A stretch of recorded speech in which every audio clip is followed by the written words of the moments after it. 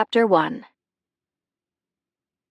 Maybe buying a haunted house wasn't her best idea. Stomach churning, Ashley Scott braked as Windswept Way dead-ended at two open but imposing iron gates, bookended by a tall, overgrown hedge. Surveyed the large, faded private property "Keep Out" and "Trespassers will be prosecuted" signs posted at the entrance. Read the word carved into the weathered stone block on the left. Edge Cliff, also known as Fitzgerald's Folly, according to local lore. A place with a storied past filled with triumph and tragedy, where nocturnal sightings of a woman in white and ethereal music seeping from the house fed the rumors that the estate was haunted. Ashley massaged her forehead and blew out a breath. No wonder her mother thought she'd gone off the deep end. But after forking out the money for a cross-country trek to Hope Harbor, Oregon, it would be even crazier to turn tail and run without keeping the appointment she'd made last week with the owner. Besides, after all the time she and her father had driven by these then-closed gates during summer vacations and speculated about what lay on the other side, she owed it to both of them to check the place out. Especially since the money that might or might not be used to buy a stake in Edgecliff had come from the inheritance Dad had left her. Tightening her grip on the wheel of the rental car, Ashley transferred her foot to the gas pedal and... sweet mercy! Gasping, she mashed the brake to the floor again as a tall, muscular man emerged from behind the hedge, brandishing a chainsaw and wearing a black COVID-style mask that covered his nose and the bottom half of his face. The brim of a baseball cap pulled low over his forehead shadowed the rest of his features. Ashley groped for the auto-lock button and secured the doors as he stopped in the center of the driveway, blocking the entrance. Now what? Before she could decide, he began walking toward her. Pulse skyrocketing, she raised her window, scanned both sides of the shoulderless narrow lane. No room for a U-turn. All she could do was put the car in reverse and back away, fast. As she fumbled with the gears, the man picked up his pace, heading straight for the hood. Heart galloping, she tried to engage the left side of her brain. Did she have a weapon? No, not unless a nail file or 3-inch dress shoe heel counted. But both were in her luggage in the trunk anyway. And her keychain pepper gel was languishing in a bin of confiscated items at the airport back in Tennessee. Rueing the day she'd decided to embark on this uncharacteristic adventure, she tried to coax the unfamiliar gear shift into reverse with one hand and lifted the other to the horn, prepared to press and hold on the off chance someone would... All at once, the intimidating stranger veered toward the passenger side of the car, brushed past the door, and strode away. What? For a long moment, or two, or three, Ashley remained frozen in place. Only after the thundering in her chest subsided did she peek in the rearview mirror. The guy had vanished, meaning he hadn't had any nefarious intent after all. Sagging in her seat, she lowered her forehead to the steering wheel and faced the truth.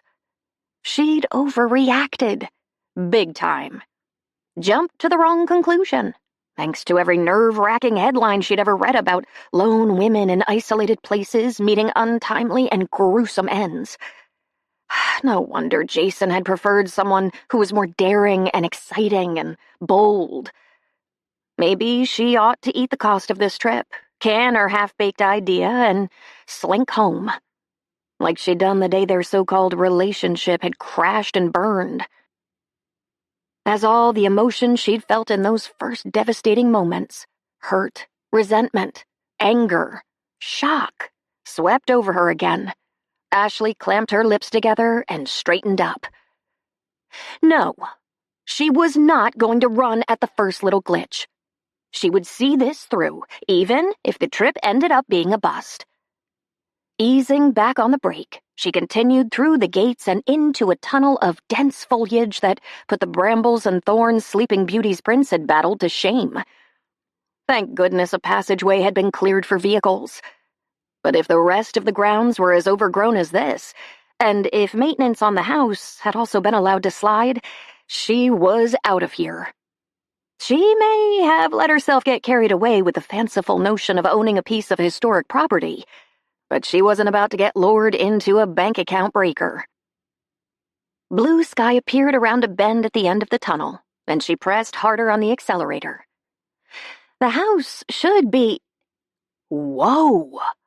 Ashley jammed on her brakes yet again as she exited the warren of tangled greenery, stared at the house, situated across a wide expanse of lawn dotted with stately evergreens and deciduous trees and backed by the deep blue June sky. Double whoa! The pictures supplied by the owner hadn't lied, nor had they done this place justice. Edgecliff wasn't crumbling, or overgrown with vegetation, or missing any vital parts. It was beautiful, stunning. Exactly what a classic 1910 Queen Anne Victorian-style house should be. And the setting? Breathtaking. Surrounded on 3 sides by the sea, the house had a commanding view from its perch on the 10-acre promontory it had claimed as its own long ago. Easing back in her seat, Ashley studied the details of the ornate 3-story home. The wide wraparound front porch, with a rounded domed roof extension on the right and decorative railings, posts, and spindles. The asymmetry of the facade, with a section bumped out beside the front door. An octagonal turret on the left, its roof steeply pitched. A multitude of windows, all different shapes and sizes. The brick exterior also gave it a sense of permanence and stability often lacking in shingled Queen Anne houses, but unusual for this part of the country, particularly in that era. Even more unusual given that a lumber baron had built it. But perhaps the solid construction was why it had held up despite its exposure to the Oregon coast's notorious fall and winter storms, when powerful winds and the raging waters of the Pacific put on quite a show.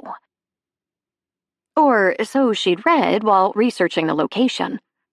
If this trip panned out, however, she'd find out firsthand what... Her phone began to vibrate, and she picked it up off the seat beside her, skimmed the screen, grimaced.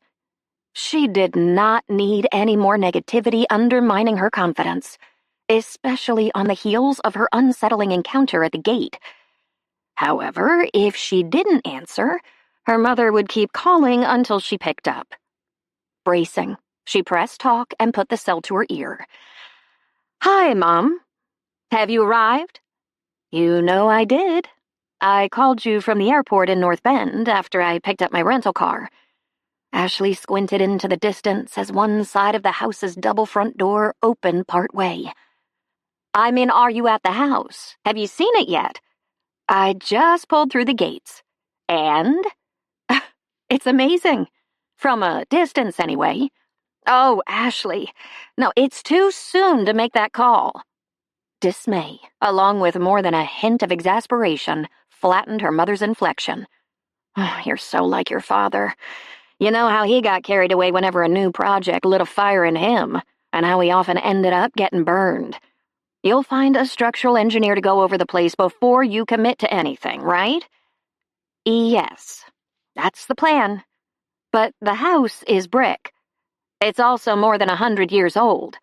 "I know. That's part of the charm. Charm can be a money suck. For all you know, the foundation is crumbling and termites have turned the support beams into Swiss cheese." Now those were cheery thoughts.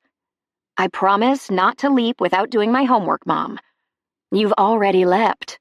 Traveling 2,500 miles tells me you're serious about this. What if it's a scam?" "How can it be a scam? I'm the one who initiated contact, remember? And I already told you I talked to the references the owner provided. If you can't trust a minister, a police chief, and the director of a reputable charitable organization, who can you trust? Are you certain no red flags came up in those conversations?" "Not a one." Unless you counted the fact that, while all the references had said the reclusive owner was generous and law-abiding, they'd admitted they didn't personally know her very well. a sigh came over the line. The background check I ordered didn't find anything negative either, other than a scandal in which she apparently played no role, and which you neglected to mention. Ashley blinked. You ran a background check on her? SOP in the business world. Now please tell me you knew about the scandal. Yes, I did. But that was 8 years ago, and all my research indicated she was an innocent party. And an injured party. Bad as her own experience with Jason had been, having a husband indicted and sent to prison for a Madoff-like con would be far worse. I'm relieved you were at least aware of it. Listen, are you certain you don't want me to fly up there? You're only a few 100 miles north of San Francisco, and 2 heads are better than 1 if big money is at stake. I could block a day out of my schedule. The door of the house opened a few more inches, but whoever was behind it remained inside. I appreciate the offer, Mom, but I'm 32. I can handle this. Listen, I think the owner spotted me. She's probably wondering why I stopped halfway down the drive. I should go. A beat ticked by. You think I'm meddling, don't you? I don't know if I'd call it meddling, but it was clear her mother wasn't confident in her daughter's business acumen, or common sense. And I appreciate your concern. You know I want what's best for you, don't you? Yeah, I know. And she did. Even if their ideas on that score seldom overlapped. If Mom had had her druthers, her sole offspring would have followed her into a high-profile career in Silicon Valley, or become an attorney, or engineer, or doctor. She certainly wouldn't have followed her heart, as her anthropology professor father had done, and picked a major as impractical as historic preservation and architectural history. Nor would she have considered a low-paying position as an assistant curator and events director at an antebellum mansion in Tennessee a dream job. One that had, alas, gone up in smoke. Literally. But the experience? Priceless. And if she had to do it all over again, she wouldn't change a... What I say. You always go your own way, like your father did. Whoops, better tune back into the conversation. Dad did okay. Depends how you define okay. That was true. And her parents' definitions had been miles apart. No wonder they'd split when she was 10. Yet, while it was true that Dad had never had a high-end condo or traveled first class to Europe or become a corporate executive like Mom had, he'd loved what he'd done. And the tidy sum she'd inherited after he died last year proved he'd had more money sense than Mom had ever given him credit for. However, debating philosophy and priorities wasn't on her agenda today. I agree that okay has different meanings for different people. The door to the house closed. I have to go, Mom. I'll give you a full report later. I'll be waiting to hear. Remember to be businesslike and sensible. Put away your rose-colored glasses and don't let romantic fantasies about historic seaside estates muddle your thinking. Ashley stifled a snort. No problem on the romantic fantasy score. Not after Jason, thank you very much. Going forward, her head, not her heart, would prevail. With houses and with men. Got it. Talk to you soon. She ended the call, set the cell on the passenger seat, and pressed on the accelerator again. Gravel crunching beneath her tires, she traversed the extended drive that ended in a loop in front of the house. From there, a long stone walkway led to 5 wide brick steps that ascended to a hydrangea-rimmed porch, where a lone fern hung between the posts supporting the roof, like the ones in the old photos she'd found. Except back then, there'd been a fern between every post. There had also been a lush garden on either side of the walkway that had long since succumbed to weeds. Still, while the grounds displayed a little of their former glory, even at this closer range, the structure showed no obvious signs of decay. Ashley set the brake, picked up her purse and the notebook containing the multitude of questions she'd jotted, and slid from behind the wheel. Time to see whether her long trek was the beginning of a new journey or an expensive waste-of-time detour. Purse slung over her shoulder, she walked down the path toward the steps that were flanked by empty stone flower urns, ascended to the porch, and moved toward the impressive carved double door, which featured textured opaque glass overlaid with filigreed ironwork on the top half and was crowned by an elliptical stained glass transom. Man! They didn't make entryways like this anymore. As she leaned toward the bell, one of the doors opened a few inches, but the figure on the other side remained hidden. Ashley's hand froze. Not the warmest welcome, but in keeping with a woman who had no social media presence, communicated by email rather than phone, and was known as a recluse. "I thought perhaps you'd changed your mind and were going to turn around and drive away." The voice that came from the shadows sounded rusty, also consistent with a woman who kept to herself. "My mother called as I pulled in. She, wanted to be sure I'd arrive safely." "I expect she also offered a few words of advice. Mothers are like that. Come in. You must be tired after your long trip." The door opened wider, and Ashley got her first look at the mistress of Edgecliff. Rose Fitzgerald Warner, or Rose Fitzgerald as she now preferred to be called, was tall and slender, her silver hair secured in a soft French twist. She wore modest makeup on a face that had remarkably few wrinkles for an 80-year-old, nor did her keen blue eyes hint at 8 decades of living. Her attire, however, different story. The long black skirt, white lace blouse with high neck and leg of mutton sleeves, and cinched waist were turn of the century. The last century. A red alert began to beep in Ashley's mind. What rational person would wear 100-year-old clothes? The woman's lips quirked as if she'd heard the unspoken question. "I thought, with your background, you'd appreciate the vintage attire." "Oh, I do. The outfit is, lovely." "In case you're concerned, I don't dress like this every day. I exhumed this ensemble from a trunk in the attic to add ambiance to our meeting. Please, come in. The drawing room is on your left." She moved aside and motioned that direction. After a brief hesitation, Ashley crossed the threshold. The woman might be eccentric, but she was well-spoken and seemed lucid. Her emails had been articulate. She came with solid references. There was no reason to be concerned. None at all. Reining in her overactive imagination, Ashley stopped in the middle of the foyer and gave it a slow perusal. On one wall, a fireplace with an elaborate carved mantel dominated. A double stairway with ornate spindles hugged the walls on each side as it wound to a landing that was backed by another large stained glass window overlooking the foyer. The light from the late afternoon sun spilled through, creating a mosaic of colors on the parquet floor and brightening the space despite the dark wood wainscoting. All of the furnishings were period. It was like stepping back in time. Exactly what she'd hoped to find. Impressive, isn't it? At Rose's question, she angled sideways to find the older woman watching her. Very. As a child, I loved to sit in here in the afternoon whenever we visited.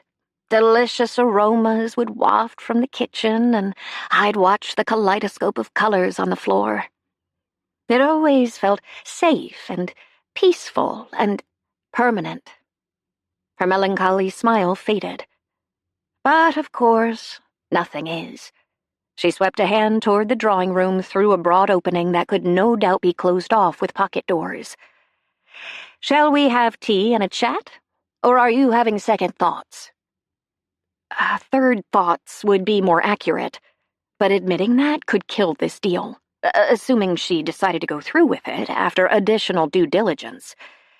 Rose wasn't likely to sign on the dotted line with a stranger who was less than enthusiastic or committed about the plans they'd discussed. More like taking everything in and keeping an open mind. Always wise in a new situation. Rose closed the front door. Have a seat. I'll retrieve the tea and join you in a minute." With that, she disappeared through the archway between the twin staircases. For a full 30 seconds, Ashley remained where she was, breathing in air redolent of history and opportunity. It was possible, of course, that this trip would end up being a waste of time and money. But maybe, just maybe, it would be a once-in-a-lifetime chance to leave her own past behind and forge a new path in a town with the promising name of Hope Harbor. Chapter 2. Why was a drop-dead gorgeous woman visiting Edgecliff? Jonathan Gray stowed the chainsaw in his equipment shed as the question that had looped through his mind during the entire quarter-mile walk back to his place echoed yet again. A question that refused to be silenced, despite his concerted attempts to muzzle it. Muttering a few choice words, he yanked off his mask. Who cared if Rose Fitzgerald had a pretty visitor or why she was there? As long as he got paid for keeping the canopy of foliage at the entrance to Edgecliff clear and the lawn cut, the goings-on there were no concern of his. Still, very few visitors came to call at the remote estate, aside from UPS drivers and the regulars who delivered groceries or did maintenance or had other business to attend to. Near as he could tell from traffic patterns, social guests were non-existent. So maybe the woman with the wavy light brown hair and big eyes had business to conduct at Edgecliff. Somehow that didn't feel right. But why else would she... A welcoming yip sounded outside, and he exited the shed, shoving his mask in his pocket as 35 pounds of enthusiastic border collie barreled toward him. He crossed the lawn to meet the joyful ball of fur, dropping to one knee to accept an affectionate nuzzle. "Hey, Daisy, did you miss me?" A slurp on the cheek provided his answer. Scratching behind her ears, he shifted toward his logoed pickup truck as it swung into the driveway. Huh. Kyle was back early. Was that a good sign or a bad one? Hard to know when you employed ex-cons. But in the 18 months Kyle had worked for him, the man had been a model employee, as had the other 2 crew members who'd been vetted and recommended by the husband of Hope Harbor's police chief, an ex-con turned successful businessman. Endorsements didn't come with a better pedigree than that. After giving Daisy one more pat, John stood and walked over as the man climbed down from the cab. "You finished early." He stopped next to the truck, and Daisy plopped onto her haunches beside him. "Pulling out the old landscaping didn't take as long as we expected. Half the bushes had root rot. The design you created looks great, by the way. The owner loved it. Wish I had your knack for layout. Then I could use a pen instead of a shovel." He grinned.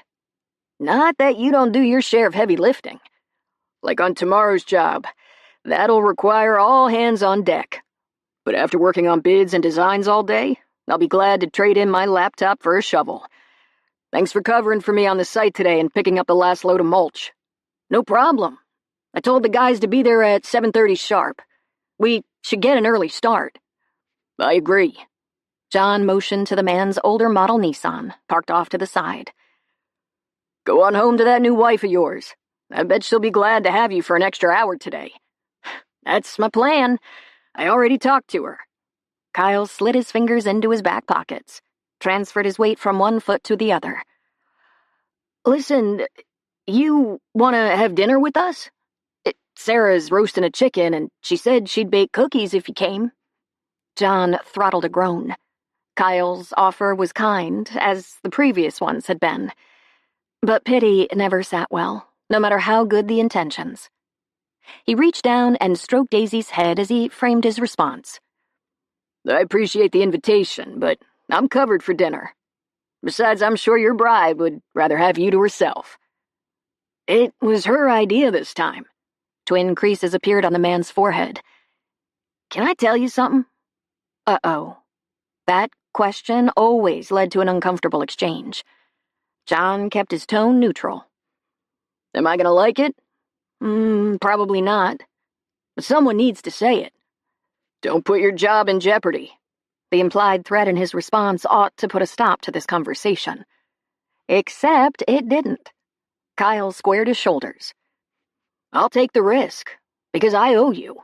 You took a chance on me when most people wouldn't. On the other guys, too. We felt like outcasts until you came along, and that's a lonely place to be. I'm guessing you know about loneliness. But the thing is, you don't have to stay in that place. I bet if you gave people in town a chance, like you gave us a chance, they'd welcome you into the community. Once they got to know you, saw what's in your heart, nothing else would matter. If only that were true. Stomach clenching, John fisted his hands at his sides. While Kyle's take was plausible in theory, real life didn't always play out that way. Not in his experience, anyway. If the woman who'd professed to love him hadn't been able to get past his issues, how could he expect any more of strangers? For the record, I'm not lonely. I have Daisy. He gave the pooch a pat. A dog doesn't take the place of people. Don't tell that to this one. She'd be insulted. Kyle studied him. You've been here 2 years, right? Yes. Have you made one friend? I used to think you were one. Still am, I hope. Kyle fingered his keys, sighed. Sorry if I overstepped. Since I met Sarah, I've been thinking about you all alone out here with that crazy old lady as your nearest neighbor. You deserve more than that. I'm fine, Kyle. Don't worry about me. Enjoy your dinner with Sarah and give her my regards. After a brief hesitation, his foreman shrugged. You're the boss, but dinner is a standing invitation if you ever get tired of being a hermit. I'm not a hermit. I interact with clients. After putting on your protective armor, and I'm not just talking about the sunglasses, ball cap, and scarf. Go home, Kyle. Fine. I'm out of here. See you tomorrow. The man struck off for his car, slid behind the wheel, and drove down the gravel drive. Once on Windswept Way, the Nissan disappeared behind the dense hedge of vegetation that bordered the road. Total silence descended. A silence John had always welcomed on his isolated rental property. He filled his lungs with the fresh, salt-tanged air as Daisy chased after a squirrel with a happy yip, his pup the picture of utter contentment. That made one of them. Huffing out a breath, he furrowed his brow. Where had that sudden, depressing, and unwanted discontent come from? He had a good life, a beautiful place to live, a lucrative and fulfilling landscape design business, a loyal dog who loved him for all the right reasons and was a faithful friend. What more could he ask? An image of the woman with brown hair flashed across his mind, and he scowled. That was nuts. He'd seen her for all of, 15 seconds?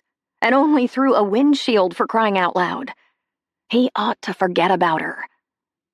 But perhaps the difficulty he was having erasing her from his mind validated Kyle's observation that he needed more than canine companionship in his life. He wiped a hand down his face, exhaled. May as well admit the truth. He was lonely. And more than a tad envious that Kyle had a loving wife waiting for him at the end of the day. An option that wasn't open to him, as his experience with Melinda had proven. Gut twisting, he whistled for Daisy, who did a 180 and hurtled back toward him. He needed to tamp down this rare case of self-pity and melancholy and get on with his life, as he'd been doing every day since his world imploded 5 years ago. And do his best to stop letting images of a beautiful face, or questions about why such a woman would be visiting Edgecliff, disrupt the placid and carefully constructed life he'd created on the fringes of Hope Harbor. Now that we've had our tea and a chat, I expect you have any number of questions for me.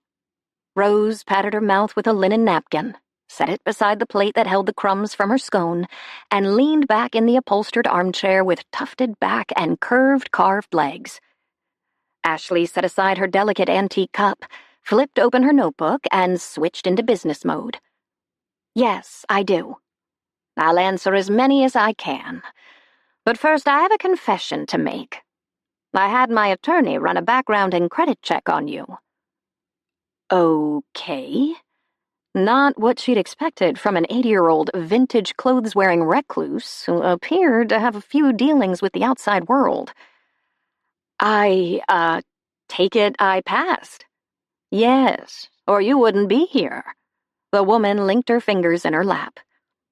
I hope you understand why I was wary about an unsolicited inquiry such as yours, intriguing as it was, especially in today's world where scams are quite common.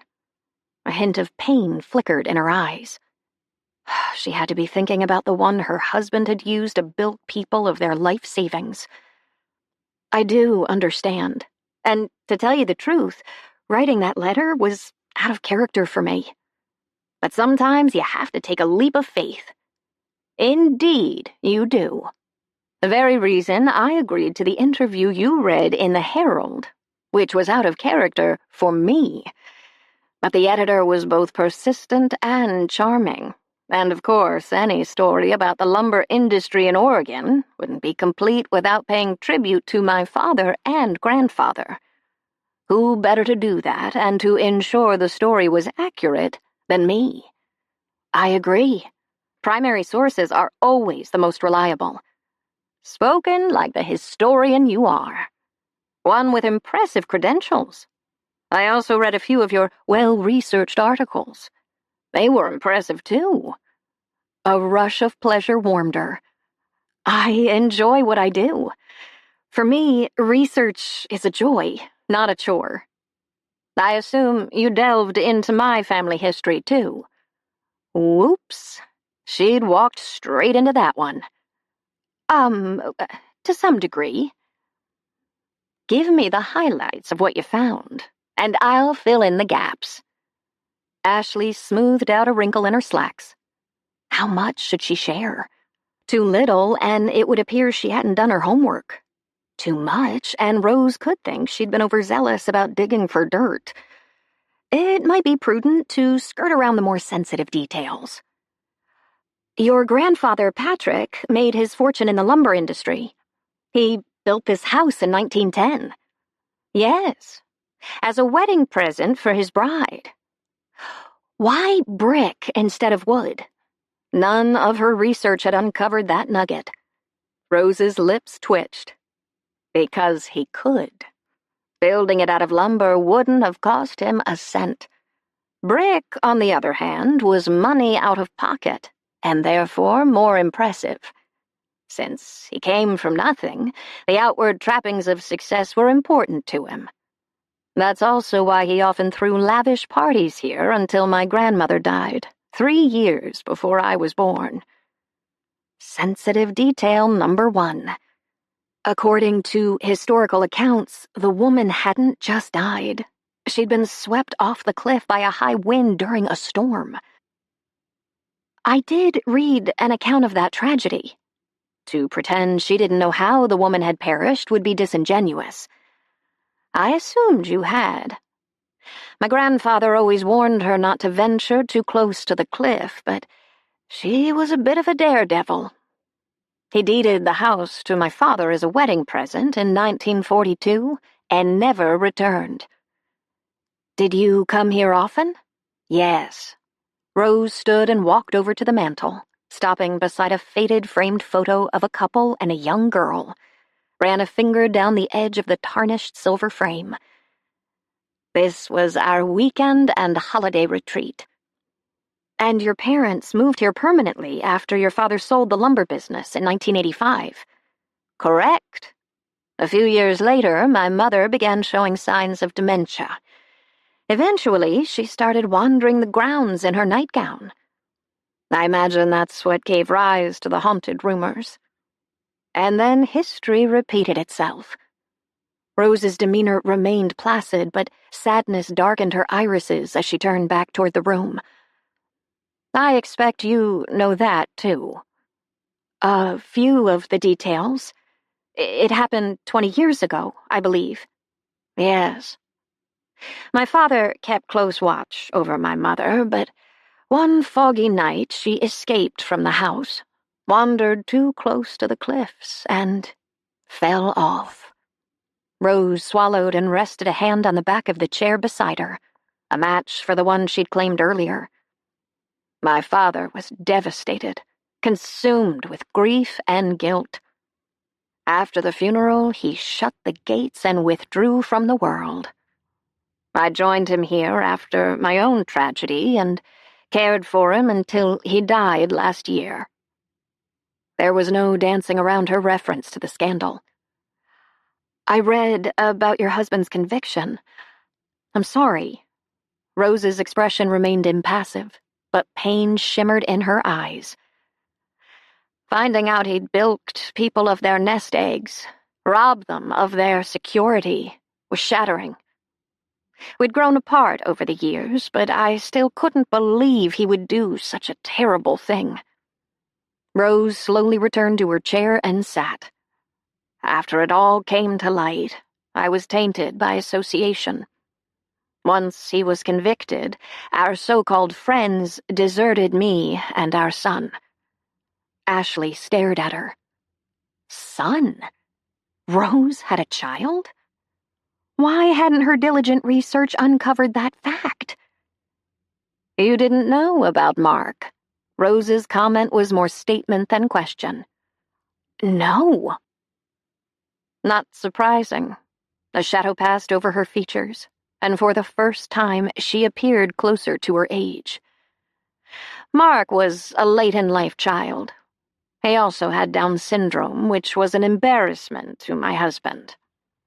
After the scandal, I set divorce proceedings in motion, moved across the state, and retook my maiden name. I also changed Mark's last name and tried to shield him from the mess. But all the disruption was too much for him. He became depressed, and within a year, he took his own life. Her voice choked, and she tugged a tissue from her sleeve, dabbed at the corners of her lashes. That was when I came back here. 7 years ago now. Ashley took a deep breath as she digested Rose's story. The Fitzgeralds and Edgecliff had known far more than their share of tragedy, more than even her diligent research had revealed. And that raised a very important question. Did she really want to be part of a place that was plagued by misfortune? We're not cursed, you know. Rose locked onto her gaze as if she'd read her mind. Nor is this place haunted, despite the rumors. Warmth spilled onto Ashley's cheeks.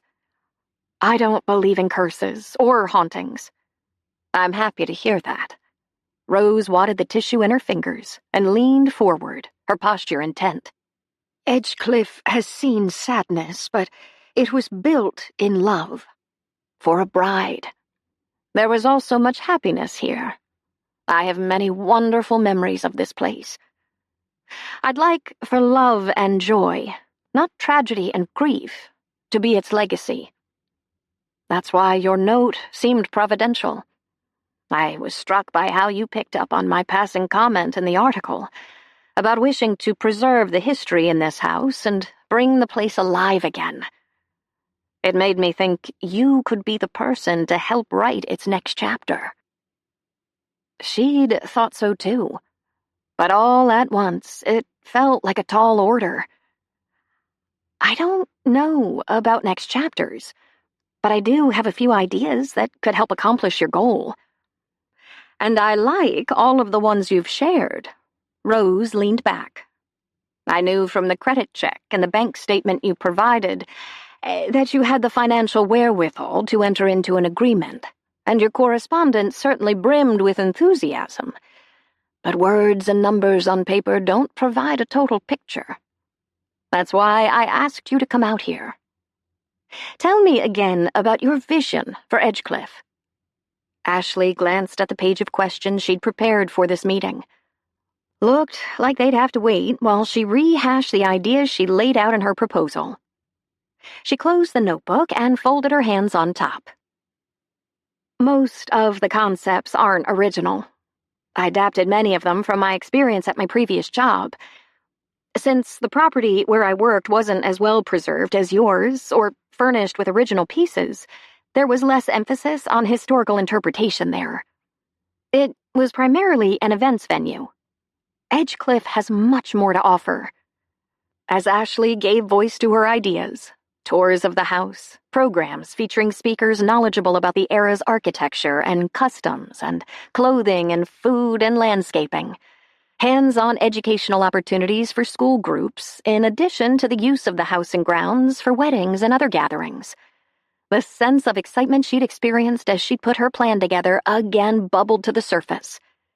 If the animation on Rose's face as she finished was any indication, her passion was contagious. The woman's next comment confirmed that. "All of those sound wonderful." Rose's lips curved up. "As my father used to say in happier days, there's nothing like a new project to stir the blood. I believe he would approve of this one. It has tremendous possibilities." I agree. The property in Tennessee was very successful, and it didn't have nearly as much to offer as Edgecliff. The setting here will be a bride magnet. Ashley paused, tempering her enthusiasm, because there were some caveats. Rose tipped her head. "I sense a but there." Age hadn't dimmed the woman's acuity. Beautiful as the house and property are, changes would be necessary to accommodate special events, like putting quite a few pieces of the furniture into storage to make room for crowds and updating the kitchen for commercial use. From what I could tell as I drove in, the grounds could also use attention. I'm open to all of that. The grounds in particular. They're a shadow of what they used to be. I remember when they were glorious. My mother loved planting the gardens each spring, drawing elaborate diagrams for each one. I have all of those, along with various journals and ledgers that may prove useful to you. I'd love to see everything. Your mother's diagrams could be very helpful during the restoration. So you're still interested in exploring the possibility of a partnership? Ashley hesitated, but only for a moment. While the news about Rose's son was a surprise, nothing else she'd heard or seen today, other than that masked man at the entrance, raised serious concerns. Yes. Excellent. Rose picked up a folder from the table beside her. I think we've talked enough for today, and I'm in need of a nap. We can meet again Thursday afternoon. That'll give you a few days to get the lay of the land, see the town, arrange for any inspections you may want to have done. You're staying until Friday, correct? Yes. Then here's what I propose. Wander through the house at your leisure, beginning today, if you like. My bedroom is on the second floor, first door on the right.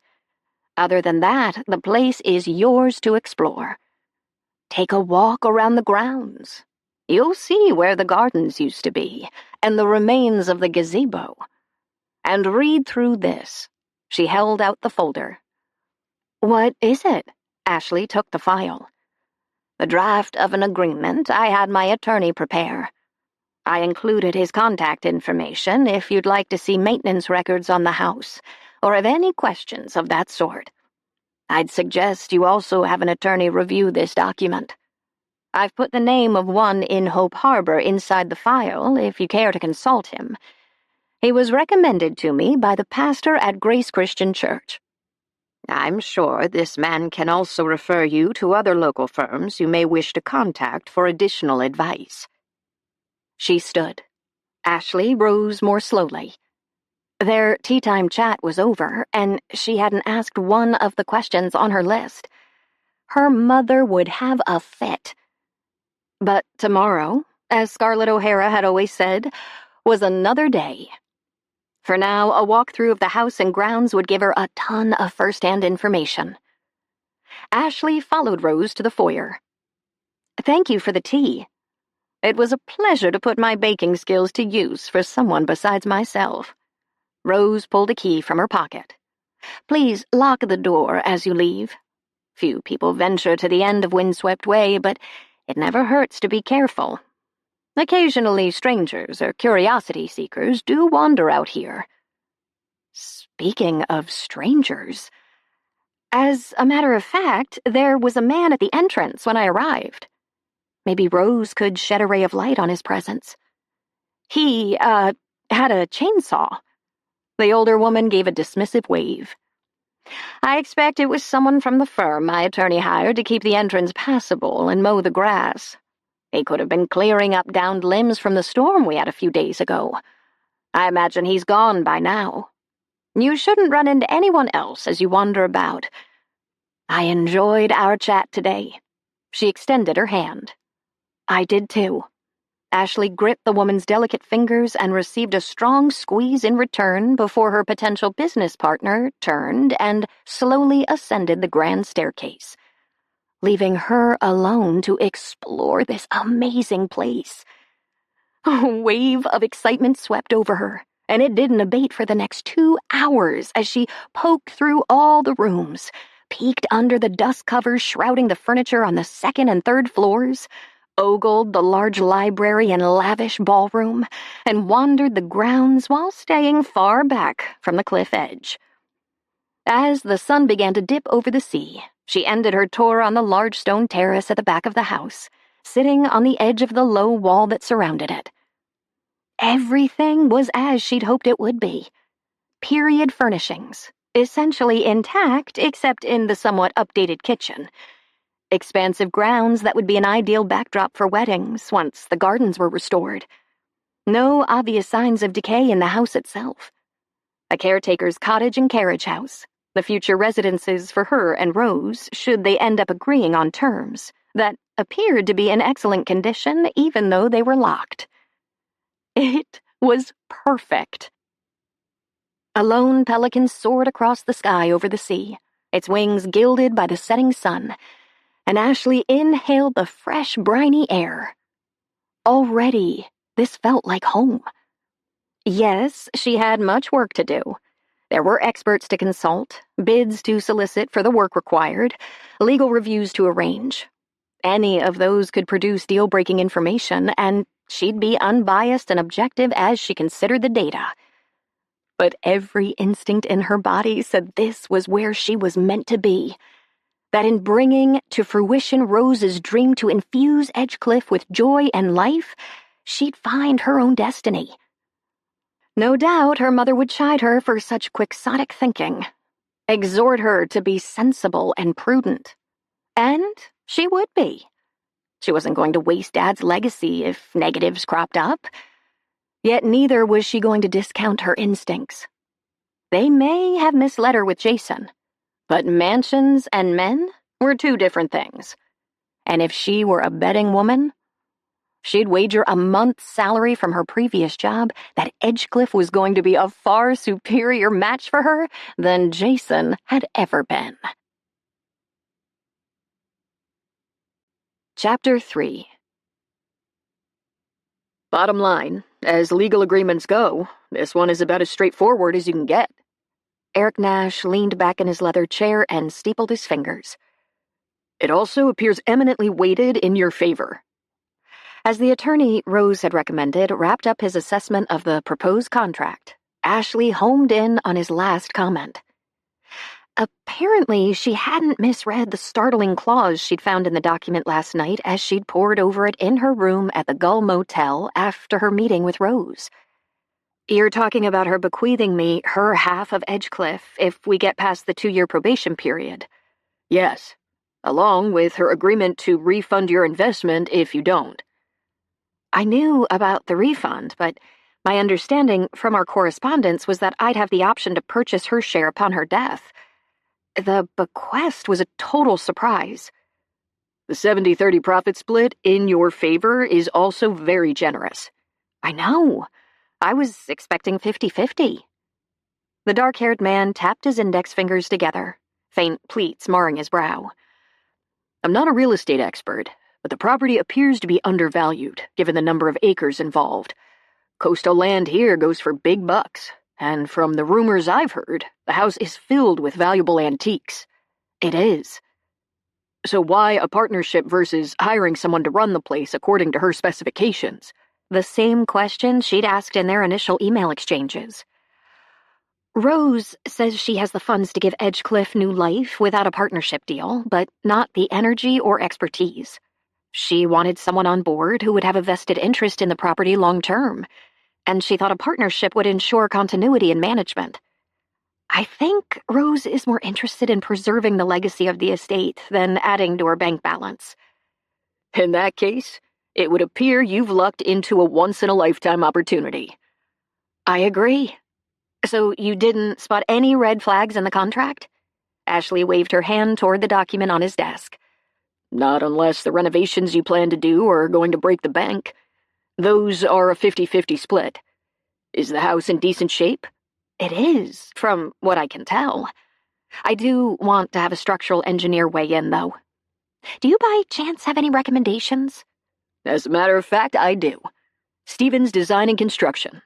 In the interest of full disclosure, however, the owner is my wife. Eric's lips flexed.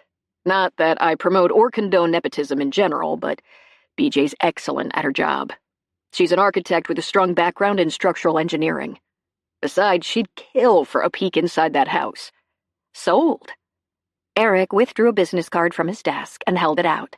Tell her I recommended her to you, and she'll move you to the top of her list. Maybe. His smile became a flat-out grin. I'll do that. She tucked the card in her purse. You wouldn't happen to know any landscaping firms in the area, would you? Greenscape may be a possibility. I don't have their number, but you could Google them. Or ask BJ to put you in touch. She often deals with them when she does house additions that incorporate patios or decks. I know she's been impressed with their work. Ashley jotted down the name. You've been a tremendous help. Thank you for fitting me into your schedule on such short notice. That's one of the beauties of practicing law in Hope Harbor. Most matters aren't super urgent here. Makes for a wonderful pace of life.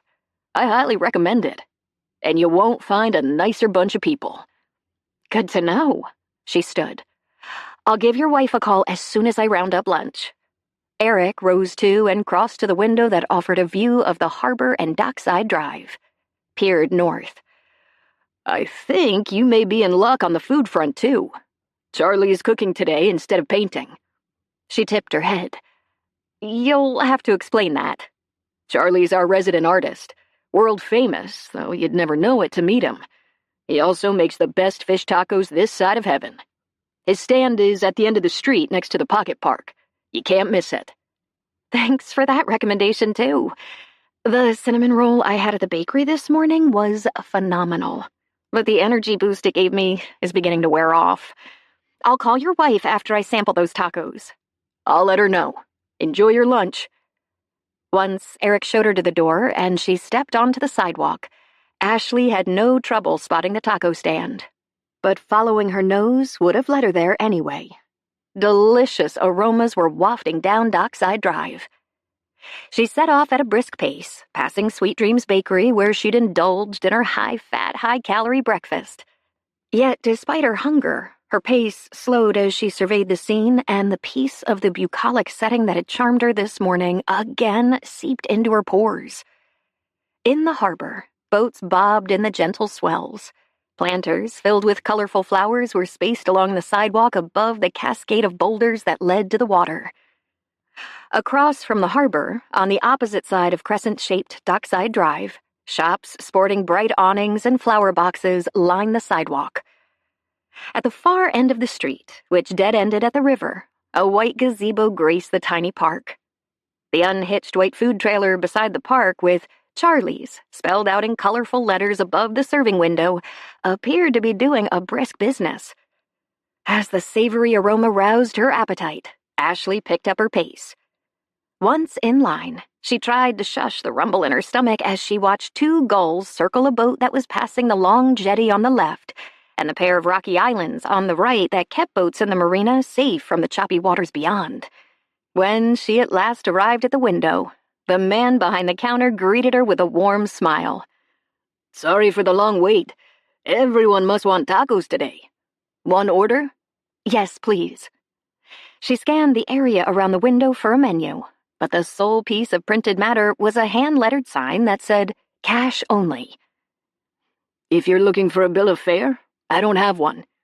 I feature one kind of taco during each cooking session, with whatever fish catches my fancy after the boats come in. Flounder was the top choice today. That work for you? He pulled 2 fillets out of a cooler and held them up. Sure. The man adjusted the duck's cap he wore over his long gray ponytail and set the fish on the grill before returning to the window. I'm Charlie Lopez. Welcome to Hope Harbor. Thanks. I'm Ashley Scott. Always happy for new folks to discover our little piece of paradise. He swiveled back to the prep area and began chopping red onion and cilantro as he spoke over his shoulder. Have you had a chance to see much yet, other than Edgecliff? Ashley stared at his back. How did you... did someone tell you? No one knows, her voice trailed off. I ran into the manager of the Gull Motel last night. Charlie tossed the chopped items onto a griddle and sprinkled them with seasoning from a large, unmarked container. She mentioned you checked in. First name only, but I did the math when you introduced yourself. She was quite intrigued by your visit to Edgecliff. Okay, that made sense. During their brief exchange, she'd commented that she was here to see Rose. But she hadn't expected the news to spread so fast. As if reading her mind, Charlie rotated toward her, his dark brown eyes twinkling. It's hard to keep secrets in a small town. But on the plus side, we all have each other's backs. Not a bad trade-off. I guess not. How's Rose doing? He was on a first-name basis with the reclusive owner? Are you two acquainted? We met a while back. On occasion, I stop in with an order of tacos for her. Charlie pulled out 3 corn tortillas and laid them on the grill, flipped the fish. Hard as she tried, Ashley couldn't picture tea-drinking Rose Fitzgerald eating tacos or striking up a friendship deep enough with anyone to encourage impromptu visits. She seems fine. Enough said. Rose wasn't the type of person who would appreciate being talked about. The house is a gem, isn't it? Yes. Empty, though. Love and laughter would bring it alive again. Charlie began assembling the tacos. Ashley squinted at him. How much did he know about the purpose of her visit? She told no one except her mother and Eric Nash, and it wasn't likely Rose had talked about their potential partnership with anyone other than her lawyer. I'm sure there was love and laughter there in days gone by. Without a doubt. Charlie added a dollop of sauce to each taco, then started wrapping them in white paper.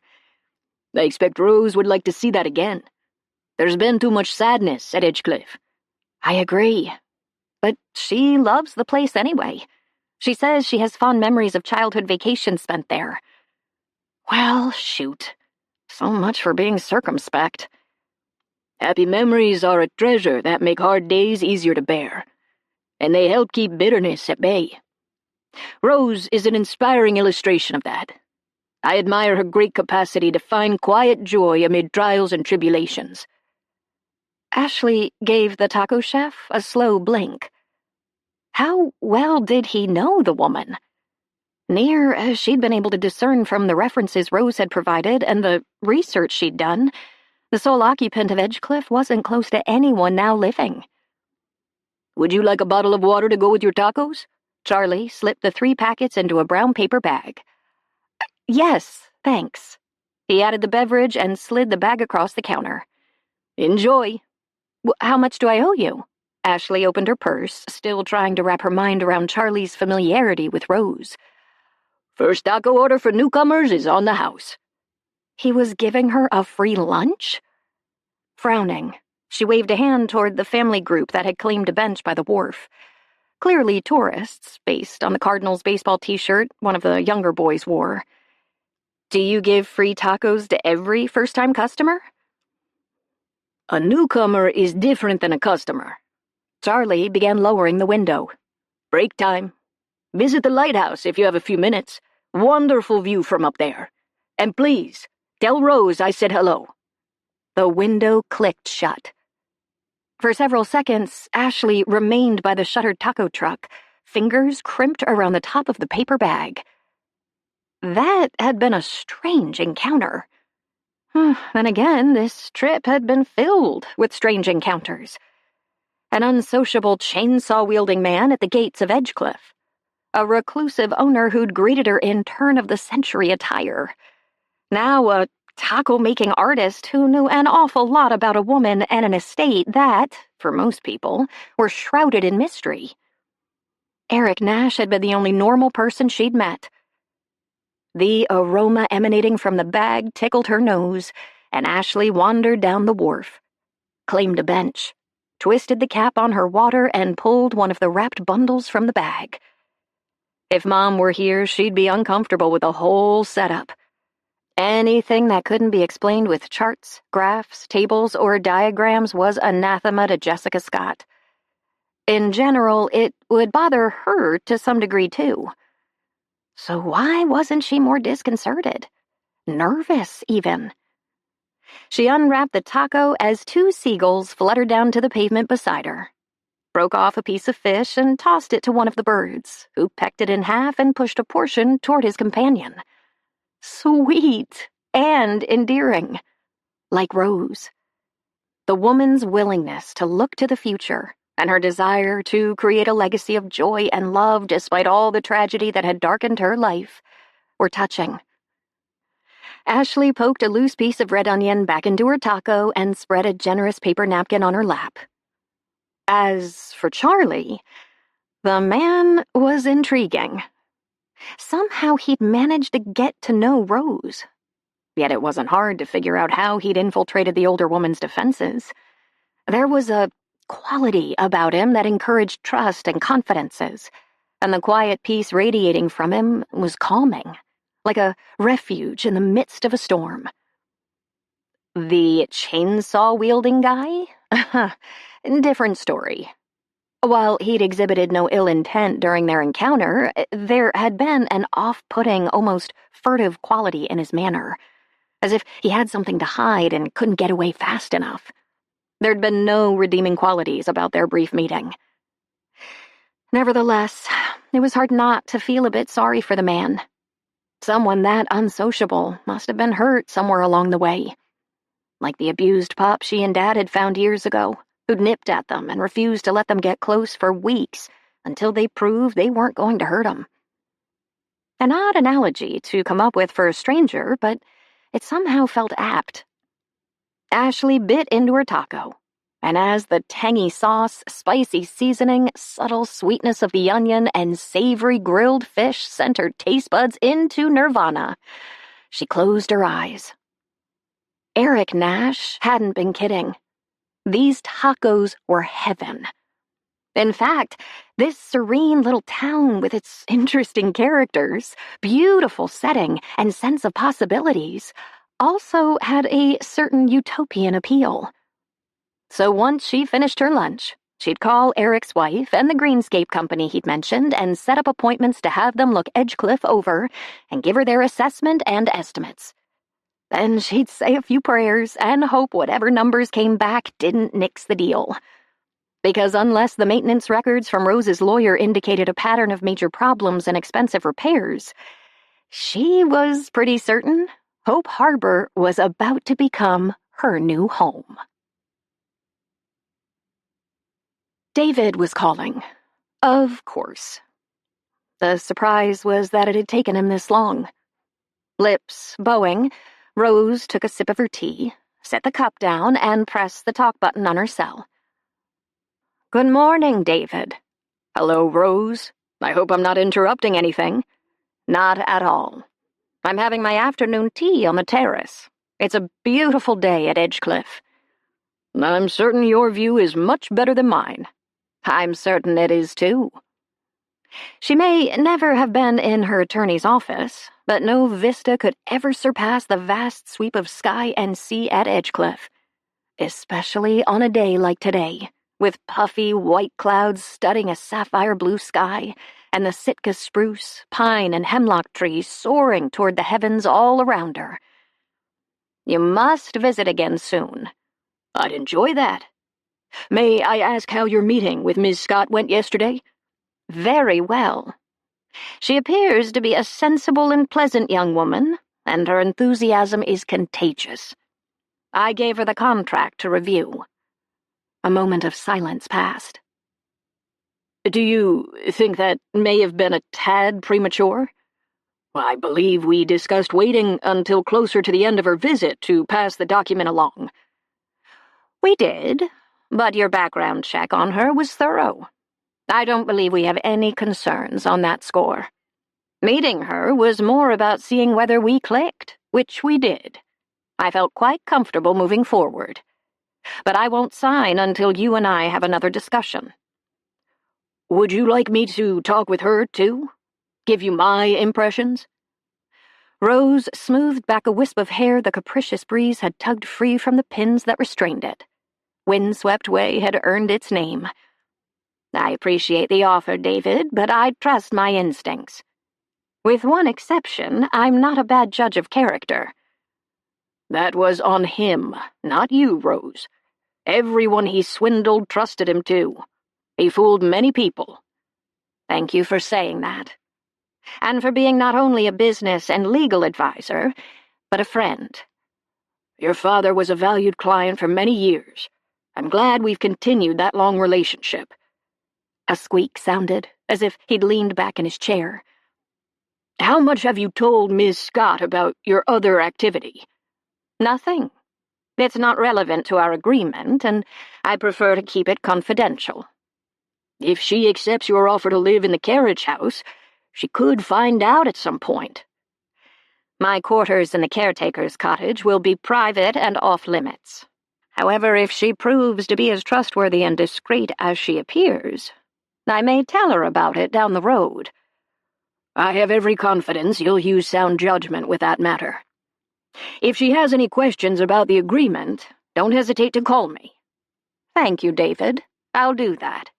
And I'll be in touch again soon." "It'll be a pleasure to hear from you, as always. Take care of yourself." As they ended the call, Rose settled back in her seat and picked up her tea again. What a dear man David was, and how fortunate that Papa had engaged him years ago. What would she have done without his indispensable advice and steady hand when she'd first arrived back here, distraught and scattered and grief-stricken? Thank heavens he'd been willing to assist with everything from legal matters to arranging household help and general property management. And when her other activity, as he'd referred to it, had taken an unexpected turn, his astute advice and legal acumen had proved to be a godsend. A boat appeared on the horizon, chugging steadily toward seas that could be calm or turbulent, toward weather, fair or foul. Much like the partnership she was poised to launch with Ashley. If she took the plunge, would the venture soar or sink? Only God knew. But two things were certain. She wasn't getting any younger, and with no descendants to pass the torch to, Ashley Scott appeared to be her best hope of preserving Edgecliffe's legacy and restoring the joy that had motivated her grandfather to build it for his long-ago bride. Chapter 4. His hunch had been spot on. The woman whose image was indelibly etched in his mind was the person who'd called to set up this meeting on the grounds of Edgecliff, and the potential co-owner of the seaside estate. John eased back on the gas pedal of his truck and wiped one damp palm, then the other on the denim of his jeans, as he regarded her from behind the windshield. She was waiting at the appointed spot, sitting on the steps of Edgecliffe's front porch, head bent over an open folder. The morning sun cast a golden glow on her fair skin and highlighted the touch of auburn in her long, wavy hair as she tucked it behind her ear. His pulse picked up, and the oatmeal he'd eaten for breakfast suddenly congealed into a hard lump in the pit of his stomach. Blast! Sweaty palms, racing heart, nausea. All the physical signs of stress he'd learned to tame were back, on steroids. And it wasn't hard to figure out why. The attractive woman sitting on the porch steps, whose bubbly personality had juiced his libido during their phone conversation, was the culprit. All at once she looked up, as if she'd sensed his presence. Too late to retreat. Not that he would have anyway. This job would be a plum one for Greenscape, a stellar credential that would boost the company's prestige. So, he'd suck it up and follow through with this meeting. The mask he'd donned the day at the gate would be extreme for a face-to-face meeting, even if he used his usual allergy mitigation excuse to justify it. But he did have other camouflage resources in his toolkit, as Kyle had pointed out. Inching the truck forward, he settled his sunglasses on his nose, pulled his ball cap low over his forehead, and tugged the bandana higher on his neck. Too bad he couldn't cover his mouth, too. But that would be overkill. Besides, if Ashley Scott ended up hiring Greenscape, she'd see his face sooner or later. May as well give her a preview today. She rose as he pulled around the loop in the drive, and by the time he picked up his clipboard and foldable measuring wheel, she was halfway down the stone walk. Her step faltered, however, when he slid from behind the wheel and circled the hood of the truck. She'd recognized him. "Good morning. Ashley Scott, I presume." He kept his demeanor pleasant as he approached her.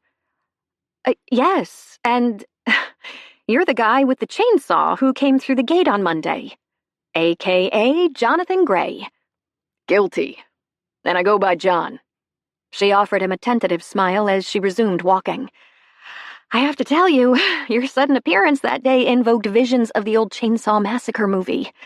I'm not used to driving around in isolated areas alone on dead-end roads, and—" Her gaze dropped from his sunglasses to the asymmetrical line of his jaw and the scar on his cheek that ran through and slightly distorted the left side of his mouth. A flicker of shock dulled her eyes for a millisecond as her voice trailed off. So brief he'd have missed it if he wasn't watching. But it was there. Like it always was the instant people got an up-close glimpse of his appearance. And she hadn't even seen the whole picture. Best to address her reaction straight on. "War injury. IED in the Middle East." He ran his left hand, the one with the 2 missing fingers, along the side of his chin. Fixating on his hand, she moistened her lips, swallowed. "I'm sorry." All of the bounciness and enthusiasm she'd exhibited during their phone call had evaporated. "I came out of it better than most of my men. Only a few survived." And those who had were maimed for life, like him. "I'm so sorry." Gut twisting, he took a long, slow breath and forcibly rechanneled his thoughts. This wasn't a subject he talked about, ever. Bringing it up had been a mistake. "It's history now. Shall we discuss the job?" Sure. I was gonna suggest we walk the grounds while we talk, but if you're not— "It happened a number of years ago. My leg has healed. Walking is no problem." His response came out stiff, and he relaxed his tone. "However, if you're concerned about my capabilities, there are a number of excellent landscaping companies in Coos Bay." Despite the out he'd offered her, she wouldn't bail on the bid session. No one would in today's world, with discrimination suits a constant sword of Damocles for anyone who exhibited the slightest perception of bias. But there'd been more than a few potential clients who'd passed on his bid later, despite the fact it was the lowest. They'd found his injuries too distressing to deal with. Not that they'd put their aversion into words, but it wasn't hard to read between the lines. Ashley Scott could be one of them. So while the job she'd sketched out over the phone would raise the stature and profile of his business, it would be foolish to get his hopes up. No, no, of course not. B.J. Stevens-Nash gave you a glowing review. "Is she involved in this project?" I hope so. We're meeting tomorrow to do a walkthrough. The gardens are my priority today. She held out one of the 2 folders in her hand. Those are copies of the garden plot drawings I mentioned on the phone, done by Rose's mother. I thought it would be helpful to consult them as we walked around. He tucked the clipboard under his arm, took the file, and flipped through it. "Are you hoping to recreate these?" Not necessarily. I view them more as a starting place. "Good. Some of these plantings would be high maintenance. Unless you intend to hire a full-time grounds crew, you may want to consider alternatives." A full-time crew isn't in the budget. Alternatives are fine. My goal is to create beautiful, low-maintenance gardens that'll offer a photogenic backdrop for weddings, especially in the gazebo area. The gazebo is in ruins. It won't be after BJ rebuilds it, assuming all the costs shake out and we're able to proceed with this project. Shall we start there? She motioned toward the side of the house and struck off. He fell in beside her, assessing the grounds with an eye to more than his customary grass cutting as he took multiple photos with his cell. The place did have immense potential for the sort of special event usage Ashley had in mind. But what magic had she used to convince a recluse like Rose to consider that? How had the two of them connected? Where did the woman beside him call home? A dozen questions spun through his mind as they walked the grounds and discussed planting locations for hydrangeas, perennial flowers, spring bulbs, and dahlias, along with the possibility of a formal rose garden. But no opportunity came up to pose more personal queries. As they ended their circuit back in front of the house, Ashley waved a hand toward the loop road. There should be a garden in the middle of that, too, like in the old days, and flowers along the walkway to the porch. He jotted more notes as he mentally crunched a few numbers. You may want to do the landscaping in stages. The scope of this job is huge. In other words, very expensive. She bit her lower lip. Labor and materials don't come cheap. Can you itemize the different garden areas on your bid? That may help if I have to prioritize. No problem. What's your target date to be up and running? The sooner the better. Weddings are booked far in advance, but deposits will help with cash flow. And smaller events book closer in. I should be able to launch the speaker program even faster. Realistically, I'm hoping for September 1st. I'd like to start generating a revenue stream ASAP. Understood. The landscaping alone will take a chunk of change. I hope you have deep pockets. Not super deep, but I do have funds in reserve beyond the purchase price. Hopefully, I can swing this and make it pay off. I'd hate to squander my inheritance, even though my dad would have loved this project. Her features softened, and a smile whispered at the corners of her generous lips. He forced himself to refocus on the clipboard in his hand and the information she'd shared, rather than her striking profile as she gave the grounds a sweep. A bequest would explain why someone as young as Ashley had the resources to tackle this sort of venture.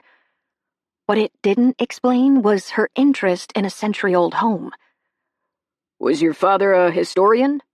No. She redirected her attention to him. Anthropology professor. I'm the historian in the family. But he was all about following your dreams. She swept a hand over the house. And this is one of mine. A historic property to not only manage, but own a piece of. Not that I ever expected it to come true. I don't think I'll believe it until I sign on the dotted line with Rose. A tailor-made opening to ask a few questions. How did you connect with her? The article in the Herald. Ashley read the local paper? Not what he'd expected. Are you from around here? No. I was the event manager for an antebellum home in Tennessee. Unfortunately, a fire swept through and caused major damage. They kept the property manager on the payroll to oversee repairs and renovations, but the place is shut for the foreseeable future, so yours truly found herself out of a job. A week after I was let go, I saw the article in the Herald, and the rest is history. Pardon the pun. An adorable dimple appeared in her cheek, quickening his pulse, and John took a step back. How did you, happen to see a copy of the Herald? Dad and I used to vacation here, and after our last trip, I subscribed. The place is happy memories for me, and I like the idea of staying connected through the paper. Who knew it would lead to this? Sounds like serendipity. Or something more. Like what? Divine providence? John tried to mask his skepticism. A decade ago, he'd have accepted her answer as plausible. But that day in Kandahar had killed more than the 4 guys in his reconnaissance squad who'd perished. Ashley cocked her head. You don't believe in God? The woman had impressive intuitive powers. I didn't say that. How in the world had they gotten on this topic? I'm just not sure the Almighty makes a habit of intervening in the human drama. Thinking you were led here as part of a celestial chess game could be a stretch." She heaved a sigh. "You sound like my mom. She didn't buy my theory either." "I take it she doesn't approve of your plans?" "Let's say she has a few doubts. She thinks I get carried away too easily." "Do you?" A twinkle glinted in her eyes, drawing attention to their fringe of lush lashes. "Sometimes. Not that I'd ever admit it to her. But much as I'd like to own a piece of Edgecliff, I'm not going to squander my inheritance. If the cost for the necessary work is too high, I'll walk away. With regret." She scanned the estate again. "I've already fallen in love with this place." "Love isn't always enough to overcome obstacles." The bitter comment spilled out before he could stop it. Mistake number 2 today. As Ashley refocused on him, her expression quizzical. John shoved the folder she'd given him under the clip on his clipboard, retreated another foot or two. "If there's nothing else you want to discuss, I'll take off and get working on these numbers." Please don't let her pursue my stupid comment, he thought to himself. Apparently, someone was listening to his silent entreaty because she hugged her own folder against her chest and followed his lead. "No, I think we covered everything. If you have any questions while you work on the bid, let me know. I jotted my email address inside the folder. That will be the fastest way to get the numbers to me after I leave Friday. Unless you can have them ready before then?" Not with his current workload. "Early next week is about the soonest I can manage." Understandable. But hope springs eternal and all that. She offered him a sheepish shrug. Patience isn't my strong suit either. "I can understand why you're anxious. This decision could be a game changer for your life. I also want to remind you again that I do employ ex-cons." He'd been upfront about that in their first conversation, and she hadn't balked. But if she was having any second thoughts, why waste time putting together a complicated bid? "I remember. I assume you've checked all their references." "Yes, and I've never had any trouble. They're all grateful for a second chance, and I trust them implicitly." "That's good enough for me." "In that case, I'll be in touch as soon as I have the numbers together." "Thanks." After a brusque nod that in no way betrayed the rush of warmth that had filled his heart at her acceptance of his crew, he turned and walked back to his truck, slid behind the wheel, glanced back. Ashley hadn't budged from her spot on the sidewalk that led to the front door. She was watching him, no doubt wondering what had prompted his comment about love. She wasn't alone. Why had he made such a revealing statement? He never alluded to his romantic history with anyone, including his sister. Despite her conviction that talking would help him heal, and her concerned efforts to get him to open up during her regular calls, he always sidestepped the subject. So what had happened back there with Ashley? "Give it a break, John. You know what happened," he thought. Clenching his teeth, he jammed his key into the ignition, yanked off his cap and threw it onto the seat beside him, put the truck in gear and pulled away. Fine. He knew. Kyle's little heart-to-heart on Monday had forced him to acknowledge the loneliness he'd been trying to ignore for the past few months. With the sudden appearance of an attractive woman on his doorstep, it was no wonder the lack of love and romance in his life had begun to dominate his thoughts, creep into his conversations, which was bad, because no one would want a man who was damaged goods, especially a beautiful woman like Ashley Scott. Those were the facts. And much as he wished he could rewrite his past, it was as set in stone as the melancholy history of Edgecliff. Chapter 5. This place is even more incredible than I expected. As B.J. Stevens-Nash did a final 360 rotation in the foyer of Edgecliff, Ashley motioned toward the drawing room. "You want to sit while we discuss next steps?" The other woman flipped her long blonde ponytail over her shoulder and grinned. My jeans were not meant to get up close and personal with velvet-tufted antique chairs. Would you settle for the stairs? Whatever works for you.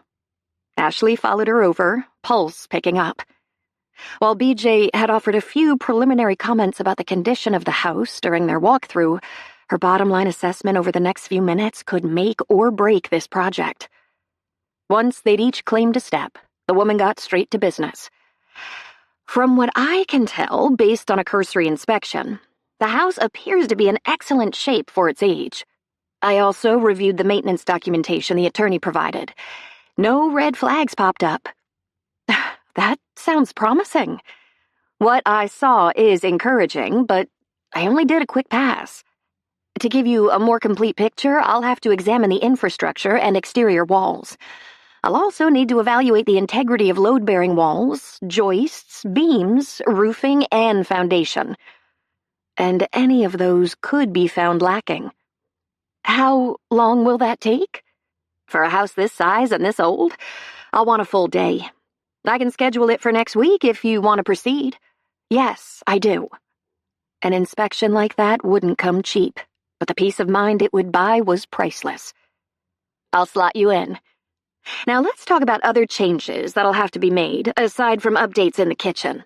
How many people are you hoping to accommodate at weddings? Using the historic house in Tennessee, where I used to work as a guide, up to 150 for a tented outdoor event and 80 for an indoor ceremony and reception. BJ stopped jotting. You're from Tennessee? Not born and raised, but I've lived there for the past year. Why? It was my home from the age of 8. Ah, that explained the woman's faint southern accent. I thought I detected the hint of a drawl. BJ gave her a quick smile. Most people don't. You have a sharp ear. She tapped her pen against her clipboard and got back to business. You may want to apply for National Historic Landmark status. That'll give us a bit of leeway in terms of ADA compliance. I should be able to adapt 2 of the existing restrooms to accommodate requirements without sacrificing their historic character. We'll also have to add an ADA-compliant access ramp somewhere. The side door may work. It wouldn't be too obtrusive there and could be disguised with landscaping. Are you planning to use the ballroom on the 2nd floor? Yes. I was thinking most indoor ceremonies would be held there, with receptions on the 1st level. In that case, you'll need an elevator. That's a pricey item. Ashley braced. How pricey? When BJ gave her the number, she swallowed. On second thought, we could hold off on using the ballroom, at least in the beginning. Outdoor weddings would require less alterations in the house. But your season for those would be limited here on the coast. The weather can be wicked in the winter. I've heard that.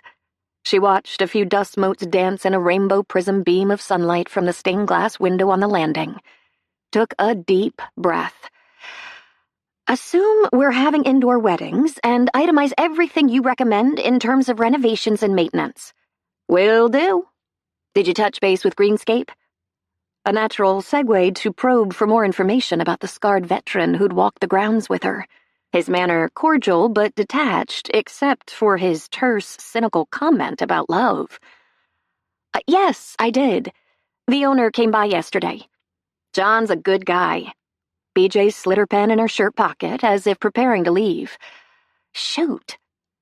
Eric's wife was her most promising source of information about the enigmatic man whose wounds seemed to run deeper than the ones his protective coverings didn't fully conceal. Maybe she could stall her long enough to ask a few questions.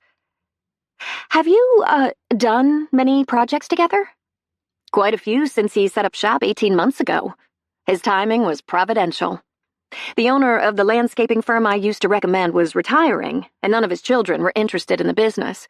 John ended up buying some of his equipment and picked up a few of his customers, including me. He's reliable, fair, thorough, and detail-oriented. You won't regret hiring him. BJ stood. Ashley rose more slowly. While the man's work ethic was important, it didn't have any bearing on the questions that had been running through her mind for the past 24 hours. Like, how serious had his injuries been? Where was he from? What had brought him to Hope Harbor? Why had he seemed so tense? She couldn't ask any of those, though. Not straight out, anyway. He came across as very professional, but a little prickly. Huh. BJ cocked her head. I can't say I've ever noticed that, although he does tend to be quiet and reserved, and he does keep to himself. I imagine he's self-conscious about his scars. I can understand that. He told me they were war injuries. Seriously? BJ tucked the clipboard under her arm, interest sparking in her eyes. In all the months we've worked together, he's never mentioned that. I only know their source because Kyle, his foreman, let it slip once on a job site after John lost his grip on a bald tree he and another crew member were carrying. I wonder what prompted him to bring that up at your first meeting. Her reaction when they'd met, perhaps? Hard as she'd tried to mask her shock, he'd picked up on it. The sudden stiffening of his shoulders, the resignation that dulled his eyes, the whitening of his knuckles as he'd gripped his measuring tool were proof of that. Actually, our paths had crossed once already under rather daunting circumstances. She gave BJ a quick recap of their encounter at the gate. One side of the woman's mouth quirked. I can see how a masked man carrying a chainsaw on an isolated dead-end road could creep a person out. I wonder if he felt obligated to offer an explanation because he scared you at your first meeting. Ashley folded her arms and leaned against the carved newel post at the bottom of the staircase, keeping her tone casual. I have no idea. Nor did she have any idea what had prompted his remark about love near the end. But no way was she bringing that up. Well, you may find out why he was so forthcoming if you end up hiring him. You'll leave the house key under the mat by the front door for me? Yes. I'm meeting with Rose this afternoon, and I'll alert her you'll be stopping by. Watch for a report and preliminary estimate by the end of next week. It may take me a while to get final numbers, depending on how fast vendors respond and how much work I determine has to be done after I give the place a thorough inspection. I understand. Thanks for stopping by today. Grinning, BJ pulled her truck keys from her jeans. Believe me, it was my pleasure. I've been curious about this house for years. It was a treat to be able to see it up close, inside and out. Take care, and safe travels home tomorrow. Ashley followed her to the door and continued onto the porch as the other woman strode down the walk and slid behind the wheel of her truck. Once it disappeared from sight around the bend that led to the leafy tunnel, she dropped onto the top step and wrapped her arms around her legs.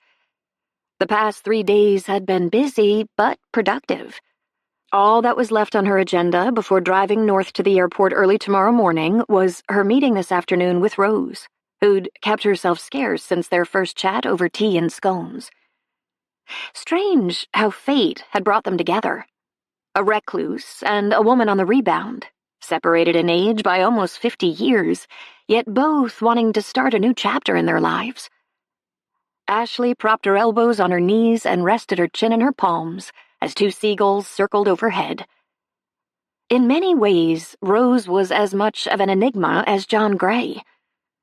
What did she do with herself here, day after day, with no one for company but seagulls and pelicans and the dolphin that liked to frolic offshore?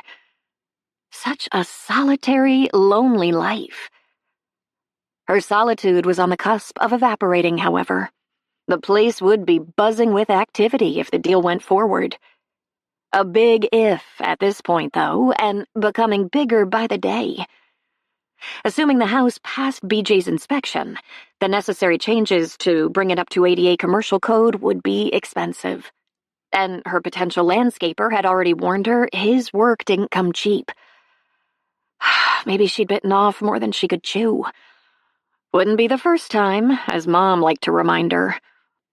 The 2 gulls swooped lower, as if eager to get a closer look at the strange creature with hope in her heart and stars in her eyes, who could be setting herself up for an epic and very expensive fail. Except she hadn't signed any contracts yet. If the numbers were too intimidating, she could pass on the deal. Find work somewhere else. Give up the fanciful dream the Herald article had breathed life into. Spirits drooping, she pushed herself to her feet. A job that had gone up in flames.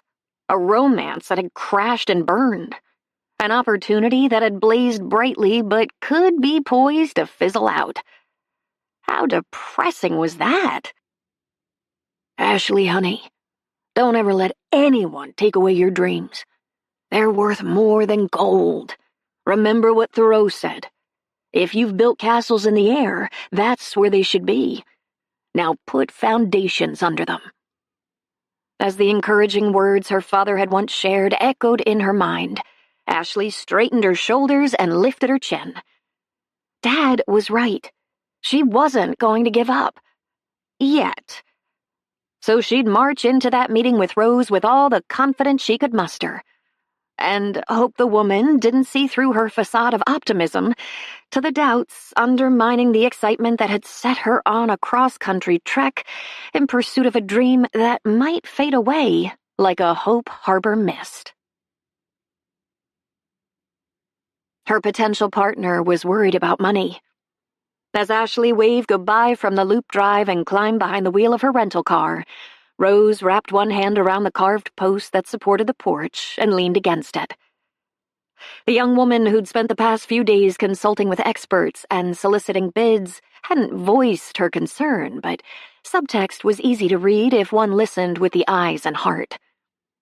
How sad that the fate of so many dreams rested on the almighty dollar. Thank goodness the trust fund grandfather had left her, set up to prevent a husband from ever touching a dime, praise the Lord, and the sizable bequest from Papa ensured she would never have to worry about money for the rest of her life. Not to mention the extra buffer provided by her other source of income. Ashley waved out the window as she approached the exit, and Rose's lips curved up as she responded. Such a lovely young woman. And she didn't have to fret. If the vendors she'd consulted, all checked out and approved by David after a quick email from his favorite client, came back with bids that were out of her range, the agreement could be adjusted.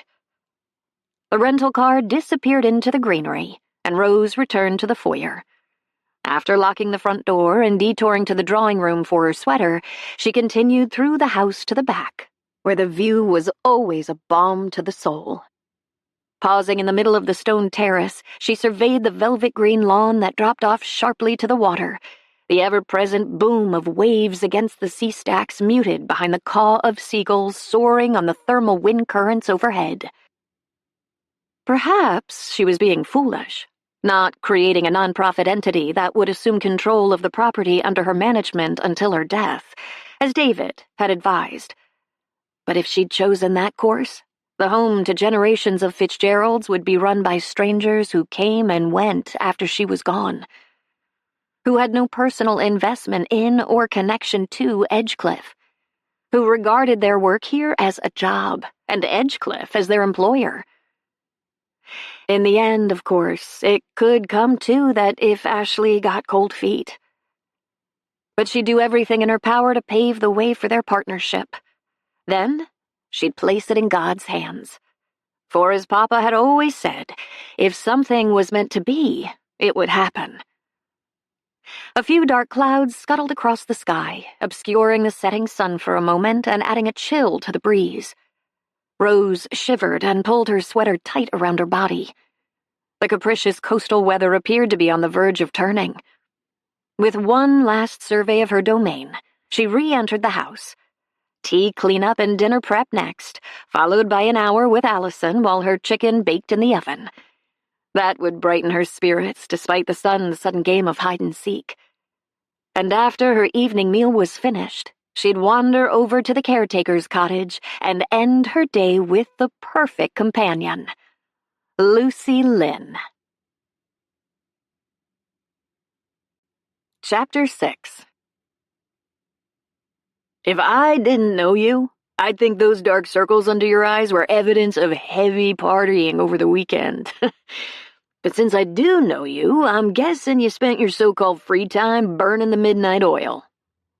At Kyle's greeting bright and early Monday morning, John slid from behind the wheel of his truck, stifled a yawn, and scanned the job site. No sign yet of the other two crew members. I did put in a few extra hours. He reached back into the truck for his work gloves.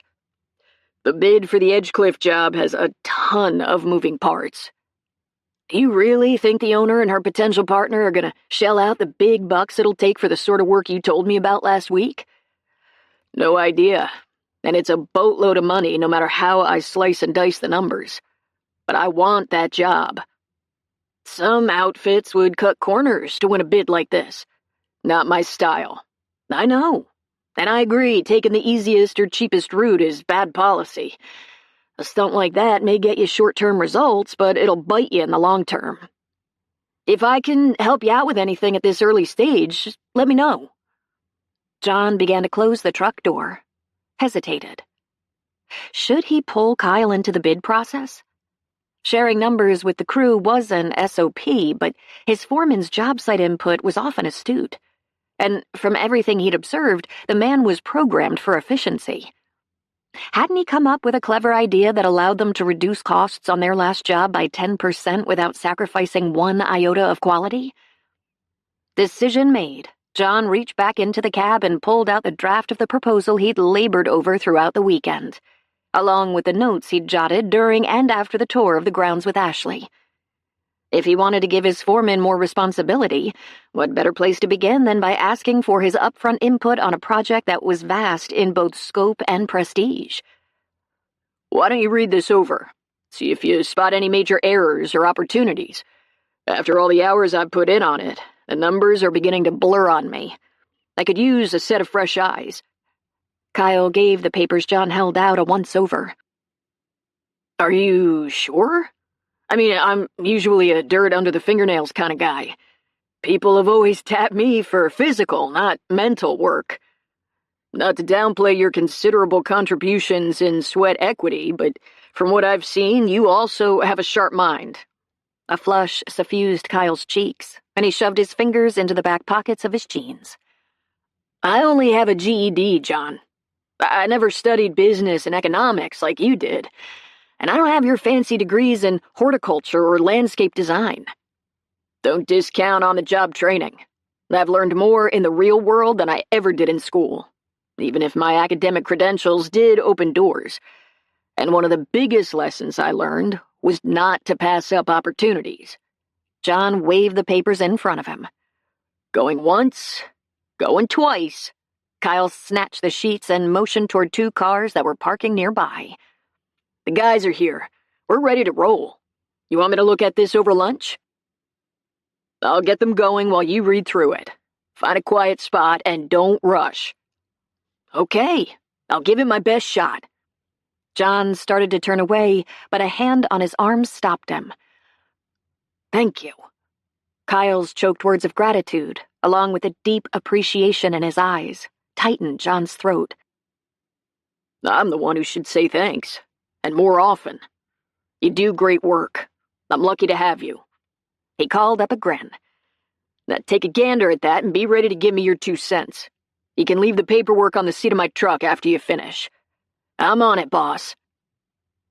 45 minutes later, when Kyle rejoined the crew, John waved towards several potted rhododendron bushes on the far side of the yard. Let's get those in the ground while the guys finish up this bed. He didn't bring up the bid until they'd hauled the bushes across the yard and picked up shovels. Okay, give me your top line. He positioned his shovel and pressed down. The job is big. The biggest I've ever tackled. You think the 4 of us can handle it? Kyle put his shovel to work too. Not in Ashley's time frame. Ashley? Warmth crept up his neck, and John focused on the hole he was digging. Rose Fitzgerald's potential partner. Yeah, I know who you mean. You mentioned her name last week, but usually you keep it more formal with clients. That was true, and he'd continue to be more businesslike with her in person. But in his mind, she was Ashley. Had been from the moment she'd placed her slender fingers in his hand and given him a firm shake in front of Edgecliff. I'm talking to you. Not her. He sank the blade of the shovel deep into the fertile earth. Back to your question. She wants to be up and running ASAP. I'll have to bring on a couple more people. I was hoping to expand the crew at some point anyway.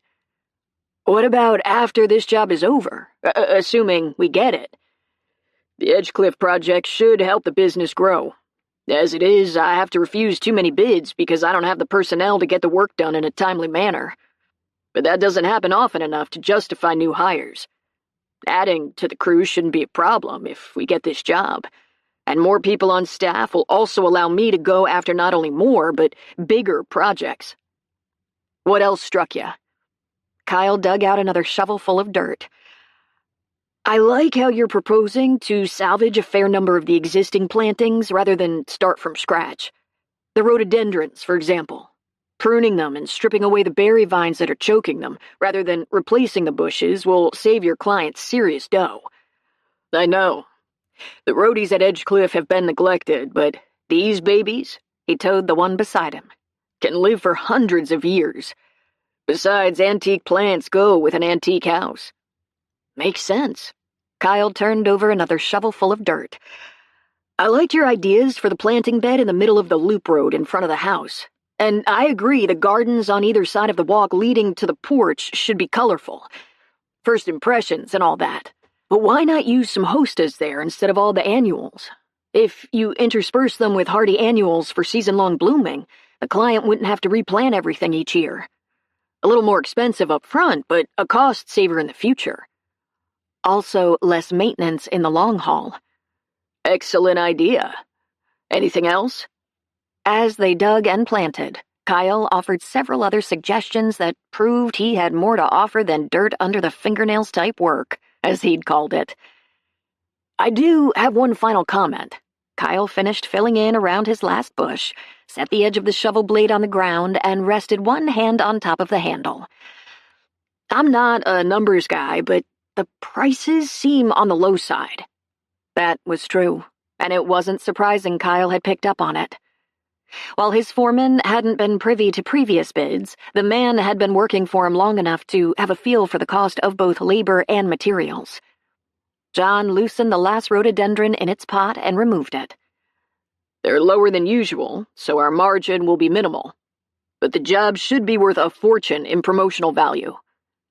Who's paying for all the renovations and restoration? Kyle began spreading mulch around the bushes. Ashley didn't share those details with me. Given her comments, though, at least a portion of the money was coming out of her pocket, and she didn't have limitless funds. Another incentive to pare the numbers back as much as he could, which his foreman didn't need to know. So how old is this Ashley? Kyle sent him a sidelong glance. Uh-oh. This could get sticky. On the young side?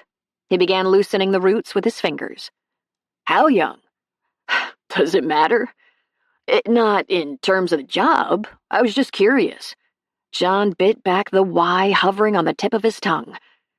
In light of Kyle's concern last week about his boss's hermit-like habits, the answer was obvious, if absurd. Kyle had seen him without any of his concealing paraphernalia. He, of all people, should realize the futility of harboring any far-fetched notions about matchmaking. As the silence lengthened, Kyle arched an eyebrow at him. So is her age a state secret, or what? We didn't exchange personal data. He pulled a twisted root free from the gnarled mess. An estimate would work. The persistence he'd always admired in his foreman was coming back to bite him. And the more he played dodgeball, the more suspicious Kyle would get. 30-something. He kept his tone casual as he continued untangling knotty roots. Pretty? Oh, yeah. That would be a fair assessment. Nice? Pleasant. After she'd gotten over the shock of seeing his scars. Maybe you should lower the price even more. He frowned at his foreman as he placed the roadie in the hole and spread out the roots. Why would I do that? Working with this woman could have personal as well as promotional value. She may be able to coax you out of your cocoon. Enough. Gritting his teeth, John stood, jammed his shovel into the wheelbarrow of mulch, and swung it toward the newly planted bush, sending chunks flying Kyle's direction. Hey! The other man jumped back. Sorry. You may want to step back, or you could end up with a face full of my bark. The man smirked. Which, as I've learned, is worse than your bite. I'll go check on the guys. You do that. Kyle sauntered off, shovel slung over his shoulder, whistling an off-key rendition of an old Sinatra classic. Very funny. But contrary to what Kyle thought, Ashley Scott hadn't gotten under his skin. Yes, she was pretty, charming, engaging. Yes, she'd awakened long-suppressed hormones that had kept him awake too many nights since they'd met. Yes, she'd reminded him how lonely he was, despite Daisy's agreeable company. But she was also off-limits. All women were off-limits. An image of the horror and disgust on Melinda's face when she'd come to visit him in the hospital strode through his mind. She may not have broken up with him that day, but he'd known the Dear John letter was coming. It had just been a matter of time. And not all that much time either. Less than 2 weeks. The actual note had been almost anticlimactic. John filled in the hole with dirt, spread mulch around the base of the plant, and went in search of a hose to water the bushes. They'd need to be coddled after the shock of having their roots ripped apart. Watched over closely until they adapted to their new surroundings. Not a bad parallel to his own situation 5 years ago. Thank God he'd had Laura in those early traumatic days. Without his sister's steadying hand and constant calls and visits, he might have given up, as Cal had. His stomach twisted. The world had lost a fine man the day corporate Cal Mueller decided to leave all the pain and heartache and bleakness behind after the grievous injuries he'd suffered. That kind of darkness could suck you in if there was no one to extend a lifeline, as Laura had for him. Of course, there was also a downside to having a loving sister. Now she thought she had carte blanche to butt into his life and offer advice. Lips flexing, he soaked the plants. His kid sister was one of a kind. Much as he loved her, though, no way was he ever mentioning Ashley during their conversations, whether he got the job or not. If Kyle had picked up on his interest, Laura would home in on it like metal to a magnet. In matters of the heart, she had weird ESP. After stretching out the watering as long as he could, he rejoined the crew. Thankfully, Kyle didn't bring up the Edgecliff job again or make any further insinuations about Ashley. Yet John couldn't get either out of his mind. Winning that job would be the break he'd been hoping for, the one that would put Greenscape on the map, draw in new clients, and set him up for long-term success. As for Ashley, any man would have a hard time forgetting her. Beauty aside, she radiated energy and enthusiasm and hope. Her animation as she talked about her plans for Edgecliff had set off sparks in the air around her, and in her vivacious presence, impossible dreams had seemed within grasp. Like finding a woman to love who could overlook all of his liabilities. As if. Gritting his teeth, he grabbed a hand trowel, dropped to his knees, jabbed the pointed blade into the garden soil. If Greenscape got the job, Ashley would be his client, nothing more. To hold out hope for anything beyond that was foolish. A beautiful woman would never want a man like him. He'd made his peace with that long ago, and letting a chance encounter disrupt his hard-earned serenity just because a bout of loneliness had left him vulnerable would only make his life miserable. He plucked a lantana from the tray of annuals, set it into the hole, and mounded soil around it. With a bit of TLC, it should thrive here on the Oregon coast. As he had, for the most part, even without much TLC. Yet as he watched Kyle pause to smile at his cell and take a quick call, it was impossible to deny the truth of what the man had said last week. Having a special woman to come home to would brighten his days. But wishing for things that could never be was an exercise in frustration. It would take a miracle for someone like Ashley to notice him for the right reasons. and miracles had been in short supply since the horrendous day in Kandahar, when life as he knew it had changed forever in the blink of an eye. Chapter 7. Ouch! Ouch! And ouch. Ashley lined up the 3 documents on the table in front of her, one beside the other. BJ's bid, which had arrived an hour ago. The 3-day-old bid from Greenscape. Her latest bank statement showing the current balance. Bottom line, her grand plan wasn't going to work. Even with Rose's 50% contribution for repairs and improvements, she didn't have the money to take this on. Close, but not quite, especially after factoring in living expenses. Granted, they'd be minimal if she took up residence in the apartment over the carriage house. Only food, gas for her car, adequate insurance. But she had to keep a modest amount in reserve to cover those items until Edgecliff was up and running. So much for the fragile dream that had led her on an expensive wild goose chase to the West Coast.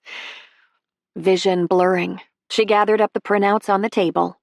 Staring at the numbers wasn't going to change them, and there was nothing to question in BJ's thorough report or John's detailed and cost-conscious plans. Nor was there any obvious fat to trim. Time to break the news to Rose. Fighting back a wave of dejection, she opened her email, positioned her fingers over the keys, and her cell began to vibrate on the table beside her, and she glanced at it. Mom. Dang.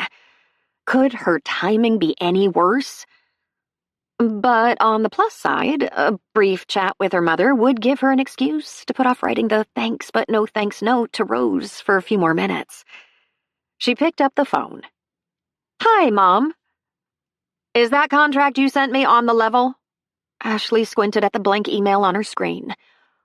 What? The contract with the Fitzgerald woman. I had my attorney review it, and his comments landed in my inbox 10 minutes ago. The terms spiked his suspicion meter as much as they did mine. Double dang. She should never have sent her mother the agreement Rose had proposed, despite Mom's insistence that more eyes on it were better than less. Why would you be suspicious? Everything's weighted in my favor. Exactly.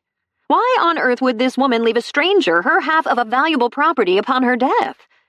She doesn't have any family, and she wants the legacy of Edgecliff to continue with someone who has a vested interest in the estate. Oh, Ashley, no one does that. I think you're being played for a sucker. Like in that old movie. What was it? Oh, yes, The Money Pit with Tom Hanks. Have you ever seen it? No. Well, this seemingly respectable older woman sells him and his girlfriend a house that appears too good to be true. And it is. It looks wonderful from the outside, but is crumbling on the inside. She gives them a sob story about hating to part with it, which I fall for hook, line, and sinker, only to have one disaster after another hit. It was a total scam. This isn't a scam, Mom. Rose isn't like that. Tom Hanks and his girlfriend didn't think that older woman was either. That was fiction. Life imitates art, and it would be worse if it happened in real life. Ashley leaned back and studied the crack in the kitchen wall of her apartment, the one her landlord had been promising to fix for months. The house isn't falling apart. I've got the report in front of me from a very qualified contractor who did a thorough inspection. And while the attorney I consulted in Hope Harbor agreed the contract is unusual, he saw no red flags. Oh, sweetheart. He's a small-town lawyer. I'll bet he doesn't have any experience with these sorts of deals. He may live in a small town now, but he used to work for a major law firm in Portland that represented international corporate clients. She named the firm Eric had mentioned early in their meeting when he'd given her a brief overview of his background, perhaps to assuage any doubts she might harbor about the qualifications of a small-town attorney. That news appeared to placate her mother. I do recognize that firm. It's a decent credential, so it's possible he knows what he's doing. But why would this woman be that generous? People don't do such things. Maybe not in Silicon Valley. But not everyone marched to the beat of the same drummer, and Rose had her reasons, even if her mother would never understand them. All of that, however, was a moot point at this stage and not worth arguing about. It doesn't matter, Mom. I got the bids for the work that would have to be done. I can't swing it. A few seconds of silence passed. I know you're disappointed, Ashley, and I'm sorry for that. But to be honest, I'm relieved you're not going through with this. There are too many strange aspects to the whole setup. You'll find another job you like. I'm certain of it. Or why not go back to school? Get an MBA. Launch a new career that has a decent amount of security and pays more than a pauper's wage. If you want to think about that, I'd be happy to loan you the tuition money. That way you wouldn't have to dip into your inheritance. Sad, but not surprising that her mom would offer to fund further education in a field she viewed as more stable and lucrative, but hadn't asked how short of funds her daughter was for her dream project, or offered to loan her the difference for that. I appreciate the thought, Mom, but I'm happy with my career in history. I'll find another job. A sigh came over the line. If you change your mind, the offer stands. Thanks. You want to come out in a few weeks for a visit? I can send you a ticket. A long weekend, maybe. We could go to the theater, the museums, eat out. I'll take you to my new favorite restaurant. Where Mom would spend half the meal responding to work emails, like she had during their last get-together. Let me see where I am in my job search. All right. Just give me a little notice so I can clear my schedule. In the meantime, take care of yourself. Love you, sweetie. Love you back. A true statement. Even if she and her mother didn't have the kind of close relationship she'd shared with Dad, Mom loved her in her own way. After saying goodbye, she set the cell on the table and positioned her fingers on the keyboard again. It was time to let go of her dream. Swallowing past the tightness in her throat, she began typing. Dear Rose, I'm very sorry to have to tell you that, based on the attached bids, which I believe are fair, the necessary work is beyond my means. I'd hoped the funds I had would be sufficient, and am deeply disappointed and sad that I can't manage the financial commitment. Thank you for all your kindness and consideration during my visit, and for the generous terms in the agreement you offered. I hope and pray you find someone else who can help you accomplish your goals for Edgecliff. It was an honor and privilege to have had the opportunity to meet you and to visit your beautiful home and property. I will never forget the hours I spent there. Wishing you all the best. As she finished Ashley's email, Rose rested her elbows on her desk and interlaced her fingers. The note wasn't a surprise, not after the young woman's obvious concern during their last meeting. The contractors must have warned her the bids would come in higher than she expected. She opened the attachments, read them, jotted a few notes on the tablet beside her. Then she picked up the phone and called David. After a brief hold, he came on the line. Good afternoon, Rose. How can I help you today? It appears we'll have to get creative in my agreement with Ashley Scott. He listened while she explained the situation and her proposed solution. Your idea may work, Rose, but I'd like to see the bids you have and think this through over the holiday weekend. The office will be closed Monday, but I can be back in touch Tuesday. That's fine. I want your honest assessment of this. Always. A beat ticked by. This young woman must have made quite an impression on you. She did. Her resume is outstanding, and her letters of reference were all very complimentary. I believe she'd bring commitment and enthusiasm to her role at Edgecliff. You seem determined to make this work, no matter what it takes. I wouldn't go that far, but I do believe in Providence, and I'm willing to make concessions and meet her more than halfway. She brought new energy to Edgecliff while she was here, and this place could use a healthy dose of that. She picked up a pencil and doodled on the pad beside her. You do realize how much her plans will change the dynamics of your life. You'll lose much of your quiet and privacy. After 7 years, I've had enough quiet to last a lifetime. Not that I'm planning to wander far outside the gates of Edgecliff, but seeing a few more people, even from a distance, holds a certain appeal. As for privacy, the caretaker's cottage will remain my domain. If I want to get away from people, all I have to do is close the door. You know it may not be a bad idea to mingle once in a while. It has to be lonely out there now that your father's gone. She continued to doodle, mouth curving up. Lucy Lynn keeps me entertained. That's not the same. It's enough, David. I appreciate your concern, but I'm accustomed to being by myself. I'm content to watch life from the sidelines. I'm sure you know what's best for yourself, Rose. You always have. Go ahead and send the bids, and I'll be back in touch soon. Happy 4th of July. Likewise, David. And thank you. You're a gem. Once they ended the call, Rose forwarded Ashley's email to him, then typed a response to her future partner asking for a few days to consider the matter. David would come back with sound suggestions, plus a few warnings, and she'd listen to them all. He always gave her comments serious and thoughtful attention. But Ashley had lit a fire in her for this project, and it was going to happen. Because while her high school days were long past, the Resolute Rose nickname that had appeared under her picture in the yearbook was as spot on now as it had been all those decades ago.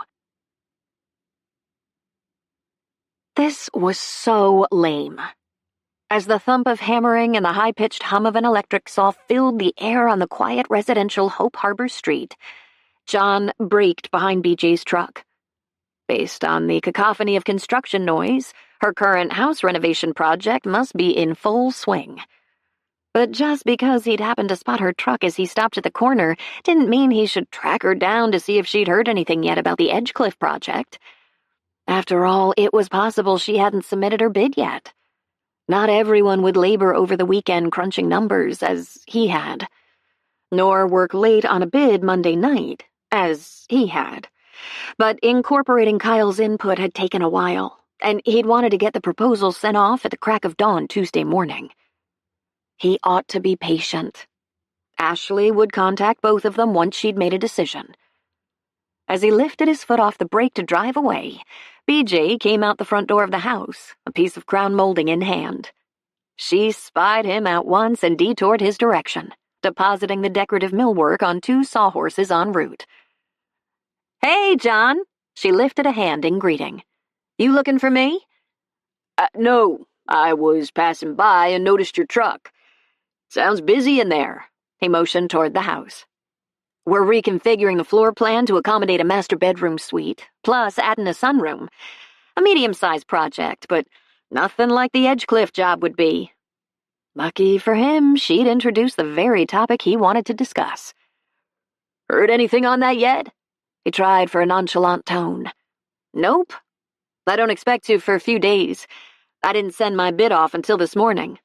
It was a bear to put together with all the vendors and suppliers I had to contact. You send yours in yet?" "Tuesday." "Wow." BJ's eyebrows rose. "You must have worked on it all weekend." "Some." "Like almost every waking hour. You think she and the owner are going to follow through on this? It's a pricey project." "I don't know, but I got the impression they want to make it happen." "Yeah, me too. That house is phenomenal, isn't it?" "I've only seen it from the outside." "Well, trust me, they don't build them like that anymore." She tipped her head, scrutinizing him. "What did you think of Ashley?" John rested his elbow on the window of his truck and tried not to squirm under her intent gaze. "She seemed pleasant." "I agree. She mention any family to you, or significant other?" That had come out of nowhere. No.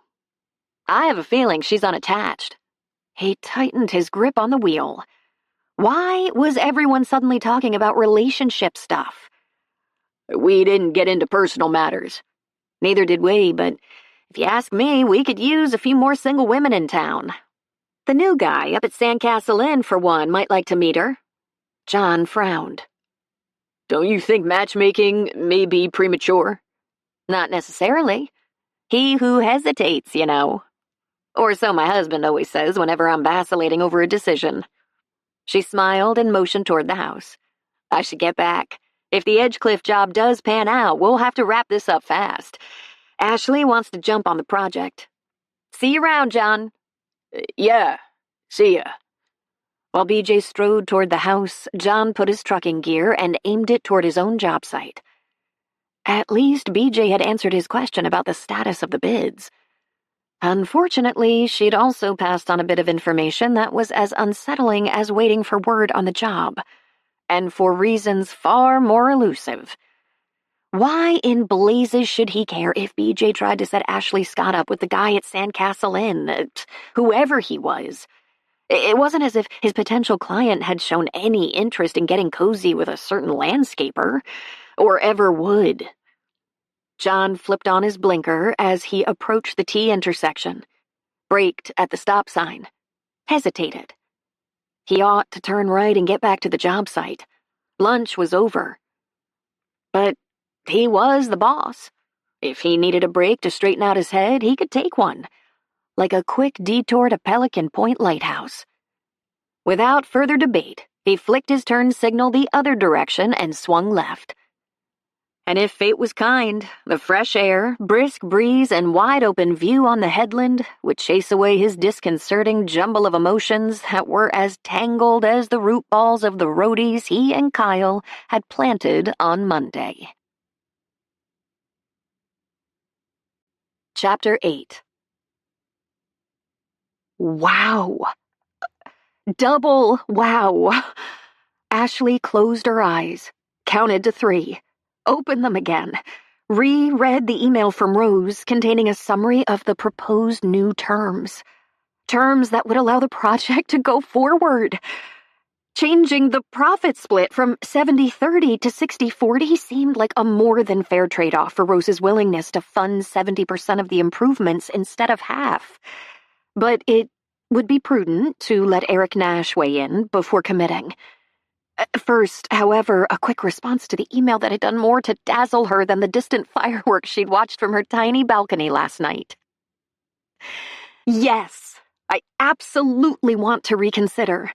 Let me talk to the attorney you recommended in Hope Harbor, and I'll get back to you ASAP. I can't thank you enough for your willingness to find a creative solution to the problem. Once she sent that reply off, she fished Eric's business card out of her Edgecliff file folder and tapped in his number. Fortunately, he was in the office and available. I wondered what was happening with your project. BJ spent the weekend checking her phone messages and email every 5 minutes. The holidays slowed the process down. She and John Gray are next on my call list. The bids were out of my ballpark, but there's been a new development. He listened as she explained the compromise solution Rose had proposed, waiting until she finished to comment. This deal keeps getting sweeter and sweeter for you. I can't say I've ever heard of a negotiation quite like this one. My mother thinks it's too good to be true. Not necessarily. Rose keeps a low profile, but from what I understand, she's been quietly philanthropic in the town. I know she stepped in on occasion to donate to one of the Helping Hands programs or write a check if either of the churches in town has a special need. She was also a major contributor to a festival the town had last year. All very low-key, with no fanfare. In light of her generosity, it doesn't surprise me she'd be willing to spend extra dollars for a project that means a great deal to her. Can you think of any reason I shouldn't sign the agreement?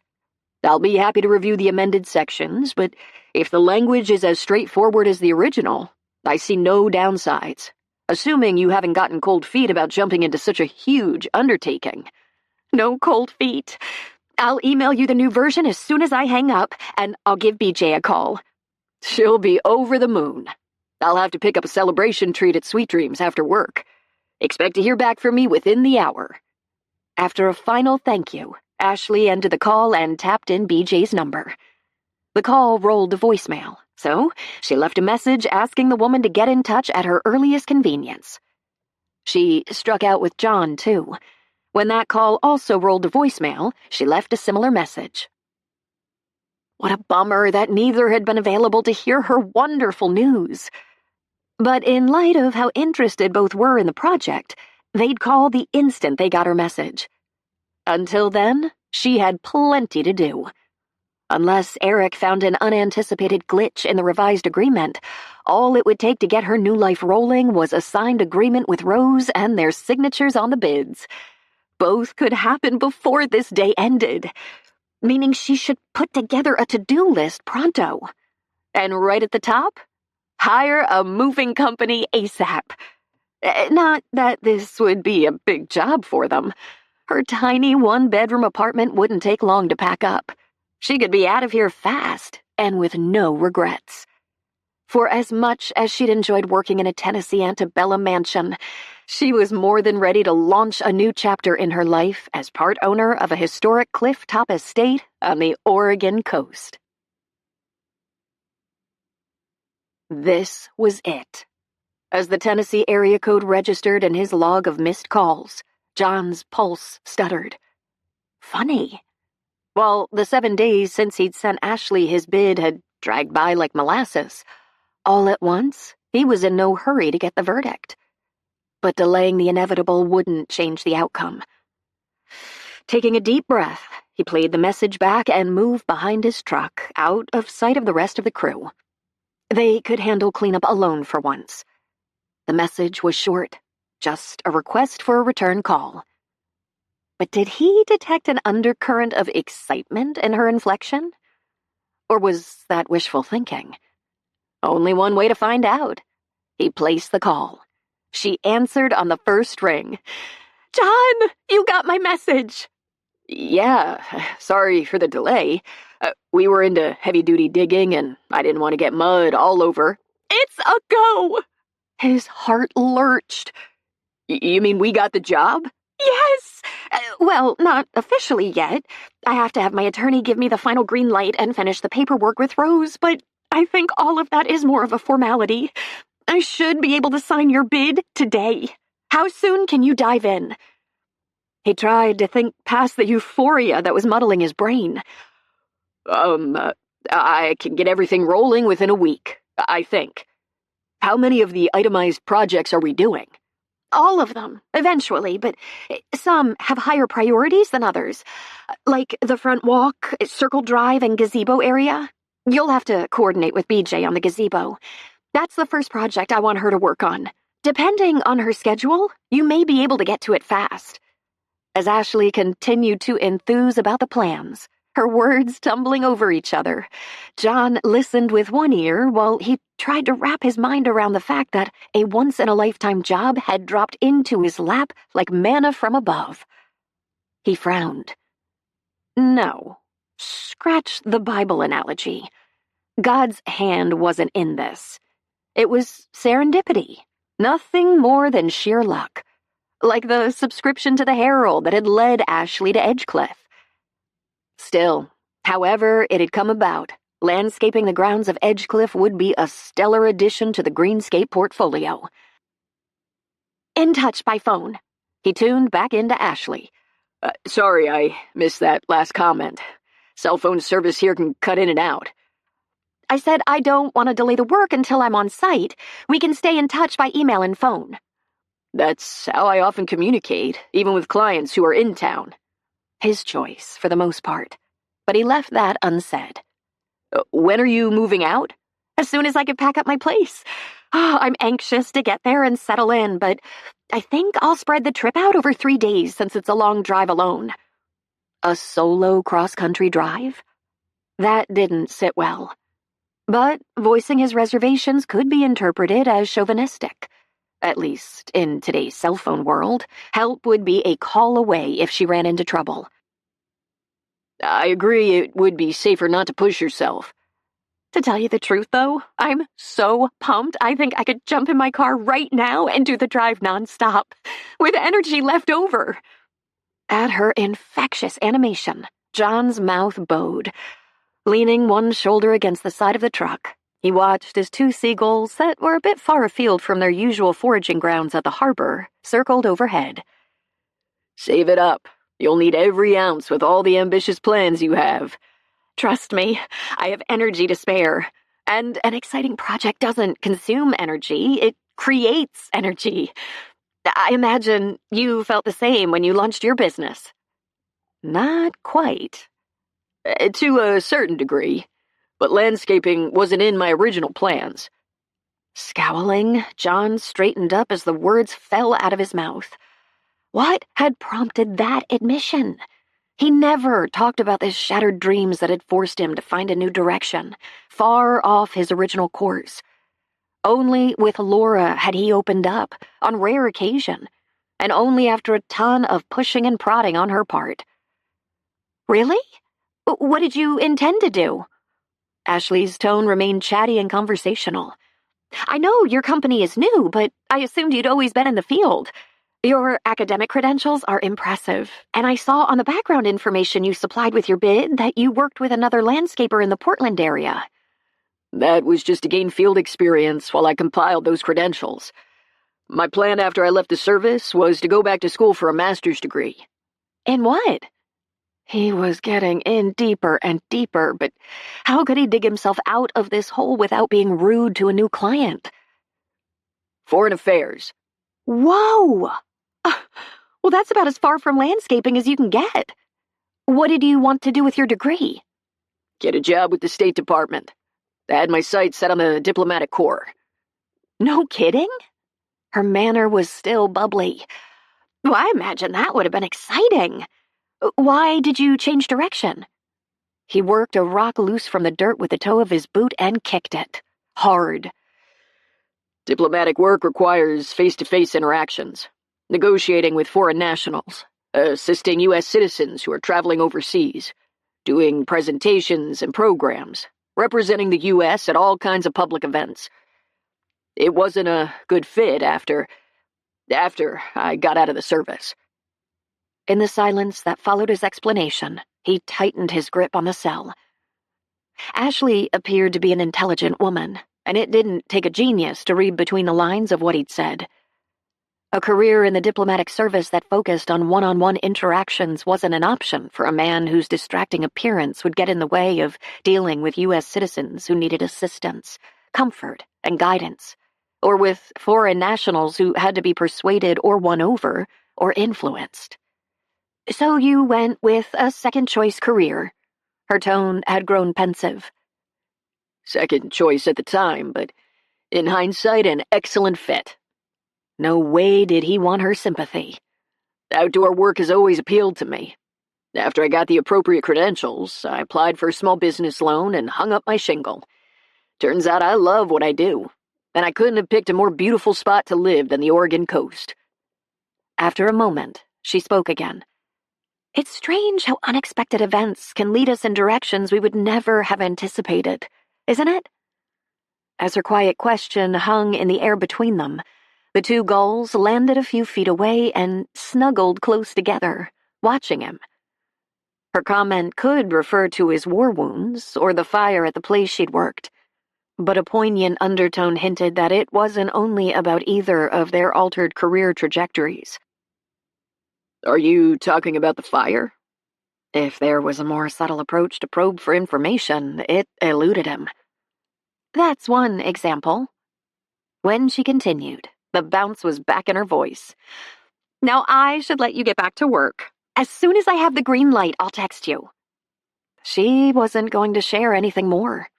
And who could blame her if her reference to an unexpected event was personal in nature? The two of them were almost strangers, after all. Thanks. I'll watch for it. And I'll look forward to working with you to give Edgecliff the gardens it deserves. It'll be my pleasure, Ms. Scott. Let's dispense with formalities. Ashley is fine. Talk to you soon. John signed off, slowly pocketing his phone as a smile tugged at his lips. Working with Ashley would, in fact, be a pleasure. Her enthusiasm was contagious, and while she'd never be anything more than a client, spending time in the presence of a vibrant, beautiful, insightful woman would be a treat after 2 long, lonely years with only Daisy for company. When he turned to rejoin the crew, Kyle was watching him with a wise guy's smirk from a few feet away. "I take it that was Ashley." John called up his most intimidating expression, the one he'd used whenever his squad got out of line. "Were you eavesdropping?" "Not on purpose. I came over to tell you we finished the cleanup and the guys took off. I caught the tail end of the conversation." Bad news. The tail end would have been sufficient to fan the flames of Kyle's sudden propensity to play Cupid, given the warmth that had crept into his voice as they ended their conversation. Best to play this low-key, however. "We got the job. I picked that up. Among other things." John planted his fists on his hips. If Kyle wasn't going to let this go, he'd have to address the situation. "What does that mean?" "You sounded very friendly on the phone. Happy, even. Who wouldn't be happy after being awarded a job like this?" "Uh-huh." The other man grinned. "Unless you have anything else for me to do, I'm going to take off. Sarah wants to drive up to the lighthouse tonight and catch the sunset. We're done for the day. You want to join us?" John gave him a get-real look. "Are you kidding? Your bride would have my head if I intruded on such a romantic outing."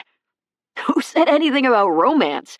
There's always a large contingent of locals and tourists up there in the summer to catch the best show in town, which you'd know if you ever ventured out in the evening and mingled a little.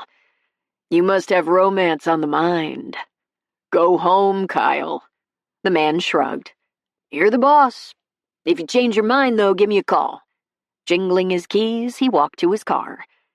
John waited until he pulled away, then slid behind the wheel of his truck and started the engine. His foreman meant well, but his efforts were misguided, and his assumption about his boss's mindset was all wrong. Romance wasn't on his mind. He could control his thoughts, more or less. The problem was his heart. That, it seemed, had a mind of its own. Chapter 9. As the organ launched into the final hymn for the Sunday service at Grace Christian Church, Ashley stood and sent a silent thank you heavenward. Tired as she was after the flurry of activity to close up her apartment, the ton of research she'd done on various wedding and special event-related vendors in the Hope Harbor area, and the long solo drive across the country, everything had fallen into such impeccable alignment that it had to be divinely inspired.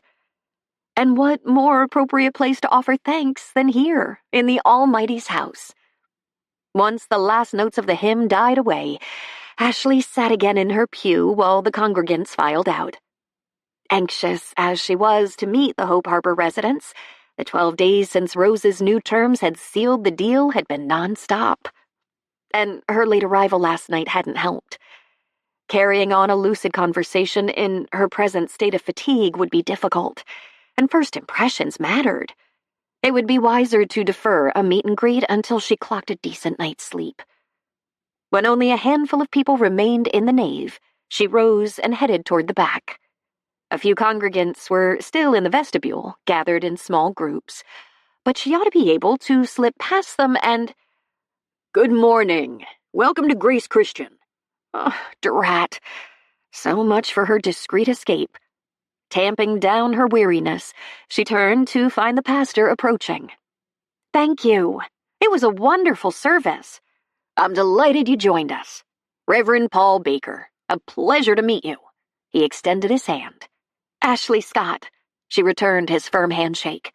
"Ah, it's nice to have a face to go with the voice from our phone conversation about Rose. What a pleasure to meet her new partner in person." The taco chef who'd treated her to lunch on her last visit hadn't been kidding about the local grapevine. "It appears news about the deal has preceded me." A glint of humor appeared in his irises. I doubt every single person in town is aware of it, but I expect a significant portion of the population is. Where did you hear it was a done deal? From Marcy Weber, the editor of the Herald. She ran into your contractor at the gas station, who mentioned she'd been tapped for the house updates. I imagine Marcy will be in hot pursuit of a story once she hears your— Well, speak of the devil. He nodded toward a 30-something woman who was bearing down on them. Ashley kept tabs on the redhead who got waylaid by another congregant. Given what I want to accomplish at Edgecliff, I'll take all the publicity I can get. It'll generate both interest and customers. I doubt you'll have any trouble rounding up either. Edgecliff is legendary in these parts, and while I've never had the honor of visiting there, I understand the setting is sublime. It is. It's made for weddings. Or it will be as soon as the gazebo is rebuilt and the gardens are in shape. I have to admit I was surprised by Rose's interest in such a project. Hard as I've tried to persuade her to attend services, she rarely leaves the property. And she never mingles with the townsfolk, despite repeated invitations to attend various events. Your powers of persuasion must be remarkable. A man in a black shirt, black pants, and a Roman collar hustled toward them, the outside door closing behind him. Better than yours, I imagine. Otherwise your congregation would be growing. A merry grin neutralized the jibe. Reverend Baker shook his head. My fellow cleric in town, Father Kevin Murphy from St. Francis. He folded his arms as the priest joined them. He thinks he's funny. We try to humor him. I am funny. Ask my parishioners. I told a hilarious joke in my homily this morning. Preaching is not a stand-up comedy routine. There's nothing wrong with a touch of levity. The padre's eyes twinkled. Don't you think God has a sense of humor? He must have. You made it to ordination, didn't you? Ouch! The priest winced, licked his left index finger, and drew it through the air. You're one up. Then he held out his hand as Ashley tried to smother a chuckle. Welcome to Hope Harbor. She introduced herself while returning his hearty handshake. I just arrived last night. Oh, yes. I know all about your association with Rose. Welcome. The minister studied him. Who filled you in? Rose. Reverend Baker did a double take. When did you two become confidants? Some people appreciate my humor. I chat with her on the phone now and then, but I've only been to tea there once. You've had tea at Edgecliff? The minister gaped at him. Why haven't you ever mentioned that? A priest knows how to be discreet about private conversations. He flecked an imaginary speck of lint off the sleeve of his shirt. Rose and I became acquainted 3 years ago when the wind ripped off most of our roof in that ferocious winter storm we had. She made a generous contribution toward a replacement. But she's not Catholic. I believe her charitable support is non-sectarian. A lovely woman. Ah, Marcy. He turned to the Herald editor as she joined them. How nice to see you. Likewise, Father. Reverend? After giving both men of the cloth a cursory nod, she introduced herself to Ashley. I heard you'd arrived. Was there anyone who hadn't? Last night. Late. I told Ashley you'd most likely want to do a story about her venture, Reverend Baker said. Yes, this is big news for Hope Harbor. I agree. And from what I saw during my visit, Edgecliff will make a superb wedding venue. The padre clasped his hands behind his back. Reverend Baker hiked up an eyebrow. I didn't think Catholics believed in outdoor weddings. We don't. We like to maintain a sense of the sacred and keep a clear focus on the sacramental nature of marriage. A church setting is more conducive to that.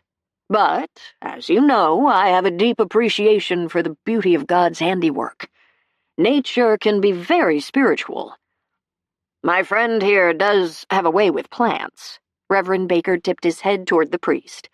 The meditation garden at St. Francis is worth a visit.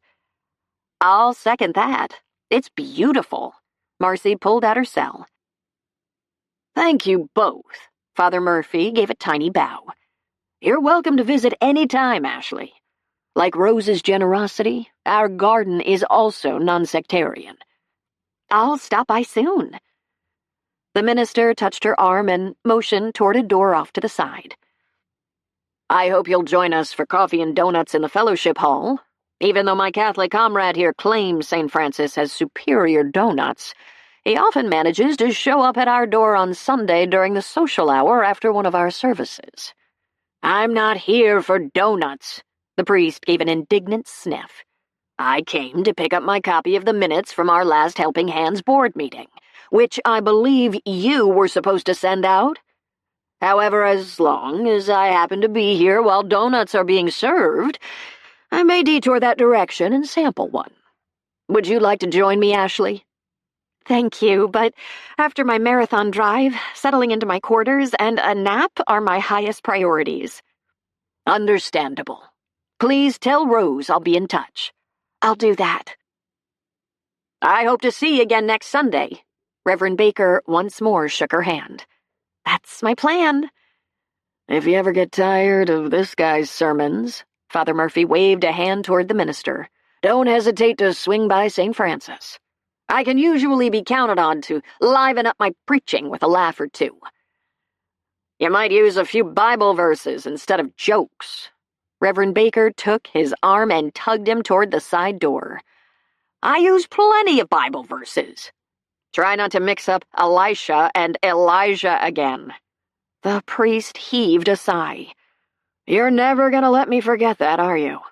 I was still getting over the flu, and As they disappeared from view and their conversation faded away, Marcy grinned. They're a hoot, aren't they?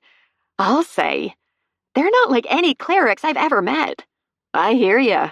But they've been best buds ever since Father Murphy showed up on the Reverend's doorstep during our pastor's first week in town years ago with a box of golf balls and invited him to play around.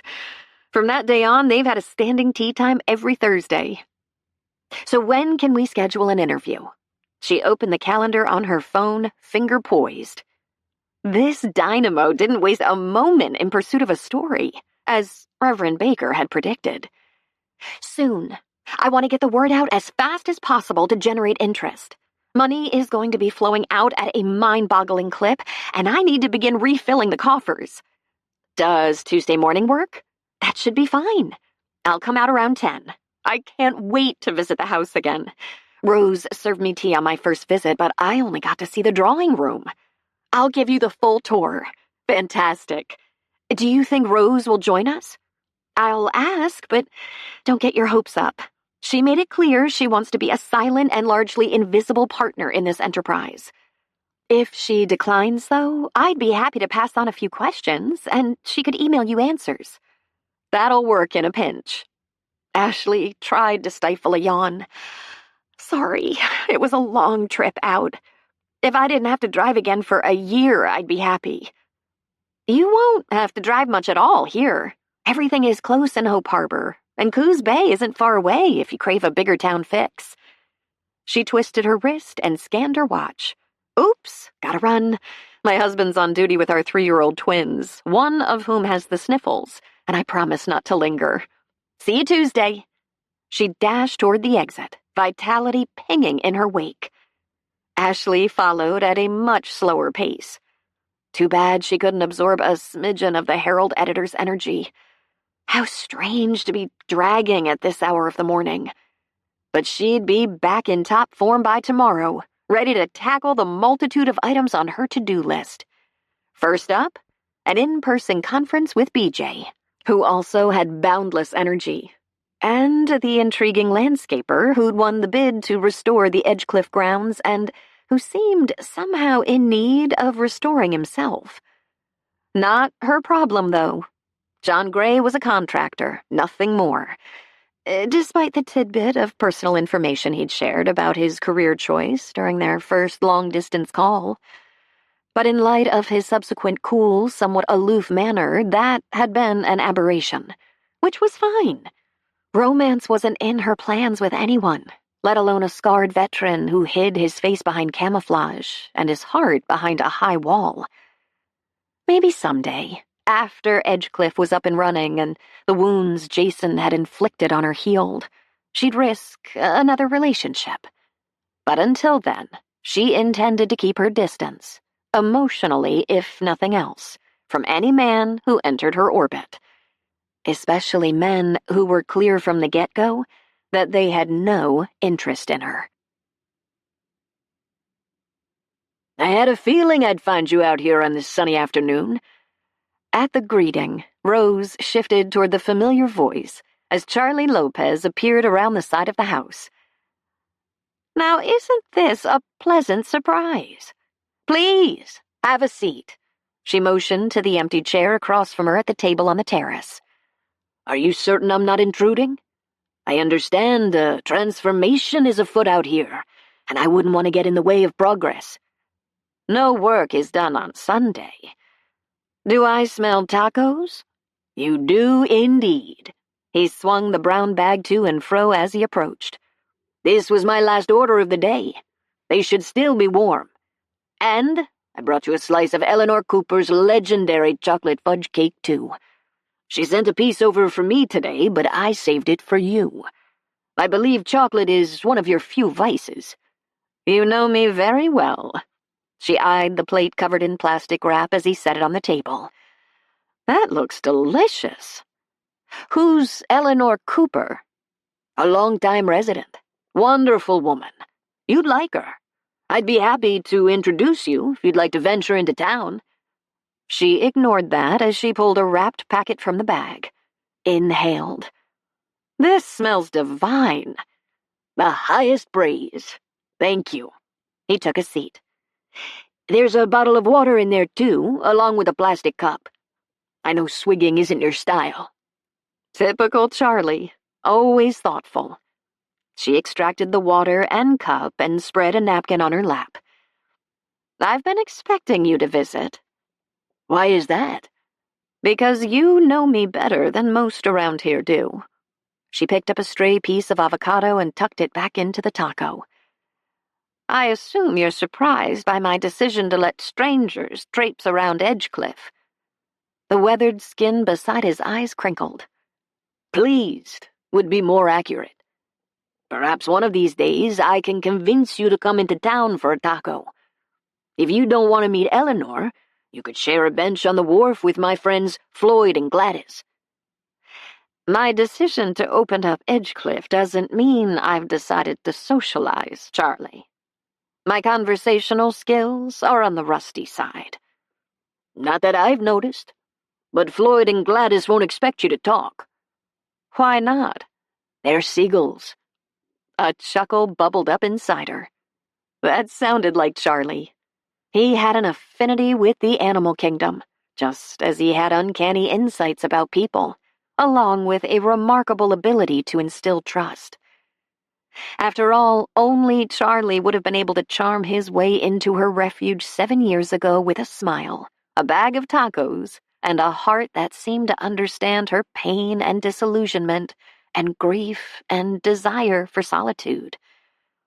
And only he would have been able to convince her how much of a treasure Lucy Lynn was. But the subtle campaign he'd launched a few months ago to entice her back into society wasn't going to work. I appreciate the thought, Charlie, but I'm happy here. I have everything I want.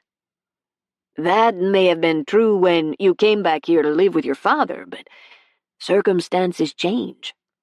She chewed slowly as she mulled over his comment. I'm 80 years old, Charlie. My needs are few. Everyone needs companionship. I'm too old to make new friends. No one is too old to make friends. You've become friends with Ashley, haven't you? That's a business arrangement. She opened her second taco. Is it? We signed a contract. We're partners, not friends. He gazed out over the sparkling indigo sea, toward the far horizon. I can see why you'd be taken with her.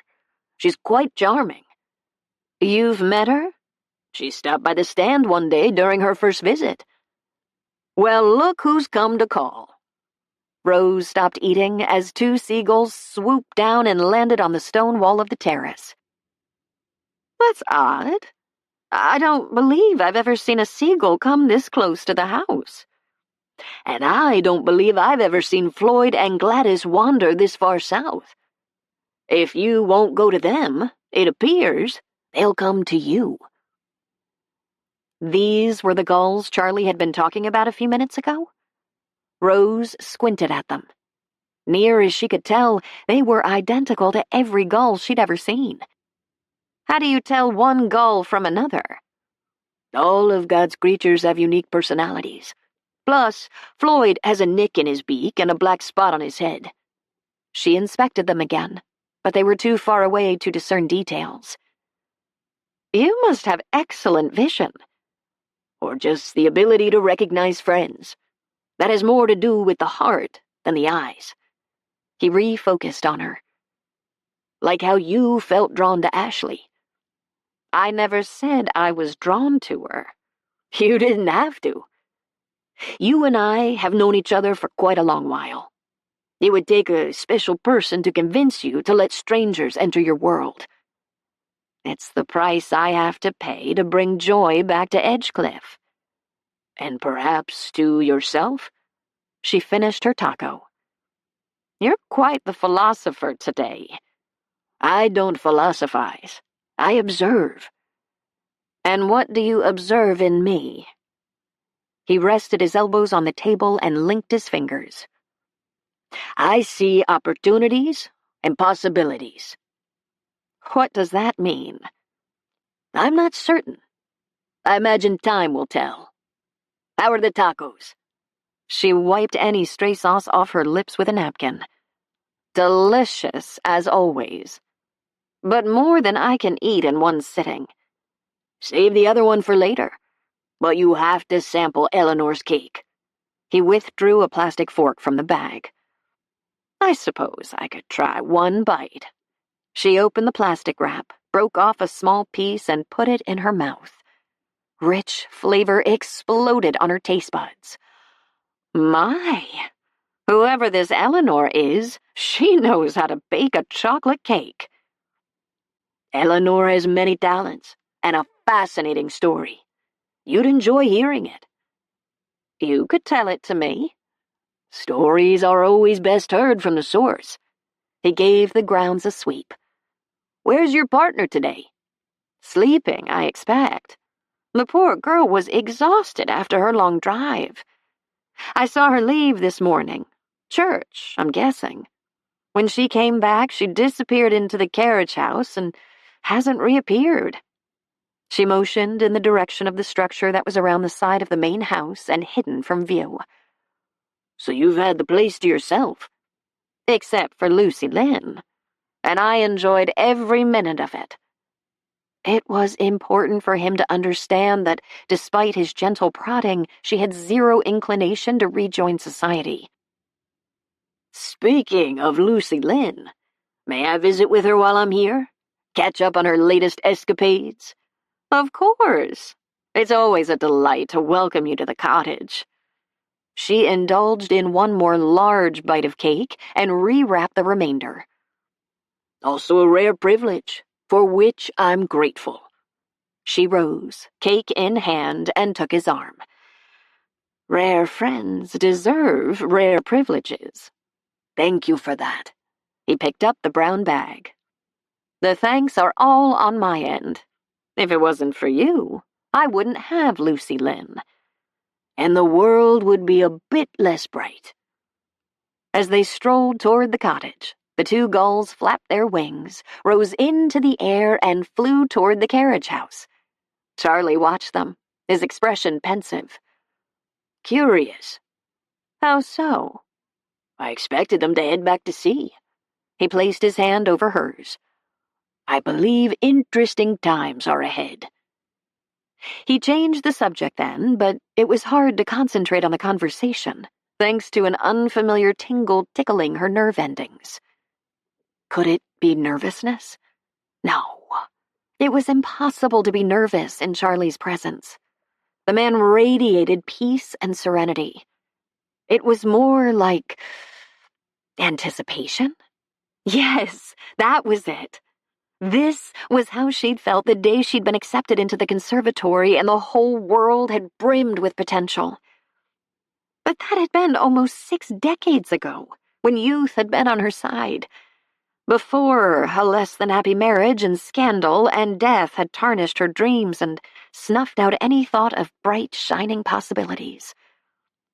Strange that Charlie would have mentioned the notion of possibilities today, especially since he'd seemed to be referring to more than the transformation of Edgecliff.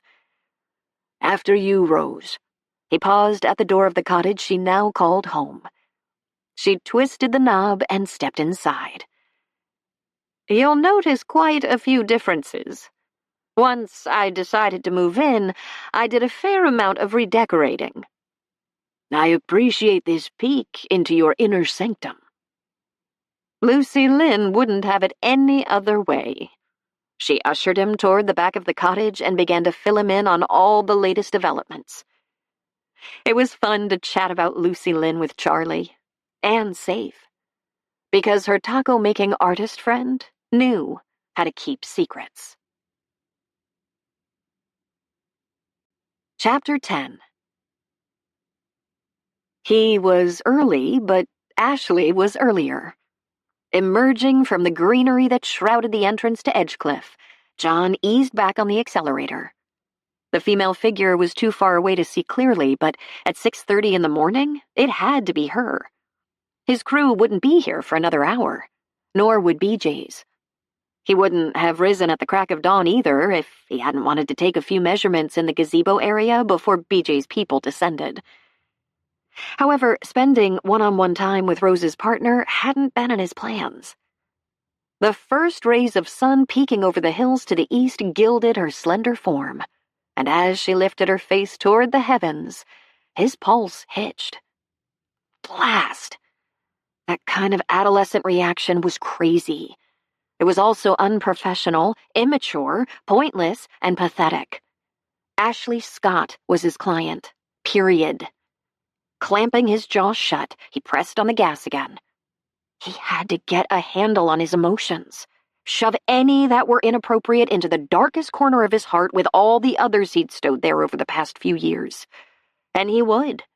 Soon. But since his misbehaving heart wasn't listening at the moment, that probably wasn't going to happen today. Until it did, all he could do was try to corral his unruly hormones. Ashley turned as he swung into the circle drive, shaded her eyes against the sun, and lifted a hand in greeting.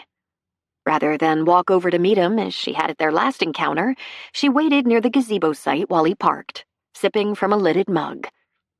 After tugging down his baseball cap, adjusting his sunglasses, and pulling up the scarf around his neck as high as possible, John slid from the cab. Clipboard in hand, he crossed the lawn to join her. "Good morning," she smiled as he approached, the warmth in her tone chasing away the early morning chill. "I didn't expect to see anyone out here at this hour.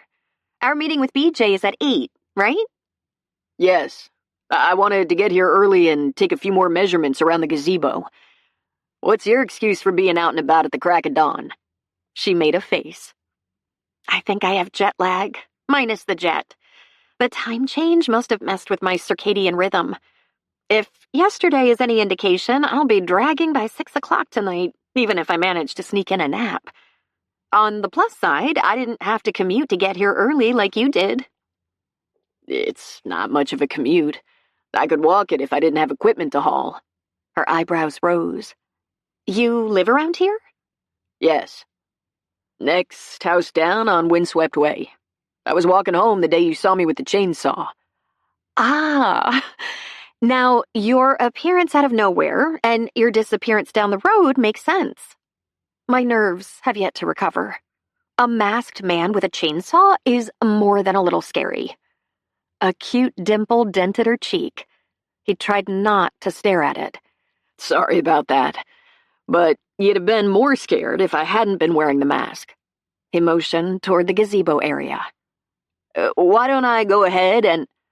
Are your scars really that bad? She wrapped both hands around her mug as she asked the quiet question. He froze. So much for his attempt to move on to less personal subjects. It depends on your perspective. He forced up the corners of his mouth. My sister says the shock value wears off fast, but she isn't exactly impartial. Nor did she have any idea how difficult it was to live with surreptitious peeks, shocked expressions, and sometimes outright gawking. Especially for someone used to being stared at for far different reasons. Sometimes family members are more honest than strangers. He took that opportunity to point the spotlight back at his client. You have opinionated siblings too? No, only child. But I have an opinionated mother who isn't thrilled with my new venture. She swept a hand over the house and grounds. What's her beef with it? Not just with this, with my whole career choice. It's hard for a high-paid Silicon Valley executive to understand why anyone would be drawn to a low-paying job in history. I take it you two don't get along.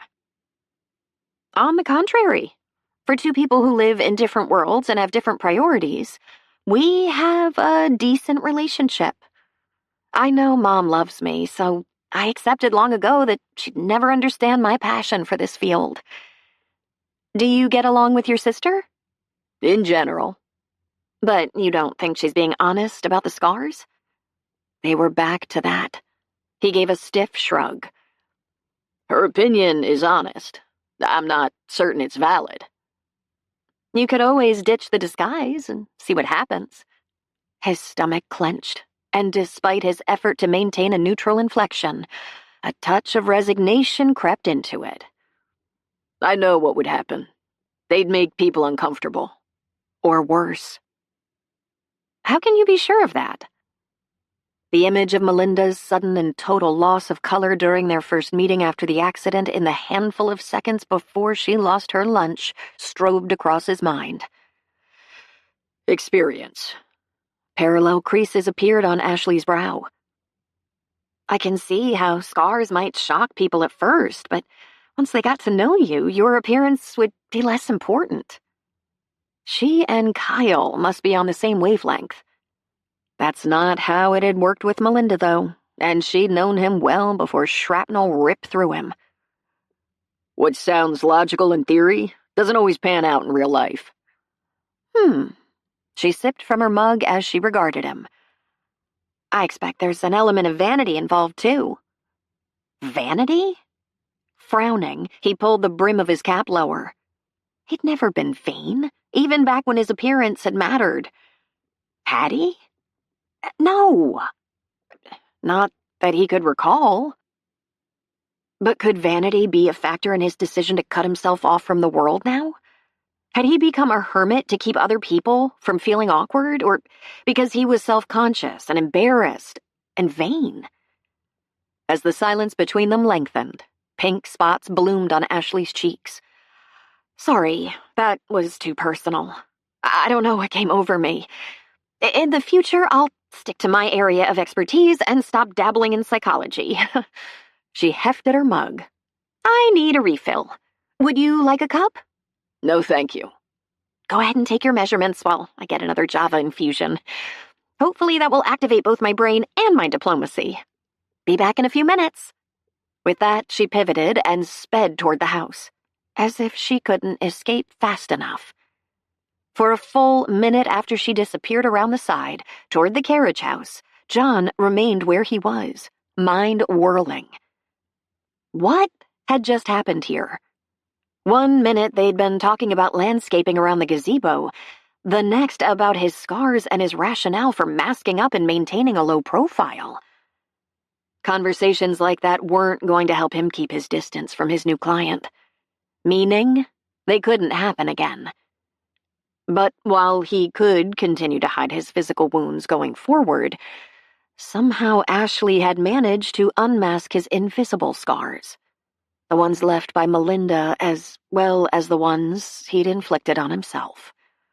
Like self-pity and isolation and loneliness and resignation and resentment and a host of other unhealthy emotions. All the ones he'd stuffed away in that dark corner of his heart and tried to ignore while he told himself that despite all his trauma, he'd gone on to lead a productive life. Which was true. But it wasn't the life he'd envisioned. It lacked the human connection that infused a person's days with joy and laughter and love. John exhaled, removed his sunglasses, massaged the bridge of his nose. Maybe Kyle and Ashley and Laura were right. Maybe hiding out here on Windswept Way with only Daisy for company was as disfiguring to his psyche as the scars were to his face and body. Maybe he should begin reaching out. Test the water. See if he could establish a few tentative connections. Not of the romantic variety, of course. It would take a special woman to see past the ugly evidence of his injuries to the man underneath. A woman who probably didn't exist. Yet as he slowly put his sunglasses back on and began taking measurements at the gazebo site that would host countless weddings in the years to come, a tiny spark of hope that refused to be extinguished flickered to life in his heart. What on earth had gotten into her? Hands braced on the sink in her new home above the carriage house bay that now held her car. Ashley took a long, slow breath of the salty air drifting in through the open window. Bringing up John's scars had been a huge breach of etiquette, even if he'd cracked open the door with his remark that they were scary. But she should have let that comment pass. Why hadn't she? Outside the window, a pair of gulls in close formation wheeled and dipped on the wind currents, out for a romp together on this beautiful morning. On the ground, two squirrels played a game of tag, zipping among the trees. God's creatures enjoying each other's company and companionship. She picked up her mug from the counter, wandered over to the coffee maker. People were supposed to be like that too. It wasn't normal to cut yourself off from the world, as Rose and John had. At least Rose was open to a bit more human interaction, or she wouldn't have signed on for the plan to welcome the public to Edgecliff on occasion. John, on the other hand, showed no such inclination. Sad. And oddly bothersome. Huffing out a sigh, she filled her cup with the dark brew. Why should she care about her landscaper's private life? After all, if he wanted to live in a COVID-like quarantine, complete with masks and social distancing, that was his business, not hers. And in truth, his attitude wasn't difficult to understand despite her inappropriate remark about vanity. Anyone who'd suffered injuries that left scars even half as bad as he'd intimated his were could have their confidence shaken, and a bruised self-image was difficult to overcome, as she well knew. Memories of her senior prom came flooding back, and Ashley took a sip of coffee, grimaced, stirred in half a teaspoon of sugar to curb the bitter taste. Strange how more than a dozen years later, thinking about that night could still make her wince. Yes, she'd gone through with the event and managed to act as if the hideous black eye from her rollerblading fall hadn't bothered her. But she'd cringed inside at every stare. Instead of her peers noticing her knockout dress and elaborate do and acrylic nails with glitter polish, her shiner had taken center stage. What a disaster her prom had been. But it did give her a tiny taste of what John lived with day after day. Except, unlike his scars, her eye had healed and life had returned to normal. What if she'd had to keep the black eye forever? Ashley shuddered. Having to look at it every day in the mirror and endure the unwanted attention it would generate could have damaged her psyche, driven her to live in a self-imposed exile as John had done. Like her new business partner, the landscaper she'd hired had an understandable justification for keeping his distance from society. And trying to push either Rose or John past their comfort level was wrong, no matter how altruistic her intentions. If Rose wanted to hide out in the caretaker's cottage, as she'd been doing, except for a quick visit late yesterday with a welcome plate of scones, so be it. And if John wanted to keep people at arm's length, that was his choice. And his loss. From now on, she would refrain from venturing into restricted territory with either of them. Mashing her lips together, she gripped her mug and marched out the door. She was through being Miss Batinsky. Since John was still measuring when she returned, she waited off to the side until he finished and joined her. Not much to see yet, is there? She motioned toward the concrete pad that would form the foundation for the gazebo, calling up a too bright smile. He didn't return it. The concrete has to dry and set before they can begin construction. That takes about 10 days. BJ told me that. Impatience is one of my faults. I haven't picked up many of those yet. Before she could digest that comment, he flipped open a folder and pulled out a schematic of the gazebo and gardens. I had a few additional ideas for the landscaping to share with you. Does now work? Absolutely. I know you wanted a short, manicured boxwood hedge around the gazebo, but Japanese holly may be a wiser choice. Boxwoods don't like being this close to the ocean. We can put lower-growing annuals in front of the hedge for continuous color. It would look like this. He angled the printout her direction, and she moved closer. As he continued to explain his vision for the site that would be the location for many of the weddings at Edgecliff, Ashley tried to concentrate.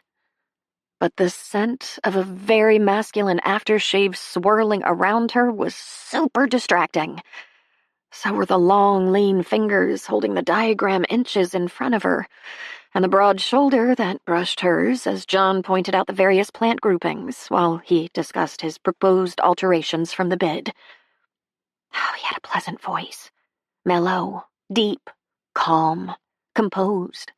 All qualities that had been evident during their phone conversations, but much more apparent in person, with him standing mere inches.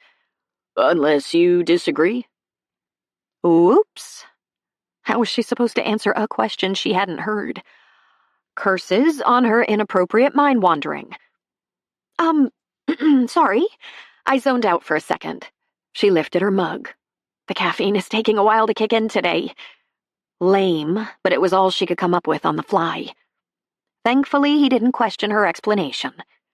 I was saying that I think we should widen the stone path leading to the gazebo in case one of your brides decides to go with a Scarlett O'Hara-type dress. Those aren't popular anymore. Styles could change. She wrinkled her nose.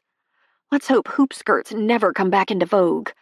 Comfort trumps fashion in my book. He gave her long fleece sweatshirt and leggings a swift once-over and retreated a few steps. I try to plan for all contingencies. Adjustments later can be expensive. Dollar signs flashed through her mind, helping her refocus. I am open to any modifications that will conserve cash now, or in the future, as long as they don't impact the ambiance I'm trying to create. Here's an alternate idea. Why don't we forego the path entirely? As long as the grass is kept manicured in that area, a paved path shouldn't be necessary. And a grass aisle would also give us more flexibility. Not to mention the fact that it would save a fair number of dollars. Hardscaping didn't come cheap. We could always add the stone path later if I decide we need one. That'll work. Are you on board with my other ideas? He lifted the schematic. I think so.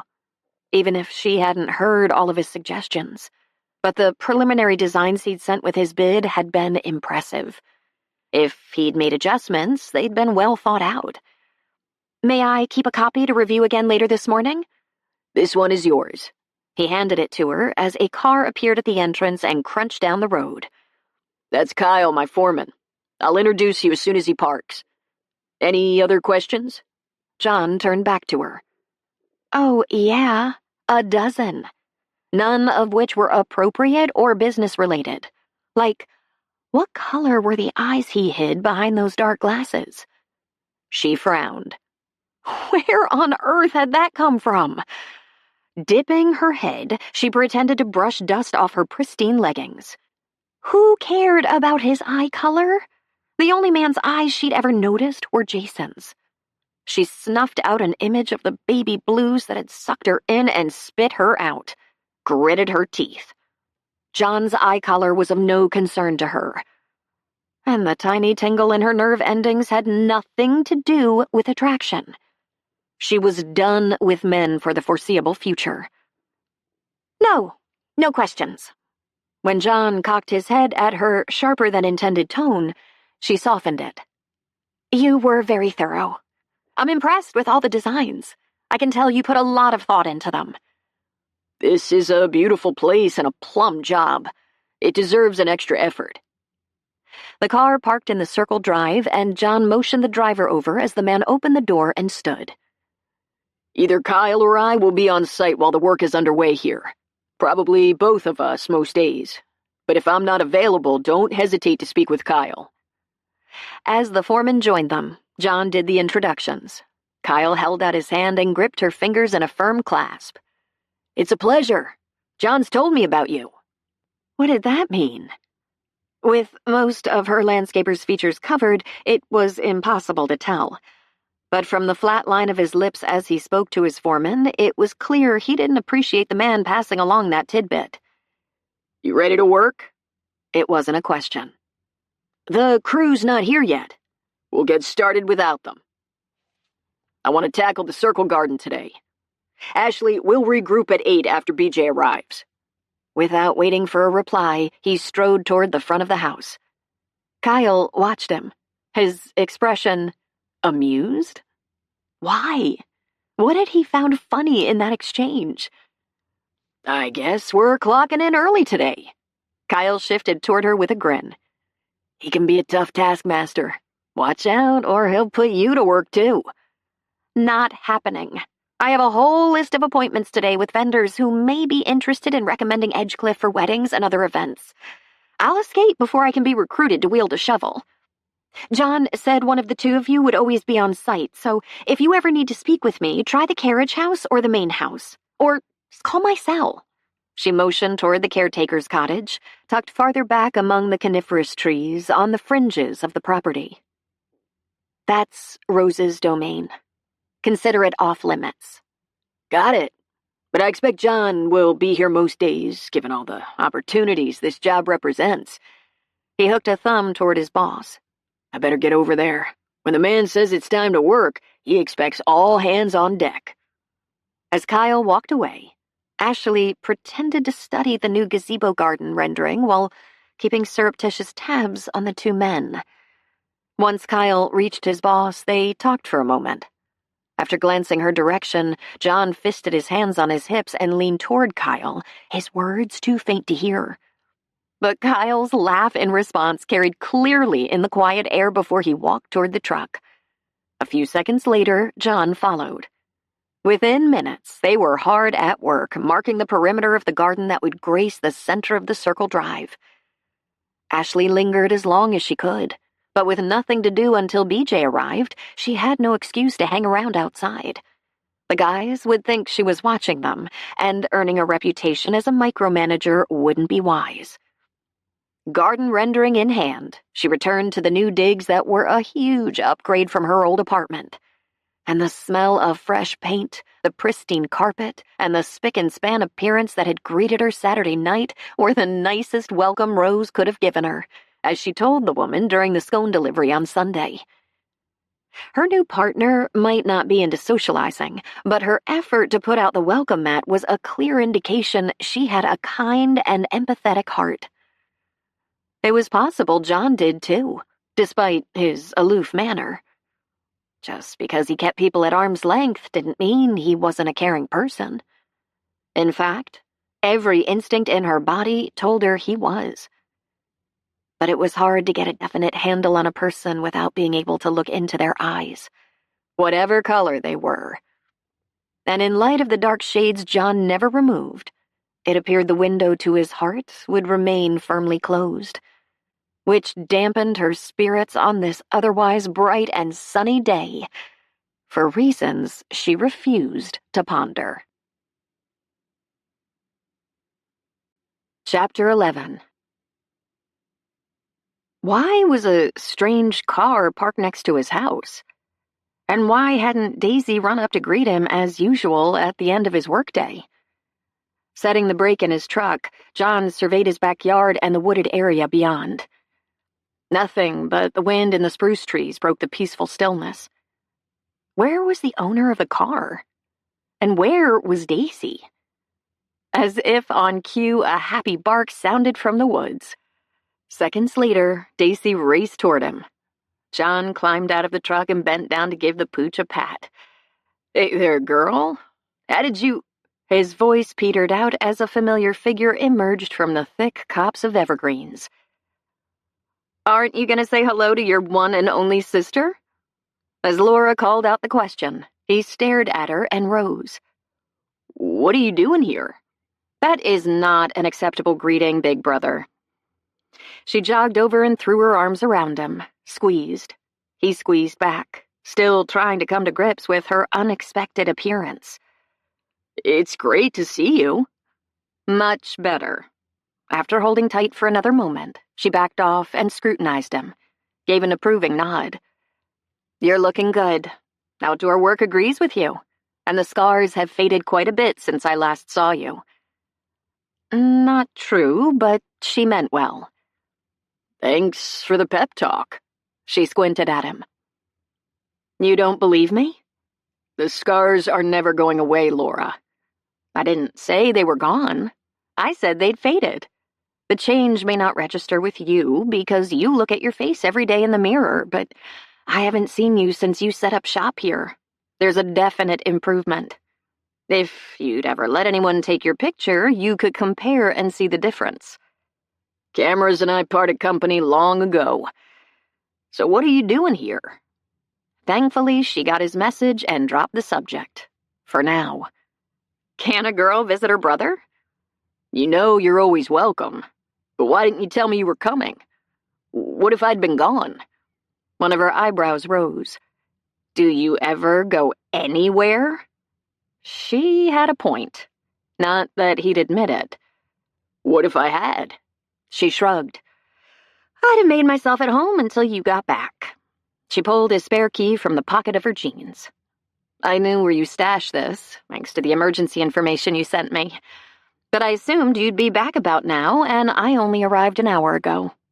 While I waited, I turned off the electric fence and borrowed your buddy here for a hike through the woods to see the ocean. A rare treat for a gal from Colorado." She bent down to pet Daisy, who lapped up the attention. "Your friend seems starved for companionship. She must get lonely out here by herself all day." "I give her plenty of attention in the evening, and she enjoys chasing the squirrels while I'm gone. You going to tell me what inspired you to trek out here from Colorado?" "A camping trip." "You came out here to camp?" He scanned the grounds. "Are Bill and the twins with you?" "No, they are not. And no, I did not come out here to camp.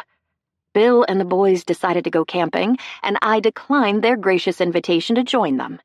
No ticks and chiggers and pit toilets for me, thank you very much. So, rather than sit at home alone, I decided to take a week of vacation and visit my dear brother, since he never visits us." "I've been busy starting up a business." "I realize that. Another reason I decided to come to you." He pulled off his baseball cap and forked his fingers through his hair. "I wish you told me about this." "Sisters are allowed to barge in. Besides, if I'd shared my plans, you'd have said not to come." She knew him too well. "The thing is, I just started a huge job. I'm not gonna have much time to entertain you." "No worries. I knew you'd be busy, and I can keep myself amused. Have rental car. We'll travel." She waved a hand toward it. "I mapped out an ambitious itinerary. It would be wonderful if you could join me for a day or two, but if not, we can spend the evenings together. Unless you have other social engagements." "Nothing on the schedule this week." She sighed. "That's what I figured." "How long are you going to live like a monk?" "Hey." He tried for a teasing tone. "Did you come out here to sightsee and catch up, or to badger me?" "All of the above." "No badgering allowed on these premises." She waved his comment aside. "Sisters are allowed to badger. You want to go somewhere and have dinner? My treat." "Why don't we eat here? You must be tired after traveling for hours, and I was on the job at the crack of dawn today. Literally. I've got salmon in the fridge. I could throw it on the grill and bake a couple of potatoes. You have salad and fresh vegetables? No salad, but I've got frozen beans and broccoli. How come I knew that? She smirked at him. Lucky for you, I stopped at a market a few miles from here and stocked up on provisions. But only enough for 2 meals. We're splurging on restaurant food for the rest of our dinners. I eat at home every night where I'm both the chef and the referee for food fights. I deserve a few peaceful meals cooked by someone else, cleanup included. I can cook for you, cleanup included. No offense intended, John, but you are not a cordon bleu chef. Heck, you're not even a fast food caliber chef. I've improved. Glad to hear it, for your sake. But I still want to eat out. If you spend the evening cooking, it'll be hard to have any in-depth conversations. Trust me, I know. Our kitchen is a madhouse at dinner. There aren't 8-year-old twins running around here. More's the pity. After giving him a pointed look, she commandeered his arm and tugged him toward the house.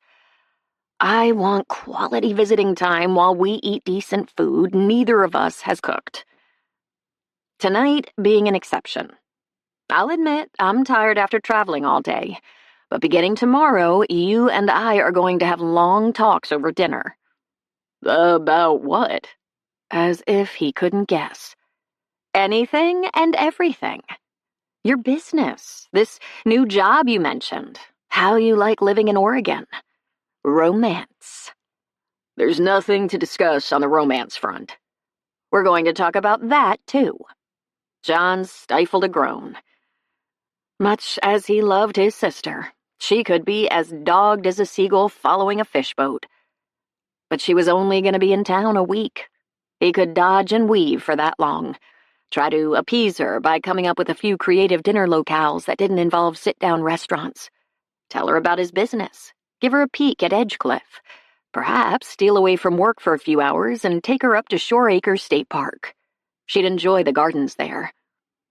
All he had to do was listen to whatever she had to say, agree to take it under advisement, and change the subject. Should be simple. After all, how much could she disrupt his life in a mere 7 days? Everyone was gone for the day. Half hidden behind the drapery in the dining room of the main house, Rose kept tabs on the cloud of dust approaching the tunnel of foliage at the entrance. Foliage that was destined to come down soon. As Ashley had explained during the daily briefings they'd agreed on and launched today here in the kitchen after the crews left, the entrance would be more impressive and welcoming if the tangle of concealing brush and the warning signs were removed. Hard to argue with that logic, even if the greenery and those notices had done an excellent job discouraging visitors. Now, however, the time had come to again welcome guests to the gracious home that had once known much happiness. Meaning changes had to be made. Ashley's car disappeared from view, and Rose let the drape drop back into position. At last she could visit Allison in privacy. Her cell phone began to ring as she crossed the foyer toward the parlor, and she pulled it from her pocket. Smiled. David. Checking up on her, no doubt. She put the phone to her ear and greeted him as a kaleidoscope of rainbow colors danced across the floor, courtesy of the sun beaming through the stained glass window on the landing. Good evening, David. I didn't expect to hear from you again this soon. I thought I'd call and see how you're adjusting to all the activity at Edgecliff and to your new quarters. Living in the cottage has to be quite different than living in the house. I still spend a fair amount of time in the house.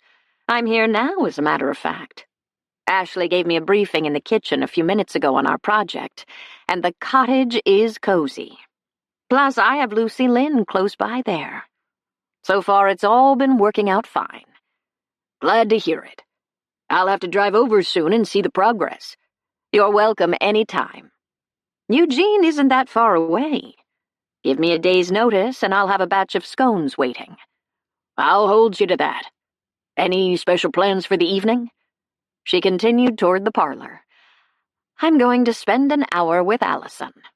A pleasant end to the day. Always. I'll let you go then. Remember to call me if anything comes up that we should discuss. Any time. You know I will. And thank you for following up. It's a blessing to have such a conscientious attorney. I'm sure all your clients appreciate your diligence. I don't know what I'd do if you ever retired. 65 is 10 years away. I intend to remain on the job at least that long. And after all these years, I'd like to think we've become more than business associates. Indeed we have, David. I don't know what I would have done without your wise counsel, savvy advice, and friendship. You would have been fine. You're a smart, strong woman who knows what she wants. This latest project proves that, as does Lucy Lynn. Lips curving up, Rose pushed the end of the pocket door that was peeking out of the wall between the parlor and foyer back into its hiding spot. Charlie Lopez gets the credit for Lucy Lynn. I must meet him on one of my visits. With enough warning, I may be able to arrange that. I'd enjoy that, along with a taste of those tacos you always rave about. Now I'll let you get to Allison. Thank you again for calling, and for caring, David. My pleasure on both counts. As they rang off, Rose moved across the parlor in the quiet house. Ashley had said she had a meeting this evening with a wedding planner in Coos Bay to pique the woman's interest in Edgecliff and encourage her to recommend it as a venue. That meant her partner should be gone 2 hours minimum. A generous window to spend private time with Allison. Well, shoot.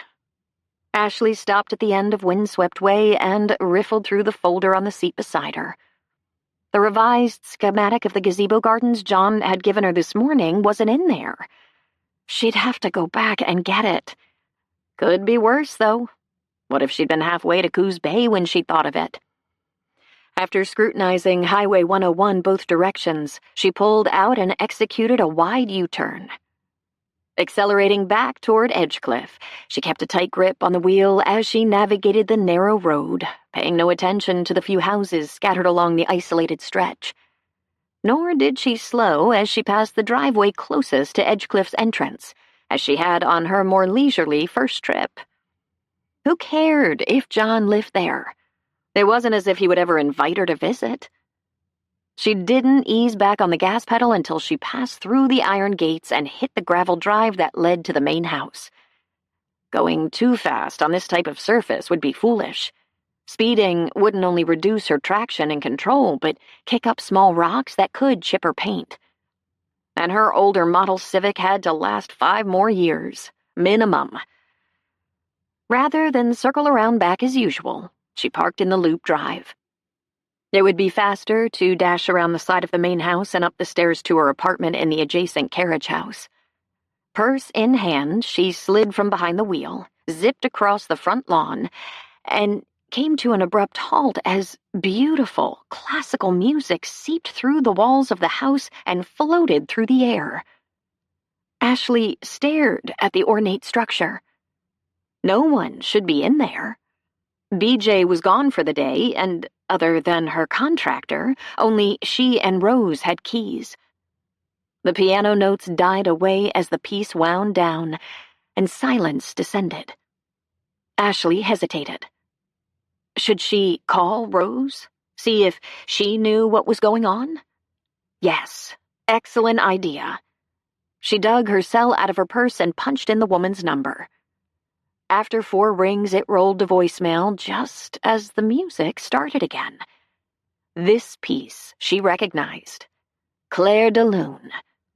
Ashley tightened her grip on her purse as visions of the woman in white and spectral music quickened her pulse. But that was ridiculous. The house wasn't haunted, and she didn't believe in ghosts. There was a flesh-and-blood person in there, guaranteed. And no one who flawlessly played such evocative classical music could be dangerous. even if her erratic respiration didn't appear to be convinced of that. Tamping down her nerves, she dug out her key and crept up the steps, tiptoed across the porch, inserted the key in the lock, and gingerly twisted the handle. After cracking the door wide enough to slip inside, she entered the foyer. Here the music was pure and ethereal, and it was coming from the parlor, the room where a large antique upright piano occupied a prominent position. Hugging the wall and staying in the shadows, Ashley continued toward the edge of the pocket door slot and peeked around. No ghost, after all. It was Rose at the keyboard of the elaborate instrument. And wow, could she play! Mesmerized, Ashley remained frozen in place as the woman put her whole body into the expressive piece, imbuing the haunting strains with poignant emotion and throat-tightening tenderness, filled with longing and echoes of remembered joy. It was masterful, memorable, moving. Almost like looking into the woman's soul. As the last notes died away, Ashley exhaled. Though she hadn't made a sound, Rose must have sensed her presence, because all at once her posture stiffened. After a moment, she turned. Warmth seeped into Ashley's cheeks. Although she had full access to the house, she suddenly felt like an intruder. Or worse, a voyeur. I'm sorry, Rose. I forgot the schematic for the gazebo garden, and when I came back for it, I heard the music and thought I should investigate. I didn't mean to intrude or invade your privacy. For a few seconds, Rose didn't speak, but at last she offered a gentle smile. It's all right, Ashley. I knew someone would discover my love for Allison sooner or later, with all the activity at the house. Allison? Rose rested a hand on the keyboard. My mother always called her Allison. She was made by the Allison Piano Company in England in 1910. It was the first item my grandfather bought for the house. My grandmother was an accomplished pianist, according to my father. That talent must run in the family. Your playing was exquisite. The older woman brushed her fingers over the ivory keys. Music has given me tremendous comfort through the years. That's one of the reasons I wanted access to the house when it wasn't in use. How did you learn to play like that? I began taking lessons as a child and discovered I had a natural aptitude for the instrument. When I was accepted at the Boston Conservatory, I had grand plans for a life on the concert stage and world tours. Rose had trained to be a professional pianist at a prestigious conservatory, aiming for a performing career? What happened? The question was out before Ashley could stop it. Rose twined her fingers together in her lap, the whisper of a sad smile bowing her lips. Life.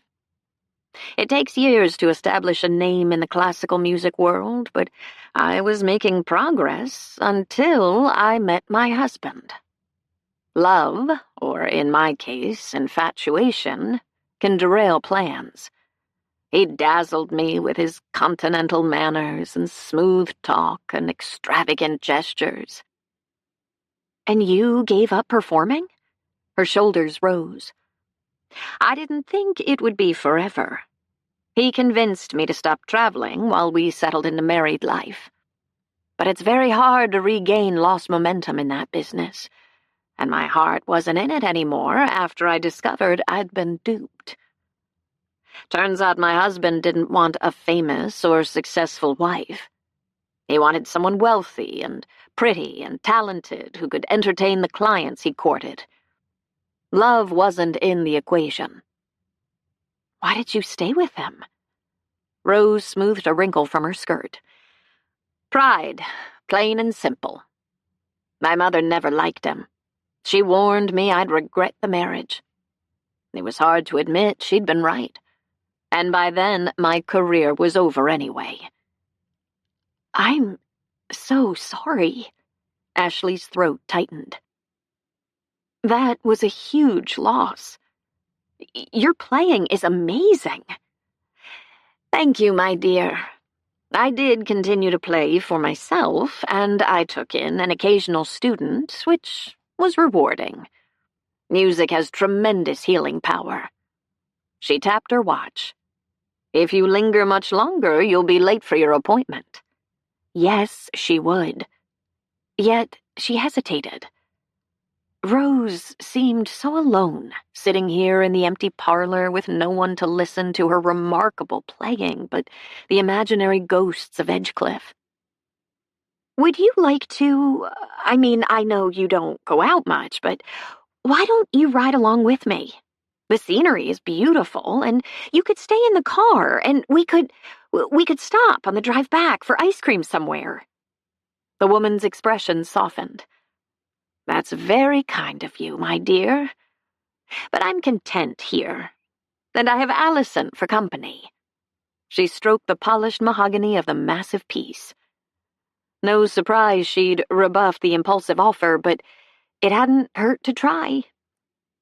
And one of these days, maybe the woman would accept such an invitation. I'll let you get back to playing then. I assume you'd like me to keep Allison a secret? Rose waved the offer aside. It's not really a secret. There's just never been anyone out here to hear my music except my father. And Charlie. He stopped by once while I was playing. But he has superb discretion. I doubt he told anyone. Her mouth curved up. If people find out, it's not a problem. But I see no point in spreading the word. It isn't as if I'm planning to book any gigs for myself. I understand. Ashley eased toward the door. I'll see you tomorrow for our briefing session. I look forward to it. Drive safe. While Rose swiveled back to the piano, Ashley returned to the front door and let herself out. As she crossed the porch, the strains of Moonlight Sonata followed her, the quiet opening notes muted by the walls of the house. In less than 5 minutes, she was back in her car and crunching toward the gate, revised schematic tucked into the folder beside her.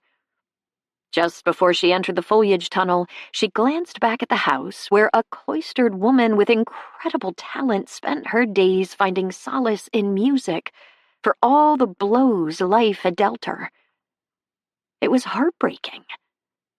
But with all the activity at the estate now, perhaps some of the joy and laughter Rose hoped to restore to Edgecliff would also find its way into her life. Then if the opportunity presented itself, maybe, just maybe, a certain historian could help renew Rose's existence just as she was renewing the place the last Fitzgerald called home. Chapter 12. By the way, John, Ashley was looking for you this afternoon. I answered her questions as well as I could, but I think she prefers to talk to you. Kyle passed the basket of biscuits to Laura. Help yourself. Sarah made plenty. John shot Kyle a silent warning across the dinner table in his foreman's apartment. The man ignored him. Don't mind if I do. The pizza John got us last night was excellent, but it can't compare to this feast. Laura took a biscuit. John kept an eye on Kyle as he responded to his sister. Frank makes the best pizza this side of the Rockies. It's one of my favorite takeout places. Not just because the pizza was first class, either. The dim interior and crusty, taciturn owner were also a winning combination. And I gave you a world-class view, didn't I? Better than any restaurant. I'll concede that the panorama from Pelican Point Lighthouse was amazing, even if the 2 cackling seagulls serenading us while we ate left a bit to be desired in the ambiance department. So who's Ashley? A bite of flaky biscuit got caught in John's throat. Of course, his sister would pounce on any mention of a female. He should never have let Kyle talk him into this cozy dinner. Latching on to the invitation just to avoid a restaurant meal had been a huge mistake. Before the other man could respond, John jumped in. She's my client on the big job I told you about. You never mentioned her. Only Rose, the recluse. Laura inspected him as she buttered her biscuit. I thought Rose was in charge of the project. We never see her. Ashley's our contact. Kyle avoided eye contact despite the glare John aimed his direction. Nice woman. Pretty, too. But I doubt she'll stay single long, once the local bachelors start seeing her around. Laura stopped eating. She's single? We don't know that. John stabbed the last piece of chicken on his plate with his fork. Yes, we do. John scrutinized him. How did you turn up that nugget? She doesn't wear a wedding ring, and I've never seen a guy hanging around Edgecliff. That doesn't prove she's single. Maybe her husband is wrapping up loose ends in Tennessee before he joins her. Nope. Sarah called while Ashley and I were talking. I told Ashley we were newlyweds and asked if she was married. She said no. That's very interesting. Laura took a bite of her biscuit. How old is she? Early 30s is my guess. What do you think, John? Kyle's tone remained conversational, but humor glinted in his eyes. So much for taking what had appeared to be the easy way out of a restaurant meal. His foreman was going to hear about this tomorrow. Estimating ages isn't my forte. Sarah, Kyle promised a spectacular dessert. I've been thinking about it all day after sampling the treats you send with him to our job sites. What are we having? After regarding him and her husband, the sweet brunette picked up his cue. An almond fudge tort with raspberry sauce. Honey, why don't you help me clear? She nudged her husband, seated beside her at the small round table. Sure. I'll help too. John rose and picked up his plate and Laura's. Oh, no. You're a guest. Sarah tried to relieve him of his excuse to delay a conversation with his sister. He held on tight to the plates. No, Laura's a guest. I'm a boss. I'd like to help. In that case, Kyle sat back down. Our kitchen's tiny. 3's a crowd in there. I'll keep Laura company while you two tote out the plates. Kyle with Laura one-on-one where his sister could grill him about Ashley? A disaster waiting to happen. But after volunteering for KP, he was stuck. All he could do was clear as fast as possible and try to retake his seat before too much damage was done. Unfortunately, Sarah also commandeered him to carry in the plates of dessert, and cutting the cake felt like a slow-motion exercise. As she carefully sliced it, did a fancy drizzle over each serving, and artistically placed a few fresh raspberries on each plate, he tried to keep one ear cocked to the conversation in the adjacent dining room. Too muffled to pick up. At last, dessert in hand, he rejoined his sister and foreman. The speculative once-over Laura gave him wasn't reassuring, nor was Kyle's fixation on gathering up a few biscuit crumbs from the tablecloth. At least no one mentioned Ashley again during the remainder of the meal. His reprieve, however, ended less than half a minute after he and Laura pulled away from Kyle's house and headed home. When are you going to give me a tour of the Edgecliff grounds like you promised? His sister twisted toward him on her seat, studying his profile in the dark. He should never have dangled that in front of her, hoping it would appease her if he begged off on dinners at sit-down restaurants. I don't know if I can make that happen. I have a number of stops on my schedule tomorrow, so I won't be on site much. Friday, I thought I'd take you up to Shore Acres State Park. And you're leaving Sunday. You could give me a tour on Saturday. I don't think the work crews are welcome on the premises on weekends. You could ask. I bet Ashley wouldn't mind. It was impossible to miss her slight emphasis on his client's name, or its significance. Kyle had filled her head with stupid ideas. I don't want to impose. Besides, Rose wouldn't appreciate strangers wandering around her property. There will be hundreds wandering about once the place is up and running as a special events venue and museum. We're not there yet. and I expect she'll stay sequestered while other people are around. Does this mean you aren't going to give me a tour? Let's see how everything goes. If I can block out a spare hour on Friday, before or after our trip to Shore Acres, I'll take you over. But there would be no spare hour. He'd make certain of that. Kyle says Ashley's nice. He let that pass. Well, she poked his arm. Well, what? What do you think? She seems to be. What's wrong with getting to know her better? John squeezed the wheel. She's a client, Laura. She won't be forever. I don't date. Why? Come on, sis. Get real. I am getting real. You are way too sensitive about your scars. I never thought you were vain, but maybe I was wrong. It's not about vanity. Are you sure? He blew out a breath. You sound like Ashley. The instant the words left his mouth, he cringed. Though the car was dark, Laura's intense scrutiny was almost palpable. You've talked to Ashley about your scars? No. He gave her a quick recap of their first encounter. She admitted to me later that the mask and chainsaw had scared her, and I told her she'd have been more scared if I hadn't been wearing a mask. Is that when she called you vain? Not exactly. Besides, it doesn't matter. I don't think I'd like to meet this woman. Not happening. Ever. She's hard to pin down. Most days she's out and about.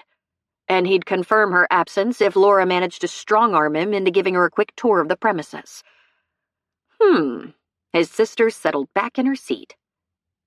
You should take a serious look in the mirror, John. I have. He was all too familiar with the scars and the asymmetry of his features.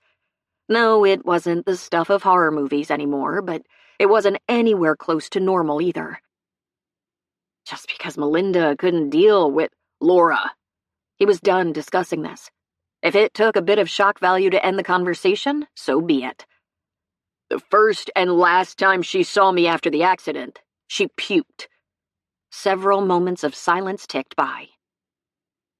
You never told me that. Laura's voice was laced with tears. I'm so sorry. Don't be. It's history. But my days of appealing to the opposite sex are over.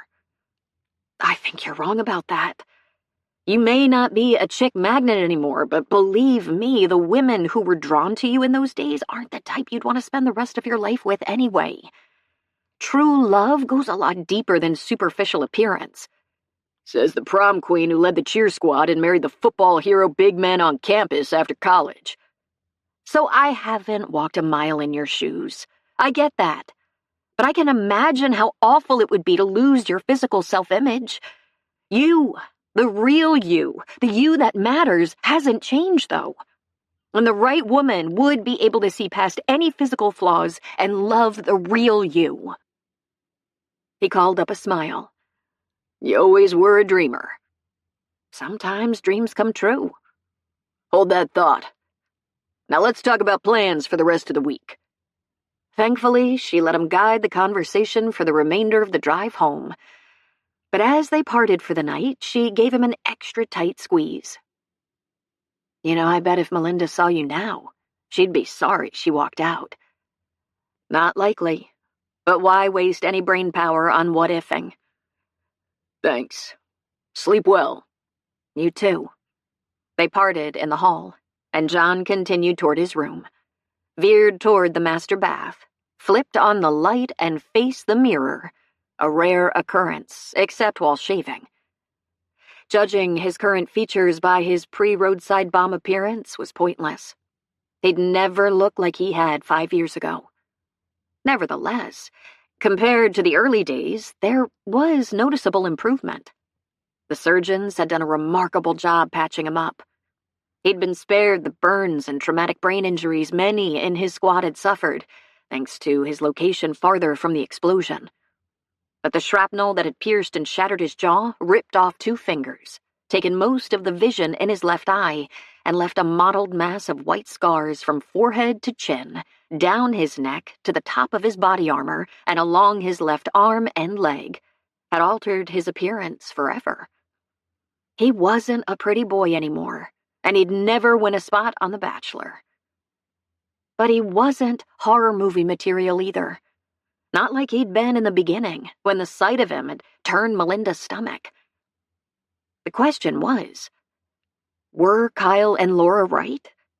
Was it possible people would be able to overlook his obvious physical imperfections and see into his soul and heart? There was only one way to find out. Ditch his disguise. Let the world see his scars and wait for a verdict. His pulse spiked, and he gripped the edge of the vanity. Vanity. There was that word again. Maybe he was vain. After all, the face staring back at him wasn't bad enough anymore to scare people, despite what he'd told Ashley. Yes, it would draw curious looks, but he could live with that. And Hope Harbor was small. It wasn't as if he'd be meeting new people every day. Once residents got used to his appearance, it was possible they wouldn't pay any attention to his physical flaws. He forked his fingers through his hair and straightened up. Going cold turkey would be difficult. But why not drop his concealing paraphernalia one item at a time? A scarf could go first. Getting rid of that annoying scrap of cloth would be a pleasure. Armed with that plan, he pulled out his toothbrush and got ready for bed. He'd wait until Laura left to implement his multi-stage shedding strategy, though. While she was here, he had another challenge on his hands. Now that Ashley was on his sister's radar, he'd have to find an excuse to keep Laura away from Edgecliff. Far away. Because introducing them wouldn't be smart. Laura would ask too many questions. All tactful, naturally. Laura knew how to be discreet with other people. But she was also insightful, a beneficial skill in her role as an employee ombudsman for a major company, but a definite negative for him in her role as sister. If Kyle had picked up on his interest in Ashley, Laura would be all over it in minutes, or less. He squeezed the toothpaste onto the bristles, coaxing the last dribs out of the almost empty tube. There were only 2 days left in the work week. He'd already nixed tomorrow with his legitimate errand excuse. He did have several suppliers to visit, and the visit to Shoreacre State Park on Friday would be a worthy substitute for Edgecliff. It was a decent plan. Laura would continue to pester him about Ashley, of course, but if he could keep the two women apart for the next 3 days, his sister would be winging home to Colorado on Sunday. And with more than 1,000 miles separating her from him, and communication confined to calls and emails, she'd have to resort to advice rather than action. A far safer and more manageable situation, as long as he got through the next 3 days unscathed. Chapter 13. Sorry I'm late, and thanks for your willingness to change our appointment from Tuesday to Thursday. Ashley pulled the door to the main house wider and ushered Marcy in. No worries. A sick 3-year-old takes precedence over a newspaper article. How's she doing? Improving. Whatever bug she picked up did a number on her, though. She hasn't been sleeping at night, and neither have we. Thank the Lord I have a capable assistant at work who is more than up to the task of running both the paper and my PR business if I'm not there. Ashley's ears perked up. You have a PR business, too? Yep, that's what pays the bills. The Herald feeds my journalistic soul, but in a town the size of Hope Harbor, a bi-weekly newspaper doesn't provide a living wage. Let's sit in the drawing room. Ashley motioned toward it, digesting this new information. Do you do websites in your PR business? Absolutely. I pull in a designer sometimes, depending on the complexity of the project, but most often we do them ourselves. Why? Edgecliff needs a website, and that's not my area of expertise. After we finish with your questions for the article, can we talk about that? I'm always happy to discuss new projects. Marcy perched on one of the tufted chairs and surveyed the room. Rose isn't joining us? No, sorry, I tried. She sighed. Disappointing, but I can't say I'm surprised. To tell you the truth, I was shocked she agreed to the first interview. When it comes to protecting her family's history and heritage, she's all in. Your partnership with her proves that. Marcy withdrew a sheet of paper from her notebook and held it out. Since I didn't expect her to show, I put together a list of questions like you recommended. It would add a lot to the story if she answered even a few. Ashley took the sheet.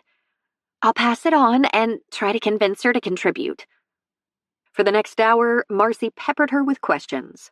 She continued the friendly inquisition during the tour of the house and grounds while she oohed and ahed over the furnishings and the gardens that were beginning to take shape. As they ended back in front by the porch and settled on a time for a follow-up meeting about the website, a UPS truck rumbled down the drive. Impeccable timing for you to accept a delivery. Marcy motioned toward the vehicle as she stowed her pen. I doubt it's for me. Who else would be getting packages? Ashley waved in the direction of the caretaker's cottage. Rose, there have been several deliveries this week. No kidding. The truck veered off the loop drive in front of the main house and trundled around to the back on the single-lane road that led to the carriage house and cottage. No hesitation, as if the route was very familiar. How much stuff does a recluse need? Apparently more than you'd imagine. Curious. Marcy pulled out her keys. Thanks for the tour, and I'll be certain to mention the open house you're planning to host for area wedding and special event vendors. I know you've already sent out invitations, but our circulation isn't bad, and a few more businesses may express an interest in attending. That would be great. I'm all for drumming up as many bookings as possible. Are you planning to have entertainment at the event? Ashley folded her arms. I hadn't thought of that, but it's not a bad idea. Music always adds ambiance. I can imagine a harpist or a string quartet or a jazz combo. Or a woman who played superb classical music on an antique piano, perhaps dressed in period attire. Her pulse picked up. Wouldn't it be fantastic if she could convince Rose to come out of hiding long enough to participate? A huge if, but it was worth pursuing. You've just given me a brilliant idea. Happy to be of assistance. Marcy offered her a mock salute. And I've got you down for tomorrow morning at 9 to talk about the website. Here or at my office? I'll come to you. Bring the garden renderings and any historic photos you think would be appropriate, along with the copy you've been working on. I took a ton of pictures today that should be fine for an initial website. We can jazz it up later if you want more glitz. Basic is fine for now. My main goal is to get it up. Like you said, we can always add bells and whistles. You ought to set up social media sites, too. Document the progress as this place begins to take shape. On my list. We could also handle that for you. Ashley flexed her lips. I'm trying to do everything I can on my own to conserve cash at this stage. But hold that thought for the future. You got it. Marcy jingled her keys. I'm off to work from home for the rest of the day while I play nurse. As Marcy climbed into her car, the UPS truck rumbled back out. Curious, as Marcy had noted. The grocery deliveries from town were understandable. So were the visits from the cleaning crew that kept the main house immaculate and also tended to Rose's cottage. But what would a woman who lived an isolated life be ordering that required frequent UPS deliveries? If she went down to the cottage now to talk about her idea for the open house, would she get a peek at the package? Not that she was nosy or anything. Yet the Rose riddle was intriguing. Who would ever imagine that a world-class pianist lived on these isolated grounds, or that a woman known as a recluse would strike up an unlikely friendship with the taco maker in town? Or that the last living Fitzgerald had a deep well of kindness that had gone untapped these past 7 years, save for the care she'd given her father and her quiet generosity when needs had arisen in Hope Harbor. Invading the woman's privacy, however, would be wrong.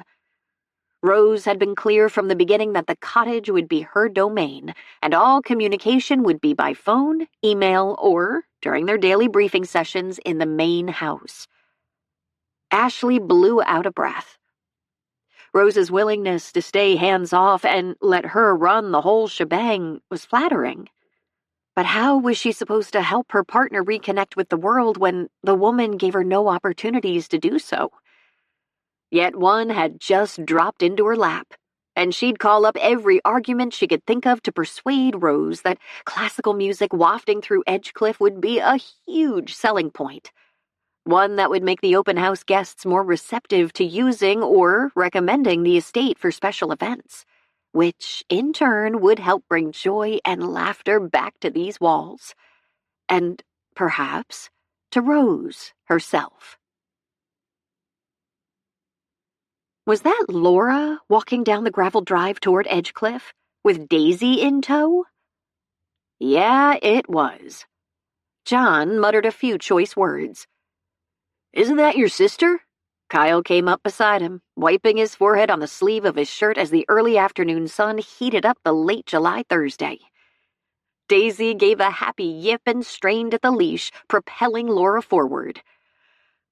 "Yes. What's she doing here?" Best guess. Coming for the tour she wasn't confident he'd provide. Leave it to Laura to take matters into her own hands, especially if she had an agenda. Like getting a glimpse of Ashley. His stomach clenched. This visit wasn't going to end well.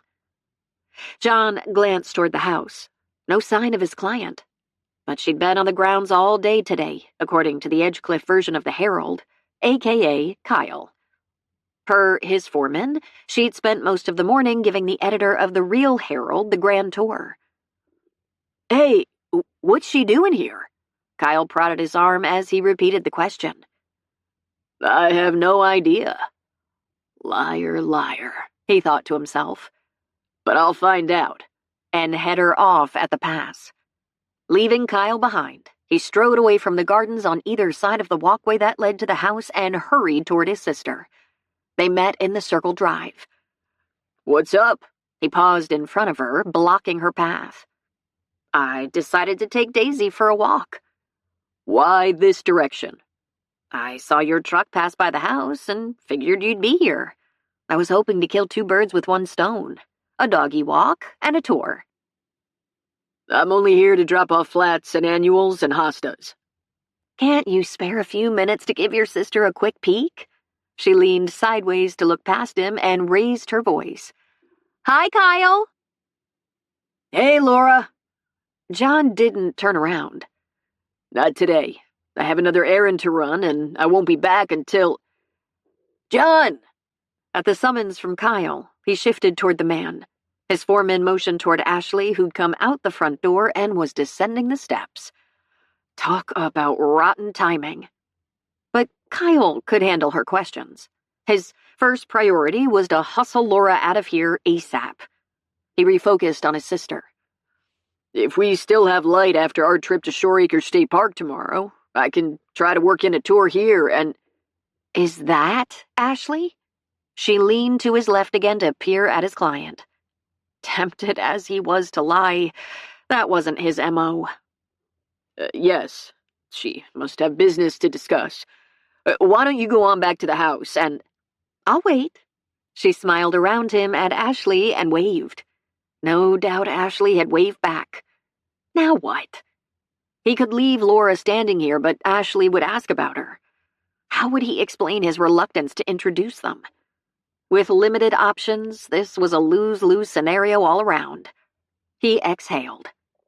May as well suck it up and do what any normal person would do under the circumstances. At least if he was hovering over the two women, the situation couldn't get too far out of hand. He hoped. "I'll introduce you. Come on." Leaving Laura to follow in his wake, John dodged Daisy's taut leash as his canine friend lunged forward. Ashley smiled as they approached. "I didn't mean to interrupt, but I had a few questions. If you're busy, I can ask them later, or tomorrow." "I'm not too busy." He did the introductions quickly. "Welcome to Edgecliff." Ashley swept a hand over the house and gardens as she addressed Laura. "Who's your friend?" As she bent to give the dog a pat, the pooch snuggled close to her leg, then rolled over for a belly rub. "This is Daisy, John's housemate." Laura dropped down and joined in the canine love fest. "Isn't she a charmer? I'll say. I decided to take her for a walk, and since John had promised to give me a tour—" "Ashley, you said you had some questions?" John nudged his sister, and she wobbled. When she grabbed the hand he offered, he pulled her up, fast. Ashley stood too. "Yes, I was going over the plans for the gazebo garden again, and I noticed—" "Hey, boss!" "What now?" John pivoted toward one of the members of the landscaping crew assigned to the gazebo area. "Yes? We have questions." More bad timing. "Kyle, you want to handle that?" "Can't. They already ran their questions by me, and I said you'd have to answer them. An executive decision is required." You go on, John. I'll wait for you." Laura petted Daisy again. He faced her. "Or you could go back to the house. I'll be busy the rest of the day." "What about my tour?" Before he could respond, Laura turned her charm on Ashley. "My big brother has been promising me a peek at the grounds, but I'm leaving Sunday, and he hasn't had a spare minute to show me around." Her ploy was obvious, but angling for an invitation wasn't going to work. "I told you tomorrow, May—" "I'd be happy to show—" As he and Ashley spoke simultaneously, John took his sister's arm and locked onto her gaze. "Let's plan on tomorrow. Ashley's busy, and she and I have business to discuss." "Actually, I have a free hour, and my business can wait. You have more urgent issues to deal with." She motioned toward his landscaping crew waiting by the gazebo for direction. Laura smirked at him. "Run along, dear brother. I can see I'm in excellent hands. And I know I'll get a much better tour from Ashley than I would from you." "What about Daisy?" A lame, grasping at straws excuse to nix an Ashley-led tour, but nothing else came to mind. "You can clip her leash to the porch railing while we're inside if you like." Ashley tipped her head toward the house. "That'll work. See you back at the house later, John." Without giving him a chance to protest, she started toward the house. Ashley fell in beside her, the two women already chatting like old friends. "They seem to have hit it off." Kyle watched them ascend the steps. Yes, they did. Unfortunately. Because if his sister clicked with Ashley, taming his sister's sometimes unruly romantic streak during the remaining 3 days of her stay would be a full-time job.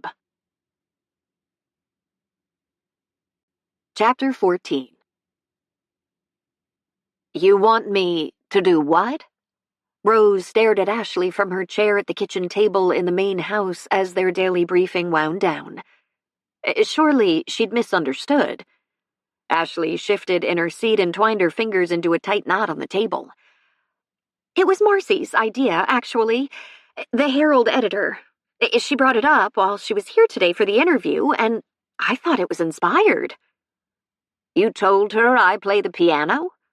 "Oh, no." Ashley's reassurance was swift and fervent. "I haven't shared that with anyone. She just thought music would add to the ambiance of the open house. Having you play was my idea."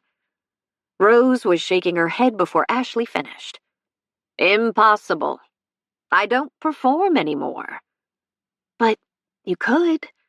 Your playing is superb, and it would be much better than a hired harpist or string quartet. The guests would love it, and you wouldn't have to interact with them. We could rope off that part of the room, and your back would be to the people while you played. I was also hoping to convince you to wear the vintage outfit you dug out of the attic for my first visit. That would be the icing on the cake." Ashley was glowing with enthusiasm. Rose glanced out the window toward the vast expanse of sea sprinkled with diamonds in the late afternoon sun, no more brilliant than the sparkle in the younger woman's eyes.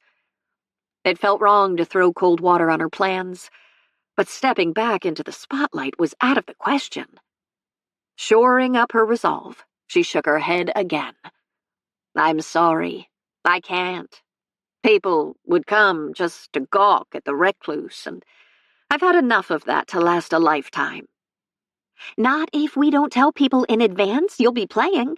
Ashley leaned forward, earnest and intent. No one has to know about the entertainment until they arrive. And I don't have to share your name if anyone asks. But they may not. Most of the guests aren't from Hope Harbor and won't know much about the history of the house. You could remain anonymous, if that's your preference. I think they'll simply be charmed by your attire and swept away by your playing. As Rose studied the other woman, a tiny tingle ran through her. The kind she used to experience back in her concert days as she waited in the wings to be announced. How strange, after half a century, that the idea of once again playing for an audience would produce a tiny adrenaline rush. Bring back a flood of memories from the days when sharing her music with an appreciative audience buoyed her spirits and left her on more of a high than any of those mind-altering drugs favored by young people today. But she was too old for such fancies. Spending hours alone with Allison was sufficient. She leaned forward and touched Ashley's hand, gentling her voice. I'm flattered by your invitation and kind words, but my performing days are over. Why? I'm 80. So? Your playing is timeless. The stubborn set of Ashley's chin indicated she wasn't going to give up without a fight. An impressive quality that had been evident since their first exchange of letters. Admirable as persistence was, however, it wasn't going to work in this case.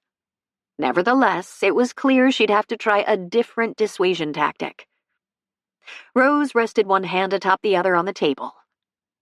How long will this open house last? 2 hours. I don't have the energy to play that long. Only the first hour is in the house. We'll move outside after that. Under the tent if it rains, but hopefully it'll be a beautiful day. Your part would be finished after the first hour, and I'll rope off the whole room if necessary to keep the people far back. Please, Rose, your music would add magic to the event. She steeled herself to the plea in Ashley's expression. I'm sorry, but I'm not prepared to play in public. She slid her chair back from the table, stood, and forced up the corners of her mouth. I do think music would enhance the ambiance, so if you want to hire the harpist or string quartet you mentioned, you have my full support. Is there anything else we should discuss today? No. Ashley's shoulders drooped. Same time tomorrow? I'll be here. Have a pleasant evening. Rose crossed the room and let herself out the back door. In the waning daylight, she strolled down the gravel path toward her cottage, breathing in the invigorating air while surveying the panoramic vista from the small piece of terra firma claimed by the Fitzgeralds long ago. Her domain. Such a blessing to have this beautiful, peaceful retreat to call her own. Yes, she'd opened the gates to others now, but most evenings this view, this serenity, would be hers and Ashley's alone. And what a lovely young woman to share it with. Rose paused to watch the aerial acrobatics of 2 gulls, their movements synchronized as if choreographed. Charlie's birds, perhaps? Her lips twitched. Only the man himself would know. But those 2 birds had been amusing the day they'd dropped in during his visit on the terrace. Floyd and Gladys, he'd said. A seagull couple. She continued toward her cottage, the notion of couples leading her back to Ashley.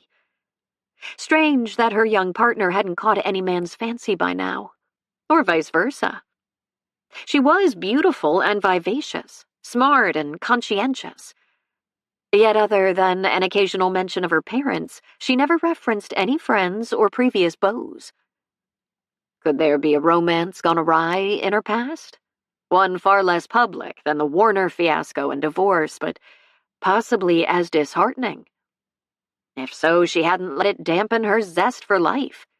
and she seemed determined to inject a portion of that zest into her partner with the preposterous idea about playing at the open house. Rose waved off a bothersome bee that apparently thought her purple blouse was a new flower to be investigated.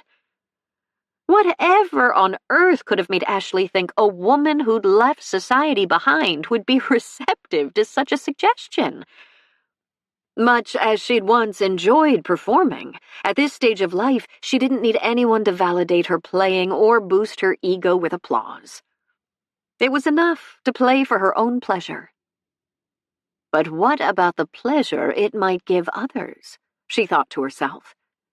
Rose jolted to a stop a few steps from the cottage door, frowned. That was a different take on the situation. It was true that in the past people had enjoyed her playing. Her father, certainly, in his final years, but also her audiences when she'd been young and ambitious and passionate about sharing her talent with the world. Was it possible she was being selfish? God had blessed her with an exceptional aptitude for music, after all. Yes, she'd honed it with diligent practice and dedication, but the talent was a gift. Was it wrong not to share it with others? And was it also wrong to say no to Ashley, who'd worked so hard to bring their vision to life? Whose lights burned late every night in the carriage house as she gave this project all of her energy and enthusiasm? Rose took a deep breath. Maybe she owed more to this endeavor than her generous financial commitment. Maybe she owed it a piece of herself. Maybe, to use one of her father's favorite phrases, she should put some skin in this game. As that idea sent down tentative roots, she slowly continued to the cottage, grasping the support beam on the tiny porch when the ground beneath her seemed to shift. Agreeing to Ashley's proposition would require a huge leap outside her comfort zone, one she'd never planned to take. But her offer to cordon off the whole parlor had been both smart and compelling. Venturing back into the world of real people couldn't get any safer than that. She stepped up onto the porch and swiveled back to look at the grand Victorian lady in the distance. Her haven. The house she'd intended to occupy alone until the good Lord called her to her eternal home. Yet her decision to preserve the family heritage had trumped her desire for solitude. Giving up a modicum of privacy to bring life and laughter to those walls and these grounds had been worth the sacrifice. Would sharing her music with others also be worth the sacrifice of public exposure? Rose rested a hip on the railing of the tiny porch, weighing the pros and cons as a flicker of excitement licked along her nerve endings at the prospect of playing for an audience again. And there wasn't much risk. She could enjoy the thrill of performing again with relative anonymity. Be part of the gathering without mingling. Most people at events like an open house paid scant attention to the background music anyway. It tended to register on a peripheral level, setting a mood. This wouldn't be a concert. It would, however, be a performance. If she was willing to venture outside the insulated little world she'd created at Edgecliff. A light came on in the long, unused carriage house, an unexpectedly comforting sign of life after months of sharing the property only with passing birds and squirrels. And really, wasn't that sufficient? Why stir the pot any more than she already had? Remaining in the shadows would keep her life placid and predictable. Except, she lowered herself to the rocking chair. What had Charlie once said about that very subject? The day he'd explained to her why he kept an irregular schedule, painting in solitude some days, cooking and conversing at his stand on others. All at once, his voice echoed in her mind. Predictability has its virtues, but too much routine can get stale and bland. A touch of spice is as essential for life as it is for my tacos. An observation applicable to many situations, including her own. Her taco-making friend had made a comment about shadows once, too, hadn't he? Something about how they were helpful for people who wished to hide, but that true freedom came only in sunlight, even if it entailed risk. Brow furrowed, Rose stood and moved to the railing again, where the light from the carriage house was more visible.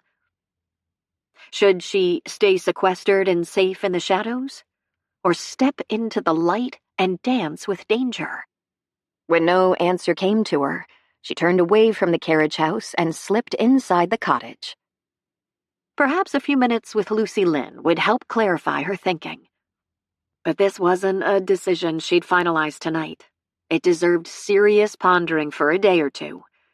And once she did settle on a course, she'd have to pray it wasn't one she'd live to regret. "What do you mean, you and Ashley are going to tea?" From the passenger seat, John whipped his head around as Laura dropped that bombshell. His sister continued to tool down 101 in her rental car as if she didn't have a care in the world. That made one of them. "Am I not speaking English?" She sent him an amused glance. "I mean exactly what I said. We're going to tea on Saturday at Bayview Lavender Farm.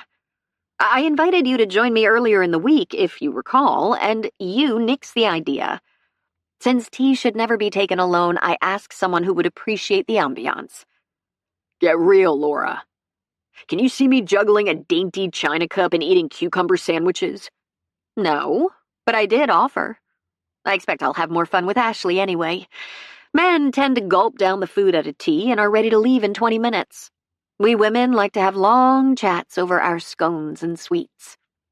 A scenario that sent a cold chill rippling through him. "Laura," he injected a warning note into his voice. "What?" "I want you to butt out of my love life," she snorted. "There's no love life to butt out of as far as I can see." "I'm serious." "So am I." She flipped on her blinker and hung a left onto Bluff Avenue, the scenic road into town. "I hope you're hungry." Not anymore, now that it was clear where they were going. The Myrtle Cafe was the sole sit-down restaurant in town, and it had been packed every time he'd peeked in during his tenure here. Sitting elbow to elbow with locals before he'd psyched himself up for that kind of exposure was bound to result in a case of severe indigestion, assuming he could choke his food down. "Not very. I had a late lunch while I was running around today, and I hear the Myrtle has generous—" "We're not going to the Myrtle, even if I become addicted to their spinach quiche." John squinted at her. "There aren't any other restaurants in town." "Depends on how you define restaurant. I have tacos on my mind." She was taking him to Charlie's? "I thought you wanted to eat at sit-down restaurants for dinner while you were here." "I did. But have you taken me to any yet?" She arched her eyebrows at him, then directed her attention back to the road that curved around the bluffs. A wave of guilt crashed over him. No, he hadn't. They'd had 2 dinners at his house from the provisions she'd brought, venturing out only for a home-cooked meal at Kyle's apartment and take-out pizza at the Lighthouse. He did owe her a meal at a real restaurant. "Why don't we go up to Coos Bay and—" "I'm fine with Charlie's. We'll claim a bench or grab the picnic table in the gazebo if it happens to be empty. Since it's obvious you don't want to eat at a sit-down restaurant, I'm not going to force you. I didn't come to Hope Harbor for the food anyway." She hung a right onto Dockside Drive and motioned toward Grace Christian Church as they passed. "You ever go to services anymore?" He squirmed in his seat. Not lately." "Like not in 5 years." "Wouldn't hurt. Might help." "With what?" "With getting your life back on track." "My life is already on track." "You sure about that? Because as I recall, one of your goals back in the day was to have a wife and family." He wrapped his fingers around the strap of the shoulder harness. "Sometimes plans have to be altered." "And sometimes they don't. Detours can involve delays and route adjustments, but the destination doesn't have to change, unless you get so lost you give up." She sent him a quick but pointed look. "I never thought you were the type who gave up, big brother." "Who said anything about giving up?" "Actions speak louder than words.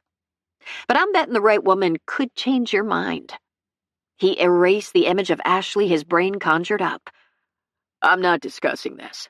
Fine. She motioned ahead with her hand. We're in luck. A vacant parking spot near Charlie's is a rarity in my limited experience. She sped up and swung in. You want to get the food while I secure a seat? He surveyed the stand. For once, there was no one in line waiting for a taco fix. Too bad that hadn't happened more often, or he'd have become a regular customer. I can do that. But Laura, he touched her arm as she reached to open her door. Leave me out of the discussion during your tea with Ashley on Saturday. That's a tall order. You're our link. I have every confidence in your ability to direct the conversation to less personal topics. Promise me you'll do that. I can promise to try. But what if she asks questions?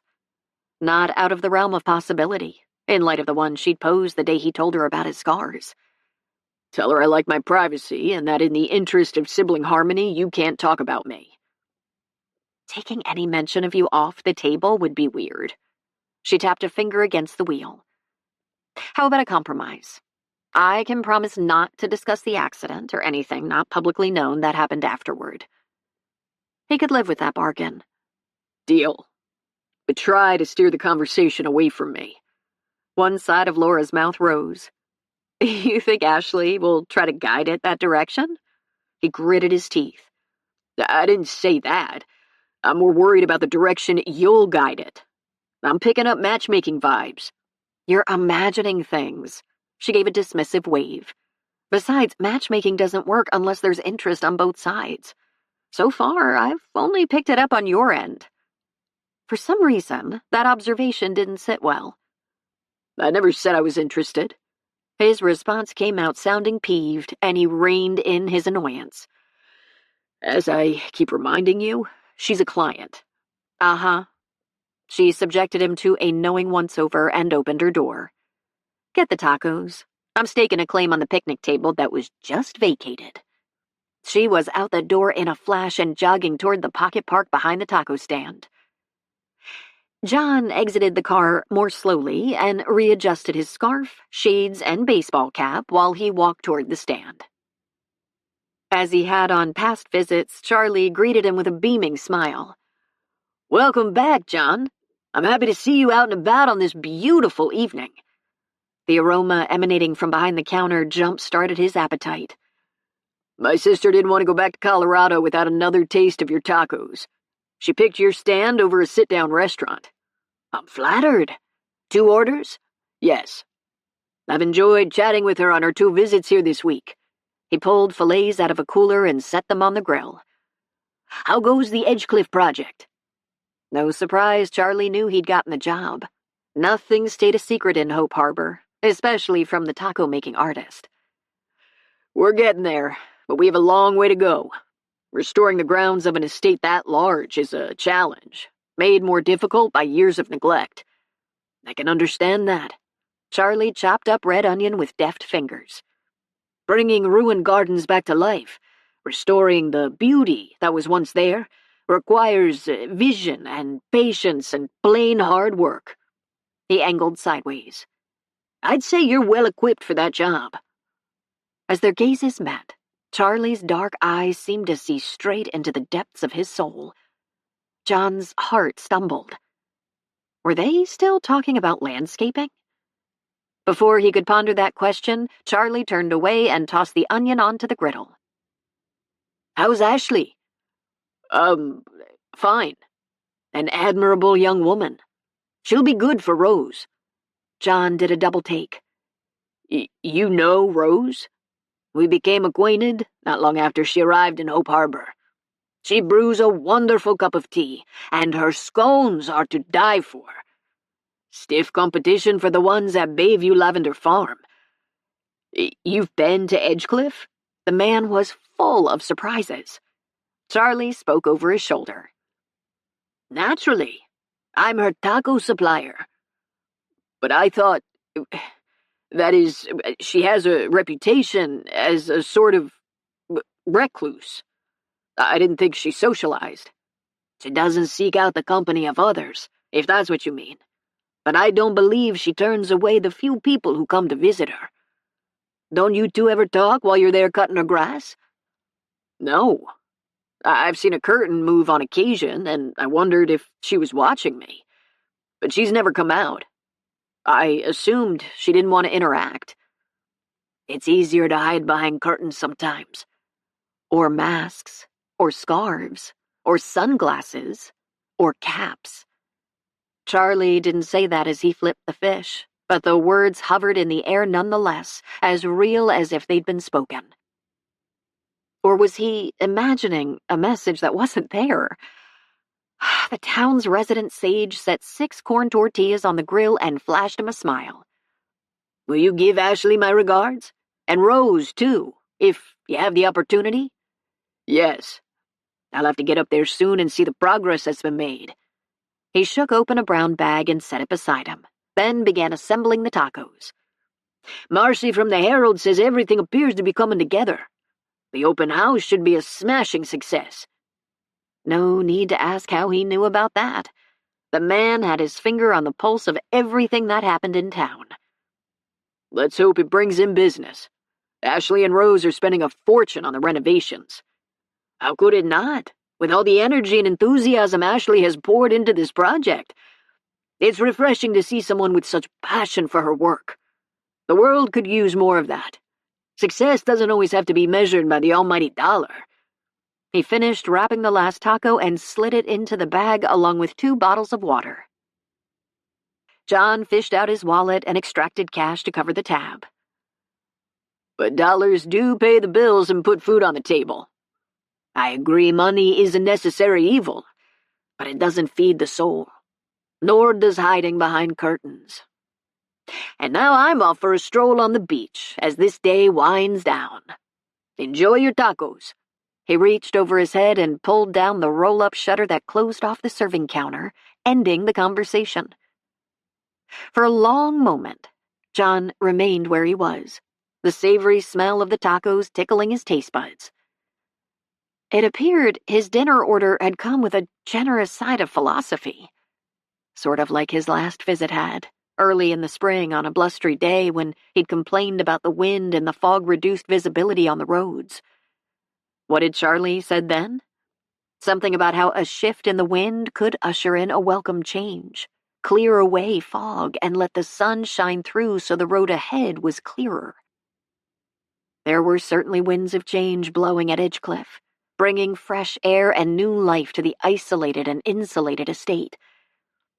He rounded the taco stand and struck out for the tiny park and the picnic table Laura had claimed. Perhaps there were winds of change blowing in his life, too, now that he'd decided to ditch his disguise and begin making a few forays into town, thanks to prodding from Kyle and Laura. But whether those winds would usher in a sunny day or unleash a new tempest remained to be seen. Chapter 15.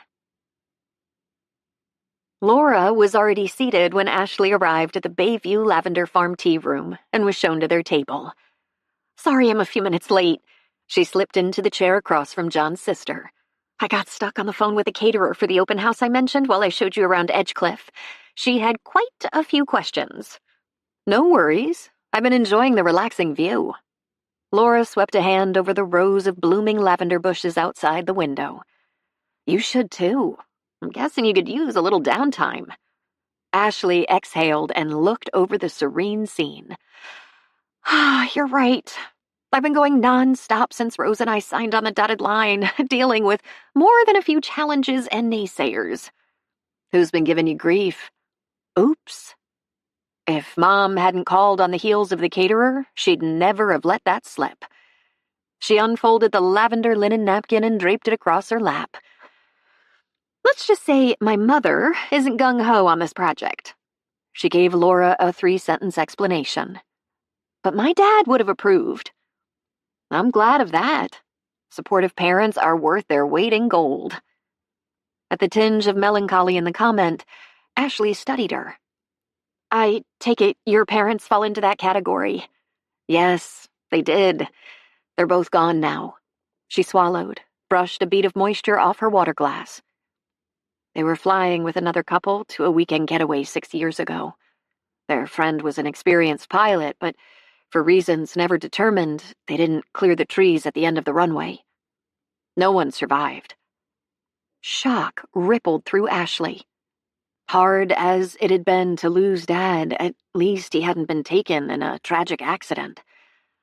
"I'm so sorry." "Thank you.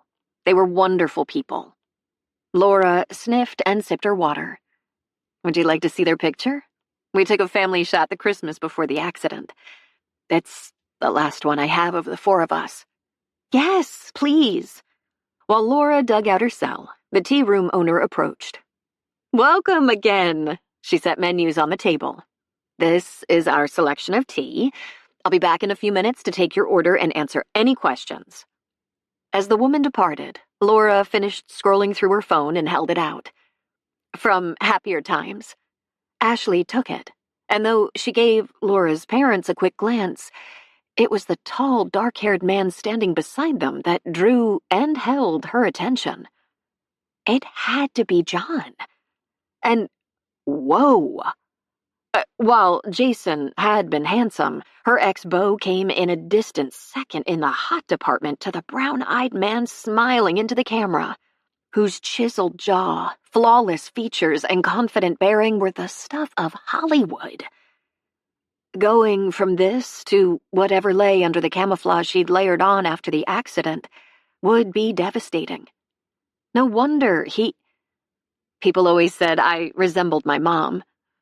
As Laura spoke, Ashley pried her gaze off the image of John and compared mother and daughter. "Yes, you do. The similarity is remarkable."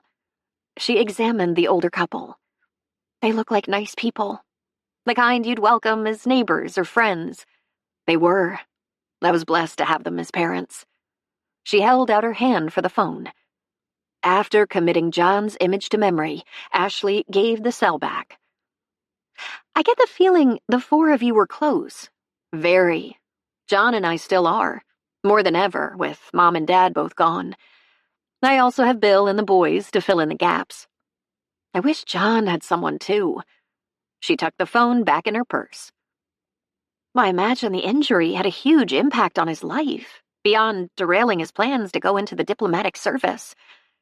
If she made a few comments about him, Laura might offer information without her having to ask specific questions. The other woman hiked up her eyebrows. "He told you about that?" Whoops. In light of John's reticence, she probably shouldn't have mentioned anything he'd shared with her. She lifted one shoulder as if the disclosure was of no consequence. "It just came up in conversation." Laura's expression was difficult to decipher. Skepticism? Curiosity? Satisfaction? Approval? All of the above? The owner returned for their tea order while Ashley tried to analyze her companion's demeanor, but it was hard to interpret the vibes wafting her way as they both settled on the house specialty, lavender lemon. After the woman departed, Laura picked up the conversation.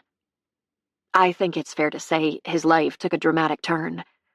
When you're as handsome as John was, with a fellow model for a fiancé, such a radical change in appearance would have huge consequences." Fellow model? Fiancé? You didn't know that part of his background? Laura appraised her with discerning brown eyes that were a match for her brother's in the photo. "No."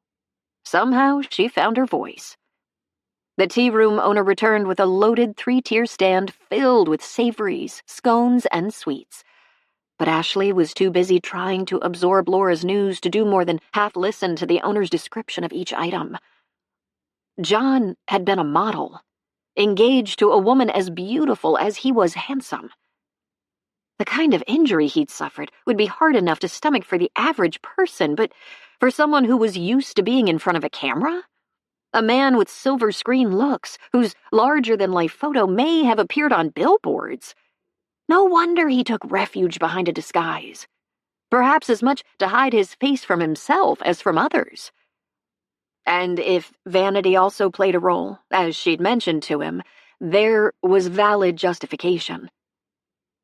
While Laura helped herself to one of the tiny croissants filled with lavender-studded chicken salad, Ashley took a cucumber sandwich and set it on her plate. "I'm sorry for all your family has been through in the past few years." The words were inadequate, but she infused her tone with heartfelt compassion. "Thank you." A brief cloud passed over the features of her new acquaintance. "I won't lie. It's been tough. Tougher on John. In addition to the grief over Mom and Dad, he had to contend with both a broken body and a broken engagement." She sighed. "I wish he didn't live hundreds of miles away. I'd worry less if he had a close friend or two nearby, but as you may have realized, Daisy is his main source of companionship." "I'm sure he could make friends if he wanted to. I haven't been here long, but Hope Harbor appears to be a very welcoming town." "I picked that up too." Laura waited until the owner poured their tea before continuing. "But to be welcomed, you have to be willing to be approached or do the approaching yourself. If I were staying longer, I'd encourage John to do that. It's harder from 1,200 miles away." She shook her head and took a sip of tea. "It's such a shame. He's a terrific guy. The kind of man who sticks by a friend through thick and thin. You won't find anyone more loyal or caring or conscientious." "Did he tell you about Daisy?" No. Well, we haven't had many conversations, and most are work-related." A pity." Laura didn't elaborate on that succinct reply, instead returning to the subject of his dog. "He adopted her from a rescue shelter in Colorado while he was recovering from his injuries. I convinced him to move there after he was released from the hospital, when he needed a lot of help. You should have seen the poor thing back then. She'd been abused and wouldn't let anyone get close. But John worked with her until he earned her trust, showing incredible patience and compassion. And look at her today. She's a happy, healthy, well-adjusted dog who adores her owner."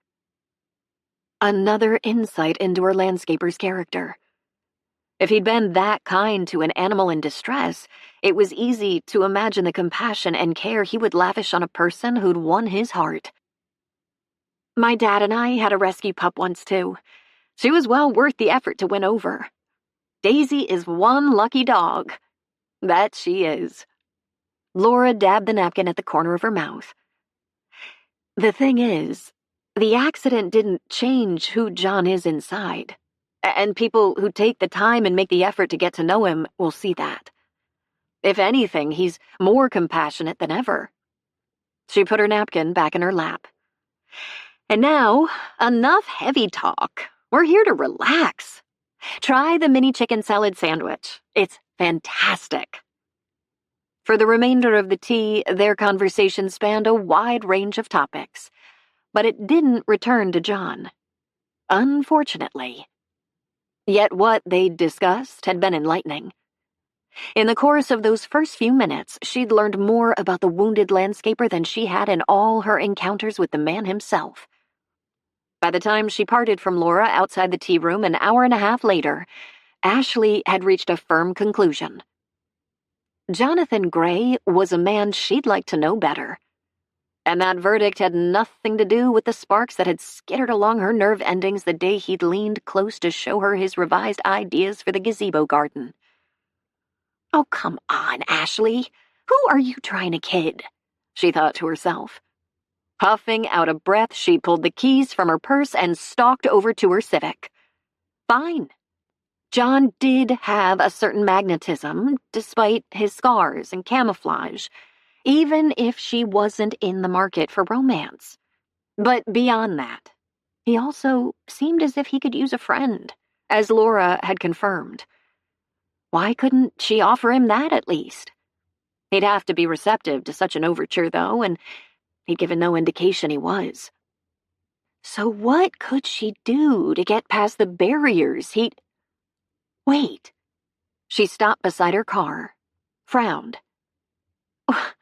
When had her mission in Hope Harbor morphed from creating a historic special events venue and museum to include helping Rose and perhaps John?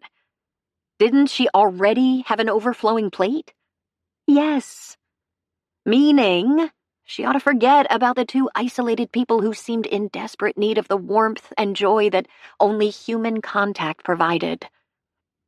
Yet as she slid behind the wheel and pointed the car back toward Edgecliff, her mind was already scrambling to come up with new strategies to persuade Rose to play at the open house, and to convince a wounded warrior to accept the hand of friendship she planned to offer.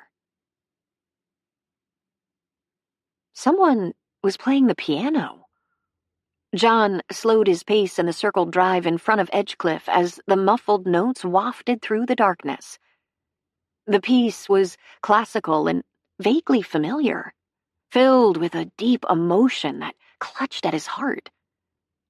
It could be a recording, but based on the light filtering around the curtains in the room to the left of the front door where he'd once spotted a piano through the window, it was more likely a live performance.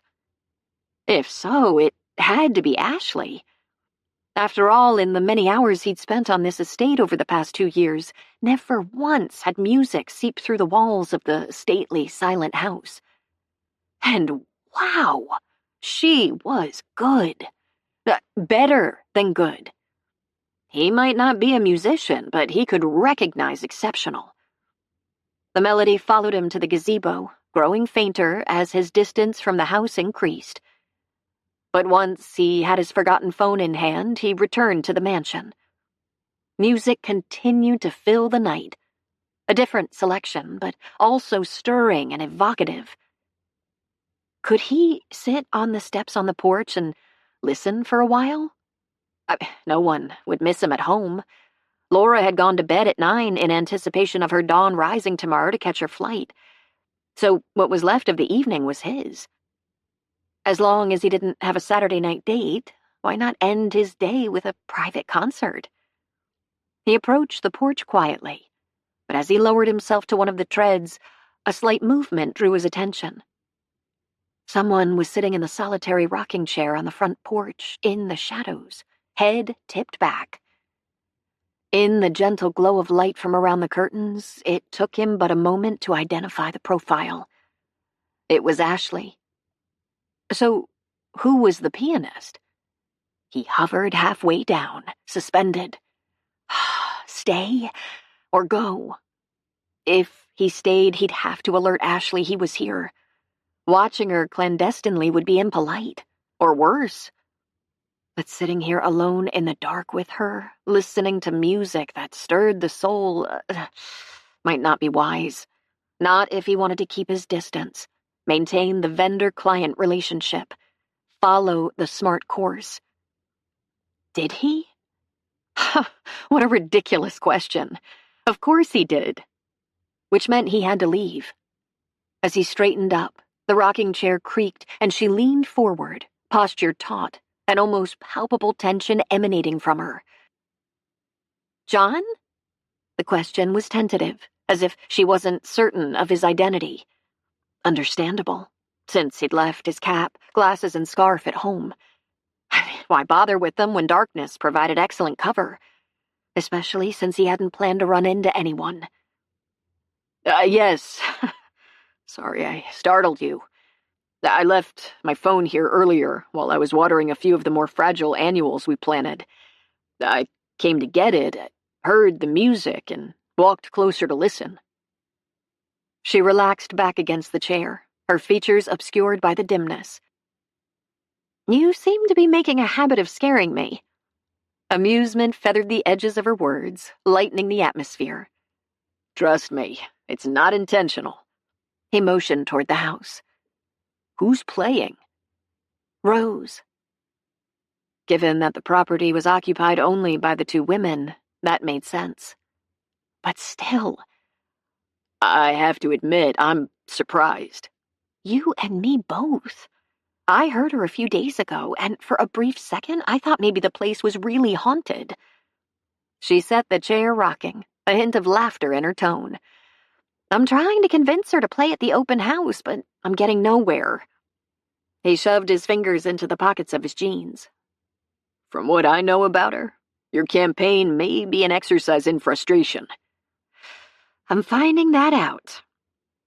"So what are you doing out here at this hour of the—" "Oh." Ashley stopped rocking, breathing the single syllable as the music shifted yet again.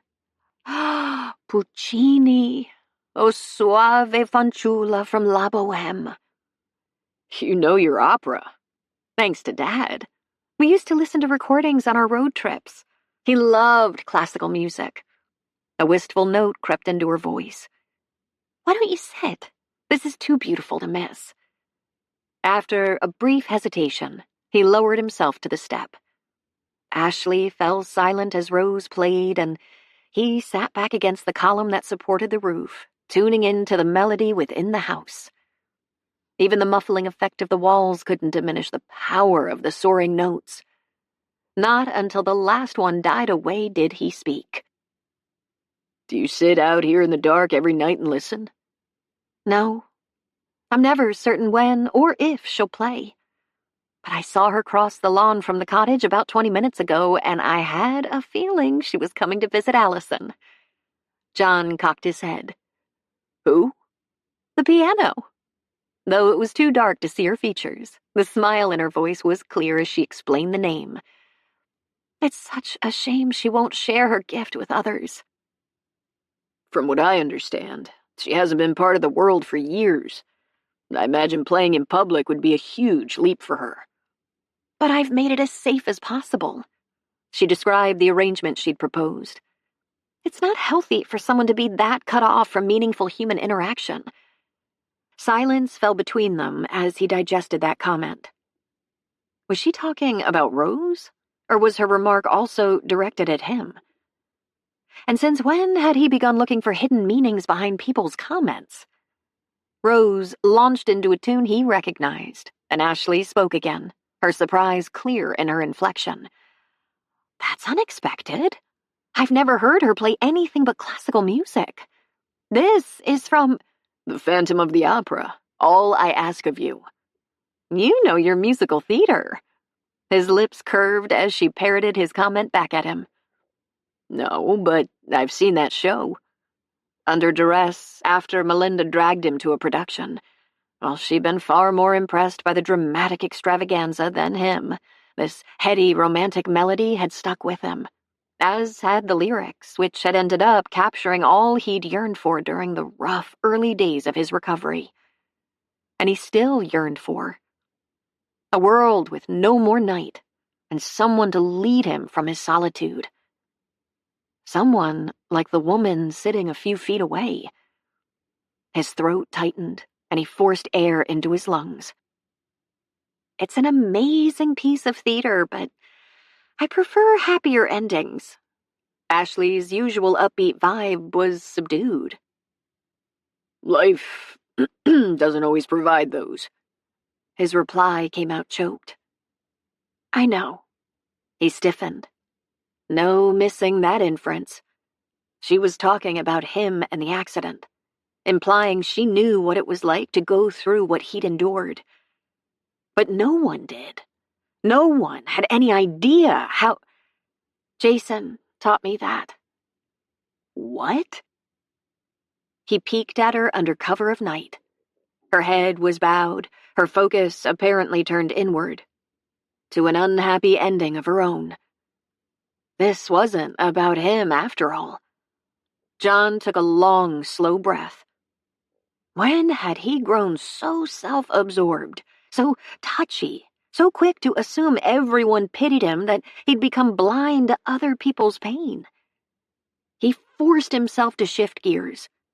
Her comment invited follow-up, but what could he say? If she wanted to talk about personal matters, she should choose someone she knew well. Except she couldn't yet have made any close friends here. And considering the mother-daughter relationship she described, it was doubtful her mom would be a confidant. But she must have someone she could talk to. A vibrant woman like Ashley would draw friends like a light drew moths. She could call one of them if she wanted to hash out painful subjects. Yet her sad admission begged for a response, for an invitation to unburden her soul if that's what she needed to do. Anyone with an ounce of compassion would offer as much. The moisture in his mouth evaporated, and his pulse picked up. You can do this, Gray. Just spit out the question. Curling his fingers around the edge of the tread, John spoke as the muted melody filled the night. You want to talk about him? The question hung between them, dangling in the night air, until heat flooded his cheeks. So much for trying to be empathetic. Instead, he'd put her in an uncomfortable... I've never told anyone what happened. And why should she start with him? A vendor who was a business associate, not a friend. Pushing could be a mistake. Yet all at once, he wanted to know her story. Wanted to know what kind of man would hurt a radiant woman like Ashley, who carried sunshine in her smile and kindness in her heart. A man who'd spawned a surprisingly intense anger deep within him. I take it he was your boyfriend? The question spilled out before he could stop it.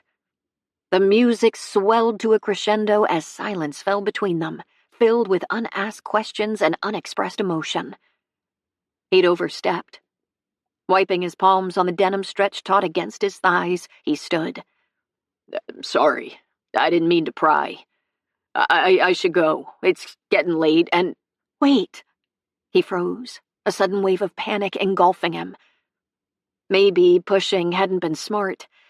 There was risk if she opened up. He could get sucked in, begin to care for her, set himself up for another rejection.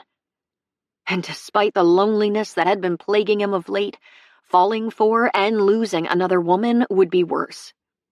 The safest strategy was to cut this conversation short and walk away. A course he intended to follow as soon as he could formulate an excuse to leave and convince his uncooperative feet to get into gear. Chapter 16. John was going to walk away, and she should let him. Talking about Jason would be hard, and what purpose would it serve? Except, Ashley gripped the arms of the rocking chair. Hadn't she, mere hours ago, decided to offer him the hand of friendship? And how better to let him know she'd like to deepen their relationship beyond vendor-client status than by trusting him with a hurtful secret? As he eased toward the darkness beyond the porch, a wave of panic swept over her. The window of opportunity was closing. Fast. If she didn't act, it would slam shut within seconds. Wait! The repeated request came out strangled, and she swallowed. Please. He hesitated, but every taut line of his body said he was primed to disappear into the night. It was now or perhaps never. She cleared her throat and took the plunge. If you have a few more minutes, I could use a sympathetic ear. He shoved his hands into his pockets and remained where he was. Wouldn't you rather talk about this with a friend? Someone you have a history with? He was trying to bail. Not surprising, but an ego hit nonetheless. Her skills with the male species must be as sadly lacking as her persuasive powers, in light of her failed attempts to convince Rose to play at the open house. I don't have any close friends. My parents shared custody, so I spent the school year in one state and summers in another. None of my grade school friendships survived. I lost touch with my high school friends after we graduated and went our separate ways. I was a commuter student in college, which isn't conducive to forming friendships. Being a nose-in-the-book studious type doesn't lead to many friendships either. What about career friends? The series of positions I had kept me on the move while I inched closer to my dream job in Tennessee, where Jason occupied my time. Until he didn't. She exhaled as John edged deeper into the shadows. She'd have to give him an out. If he didn't want to stay, coercing him into lingering would accomplish nothing. If you don't want to listen to my sad tale, I understand. He froze. Well, I didn't say that. Your body language does. You seem poised to flee. After a few moments, he slowly returned to the porch and reclaimed his seat on the step. I can listen. She released the breath she'd been holding. First hurdle on the path to friendship cleared. Gathering her thoughts, Ashley set her chair in motion again. It's hard to talk about. I get that. Yeah, he would, if his fiancée had thrown him over. Let me go back to your earlier question. Yes, Jason was a boyfriend. One I believed was destined to become more. She leaned her head back against the tall rocker and looked up at the stars twinkling through the diaphanous furls of fog beginning to swirl through the night. Several seconds ticked by. How did you two meet? There was a natural follow-up question, but based on the lag, John had had to dig deep for it, as if he was pulling his conversational skills out of the dusty corner of an attic. At a society soiree held on the grounds of the historic house where I worked. One of those charitable affairs where people pay $500 or more for dinner to support a worthy cause. I was there in a professional capacity, as part of my job coordinating special events. He was a guest. We chatted. He called. We started dating. I thought I'd found my dream job and my dream guy in one fell swoop. She gave a humorless laugh. Wrong. About the guy, anyway. He didn't end up being Prince Charming? More like a frog. She rocked harder as all the repressed hurt came surging back. He began canceling dates at the last minute, always for what seemed to be valid excuses. He had to work late on a hot project.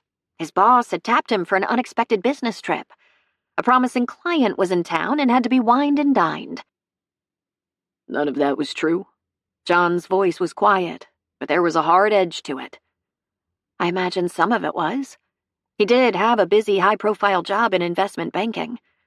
But I doubt most of his excuses were legit. And the last one sure wasn't. Another wave of pain washed over her, along with a heaping dose of humiliation. John twisted toward her, his features masked by the darkness, his posture relaxed. Yet there was leashed anger in his inflection. What happened?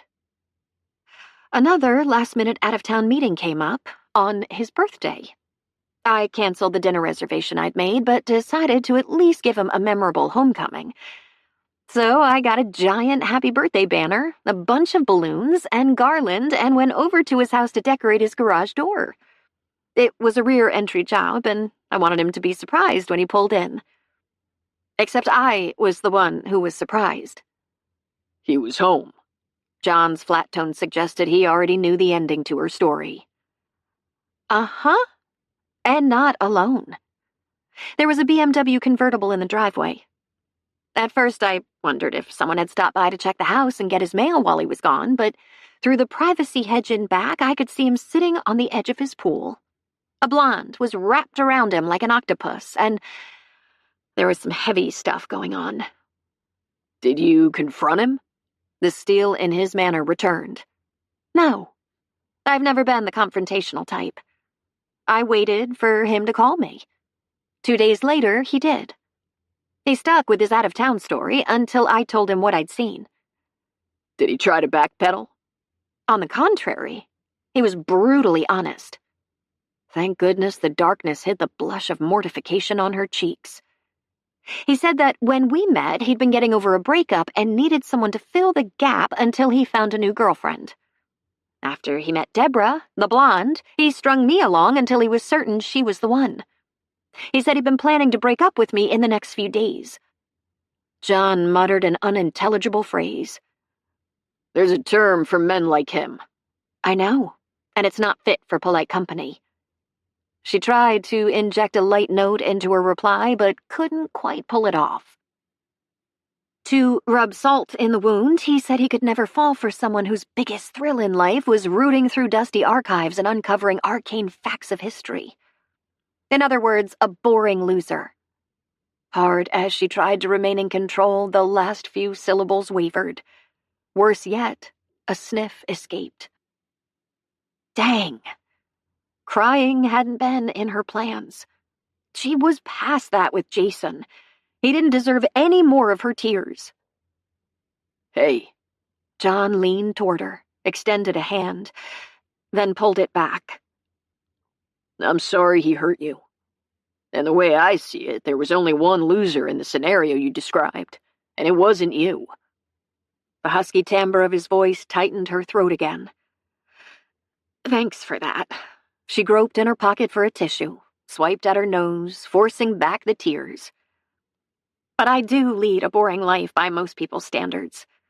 Contacting Rose and coming out here to start over is the biggest risk I've ever taken. I don't think your life is boring. You're doing what you love, and it shows. Tackling the Edgecliff project required vision and enthusiasm and daring and initiative, and from what I've seen, you have an endless supply of those. Warmth radiated through her, chasing away the slight chill in the evening air. Thank you for that, too. Just stating the facts. His reply came out a tad gruff. Pressure built behind her eyes, and she leaned forward. Can I tell you something? A beat ticked by. Okay. Though he didn't sound too certain. My experience with Jason kind of soured me on romance. But it's nice to know there are guys out there like you who are genuine and honorable. Even if his fiancée hadn't appreciated him. A few more beats passed before he responded. Thanks. At his flat, perfunctory reply, she peered at him in the dark. What? You don't believe I think that, or you don't believe you're genuine and honorable? He lifted one shoulder. You don't know me well enough to make that judgment. You don't have to know someone forever to get a sense of who they are. I have positive vibes about Laura, too, and we've only spent a handful of hours together. She's easy to read. And you're not? I have a few more layers. He folded his arms, leaned back against the column, and changed the subject. She said you had fun at tea, but didn't offer much beyond that. Ah. He was fishing for information about their conversation. Curious how much his sister had shared. She should give him a top line. To pretend Laura hadn't passed on a few key pieces of information would be disingenuous. Yes, we did. But we also had our serious moments. She told me about your parents. I can't begin to imagine how difficult it would be to cope with a loss like that. Despite the distance separating them, she could hear his long, slow exhale over the achingly tendered chords of the music. It was hard. We had a great relationship. I could tell that from the picture she showed of the last Christmas you all spent together. Everyone looked so happy. His posture stiffened, but he didn't comment on the photo. What else did you two talk about? Daisy, and how you adopted her. Did she tell you about Melinda? Ashley frowned. Who? The woman I'd planned to marry. Oh, well, she mentioned a broken engagement, but few other details. Resting her elbows on the arms of the chair, Ashley continued with a comment rather than a question. I assumed the incident in the Middle East was a factor in the breakup. Her carefully phrased statement was as diplomatic as she could make it, giving John the option of opening up about his own failed romance or changing the subject. But as Rose launched into Puccini's O mio babbino caro, Ashley prayed the emotion-laden melody would touch his heart and help convince him to trust her with his secrets, as she'd trusted him with hers. Surrounded by soaring notes of poignant music and tendrils of fog curling through the night air, John took a deep breath.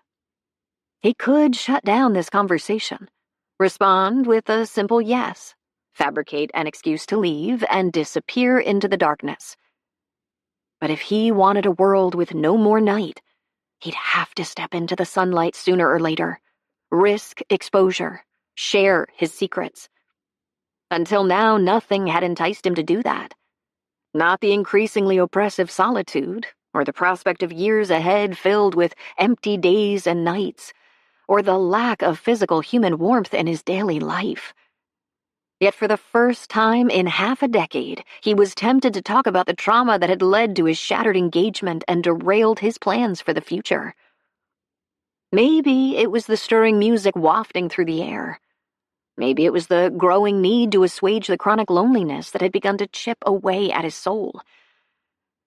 Maybe it was the not-so-subtle nudge from Kyle and Laura to get back into circulation, expand his social circle beyond Daisy. More likely, though, it was the sympathetic, receptive woman sitting a few feet away in the dark, who filled the night with a light more luminous than the glow provided by the silver moon playing peekaboo with the fog. The question was, did he have the courage to do what she'd done minutes ago and bare his heart? I think the fog is getting thicker. Ashley's observation was a touch too bright, as if she'd sensed his indecision in the long stretch of silence between them and decided to do the shutting down herself. During my short tenure here, I've already learned how fast it can disorient. I wouldn't want you to get lost going home. She was giving him an opportunity to escape. But despite the sudden terror nipping at his courage, he didn't want to take it. Pulse spiking, he sucked in air. He should talk to her. Bearing his soul under the cloak of darkness was about as safe as it got. She'd told him her story, and turnabout was fair play. Unless he wanted to send a strong, "I'm not interested in getting to know you" message. A message that would be a lie. The truth was, he did want to get to know her. And to do that, he'd have to crack the door and let her in. Resting his forearms on his thighs, he laced his unsteady fingers. Tight. Stared at his knuckles. I can find my way home through the fog. My brick-and-mortar home, anyway. But it's not always as simple to find your way home in life. Especially after someone you love walks out. As you know. The creaking ceased, indicated she'd stopped rocking. I'm not certain I do. Not to the same degree you do. Jason and I weren't engaged. You expected to be. Yes, but I'm beginning to realize I mistook infatuation for love. Jason was handsome and wealthy and polished, and I was flattered someone like him even noticed me, let alone asked me out. I guess the stars in my eyes blinded me to his real character. Or, more accurately, lack of character. The breakup would have been much worse if my infatuation had been real love and we'd been engaged, like you were. She started rocking again. Laura said your fiancé was a model.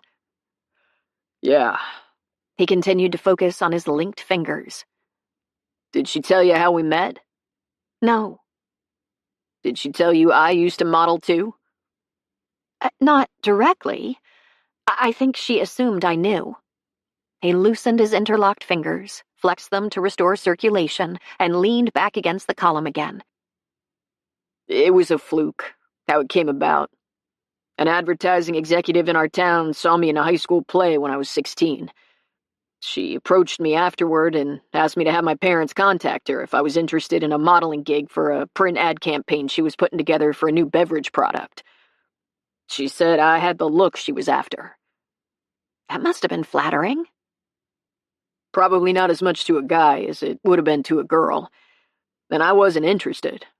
I stuck her card in my pocket and forgot about it. My mom found it while she was doing the laundry later that week. She encouraged you to follow through?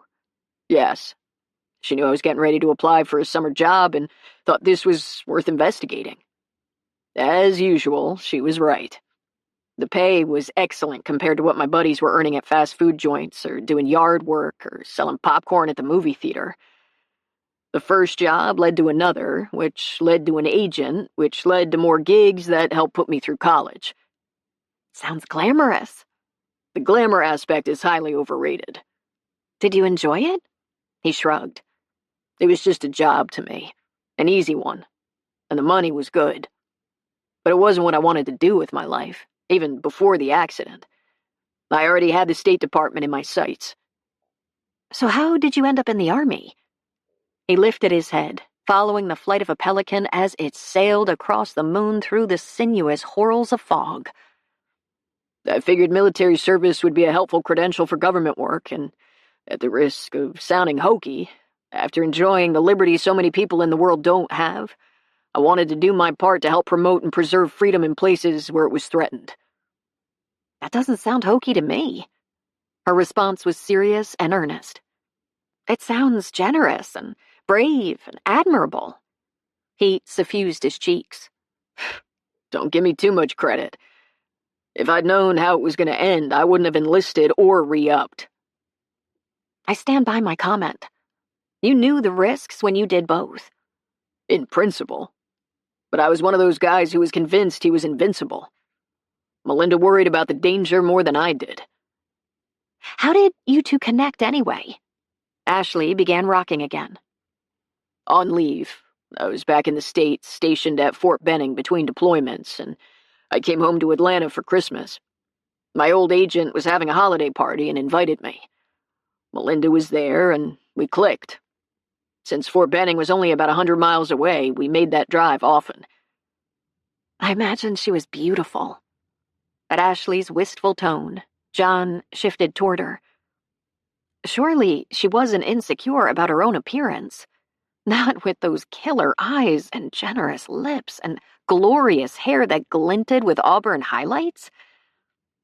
But a breakup could do serious damage to an ego, as he well knew. And if hers needed bolstering, he could oblige without stretching the truth a fraction of an inch. In a theatrical sense, she was into clothes and makeup and glitz. But with the perspective I've gained over the past 5 years, I've come to recognize and prefer substance over fluff. Vision and enthusiasm and daring and initiative and a host of other qualities, in addition to physical beauty, create a much more appealing package. Other than the background piano music, silence descended. Crud. He'd said too much. Boosting her ego was fine. Implying he had romantic inclinations by repeating his earlier description of her wasn't. How was he supposed to dig himself out of this hole? Thankfully, Ashley came to his rescue. Rather than comment on his faux pas, she asked another question about Melinda, though there was an undertone to it and a breathiness that was hard to decipher. So, you two fell in love through a semi-long-distance relationship? Yes. 8 months after we met, and 6 weeks before I was redeployed to the Middle East, we got engaged. We were supposed to be married a month after I got back. Instead, just days away from discharge, I ran into the IED. That was the end of a lot of things, including my relationship with Melinda. She broke the engagement just because you were injured? Shock vibrated in the air between them.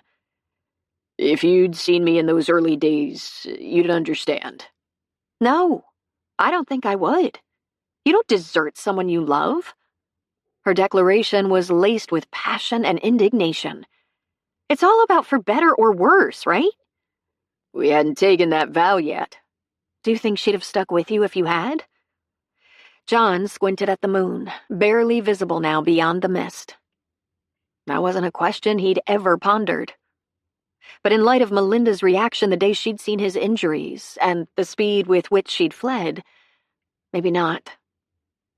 Was it possible the appeal of a handsome soldier and the allure of exotic travel to distant locations as a diplomatic spouse had been higher in her priorities than love? After all, her career as a model had plateaued. None of the high-profile runway gigs she'd coveted had materialized. Print ads and a few commercials paid the bills, but it wasn't the lifestyle she'd once confided she aspired to. John, I'm sorry. Ashley's apology was subdued and contrite. I was out of line. I didn't mean to offend you.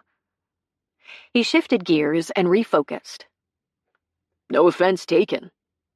But your question isn't one I've considered. To be honest, I'm not certain about the answer. I'd like to say yes, but in hindsight, I don't know. The life she would have had was nothing like the one I'd promised her. What happened wasn't your fault, though. And your life was altered forever, too. It seems to me that once you commit to someone, you have to be ready to adapt to changed circumstances. In my case, that also included a changed appearance. But you healed. Not without scars. I'll never again look like that picture Laura showed you. I don't mean to be trite, but the old saying is true. Beauty is only skin deep. Tell that to a model who relies on her face to put bread on the table. I can't honestly say I blame her for her repulsed reaction at our first meeting after the accident. I was horror movie worthy. You've hinted on more than one occasion that you still are. Yeah, he had. But according to Laura, that perception was off base. I may have exaggerated. The doctors did a remarkable job patching me back up, considering what they had to work with, and the scars have faded somewhat. But I'll never be a model again. Most of us aren't to begin with, and those who never met you pre-accident won't have anything to compare to. Why not give people a chance? Same message Laura and Kyle had sent. Even Charlie had intimated that he should stop hiding behind masks and scarves and sunglasses and caps. Was there a secret plot to push him to re-enter society? The last notes of an unfamiliar melody died away, and a few moments later, the light went out in the room on the left, giving him an excuse to change the subject. I think our concert is over. I guess so. But she remained seated, as if reluctant for this interlude to end. He could relate. With the fog thickening, however, it could be dangerous to linger. Despite his assurance to Ashley that he could manage the walk home without a problem, it was easy to get lost when the road ahead was unclear. The time had come to leave. Calling up every ounce of his self-discipline, he pushed himself to his feet. I should go. I suppose it is getting late. She stood too. Thanks for listening tonight. It was a treat to have someone to talk to. I love what I'm doing at Edgecliff, but sometimes it gets kind of lonely. I mean, Rose is here, but she keeps to herself. Pressure built in his throat at her melancholy tone. I hear ya. It gets lonely at my place, too. Daisy's fine company, but her conversational skills are limited. She took 2 tentative steps toward him, putting herself almost within touching distance if he stretched out his arm. Maybe sometime, if you have a few spare minutes, we could do this again. Maybe we could. He dipped his chin to hide his features in case her night vision was sharper than his. Friends? She extended her hand. Fingertips tingling, he regarded it. How could he resist the offer of friendship with this woman, who radiated energy and enthusiasm and caring, who brightened the world with her presence? Slowly he lifted his hand, stretched it out, captured her delicate fingers in his. Yes. And perhaps, if God deigned to grant this wayward son of his a favor, it might become more down the road. After Ashley put her failed romance with Jason to rest. After they got to know each other. After he found the courage to let her see him in daylight. Assuming she didn't turn tail and run, as Melinda had. A big assumption.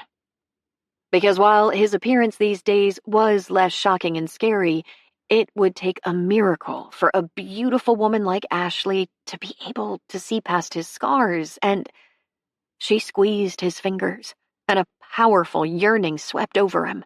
So strong it was impossible to resist the urge to squeeze back and ease closer. Under the cloak of fog and darkness, it was hard to see her features, but his other senses more than compensated. Her faint, fresh scent, with a hint of floral that spoke of warm summer days, soaked into his pores. Her skin was soft and silky against his calloused palm. Her respiration was as rapid as his own. After 5 years on the sidelines of the relationship game, it was possible his instincts were rusty. But if he was reading her signals right, She was receptive to a kiss.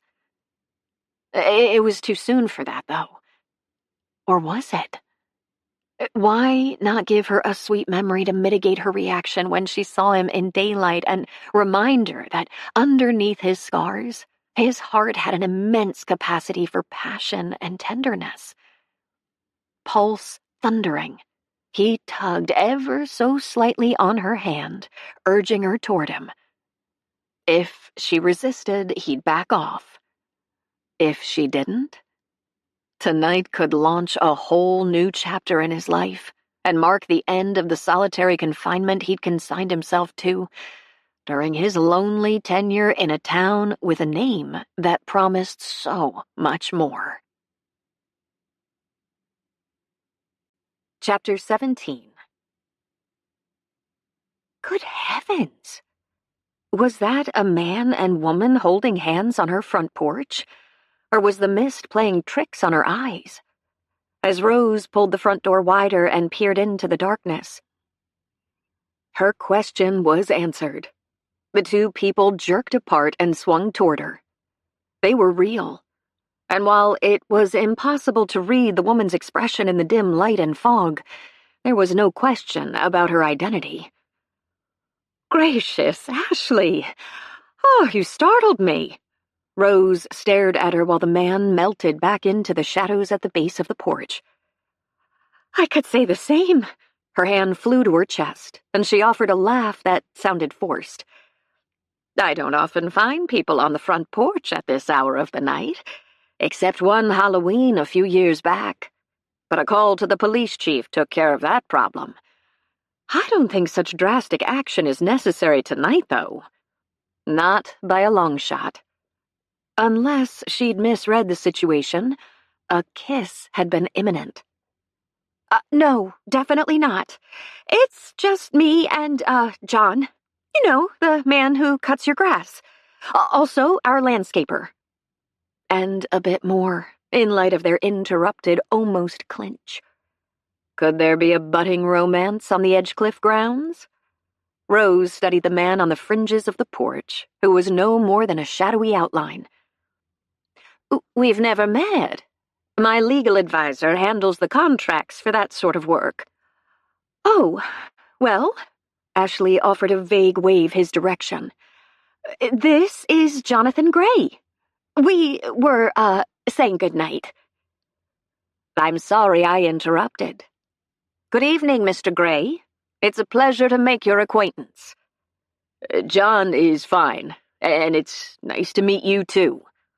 His husky response came across as sincere, but he kept his distance. Why? All at once, a comment David had made when he'd hired the man's firm echoed in the recesses of her mind. Something about supporting a wounded veteran who was launching a new business. Were war injuries the reason he always wore a cap and glasses and that neck covering she'd noticed while peeking through the windows as he worked? Were they also why he remained in the shadows tonight?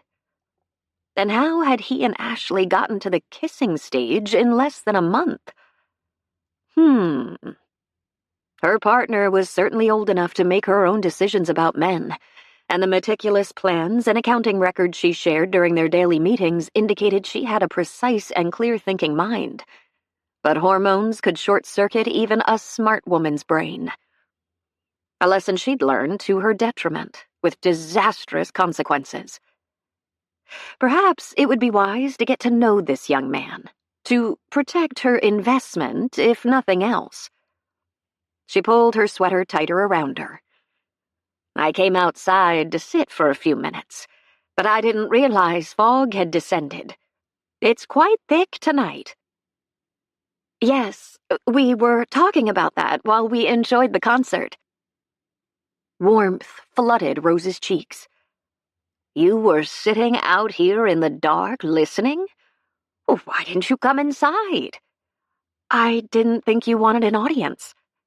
An audience of strangers, no. Friends, on the other hand, are always welcome to listen. That includes you, John. Thank you. His head swiveled Ashley's direction, then back toward her. But it's a shame not to share your talent with others. If your playing could reel in someone like me who knows nothing about classical music, imagine what it could do for people who already appreciate it." Rose tried without success to read Ashley's face. If she'd told him about her open house recruitment campaign, it was possible he was trying to lend a hand. Help convince a reluctant pianist to take the plunge. Sweet and rather endearing, but she wouldn't let such efforts influence her decision. "I don't play in public anymore." "That's too bad." John eased farther back into the shadows, leaving his features more hidden than ever.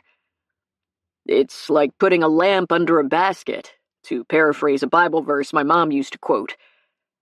If the man knew his scripture, there might be less to worry about in terms of his involvement with Ashley. "Yes, I'm familiar with that one.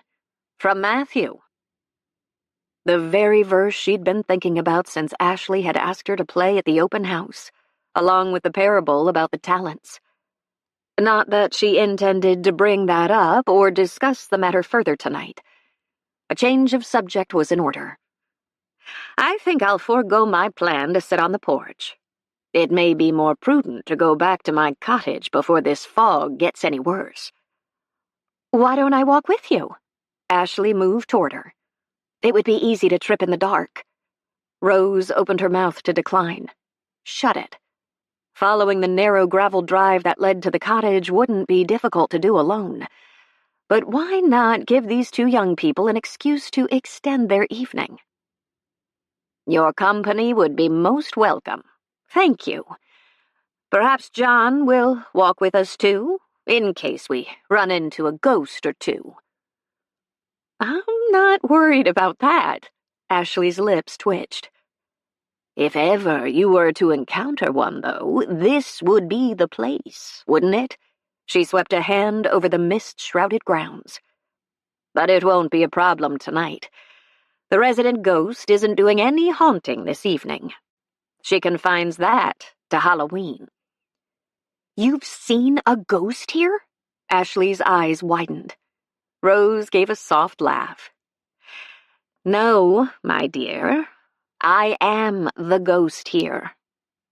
After the incident on Halloween, I initiated a new ritual. Every year, on that night, I dress in a long white gown, walk past the windows carrying a candle, and play the title song from the Phantom of the Opera on Allison, with the window open. I decided to give any ghost seekers a thrill and fuel speculation about spectral sightings. It's been quite amusing." A male chuckle rumbled in the darkness. "That sounds like a scheme my sister would dream up. After we got too old to dress up and traipse through the neighborhood for candy on Halloween, she turned our garage into a haunted house for the local kids. I was always recruited for one of the more gruesome roles." "I believe I'd like your sister." Rose gave him a smile he likely couldn't see in the darkness. "Everyone does." "May I call on you for an escort? Not to diminish Ashley's strength, but she's a slip of a thing, and I'd welcome a sturdy arm to hold on to on my trip back to the cottage." He hesitated, but only for an instant. "I'd be happy to walk you home." "Wonderful. Let me lock up first. Why don't we cut through the house, and I'll activate the security system by the back door?" John eased farther into the darkness. "I'll circle around and meet you there." He didn't want the light to shine on his face. Gracious! How bad did he look? Evidently bad enough to keep him in the shadows, which was a shame. But who was she to criticize people who shunned the spotlight? "That'll be fine. Ashley, come along and help me check the lights." She took the other woman's arm and guided her inside, locking the door behind them. "Why don't you circle left and I'll go right? We can meet up in the kitchen." 2 minutes later, when they rendezvoused, Ashley appeared less flustered. "No lights on my side, nor on mine." Rose strolled over to the security system control panel and flipped open the door, keeping her inflection casual. "I didn't realize you'd become such close friends with our landscaper." "I haven't. We're, just getting acquainted. He came by tonight for the cell phone he forgot earlier, and we, ran into each other. I get the feeling he's on the skittish side. He is. He was injured in the Middle East and usually wears a cap and sunglasses to cover the scars, but he didn't expect to run into anyone here tonight. She glanced toward the back door. I was surprised he agreed to walk you back to the cottage. He won't be able to keep his distance. Well, it's dark and foggy out, and he may not care if I see his scars. Ashley frowned. Maybe I should slip out a different door. I don't want to make him uncomfortable. That's very considerate. But it's possible he'd like to continue the conversation I interrupted. Why don't you join us? No, she shook her head, a hint of panic flaring in her eyes as she backed toward the hallway. I'm ready to call it a night. If you'll give me a minute to leave through the terrace door, I'll lock it behind me. Don't you want to say goodnight to John? Ashley continued backing away. You can pass that on for me if you wouldn't mind. Not at all. With that, her partner fled. An apt description. The girl was running scared. And that wasn't all bad. Getting carried away with romantic fancies could lead to heartache, especially if you fell for the wrong person. She was wise to be wary. After the green light on the security panel indicated Ashley had slipped out, Rose armed the system and crossed to the back door. Her attempt to give the two young people a chance to extend their evening after her ill-timed interruption may have failed, but it wouldn't hurt to have a few minutes one-on-one with John. That would allow her to do a more thorough assessment. He was waiting in the shadows as she exited and locked the door. Ashley went on ahead to the carriage house. She asked me to tell you good night. Thanks for passing that on. His relief was obvious. Apparently, Ashley wasn't the only one running scared. She extended her arm, and after a moment he emerged from the fog and grasped her hand, still staying as far away as possible. Watch the step. He dipped his chin and motioned toward the ground. I'll be careful. Once she was on level terrain, he crooked his elbow. Even after 2 years here, I haven't gotten used to the fog. It can be quite intimidating. She slipped her hand through his arm as they set off. Where are you from? Born and raised in Atlanta. Ah, I thought I detected a slight southern accent. You have an excellent ear. There isn't much left. I knew someone once from the South. No point in telling him her husband had been raised in Alabama. I consider myself an Oregonian now. By the way, Charlie Lopez asked me to give you his regards. Thank you. He's such a dear man. A light came on in the carriage house as they passed, and Rose motioned toward the ghostly glow in the fog. Ashley's another dear person. She came along right when I needed someone like her in my life. God was watching out for me, I think. Or it was a lucky coincidence. She looked up at him. Whatever physical scars he bore were impossible for 80-year-old eyes to discern in the dark and mist. But his jaw was somewhat asymmetrical. His scornful tone, on the other hand, was crystal clear. A definite indication his scars were more than skin deep. You don't believe in God's providence? Let's just say I haven't seen much evidence of it. Yet you quoted the Bible. Correction. My mother quoted the Bible. I was relaying what she told me. So you're not a believer? She might have to rethink his suitability for Ashley. I didn't say that. But God and I haven't communicated in a while. Ashley goes to church every Sunday. My sister does too. Church attendance is a fine habit. Do you go? Touché. God and I have an understanding. Several seconds passed before he responded. My mother also used to remind us not to cast the first stone unless we were without sin. His manner was conversational. but his message hit home. Fighting back a niggle of guilt, she motioned to the path. Watch your step, a warning as much for herself as it was for him. She didn't know his history, didn't know what had driven a wedge between him and God. It was wrong to judge or criticize or jump to conclusions. There's a small rut in the drive about here that we should avoid. Thanks for the warning. Ruts can be dangerous. In more ways than one, as Charlie had reminded her. She tightened her grip on his arm and redirected the conversation. In case you didn't know, Ashley has been trying to convince me to play the piano at the open house next weekend.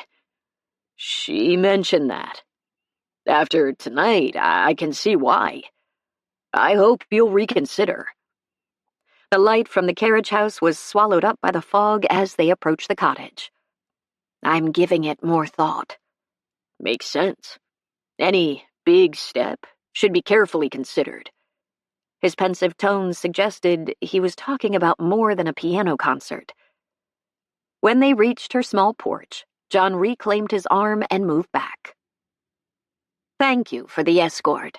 She motioned toward the fog. Will you be able to navigate in this pea soup? I'm used to walking the route to my house. Sleep well. With that, he pivoted and disappeared into the mist. Rose didn't linger outside. Even after years of living on the coast, the combination of fog and darkness was unsettling.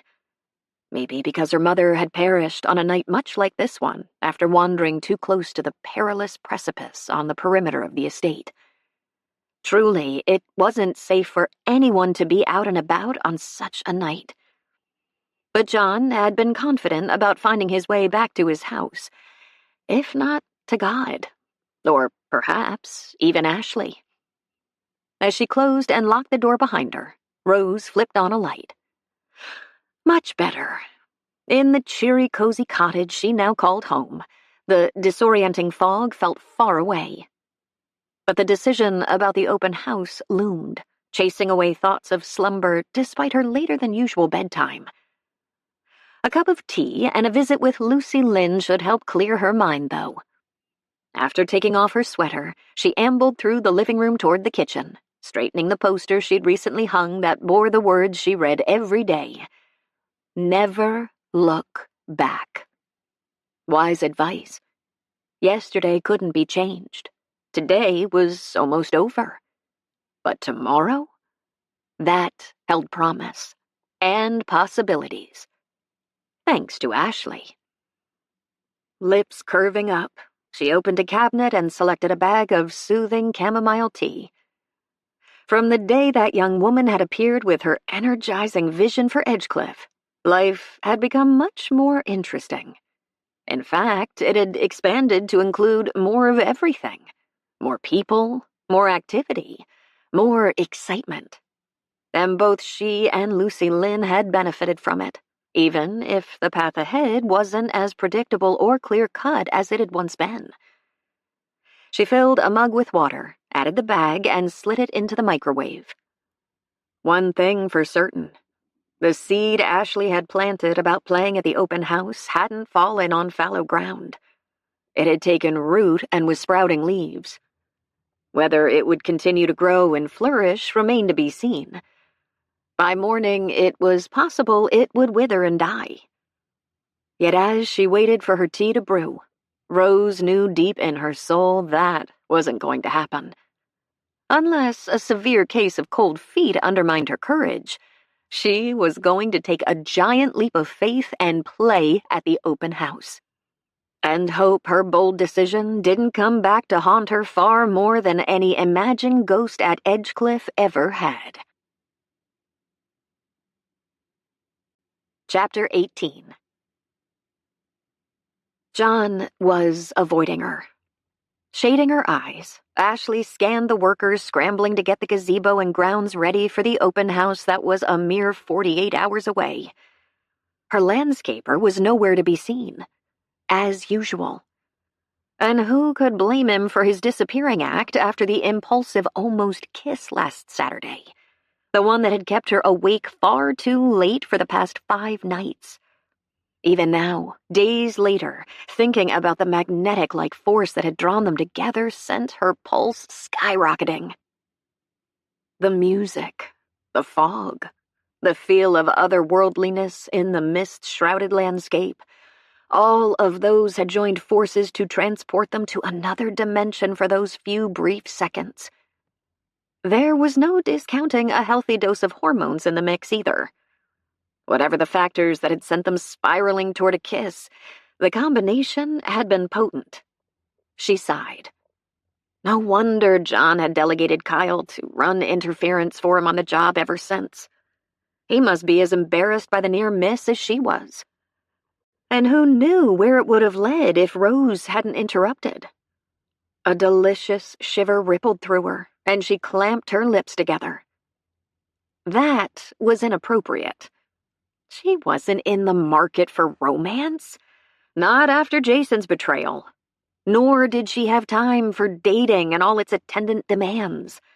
She was already juggling too many plates.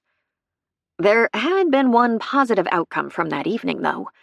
Rose had agreed to play the piano. Unfortunately, the week had gone downhill from there with a string of crises, from delayed delivery of bathroom fixtures in the women's powder room to a scramble to book an emergency house cleaning session to deal with the drywall dust that had left a fine white film on everything. At least those issues had been resolved. But while the subcontractor John's firm had hired to lay the gravel for the parking lot had done the prep earlier in the week, no rock had yet been put down, and someone needed to get on that ASAP. With the possibility of rain in the forecast for Saturday, a finished lot was essential. Traipsing through mud to get to the front door would not make a favorable first impression on her guests or generate bookings. Kyle appeared in the distance, phone to his ear, and as he walked toward the round garden in the center of the circle drive, Ashley waved to catch his attention. He acknowledged her summons but continued to gesture as he spoke to whoever was on the other end of the line, his body language communicating agitation. Uh-oh. Another glitch in her inaugural event would bump the blender in her stomach from pulse to puree. As Kyle's conversation dragged on, a truck turned in at the entrance that had been excavated from its Sleeping Beauty tangle of brush, vines, and thorns. John! Her heart stuttered, and she scuttled back into the shadows of the porch, out of sight. Which was ridiculous. She was 32 years old, for pity's sake, not 16. So she and John had almost kissed. So what? They were both adults. They'd both been in other relationships. All they had to do was attribute the lapse to the ethereal ambiance that night and move on. Heck, it was possible he already had. That he hadn't been avoiding her at all, but instead was slammed trying to coordinate the huge amount of work still to be done by Saturday. For all she knew, he'd forgotten about the incident days ago. She should do the same. Too bad her heart wasn't listening to that logic. When John parked the truck and slid out of the cab near Kyle, his foreman shifted the phone aside, spoke to his boss, and motioned her direction. Forcing up the corners of her mouth, Ashley sidled out of the shadows and raised a hand in greeting. After a moment, he reciprocated. Then he spoke again to Kyle. The other man shook his head and pointed to his phone. Left with no choice, John approached her from the other side of the circle garden. As he drew close, the air whooshed out of her lungs. His usual sunglasses were in place, but the scarf and cap were gone, leaving his face on almost full display. Rather than meet him halfway, she gripped the edge of the banister and held on tight. Don't stare, Ashley. Be discreet. Don't do anything to make him feel self-conscious. Steel yourself to however bad it is, she thought to herself. As that mantra looped through her mind, he reached the end of the walkway in front of the house, paused, lifted his hand, and removed his glasses. Even from 50 feet away, down the long stone path bordered by the lush gardens his crew had installed, hints of the damage he'd suffered were visible. The late morning sun cast a sheen on the white scars stippling the left side of his face and neck, and his jaw was wrong. Without the scarf to disguise it, the misshapen appearance, though not dramatic, was far more apparent. He bore very little resemblance to the man in the photo Laura had shown her. And as he slowly began to walk toward her, the full extent of the damage began to click into focus. The scar she'd noticed on his cheek during their first meeting was, in fact, a network of pocked blemishes that ran from his forehead to his chin, down his neck, and who knew how much farther. Mercy! What must he have suffered if this was how he looked 5 years after the explosion? Pressure built behind her eyes, and she gritted her teeth, dammed up her tears. Letting them leak out could send a very bad message. By the time he stopped at the bottom of the steps, the brilliant sunlight mercilessly highlighting the evidence of his injuries, she'd done her best to rein in her emotions and erase any evidence of distress. Kyle said you flagged him down. What can I help you with? Her brain tried to process John's question. Failed. Did he expect her to disregard his discarded camouflage? But that was like ignoring the elephant in the room. Even if he'd been able to attribute their near kiss to a foolish mistake and brushed it aside, how could she not mention the bold step he'd taken after the story he'd shared with her Saturday night? Ashley? At his prompt, she moistened her lips and prayed she wasn't making another mistake. You aren't wearing your cap and glasses and scarf. The uninjured side of his mouth quirked up, but his tone was serious. On the advice of someone I trust. She blinked. Was he talking about her or Laura? Or both? Before she could respond, he spoke again. But it may have been a mistake. I think I've shocked a few people, present company included. I'm not shocked. His gaze dropped to her hands. She looked down. Her knuckles were bloodless as she gripped the railing. Heat suffused her cheeks, and she pried her fingers loose. You prepped me for your appearance. I'm more shocked that you let go of the disguise so fast. A slight stretch of the truth, but not a total fabrication. It was time. He rested a hand on the bottom newel post of the railing, the one that was missing 2 fingers. I got tired of living behind a mask. I did warn you it wasn't pretty. She forced her balking legs to carry her forward, studying him as he stood at the base of the steps. Yes, you did. And no, it's not. She wasn't going to lie. But the damage also isn't worthy of a horror movie, or even Rose's haunted house. I'm not certain about that. This 3-fingered man who's legally blind in his left eye also has major scarring here. He swept a hand down his left arm and left leg. It would be enough to scare some people. She digested the news about his vision issues as she lifted her chin. I'm not one of them. Good to know. What did you want to ask Kyle? That was it. He was getting back to business, with no mention of Saturday night. But if he didn't want to talk about it, forcing the issue could be a tactical error. Besides, the ditch disguise was plenty to deal with for one day. I wanted to get an update on the parking lot. That's where I was this morning. I thought an in-person visit would light a fire under them. They'll be here by 2 o'clock. I don't think they wanted to tangle with a guy who looks like me. Again, he hitched up one side of his mouth.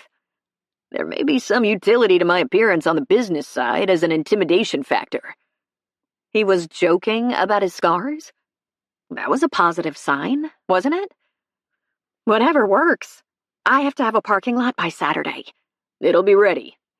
And now that BJ's crew has finished the gazebo, we'll be able to get the plantings done around the base. You'll be all set. Oh, that helps my stress level. And I have good news, too. Rose is going to play. A genuine smile brightened his features. I'm glad to hear that. I think your encouragement made the difference. She's mentioned you in several of our conversations since Saturday. His gaze locked onto hers. Saturday was memorable. Her respiration went haywire. Was he talking about the impromptu concert or the almost kiss? If it was the latter, all at once, she wasn't ready to deal with it. Yes, Rose is an amazing pianist. She used to play for a living. After regarding her in silence for a few beats, he motioned toward the side lawn. I want to check on the progress by the gazebo. I'll see you later. Without waiting for a response, he strode away. As he disappeared around the side of the house, she drew a shaky breath and gripped the railing again. For a woman who didn't like loose ends, she hadn't handled that very well. If Saturday night was on his mind, like it was on hers, they were going to have to discuss it sooner or later. But first, she had to digest and adjust to his appearance sans disguise. No, his scars weren't horror movie caliber anymore. She hadn't lied about that. But it was easy to see how they could have been in the beginning. Even now, years later, they would attract second glances, as anything outside the normal range did. Except this was normal for him now, and it always would be. Hopefully, once people got used to his appearance, they'd be more interested in what was under his skin than on his skin. But it was impossible to deny that the scars were off-putting, at the very least. A gust of wind tousled her hair, spurring her to turn back to the house and head for the door. Standing around worrying about how her reaction would affect their relationship while there was a huge list of chores to do wasn't productive. But no matter what other problems she grappled with for the rest of this day, one would be front and center in her mind.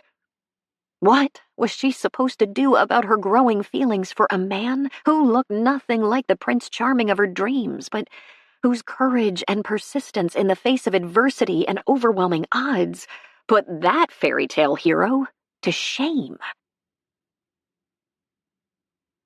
John! Wait up! At the summons, John pivoted away from the mailbox outside the Hope Harbor post office, letters poised halfway to the slot. Charlie waved at him from halfway down the block, his usual smile in place. His stomach bottomed out. The coast had been clear when he'd parked beside the box and slid out from behind the wheel. So where had Charlie come from? Who knew?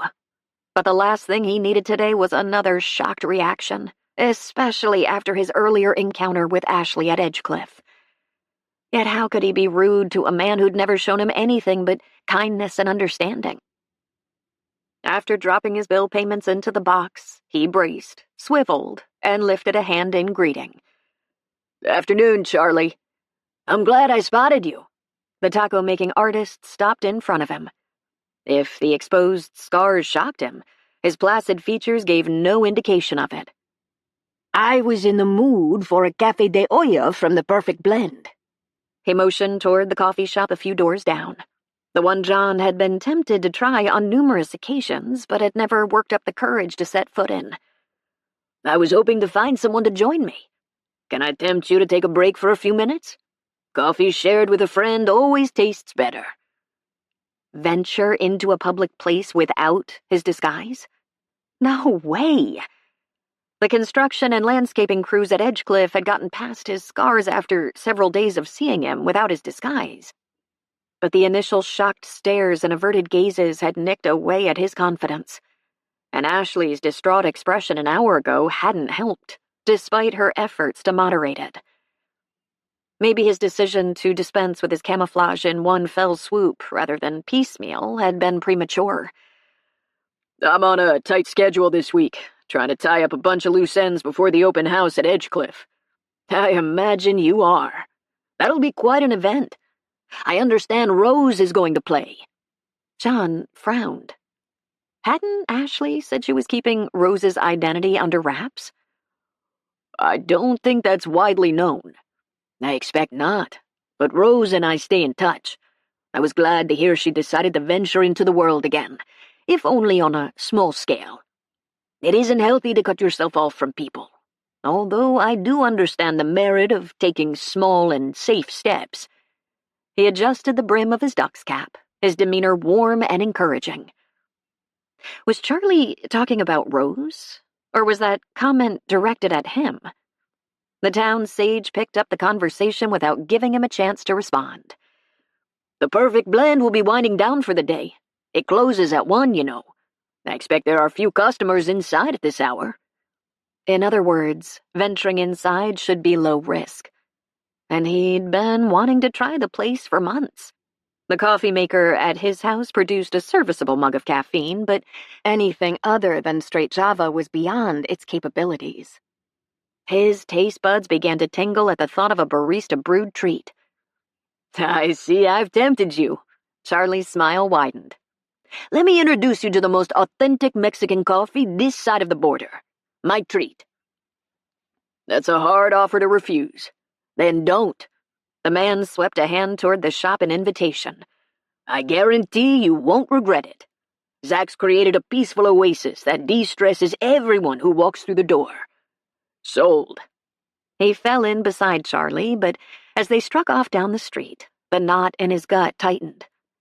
Despite his companion's reassurance, there was risk here. Even if the shop was empty of customers, a barista would be behind the counter. Best plan? Claim a seat in a far corner and let Charlie order for them. But his fellow coffee lover had other ideas. As they entered the shop, Charlie lifted a hand in greeting to the tall mid-30-ish man behind the counter. "Hi, Zach." "Afternoon, Charlie." The man stopped wiping the nozzle on the espresso machine and checked his watch. "You're getting your caffeine fix late today." "My muse had me up early and working through breakfast. A Cafe de Olla would hit the spot before I open the stand for the day. For my friend here, too. Have you two met?" "No." The man set down the rag and extended his hand. "Zach Garrett." Legs stiff, John walked forward and returned Zach's firm clasp as he introduced himself. "Zach's the owner." Charlie extracted a wallet from his pocket and counted out bills. "Great space, isn't it?" Charlie's comment gave him an excuse to avert his face from the discreet perusal the other man was giving it. A gallery of close-up, poster-sized nature shots graced the walls, with tables tucked in between them and around a freestanding fireplace in the center. The design was clean, simple, and restful, as Charlie had promised. "Very nice. Have a seat and I'll bring your drinks over as soon as they're ready. You have your pick of tables at this hour." Zach waved a hand over the shop and set about preparing their coffee. "I'm partial to that spot." Charlie indicated a table near the fireplace. "On a chilly day, it's the most coveted seat in town." "That works." Anywhere away from the harsh light of the afternoon sun streaming in through the picture window was fine with him. John followed him over, claimed a chair, and exhaled. That hadn't been too bad. Other than Zach, the shop was deserted. And while the owner had noticed his scars, he'd recovered from any initial shock fast. Perhaps others would too. Like Ashley. Once she got used to his appearance, maybe it wouldn't be the stumbling block to romance he'd always assumed it was. After all, the sparks flying Saturday night hadn't been one-sided. As far as he could tell, "Well, look who's here on this bright afternoon." Charlie's comment pulled him back to the present as two golf shirt-clad 50-something men engaged in a heated debate entered the shop. He stifled a groan. So much for sharing a quiet one-on-one cup of coffee with Charlie in relative anonymity. "Ha-ha, my favorite clerics," Zach continued working as he greeted them. "You two are later than usual today." "Blame it on Kevin. He insisted on searching every ball he hit into the rough and, we're talking lots of balls." The more slender man rolled his eyes. "Hey, golf balls are expensive." His jolly-faced companion pulled out his wallet. "Ministers must be paid more than priests if you can afford to lose as many balls as you do." "We'll have the usual, Zach." Charlie leaned across the table and lowered his voice, humor glinting in his irises. "Our town pastors, Reverend Baker and Father Murphy. The Padre is the one with the wallet. They have a standing tea time on Thursdays and an ongoing friendly rivalry. But you'll never meet two finer men or better friends. I don't discuss money. Reverend Baker gave a disdainful sniff.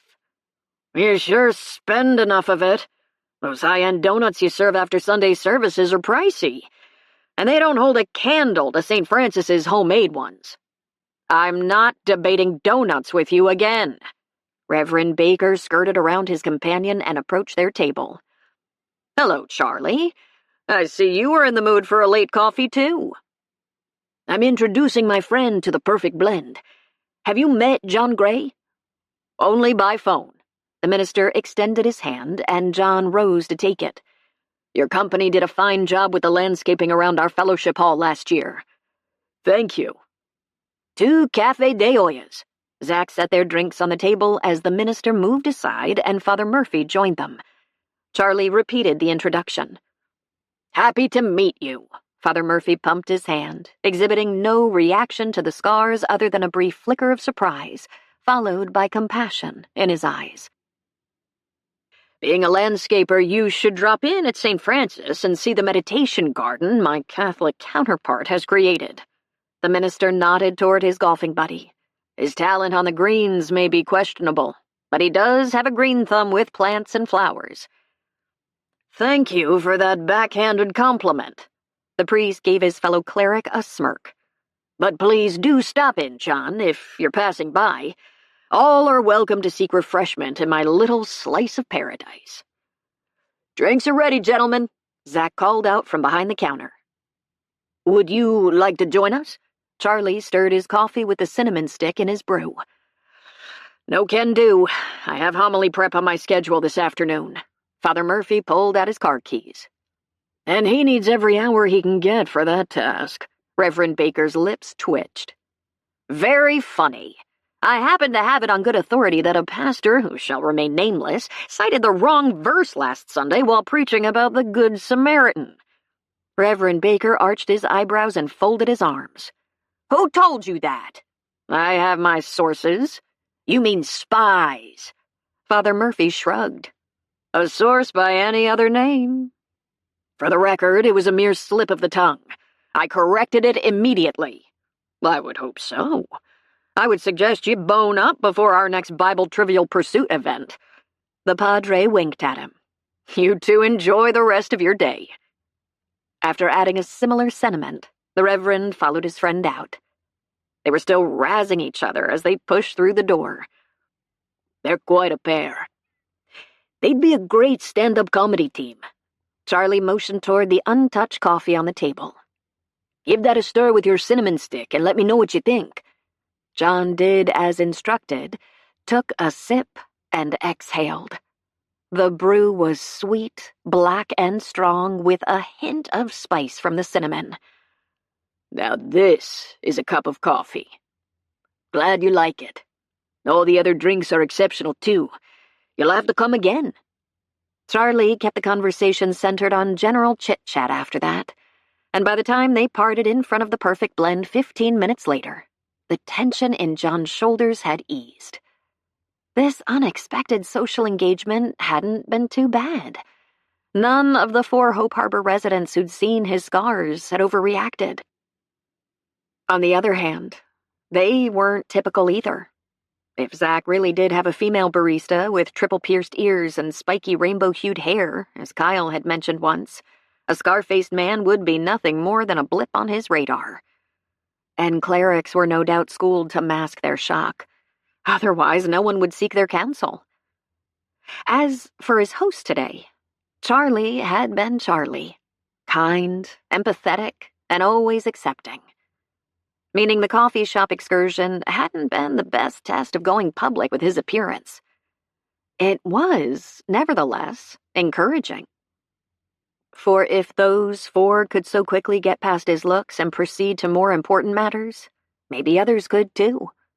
Whether a woman, Ashley in particular, could make the quantum leap from acceptance to attraction, however, remained to be seen. But in a town with the name of Hope Harbor, perhaps anything was possible. Chapter 19. This was a disaster. From her spot on the puddle-dotted terrace, Ashley stared over the Edgecliff grounds as dawn transitioned to day under a leaden sky. The gazebo was undamaged, despite the high winds that must have raged last night, as was the open-sided white tent adjacent to it, where refreshments would be served later today at the open house. But a huge section of one of the large spruce trees had splintered off and crashed into the chairs that had been arranged in rows by the gazebo to simulate a wedding setup. Those that hadn't been crushed or buried under needle-bedecked boughs were strewn about, and smaller branches littered the lawn John's crew had manicured yesterday. Dare she look in front of the house? Oh my! As Rose spoke behind her, Ashley's throat tightened. After all the stresses of the past week, after all the work she'd put into the open house, this was too much. I knew rain was predicted last night, but I didn't hear anything about high winds. Somehow she choked out the words. And how could a tree that was supposed to act as a windbreak break instead? The wind can be capricious on the coast, and the storm was bad, much worse than usual for July. Rose touched her arm. Is there any other damage? I don't know. This is as far as I got. Let's cut through the house and check the front. Rose walked over to the back door, unlocked it, and disarmed the security system before Ashley could get her feet in gear. The other woman was already halfway to the foyer when Ashley entered, and she hurried to catch up, steeling herself as Rose twisted the knob and opened the front door.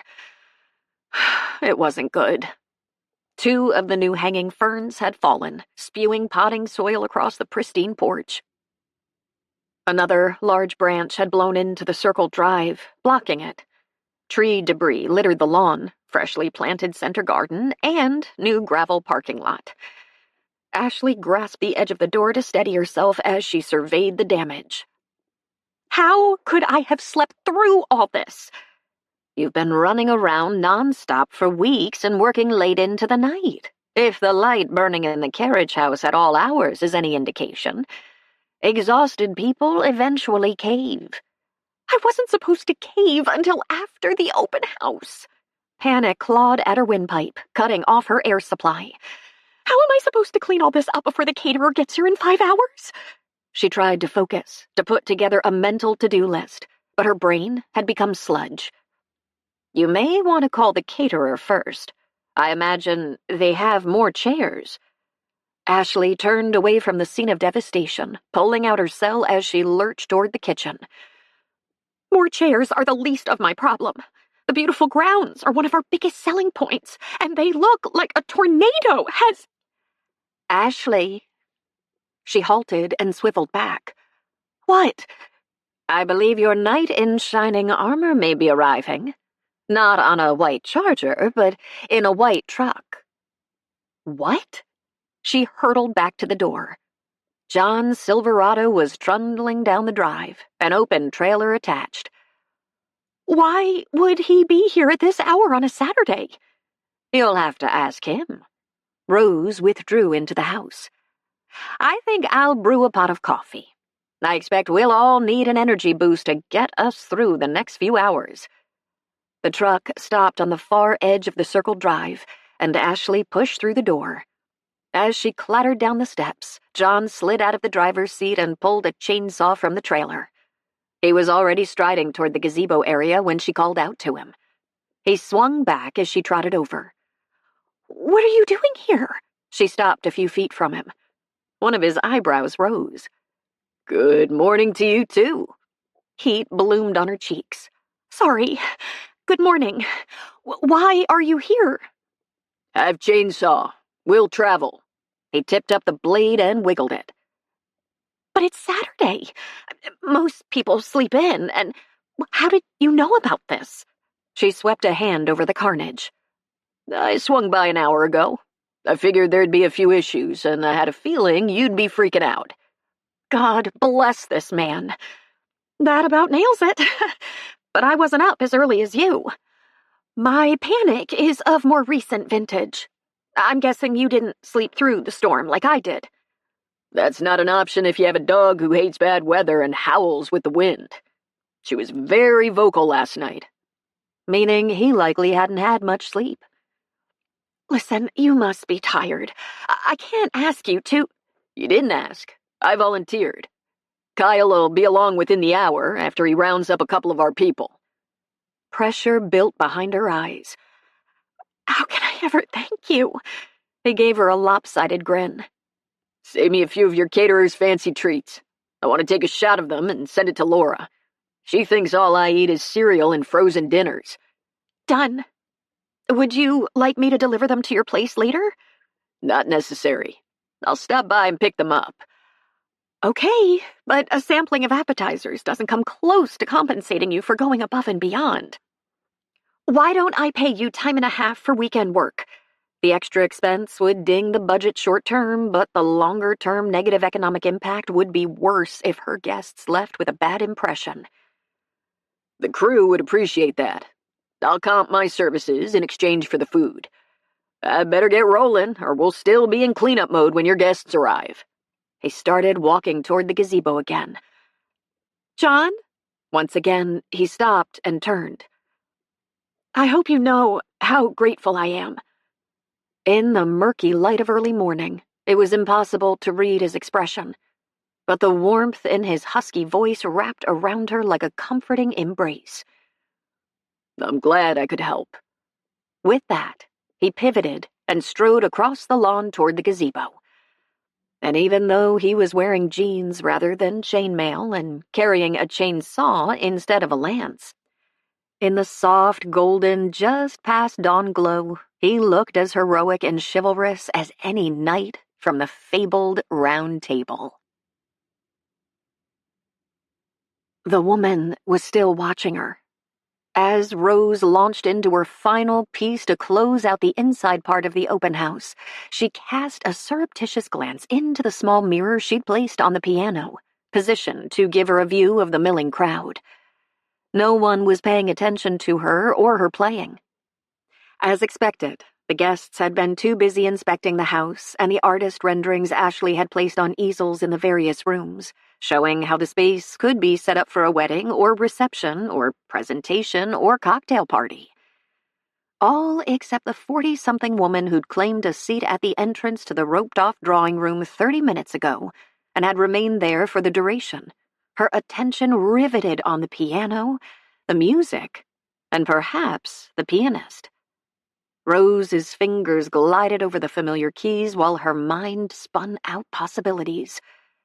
Could she be a reporter who'd somehow heard about the entertainment and the identity of the pianist, then finagled an invitation? Someone who was hoping to do a follow-up on the scandal, who wanted to dredge up all the ugliness and shine a spotlight on the woman who'd withdrawn from the world to an isolated seaside estate? That was possible. Because if she was here to check the place out as a potential event venue, she wouldn't have glued herself to a chair by the door. Fortunately, the rope had kept her at bay. And once the musical portion of the event was finished, it would be easy to slip out the discreet door at the back of the room and escape through the kitchen. Behind her, Ashley began rounding up the crowd in the foyer and shepherding them out the front door toward the gazebo. Her audience of one angled toward the activity. After a brief hesitation, she rose. Moments later, Ashley joined the woman, motioned toward the door, and waited until she disappeared into the crowd before sending a thumbs up in the direction of the piano. Rose acknowledged the signal with a nod and kept playing. Bless that girl for watching out for her. Less than 3 minutes later, she finished her final piece with a flourish, and once the last note died away, silence greeted her. The hum of conversation in the house had ceased. Everyone was gone. Quiet and privacy had been restored. A smile playing at her lips, she closed the cover on the keyboard. Her gig had gone well. It hadn't been like the old days on a concert stage with everyone paying rapt attention to her performance, but the pressure had also been less. She'd been able to play with all the emotion in her heart, no worries about mistakes or critics or disappointing an audience that was tuned in to every note. Lips still bowed, she swung around on the bench and rose. A late lunch would hit the spot.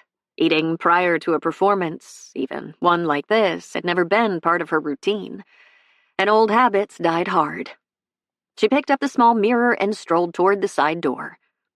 Ashley would savor a few goodies from the catering fare, but until then, half a turkey sandwich would fill the— "Excuse me." At the summons, she froze, slowly rotated back. The blonde woman who'd been watching her was in the foyer on the other side of the velvet rope, a notebook clutched against her chest. Rose's mouth flatlined. The interloper must have hung back and tucked herself into a corner to avoid detection, planning to swoop in once the house was deserted. "I believe the gathering has moved outside." Rose backed toward the door as she spoke, her words stiff. "I know, and I'm sorry to disturb you. But I had to tell you how much I enjoyed your music, and there wasn't an opportunity while the crowd was in here. Besides, I didn't want to interrupt your playing. It was impeccable and moving." Either the woman was an excellent actress, or the catch in her voice was genuine and her compliment sincere. Rose slowed. "Thank you. I used to play too. Never like you, but music always gave me comfort." Rose stopped. That sounded familiar, as did the woman's poignant tone. Yet earnest as she appeared to be, her praise and emotional reaction could be a ruse. A savvy journalist could wheedle her way into almost any situation, like the reporter who'd pretended to be a neighbor and come knocking at the door after she and Mark moved to a smaller town in the wake of the scandal. She'd even had the gall to snap a few photos with her cell phone once Rose got suspicious and began to slam the door in her face. Was this woman in that camp? "May I ask what brought you here today? I understood that the guests were special event vendors." "Yes, I do chair covers up in Coos Bay."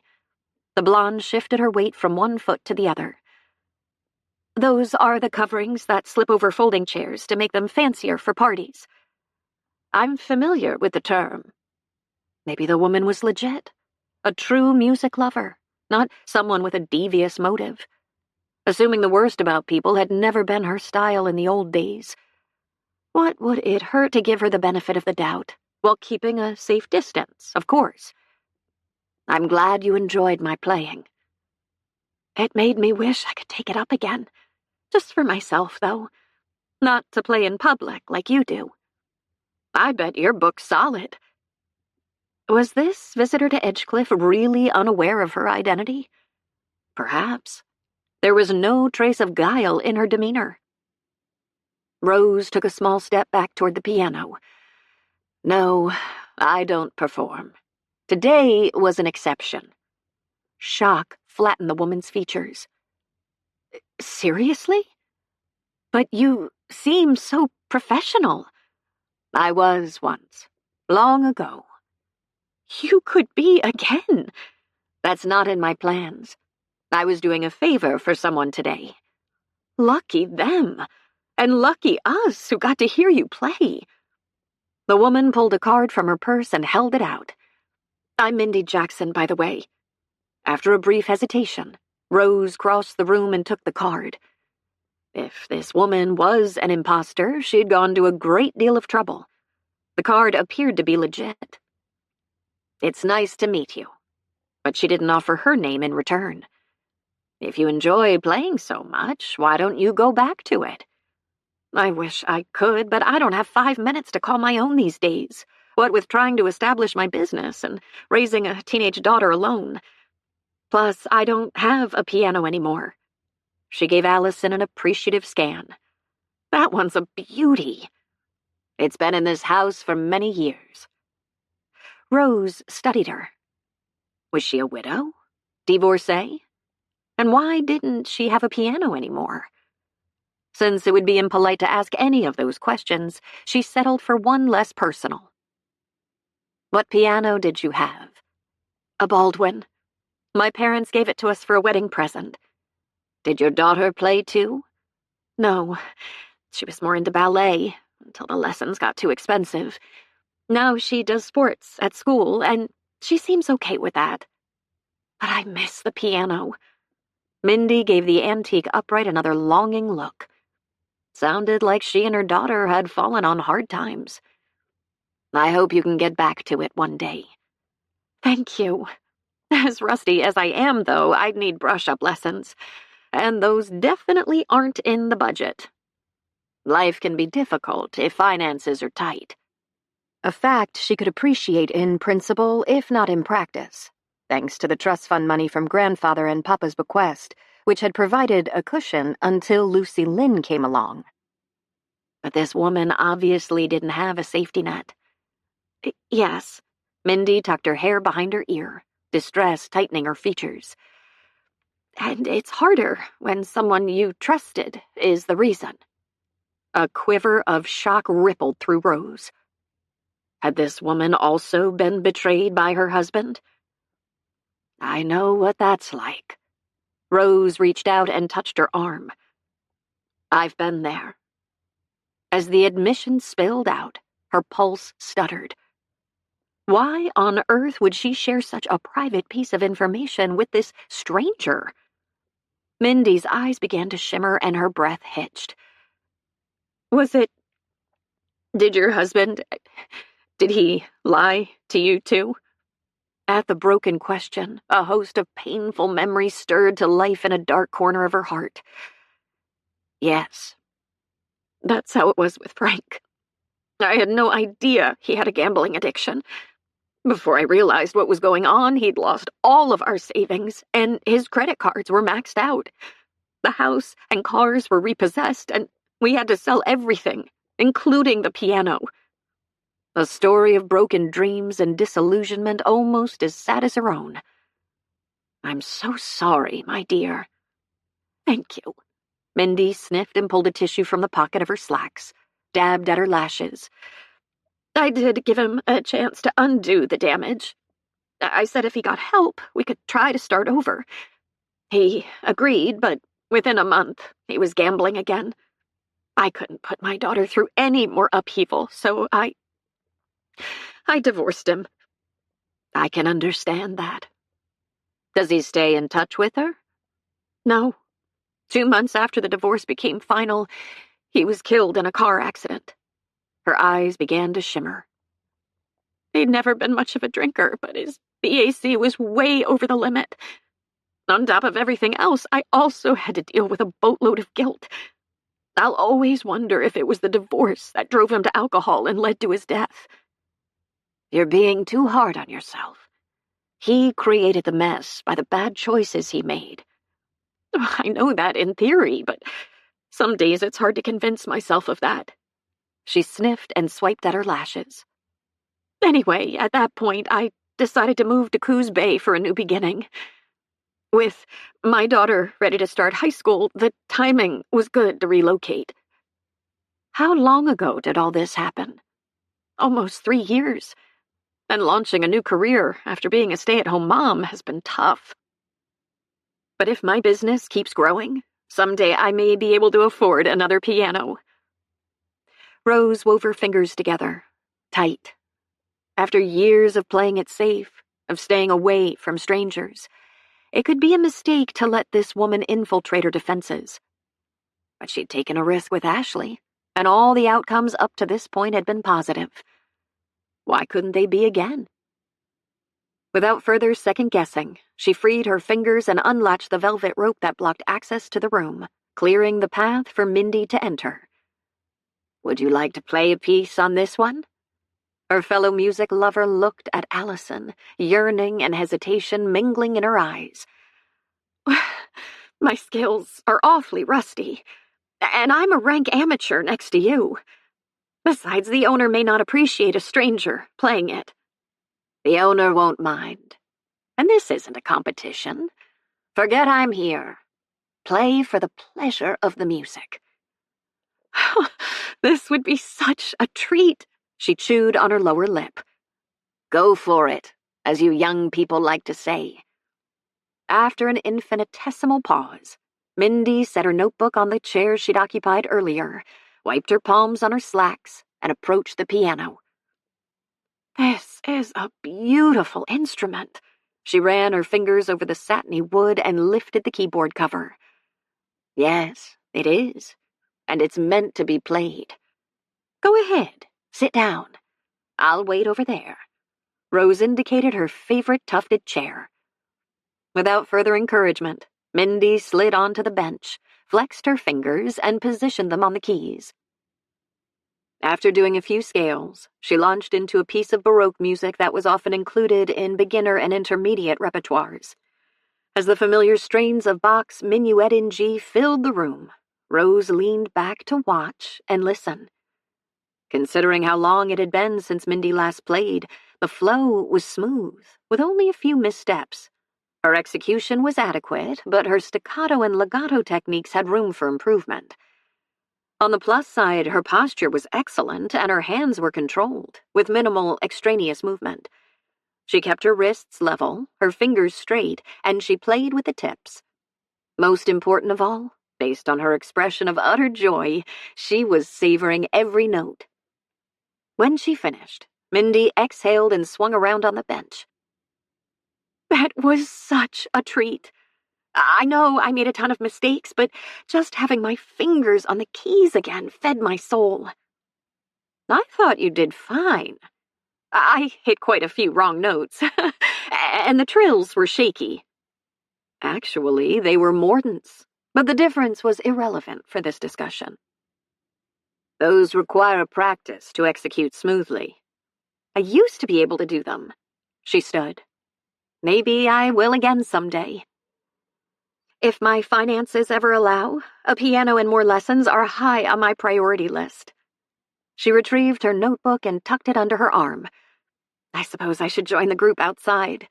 Refocus on business. I'll let you out. Rose stood, crossed to the foyer, and flipped the lock on the front door. Good luck with your chair cover venture. I'll pray that a piano is in your future.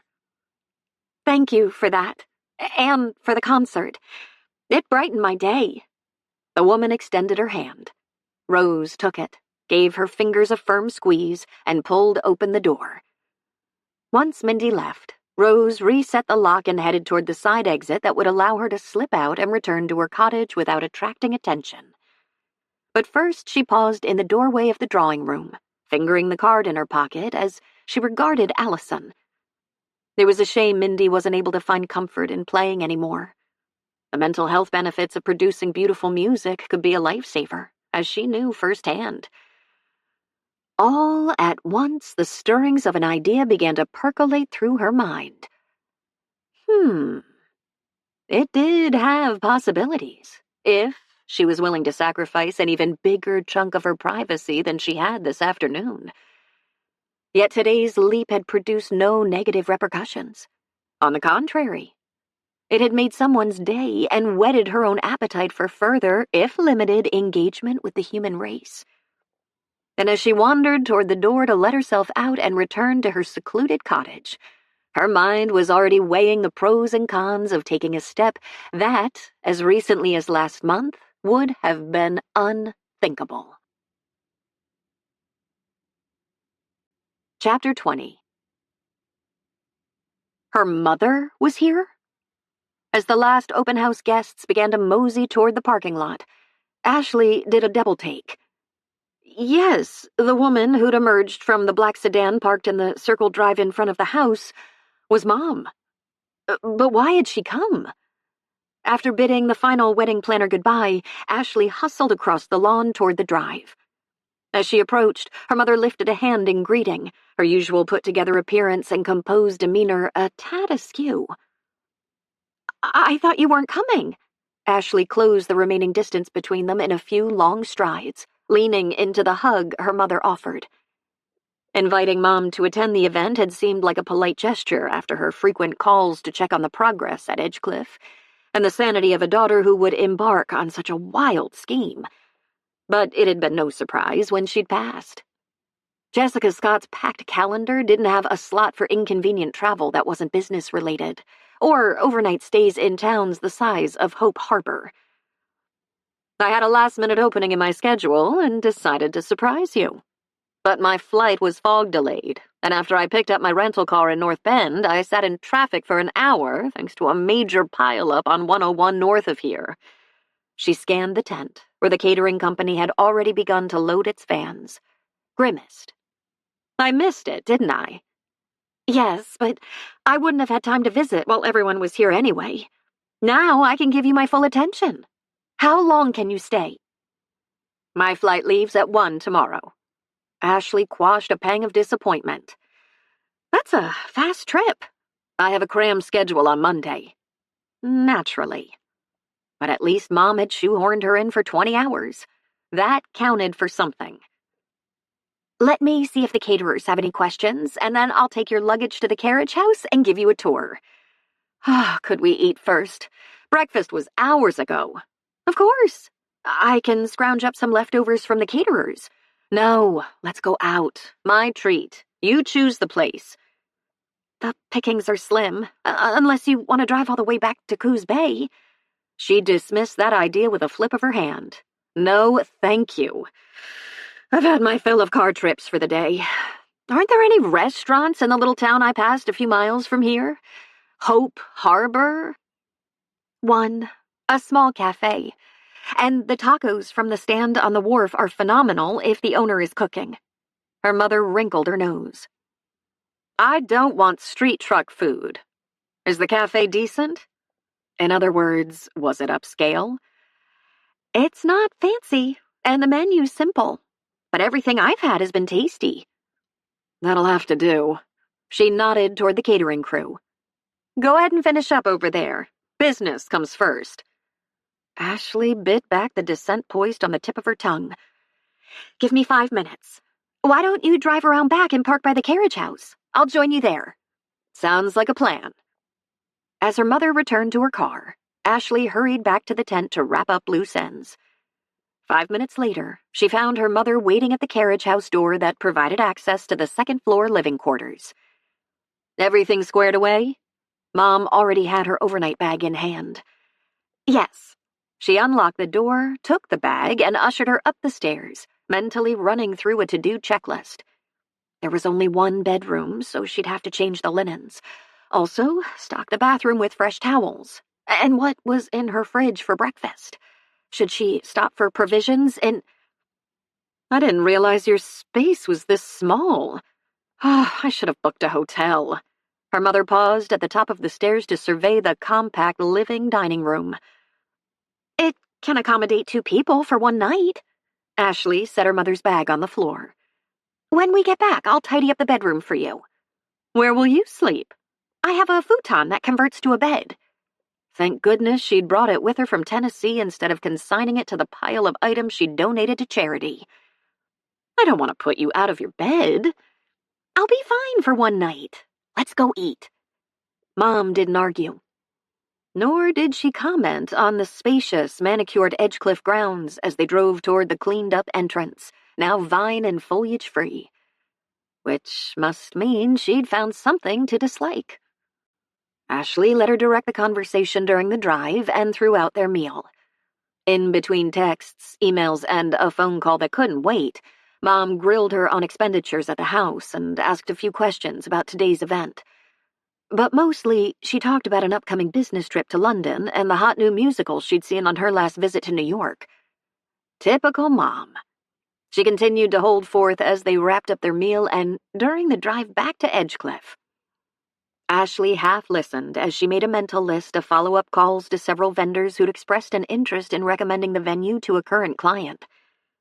Only as she set the brake did she tune back into her mother, smiling through the fatigue that was beginning to set in. Would you like a quick tour of the house? Indecision flashed across her mom's face, but then she acquiesced. Yes. The outside gives me an idea of what to expect, but I suppose I should see the inside, too. Not the most enthusiastic response, but again, typical Mom.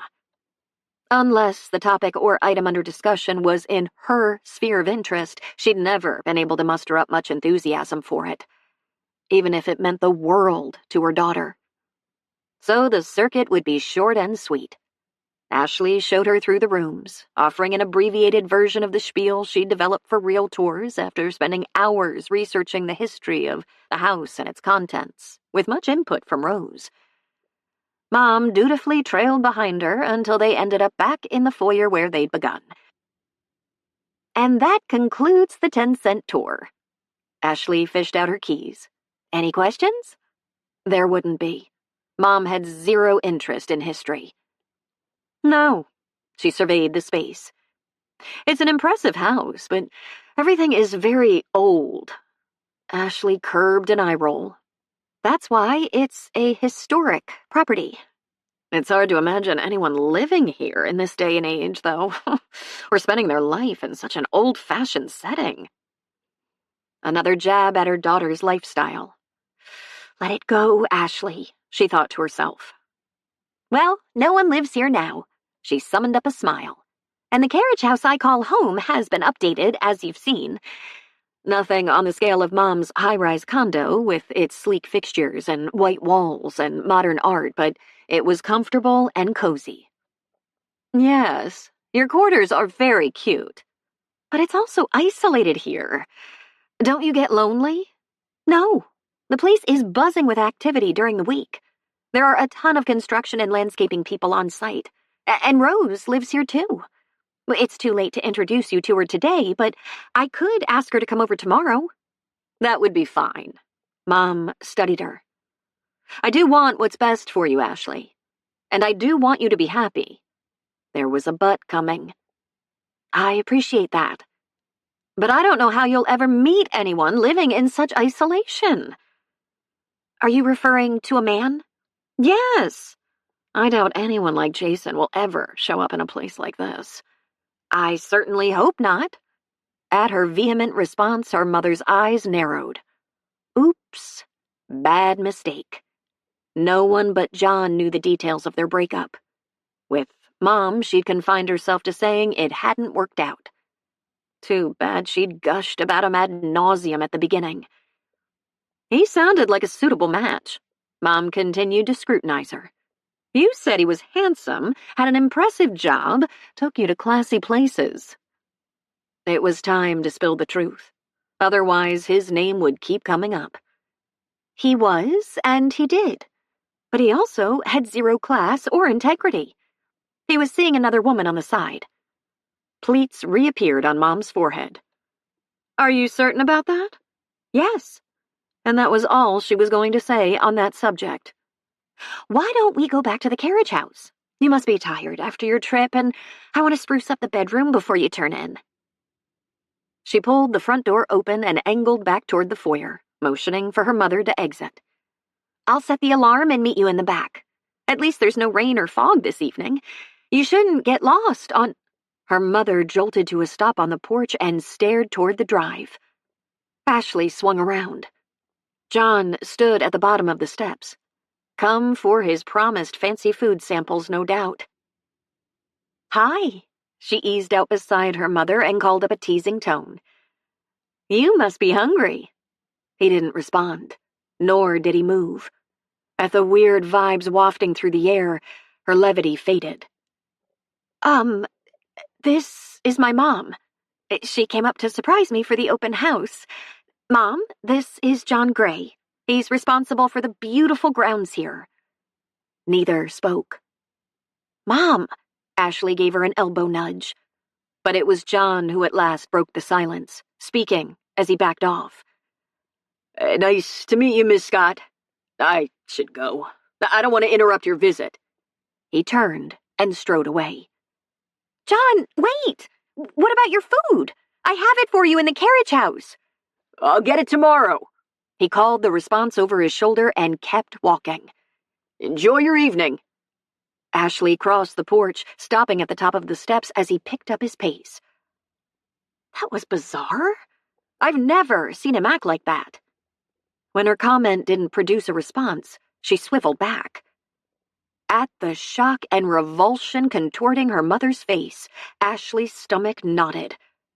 No wonder John had fled. This was exactly the kind of reaction he'd been afraid of provoking if he removed his camouflage. But Mom's repugnance was over the top. Struggling to keep her temper in check, she marched back across the porch. "Why are you staring at him like that?" Her mother pressed a hand to her chest, swallowed. What happened to him? He had a close encounter with an IED in the Middle East 5 years ago. Ah, that would explain it. Staring is rude. I expect he's used to it by now. The twist in Ashley's stomach tightened. Would you ever get used to it? Do you know how hurtful that kind of reaction would be? How self-conscious it would make someone? Head cocked, her mother appraised her. I thought you said this man was a groundskeeper. No, I didn't. He's a landscaper. I contracted with his firm to refurbish the Edgecliff grounds and gardens. Why was he here on a Saturday night?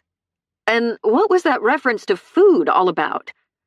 Ashley folded her arms.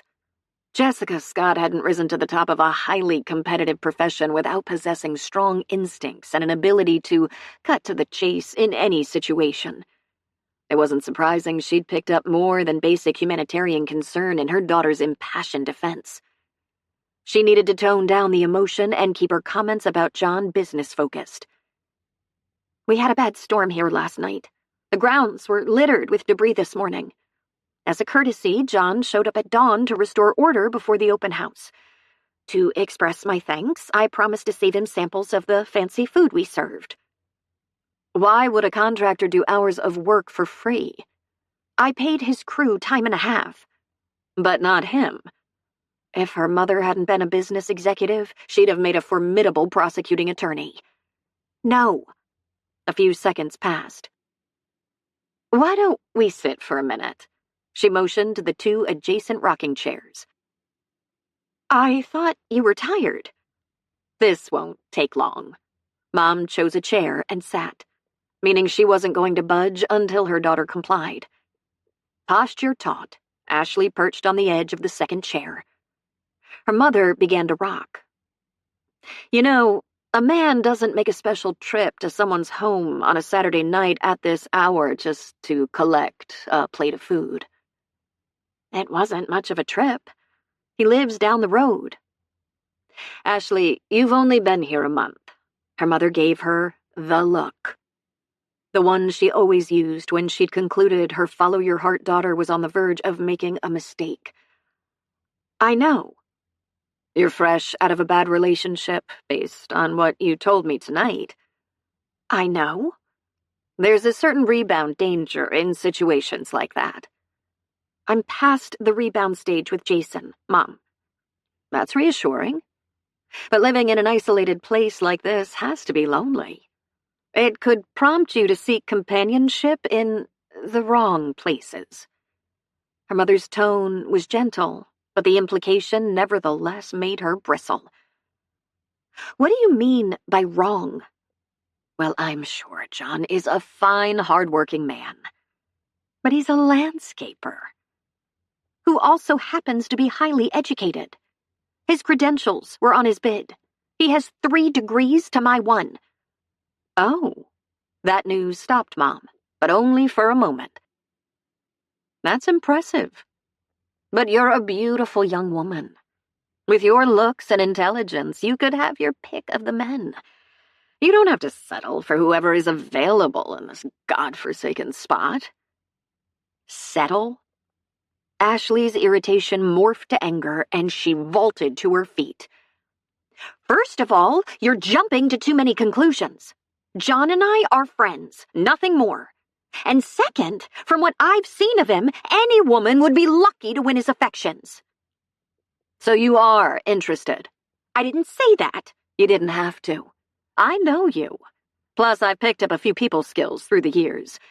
Besides, a woman doesn't defend a man as heatedly as you've defended him if she's not interested in more than friendship. What if I am? And I'm not saying I am. That's a rhetorical question. Are you implying he wouldn't be good enough for me? I'm just reminding you there are other fish in the sea. Jason may have had clay feet, but there are plenty of men out there with his assets, minus his liabilities. She fisted her hands on her hips. How can you dismiss John after an exchange that lasted less than a minute? All you learned about him is that he's scarred. Physical scars can lead to psychological scars. Only if other people make them an issue. If they judge someone by what's on their skin instead of what's in their heart. Her mother stood too. Not everyone has Hollywood looks, Ashley. But can you say, in all honesty, that those scars don't bother you? That when you look at him, a little part of you doesn't cringe inside, despite all the fine qualities he may have? That they diminish any attraction you might feel for him? I didn't say I was attracted to him. You're not answering my question. And you don't have to answer it for me. But you should answer it for yourself before you let this go too far. I think your landscaper is interested in cultivating more than your gardens, and you could be setting him up for a hard fall if you lead him to believe you care and then don't follow through. That would be far worse than a stare from a stranger. Shall we call it a night? Without waiting for a reply, her mother descended the steps and strolled toward the adjacent carriage house. After giving her a head start, Ashley set the security system, locked the door, and followed her.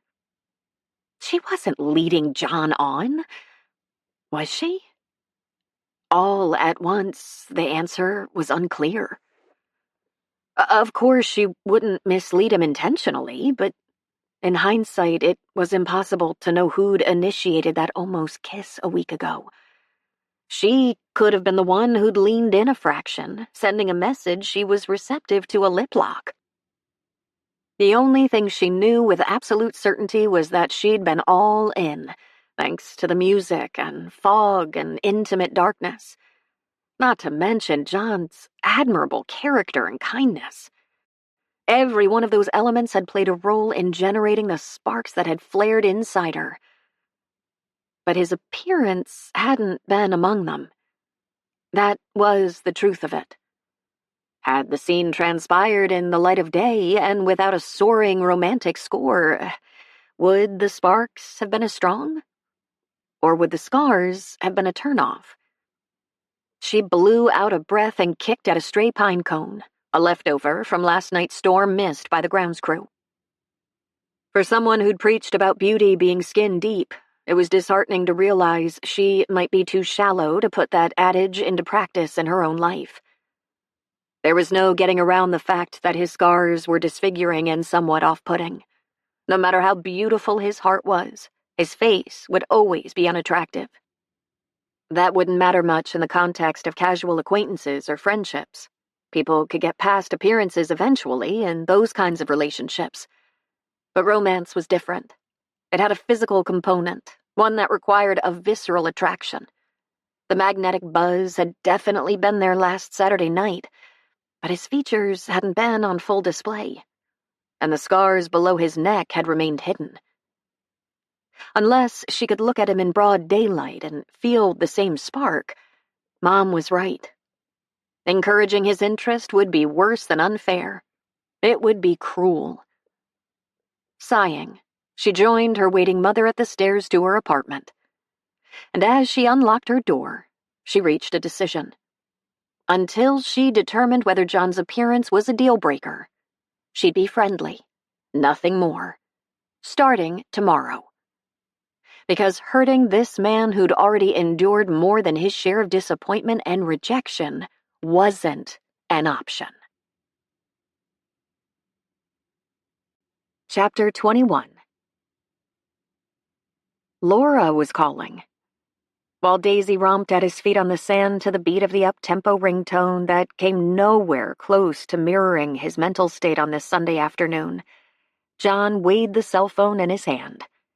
He was not in the mood to talk to his sister.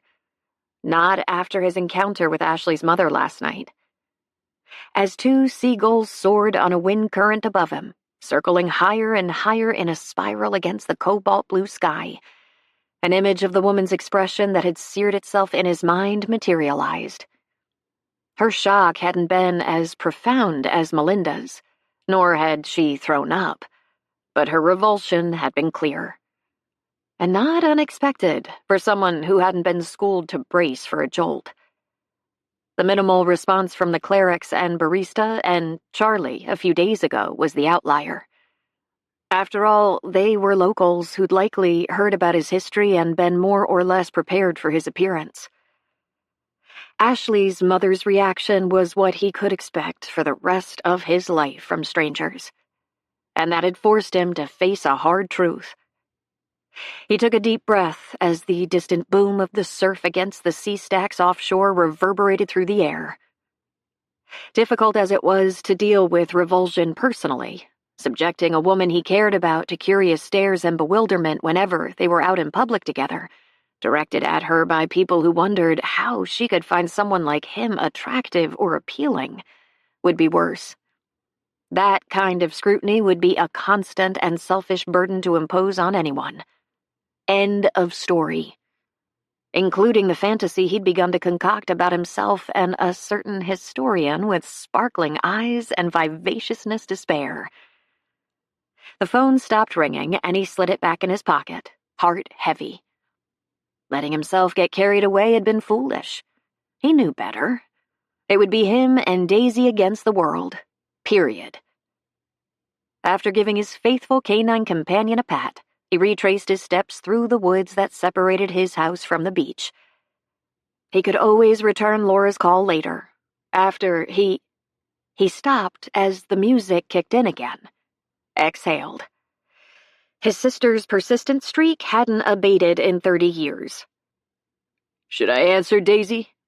Social animal that she'd become, the pup gave a happy yip. Yeah, you're right. If I don't answer, she'll keep calling until I do.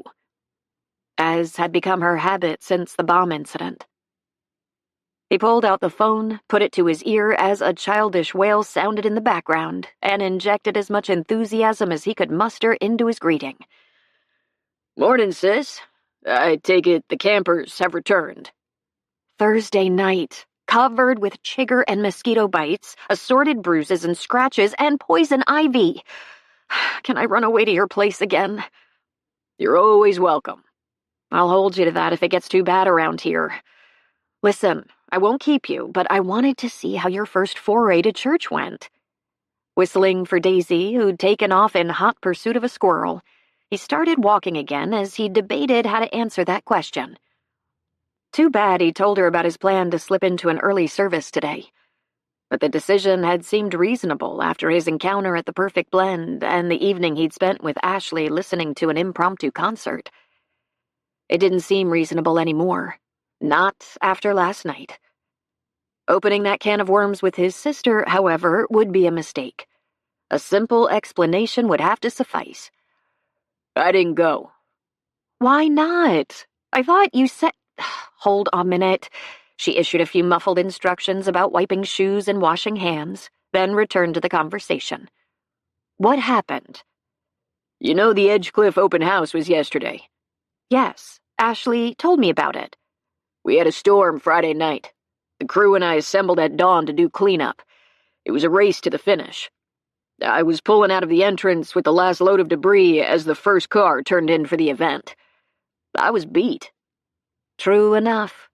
But that hadn't stopped him from walking back to Edgecliff to pick up his treats last night. Another piece of information Laura didn't need to know. You could have rested in the afternoon. I had work to do around the house. A few silent seconds crawled by as he sidestepped a downed broken limb. Another casualty from Friday night's storm. What aren't you telling me? Time for dodgeball. If you want details of the event, I can't help you. I wasn't on the guest list. The weather cleared up and the place looked great, so I assume it went... That's not what I mean, and you know it. What's the real reason you didn't go to church? Laura, let it go. He injected a warning note into his tone since diversionary tactics weren't working. She ignored it. Something happened to make you gun-shy again, didn't it? Since when did you become a psychologist? I'm a sister. I know you even better than a psychologist would. That's a scary notion. Ha ha. A huff came over the line. You're not going to tell me, are you? There's nothing worth telling. No big news, no shocking revelation to share. Everything here is status quo. The status quo stinks. And I thought you were about to change it. How's Ashley? At the abrupt change of topic, he frowned and halted. What? It was a simple question. She's fine, as far as I know. I imagine she's tired, though. She insisted on helping us with the cleanup all morning, and had to host the open house. On top of that, her mother showed up at some point. Ouch. From what she shared about their relationship, I bet that jacked up her stress level. I got the impression her mother doesn't approve of the whole Edgecliff project. I picked that up, too. Did you get to meet her? He massaged the bridge of his nose. I left the property at noon. She wasn't there yet? If she was, I didn't see her. Then how do you know she showed up? He'd walked straight into that one. I, had to run back there later in the day. Ashley and her mother were on the porch. So you did meet her? It was a brief exchange. He started forward again. What was your impression of her? I was only there for a minute. I didn't want to intrude on their visit, so He froze as he emerged from the woods, and Ashley rose from the seat she'd claimed on his patio to lift a hand in greeting. Daisy made a beeline for her, all 4 legs pumping. So you what? At Laura's question, he refocused on the conversation. Can I, call you back? Something just came up that I have to deal with. Is that legit, or a ploy to shut me down? It's legit. I'll call you later. I'll hold you to that. Give Daisy a pat for me. I will. Talk to you soon. He lowered the phone and moved forward, shifting his features into neutral as he approached his unexpected visitor. Hi. He stopped several feet away from her. This is a surprise. It shouldn't be. She gave Daisy a final tummy rub and straightened up. I owe you appetizers, and they won't improve with age. She tapped a white box on the table beside her. I wish you would have let me get them for you last night. I hope you weren't counting on them for dinner. Yeah, he had been. But cereal was always a reliable fallback. I didn't starve. I have food in the house, despite what my sister thinks. Unless you're a gourmet cook, these will be tastier. The mini quiches and chicken skewers were my favorites. Don't forget to nuke the ones that should be hot. Got it. Thanks for the delivery. It wasn't a long trip. But you're lucky you came back when you did, or I might have been tempted to steal one of your fruit kebabs. The humor in her demeanor faded as she moistened her lips and tucked her fingers into the front pockets of her jeans. I also wanted to apologize for my mom last night. I'm sorry if she made you feel self-conscious. No worries. It's not the first time I've shocked someone, and it won't be the last. She overreacted. No, she reacted. You can't blame people for an auto-response. My face isn't as bad as it used to be, but it'll always draw attention. That's the reality. How long is your mom staying? Ashley's brow puckered at the change of subject, but she didn't press him. She's already gone. It was a fast trip. Her calendar opened up at the last minute, and she decided to drop in unannounced. Did she like Edgecliff? A shadow passed over her eyes, indicating her mother had been less than enthusiastic. It's not her cup of tea. But she did enjoy having tea with Rose. The 3 of us met up in the kitchen this morning for half an hour before Mom took off. How did the open house go? Ashley lit up. Fantastic! Rose was a hit, and everyone seemed impressed and interested in using or recommending the property as a venue. I've already had 3 queries for smaller events in the fall. As long as you and BJ stick to your schedules, we should be in business by September 1st. I can't speak for BJ, but we're on track to finish. Probably sooner than anticipated, unless you want to proceed with Phase 2 now. No, that'll have to wait until we have cash flow. The parking lot is functional, if not pretty, and we can rope off the edge of the lawn to keep guests contained and safe until the ground cover and perimeter gardens along the cliff edge can be put in. In that case, we'll be out of your hair by the end of the week. But you'll continue to do regular maintenance on the lawn and gardens, right? We didn't bid on that. Would you? Yes. I'll work up a proposal and get it to you this week. Thanks. She offered him a tad too bright smile. It'll be nice to see a friendly face around the place on a regular basis. I don't have many friends here yet, and Edgecliff is an isolated location. A girl could always use another friend. Message received. She wanted to be friends, nothing more. Meaning he wouldn't have to worry about trying to protect her feelings if she happened to have any romantic interest in him. Good news. But if that was the case, what was with the pang of disappointment echoing in the empty, cavernous chambers of his heart? Unless you don't want to be friends. At Ashley's uncertain addendum, he put his own question aside. No, we're already neighbors. I don't see why we can't be friends, too.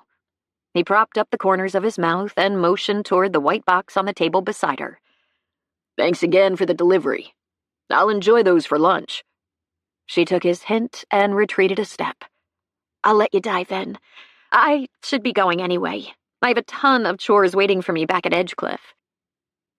Yet she hesitated, as if hoping he'd invite her to stay and sit with him while he ate the treat she'd brought. That was a serious temptation. Chatting with her while he sampled yesterday's party fare would be the best treat of all. But despite the assurance he'd given her, mere friendship might be beyond him. He could be friendly to her, but being a friend was different than mere sociability. It involved sharing and caring and laughing together and loyalty and cheering each other on, along with a host of other things that deepened relationships. The truth was, if he did too much more of that with this woman, he'd be on dangerous ground. Maybe some guys could be just friends with a woman who attracted them, but he wasn't one of them. And Ashley attracted him. Big time. So, the safest course was to be cordial acquaintances rather than friends. Keep his distance as much as possible and confine their discussions to business during any meetups. When he didn't respond, she lifted a hand in farewell and backed farther away. See you around. Count on it. Edgecliff will require regular maintenance. With a brief nod, she pivoted and strode down his driveway, disappearing behind the trees a minute later as she walked down Windswept Way, leaving him with a box of treats he no longer wanted, and wishing for a treat that hadn't been on her caterer's menu, but which he'd come close to enjoying 8 nights ago on a mist-shrouded porch with a background score worthy of a chick flick. That had not gone well. As Ashley plodded back down the road to Edgecliff, shoulders slumped, she shoved her hands in her pockets. Seeking John out to set the stage for friendship while she tried to determine if his appearance would be a stumbling block to romance had seemed like a smart plan last night, but it had been predicted on the assumption he was interested in romance, as Mom had concluded. As she herself had concluded after their porch encounter a week ago. If that take was accurate, though, he'd given no indication of it today. On the contrary, his actions and demeanor had implied romance wasn't even on his radar. Maybe her mother's worries about his interest and her own angst about whether his scars could snuff out any sparks between them had been much ado about nothing. Because there sure hadn't been any sparks a few minutes ago. Her hair blew into her face, obscuring her vision, and she shoved it back. His scars weren't the culprit today on her end, though. It was just hard to feel warm and fuzzy about a guy who, overnight, had dialed down the heat and posted large keep out signs. Not that he'd been rude or anything. Far from it. His manner had been cordial, pleasant, polite. In other words, night and day from the ardor he displayed during those few moments on the porch last weekend, suggesting that brief interlude had been an aberration prompted by the intimate setting and unusual atmosphere. She skirted around a pothole in the road. Whatever had caused him to back off, his lack of interest solved one problem. She didn't have to invest any brain power, or heart power, trying to determine whether his appearance was a stumbling block, or if getting too friendly would end up hurting him. Good news, right? One less worry on her already overflowing plate. She should be happy.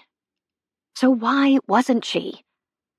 A drop of cold rain plopped onto her nose, and she jerked, lifted her chin. Good grief! When had all those gray clouds moved in? The sky had been blue during her hike to John's house an hour ago. The coastal weather did have a tendency to be moody, though, as she was fast learning. It could be sunny one minute, foggy the next, and apt to change with little or no warning.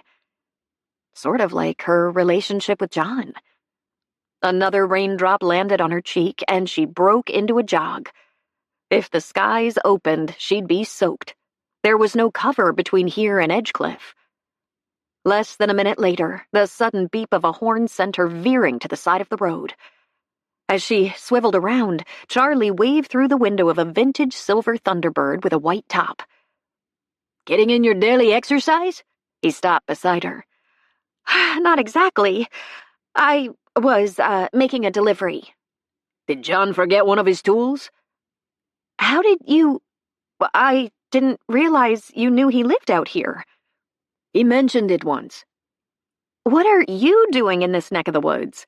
Your taco customers will be disappointed to find a shuttered stand on a Sunday afternoon." "I closed when the clouds arrived, after I made an order for Rose." As the rain picked up, he motioned toward the passenger seat. "Why don't you let me give you a lift back? Otherwise you'll be taking a shower and doing your laundry in one fell swoop." He flashed her his megawatt smile. She examined the sky again. It was darker than ever, and the angry clouds appeared poised to dump their load of H2O at any moment. "I think I'll take you up on that." She circled the car, and he pushed the door open for her from the inside, transferring the brown bag of tacos from the passenger seat to the floor. "I'd say my arrival was timely." He put the car in gear and swept a hand across the windshield, where large drops of rain were beginning to pepper the glass. "Must be my lucky day." "Luck is overrated." "You don't believe in luck?" "I believe everything happens the way it's supposed to, though often that's only apparent in hindsight. What do you think of Bessie here?" He patted the dashboard. "You named your car?" "This one's special." She surveyed the pristine interior. "How old is she?" "Came off the line in 1957, long before you were born." "She's in excellent condition." "She wasn't when I got her. She'd been banged up pretty bad. People took one look at all her scratches and dents, turned up their noses, and walked away. But I was more interested in checking out her inner workings, and they were sound. Everything else is cosmetic." An image of John flashed through her mind, but she did her best to erase it. "You had her restored?" "No, I did it myself. It took 2 years, but the effort was worth it. Despite all the hard knocks Bessie took, she's reliable, resilient, and a rare find." "Also like John?" She squinted at Charlie. Were his comments supposed to be an analogy, or was she reading more into them than he'd intended? He glanced over at her, his expression guileless. "How did the open house go?" Fine." She switched mental gears. "Everyone was enthusiastic, and I've had several queries already." "I'm not surprised. Edgecliff is another rare gem that will benefit from TLC like Bessie did. I thought about you yesterday morning, after that storm we had. I wondered if it had caused any damage." He guided the car through the open gates at the entrance to the estate.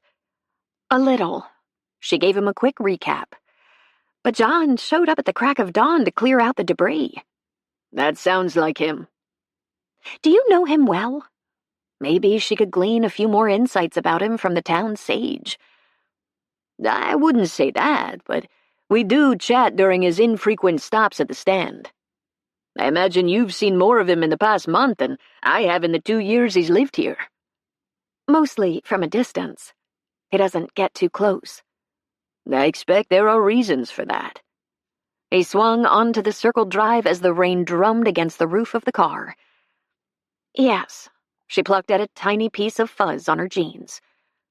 I can't imagine what it must be like to live with such a devastating injury. It has to be difficult and lonely. Without a doubt. Getting past appearances can be hard. Yes, it can. But as most people learn the hard way, a beautiful or handsome face doesn't always translate to a beautiful heart or soul. I know. Thanks to Jason, the golden boy with a tarnished character. Charlie passed in front of the house and turned onto the small road that led to her quarters and Rose's cottage.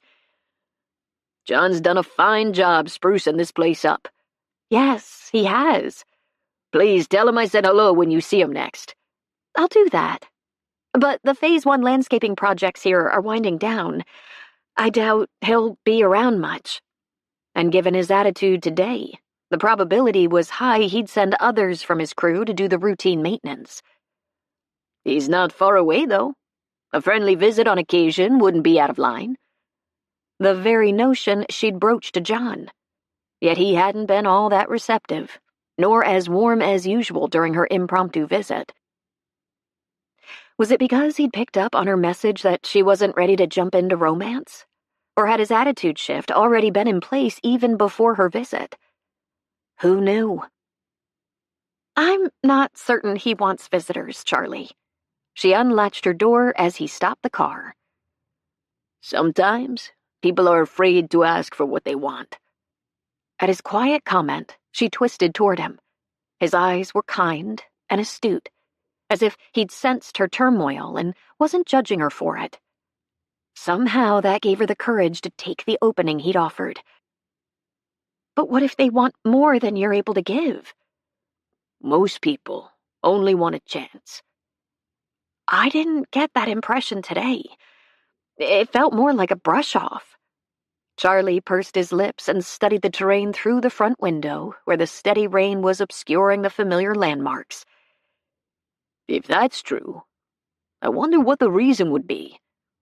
Ashley forced her mouth into a curve. He may have decided he doesn't like me all that much. You really think that's the reason? Charlie turned back to her. What else could it be? An intriguing question to ponder on this rainy afternoon. He indicated the bag on the floor at her feet. And now I'm off to deliver those to Rose. Otherwise she'll be eating cold tacos. Her signal to leave. Thanks again for the lift. Anytime. She pushed open the door, slid out, and dashed toward the carriage house while Charlie rolled on toward Rose's cottage. But long after he disappeared, his comments lingered. Did John want a chance with her? And if so, why had he erected barriers between them today? What had spooked him? No clear answers presented themselves. So, as she opened her laptop to number crunch and take care of open house follow-up, she added a prayer for guidance to her afternoon schedule. Because she could use all the help she could get figuring out whether John's appearance was an insurmountable hurdle to a romantic relationship, as her mom had warned, or simply a minor facet of his persona that had far less to do with lasting love than the content of his heart, mind, and soul. Yet if Mom's assessment did prove to be wrong, another puzzle remained. The one Charlie had zeroed in on today. If John hadn't backed off due to lack of interest, what had prompted his withdrawal? And once she discovered the answer to that question, what could she do to change his mind? Chapter 22. Maybe this was a mistake. Stomach flip-flopping, Rose set her cell phone back on the desk beside her in the cottage and twisted her fingers together. What had seemed like an inspired idea 3 days ago suddenly felt risky, and much too big a step after years of keeping her distance from society and confining her in-person interactions to a few trusted friends. Even Charlie's encouragement during his taco drop-off on Sunday afternoon and David's endorsement during their phone chat earlier today couldn't corral the butterflies that had taken flight in her stomach. "What do you think, Lucy Lynn? Yay or nay?" The precocious 5-year-old smiled back at her, trusting her to do the right thing, as usual. But sometimes it was hard to be certain what that was. "You know, I believe you need a bow in your pretty hair." She cocked her head and assessed the girl. "Shall we try a red one today? It should be lovely with that navy blue sailor dress." She leaned forward and added it to Lucy Lynn's hair. Nodded. Yes, red was an excellent choice. Too bad all decisions weren't as easy. She eyed the phone, heaved an annoyed sigh. Dithering was ridiculous. It was possible nothing would come of her call anyway. But kindness was never wasted. At the very least, she'd brighten that young woman's day. And if she positioned the offer as a trial run, she could cancel the arrangement if it didn't work out, as both Charlie and David had mentioned. 2 trusted friends who knew her story and had never given her bad counsel when she'd solicited their opinions or advice. Taking a deep breath, she stood. "I'll be back in a few minutes, Lucy Lynn, and we'll finish up for the day." She picked up the phone, exited the cottage, and settled into the rocker on the front porch that offered an expansive view of the house and grounds. In the distance, the tent company was taking down its contribution to Saturday's open house. The landscapers were pruning more bushes and trees. And in the back of the main house, the construction crew was building a discreet ADA-compliant ramp by the side door, where it could be camouflaged with bushes. Everyone was engaged in meaningful work, as she was. It wasn't as if her life lacked purpose, after all. Being entrusted with Lucy Lynn was a great responsibility. But she had room in her schedule for other projects, like Mindy Jackson. Pulse picking up, she pulled the woman's card from her pocket and tapped in the number. A female voice answered after 3 rings. "Picture-perfect chair covers. How may I help you?" "Am I speaking with Mindy?" "Yes. This is Rose Fitzgerald, the pianist from the open house at Edgecliff on Saturday.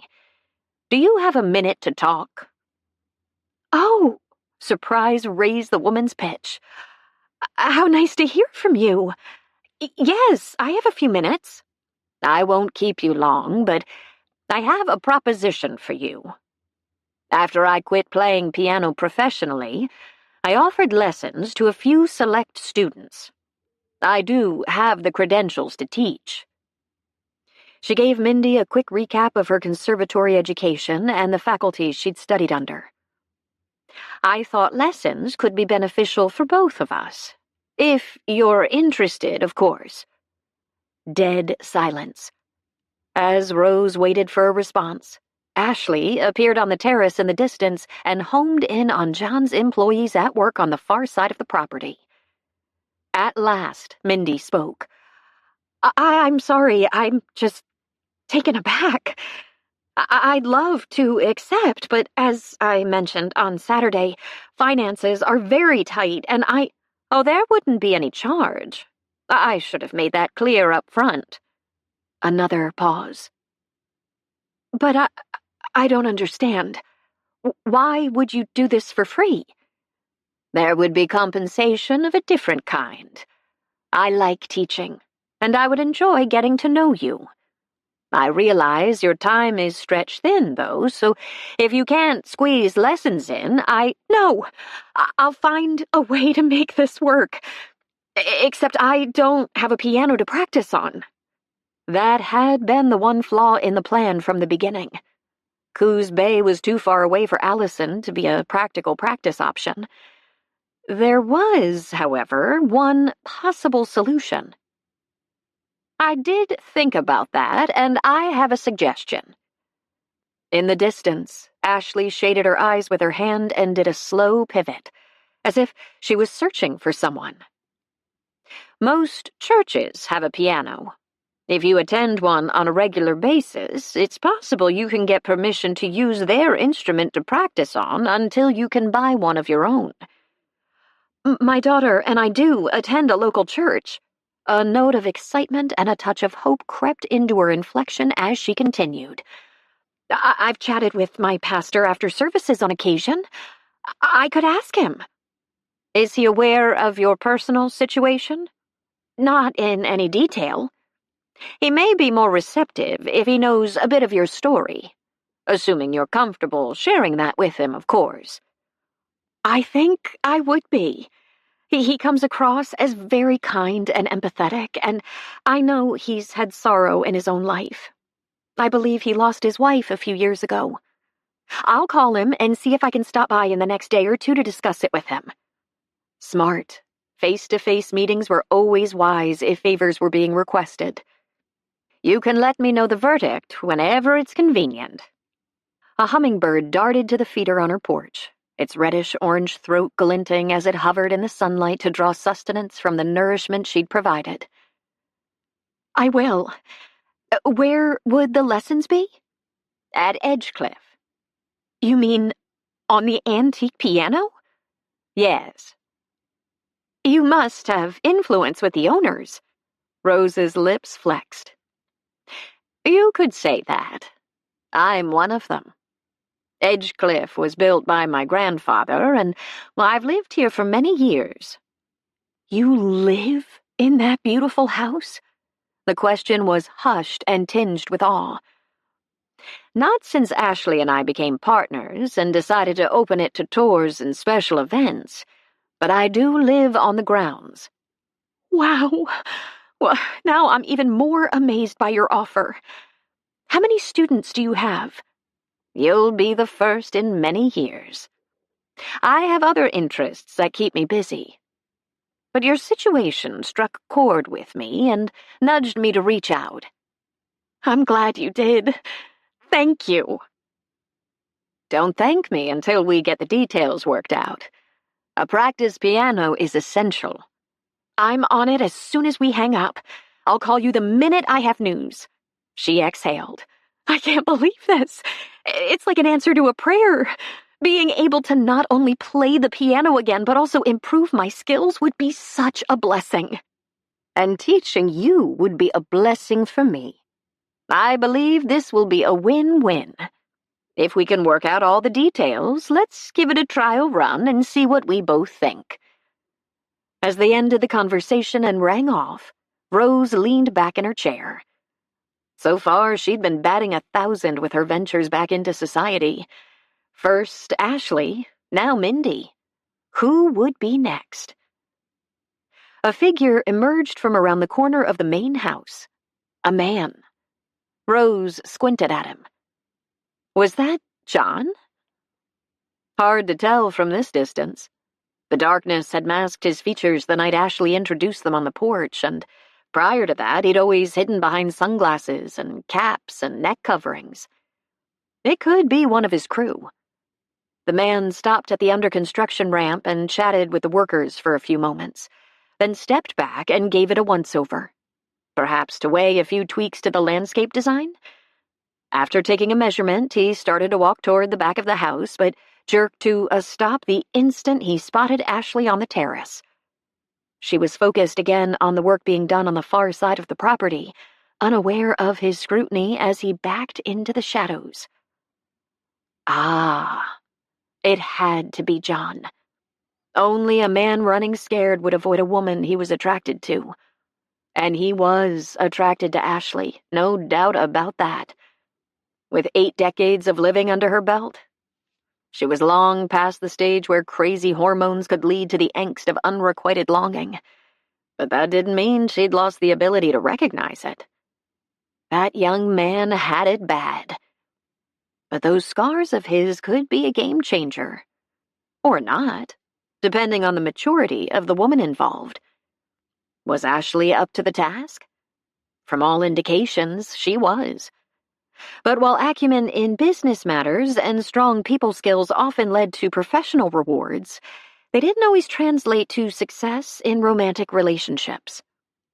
There was only one way to find out if they did in this case. Those two young people needed to hash out whatever roadblock was keeping them apart, or the potential between them would fizzle faster than spent fireworks on the 4th of July. And since that roadblock appeared to have arisen after her inopportune appearance on the porch, she ought to do her part to try to help them address it. The goal front and center, Rose pushed herself to her feet and set a course straight down the narrow lane toward the house. Perhaps Ashley and John weren't meant to be together. But as Charlie had reminded her over tacos 2 days ago when she'd mentioned Mindy, opportunities to do good deeds were gifts, a chance to put the golden rule into action. And if her instincts were correct, her action today could very well lead to other action, with a potential long-term payoff Ashley and John would thank her for in the years to come. As John turned away from the terrace, preparing to escape before Ashley spotted him, Rose smiled and waved at him from halfway down the road to her cottage. Blast! It would be rude to return the wave and run off, especially if Charlie's contention was right, and her reputation as a recluse was prompted in part by the fact that few sought her out. Rebuffing a friendly gesture from her would be worse than rude. But if he lingered, Ashley could wander over. He glanced back toward the terrace. Maybe he could chat with Rose for a minute without Ashley spotting him if he took cover behind one of the bushes on the side of the gravel lane. Armed with that plan, he skirted around the house and tucked himself beside a bush as she drew close. "Afternoon, Rose." "John." If his exposed scars shocked her, she didn't let on. But Ashley could have prepped her for his appearance. "Did you enjoy the samples Ashley saved you from Saturday's party?" A flush crept over his cheeks. "She told you about that?" "Not until I came across her in the kitchen, packing the box. She said you'd asked her for a few." For the record, I'm not a moocher." Perish the thought. She waved his comment aside. "That was small recompense for all the cleanup you and your crew did. Dozens of potential clients came that day, and first impressions are very important." "Yeah, I know." Fighting back a surge of melancholy, he propped up the corners of his mouth. "I understand your performance was a highlight." "According to whom?" "Ashley. She stopped by my house to drop off the box of food." "That was sweet of her." "Uh-huh." "She's a very nice woman." "Yes." If Rose was expecting him to sing her partner's praises, she was going to be disappointed. Just because she'd witnessed their almost kiss didn't mean he had to provide any details about their relationship. "May I be honest with you, John?" Uh-oh. Those kinds of questions never led anywhere good. "I guess so." What else could he say? "I've been feeling bad ever since the Saturday night I interrupted you two on the porch after I finished playing. My entrance was poorly timed." "No," he shook his head. "It was spot on. We needed to call it a night. Music and moonlight and mist can carry people away." Why dance around the facts? Rose had obviously figured out what was going on. She adjusted the sweater draped around her shoulders as she considered him. "Are you certain the ambiance was responsible?" "Yes." "Why?" Good grief. How had he gotten into a discussion about his love life with an 80-year-old recluse? He had to shut this down fast and put an end to any romantic fantasies she might be harboring about love blossoming on the grounds of her ancestral home. "Ashley and I just met a few weeks ago, Rose. I think she was happy about the interruption." "She did disappear faster than a nervous mole crab on the beach." Rose leaned closer and lowered her voice. "Between you and me, I believe she's rather gun-shy of romance." Had Ashley told her about Jason? He slid his hands into his pockets and kept his tone casual. Why do you say that? Well, she's a beautiful woman in her 30s, but she's never mentioned a boyfriend. I expect there's a story there. So Ashley hadn't shared that piece of her history with Rose, nor would he. If she wanted her partner to know about her ex, she should be the one to divulge it. Could be. I expect the right man could change her mind, though. He met her gaze straight on. In case you have any inclination I could be that man, you're wrong. She's made it very clear she's interested only in friendship. Rose narrowed her eyes. Those weren't the vibes I picked up on the porch. It's possible your intuitive powers are off. No, I don't think so. You may find this hard to believe from the perspective of youth, but while faces may wrinkle, hearts don't. On the contrary, they become more sensitive to nuances with age. If you want my opinion, she was running scared that night. He shoved up one corner of his mouth. Wouldn't you be scared if a guy who looks like me almost kissed you? Why not be honest? Rose pursed her lips. You think your appearance is why she's skittish? I'm not exactly handsome. No. It's clear you've suffered a traumatic injury.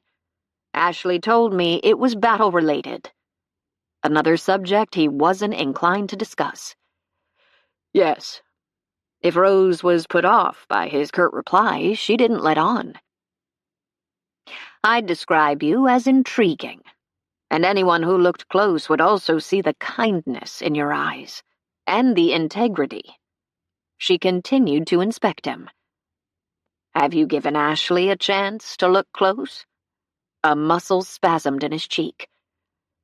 She saw me Sunday when she brought the appetizers to my house.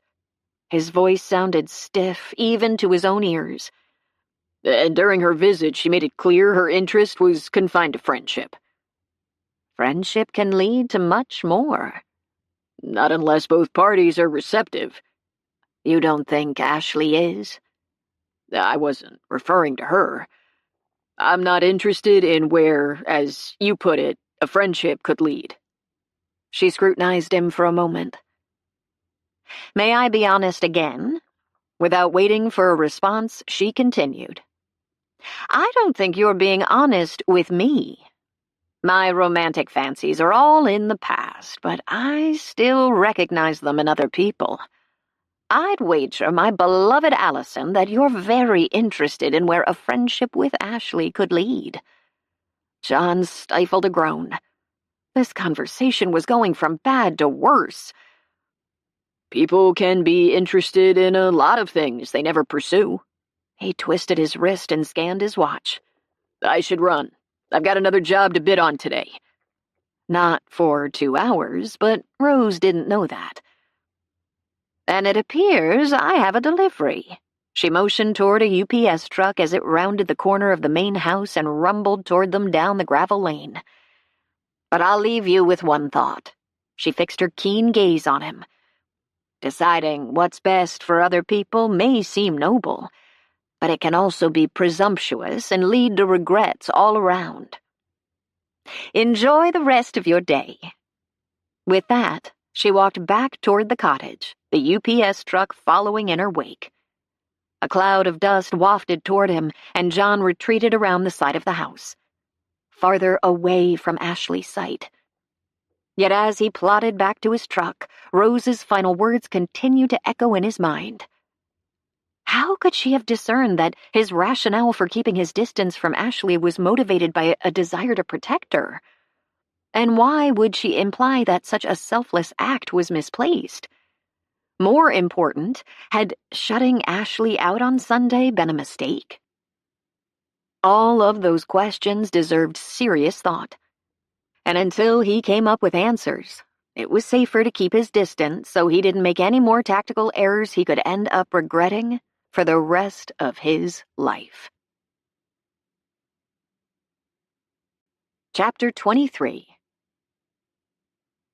You're going to give piano lessons? Ashley did a double take as her Thursday briefing with Rose wound down. A piano discussion was on her agenda too, but it could wait until Rose offered a few details about the surprising news. Yes, her partner folded her hands on the kitchen table and explained how she'd come to meet Mindy. I remember her. Ashley called up a vague image of the blonde who'd seemed reluctant to move outside at the vendor event. I didn't realize she'd stayed in the house. You did a superb job corralling everyone, but in hindsight, I'm glad she managed to elude you. I brought it up today because I don't want you to worry about these lessons interfering with any of your plans. I've already told Mindy we'll have to be flexible with our schedule to accommodate events here. Ashley waved aside Rose's concern. I think the lessons are a wonderful idea. Will she be coming here to practice, too? No. She lives in Coos Bay, but she was able to work out an arrangement with her minister to practice on the piano at her church. Sounds like an ideal setup all around. Ashley tapped the stack of papers in front of her into a neat pile.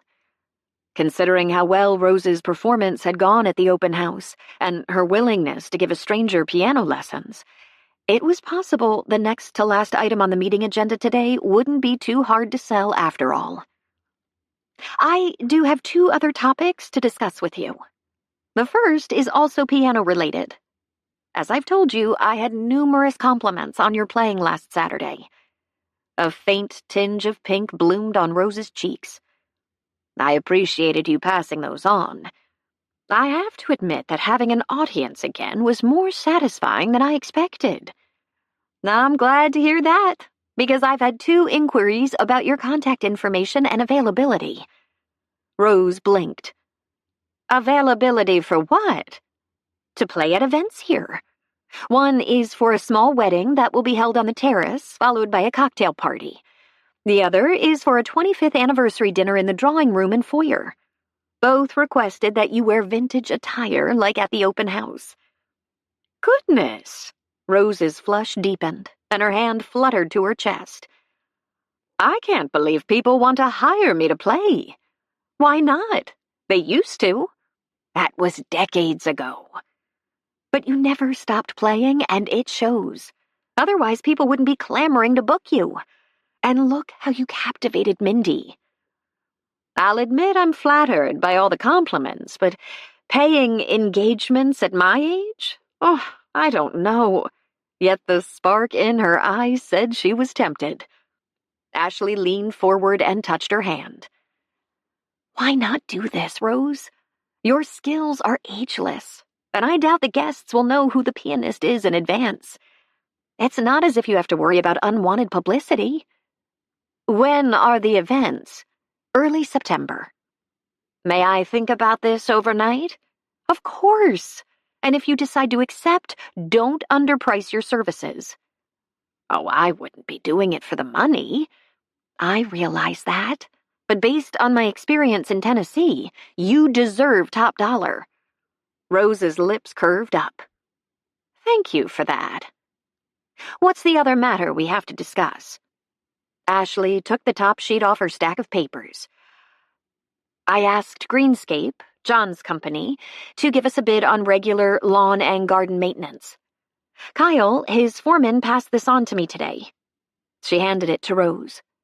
If you'd like to review it overnight, feel free. But I think it's fair. The other woman gave it a quick scan. In light of the amount I was paying for regular grass cutting, I don't believe this is out of line. Especially after you factor in all the gardens that have to be attended to now. I'm fine with this. She passed it back. Ashley set it on top of her pile. I'll let him know. Or tell Kyle if I don't see John. The latter was more likely, given that she'd caught no more than a glimpse or 2 of him all week, and always from a distance. Aren't he and his crew still working here? Yes, but they should be finished by tomorrow. I think John's been popping in to monitor progress, but I expect he has other jobs lined up that require his attention now that the Phase 1 work here is done. I've enjoyed meeting him. He seems like a very nice young man. We had a lovely chat on Tuesday. That was news. What about? Ashley kept her manner casual as she straightened the edge of the paper stack. Oh, this and that. Your name came up. Her breath got stuck in her throat. In reference to the night you two sat on the front porch and listened to my concert. Her cheeks warmed. He talked about that? Only after I brought it up. I wanted to apologize to him for interrupting. That wasn't necessary. She tried for a dismissive tone. There wasn't anything to interrupt. That's not how I saw it. Heat surged up her neck again. Memo to self. Never underestimate Rose's perceptive abilities, she thought to herself. I suppose we may have gotten a bit carried away by your music. It was lucky you came out when you did. That's what John said. Well, shoot. Maybe the sparks really had fizzled on his end. There you go. Somehow she managed to hang on to her nonchalance. Except I don't think he was being honest. He likes you, you know. No, as a matter of fact, she didn't. I'm not certain about that. I mean, he's polite and cordial, but he hasn't done anything to indicate he's interested in picking up where we left off on the porch. I expect most men need a little encouragement. John, perhaps more than most. Hard to dispute, and she hadn't given him any the day she'd delivered the appetizers. Not a subject she wanted to discuss with Rose. He didn't need much the night of our private concert. Rose's expression grew speculative. I wonder what could have happened in the interim to dampen his interest. Her Sunday visit, for one.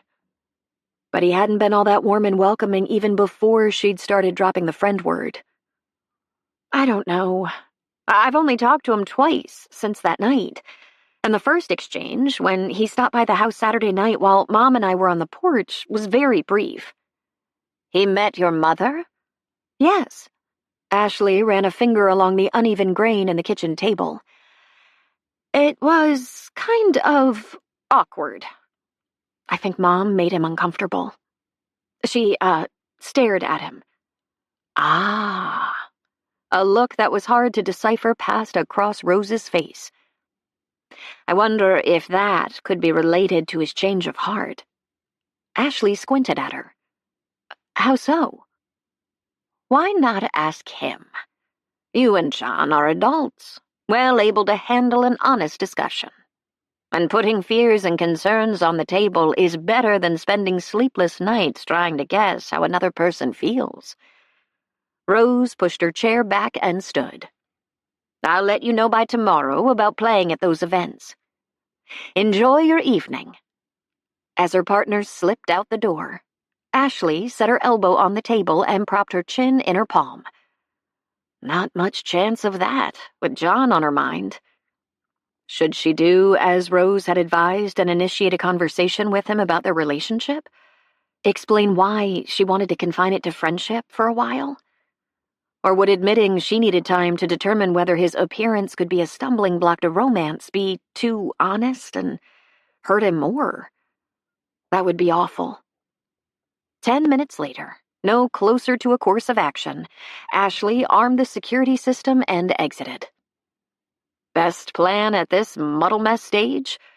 Pray for guidance, and hope the Almighty came through before any ardor John might still feel evaporated forever, like a Hope Harbor fog swept away by a relentless wind. The parking lot at St. Francis Church was deserted. Almost.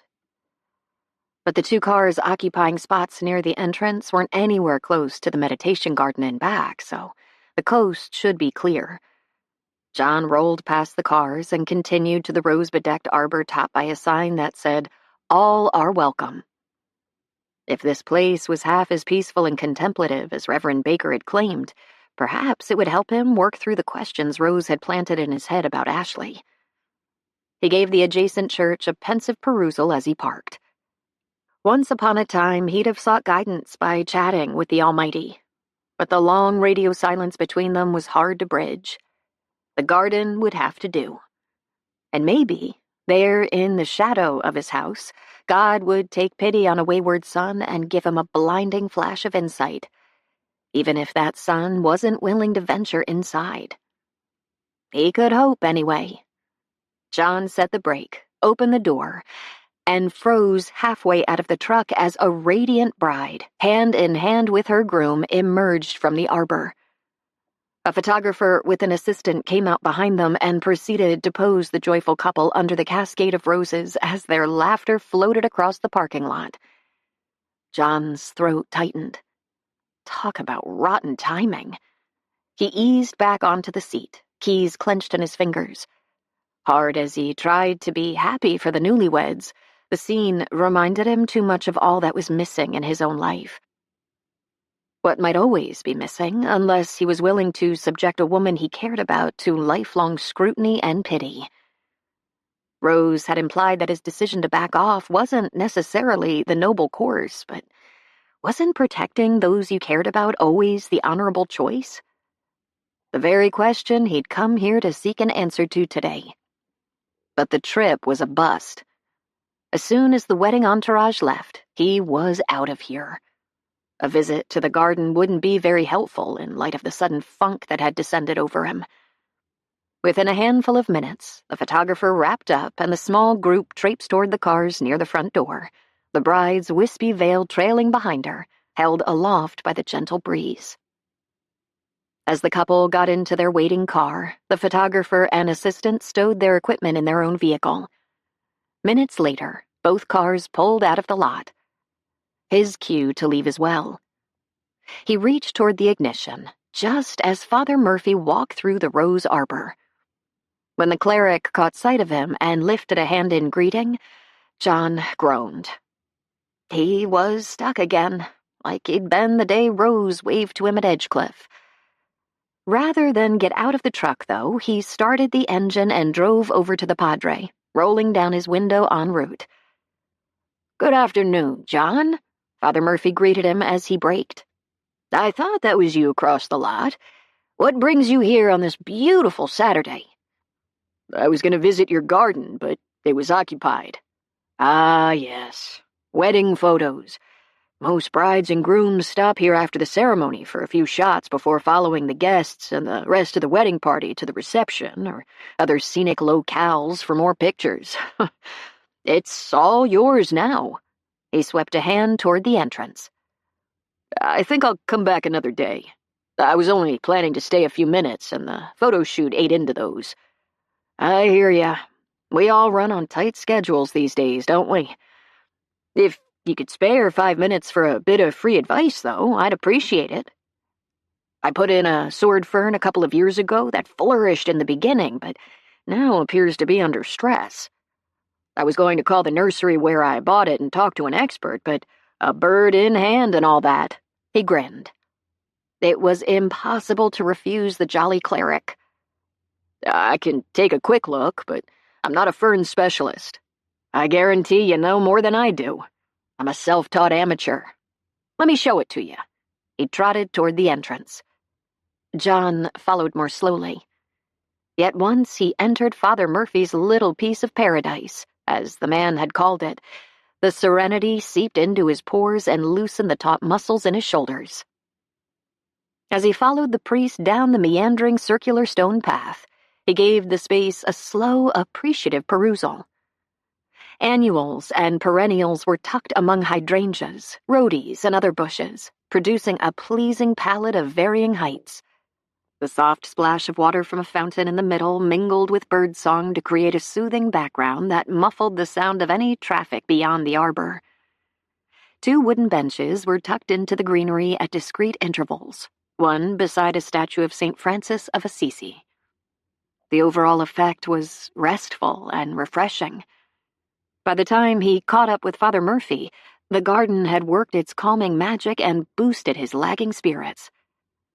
"There it is," the priest pointed to the tall fern near the back of the garden. "I've babied it all along, but I must be doing something wrong." The limp fronds were proof of that. It does seem to be struggling. John studied the plant from the path, then motioned to the garden. May I walk over to it? By all means. I trust you not to crush my plants, but feel free to step on as many weeds as you like. John moved into the garden and examined the plant up close, checked out the base, felt the soil. How much do you water this? Every day if it doesn't rain.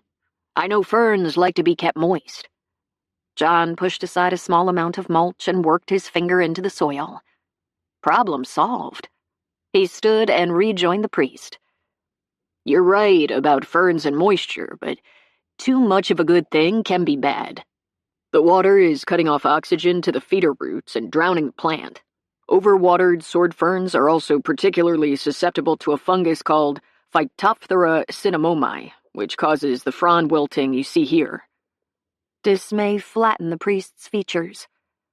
Is it too far gone to save? I don't think so. This species is on the hardy side.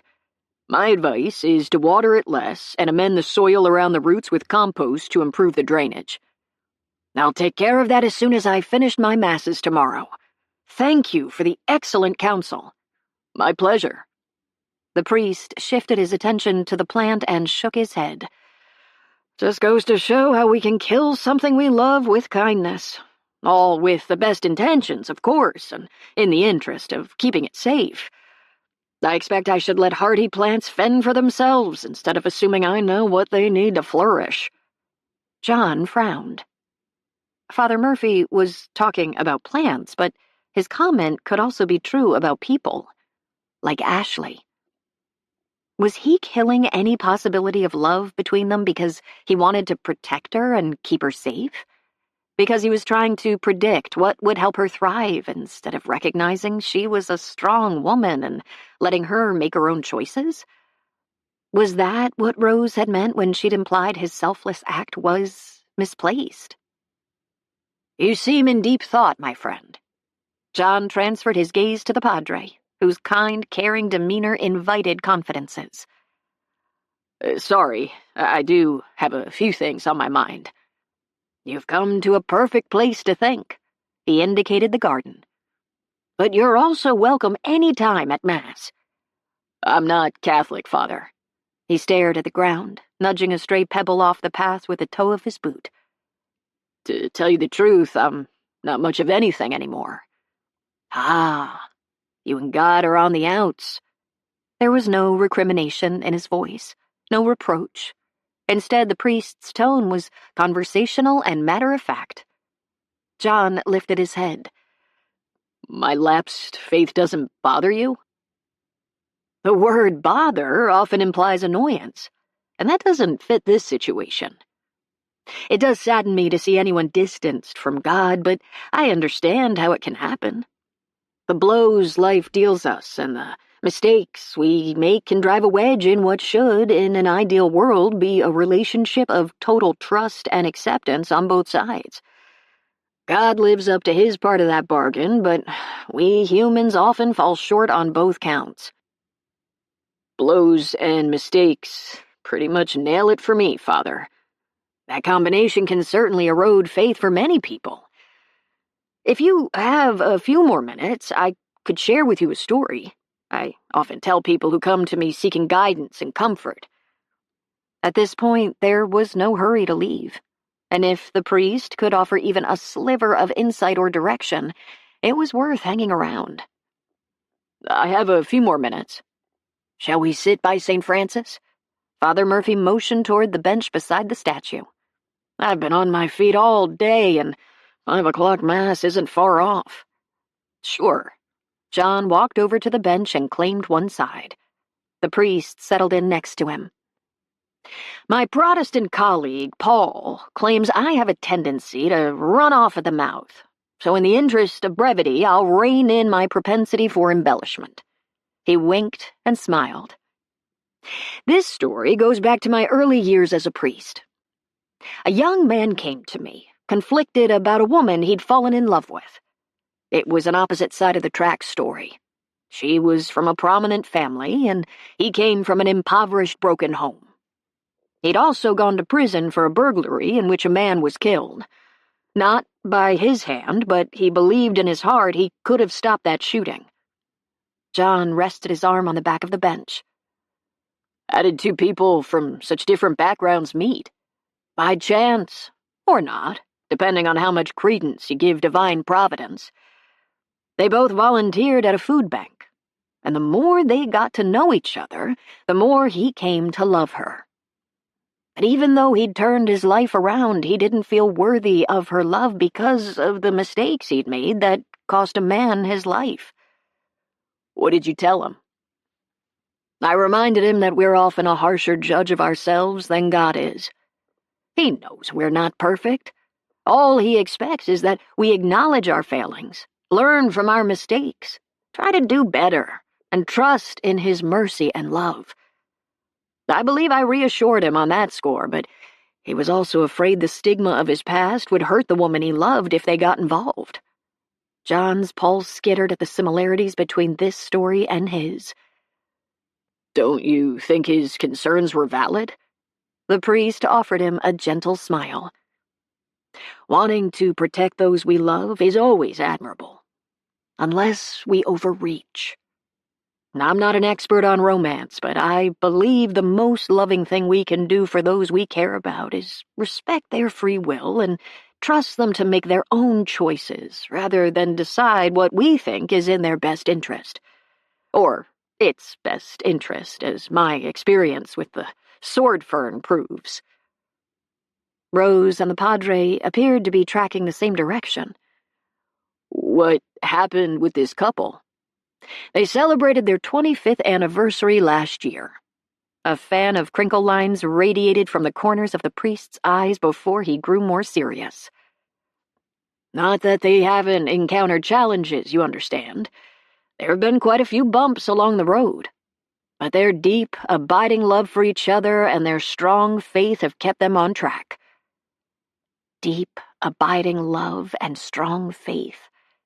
John let out a slow breath. That's what he wanted. But both had eluded him. He flicked a wayward ant off his jeans, lifting his finger to examine the muck under his nail from poking around the base of the struggling fern. They would take diligent scrubbing to remove the wedged-in dirt, but with sufficient effort he could restore his nail to pristine condition. Perhaps he could do the same for his soul, with God's help. As for Ashley, maybe he'd overreacted the day she'd appeared at his house with the appetizers. It was possible she hadn't been shutting the door on romance, just setting a slower pace. Shouldn't he give her the opportunity to clarify that? Mind whirling, he looked over at the priest. You've given me a lot to think about, Father. And you've saved my fern. I'd call us even. He rested a hand on his shoulder. May I offer you a blessing? Please. John bowed his head as the priest asked for God's guidance and grace, then made the sign of the cross. 3 minutes later, as they parted and John returned to his truck through the rose-bedecked arbor and under the "All Are Welcome" sign, his spirits rose. He'd come to this place seeking, but not expecting, direction. Yet God had put a Catholic priest in his path, a man from a different church that he'd attended growing up, but whose strong faith and insights had provided the very guidance he'd sought. Guidance he intended to follow come tomorrow as he started a new chapter with God. And with Ashley. Chapter 24. As the final hymn wound down at the early Sunday service, Ashley leaned around to pick up her sweater from the seat. Froze. Was that John in the last pew, half in the shadows? She draped her sweater over her arm and reached for her purse, giving him a scan in her peripheral vision. The clothes were a disconnect. In all their encounters, he'd worn jeans and a sweatshirt or denim jacket. This guy's broad shoulders showcased a tailored sports coat and crisp dress shirt, and his dark gray slacks were as far from blue jeans as you could get. She squinted. It could be him. The build was right, but he didn't. The man edged into a beam of light spilling through the high windows that lined the nave and lifted a hand in greeting. Her lungs locked. It was John. The GQ version. This was how he must have looked in his modeling days, except for the face. Even from a distance, the mottled skin on the left side and the asymmetry of his features were apparent. Despite those physical aberrations, however, the tall, toned physique and powerful shoulders gave him a commanding and potent presence. Ashley responded to his greeting, but waited until the aisle cleared to exit the pew, giving him plenty of opportunity to escape, if that was his plan. Cornering a guy in a public place, especially a guy who didn't want to be cornered, would be awkward. But he didn't leave. Rather than making himself scarce, as he'd been doing all week, he remained at the back of the church while she ambled up the aisle, as if he was waiting for her. Her pulse picked up. Maybe, if he was willing to chat for a few minutes somewhere outside in privacy, she could follow Rose's advice and broach the subject of their relationship, have an honest but diplomatic discussion about her concerns. Because given the flutter of butterflies in her stomach as she approached him, the scars that were on full display today weren't necessarily the deal-breaker for romance her mother had assumed they'd be. When she drew close, he joined her in the aisle. "Good morning," she offered him an encouraging smile. "This is a surprise. I thought you and God were on the outs." "We've mended our fences. Or I should say, I've mended mine." "I'm glad to hear that. Especially if romance was in the cards for them. There were enough challenges in any relationship without adding differences in faith to the mix." "May I walk you out?" He motioned toward the exit. "Sure, thanks." He fell in beside her as they left the main body of the church and entered the vestibule.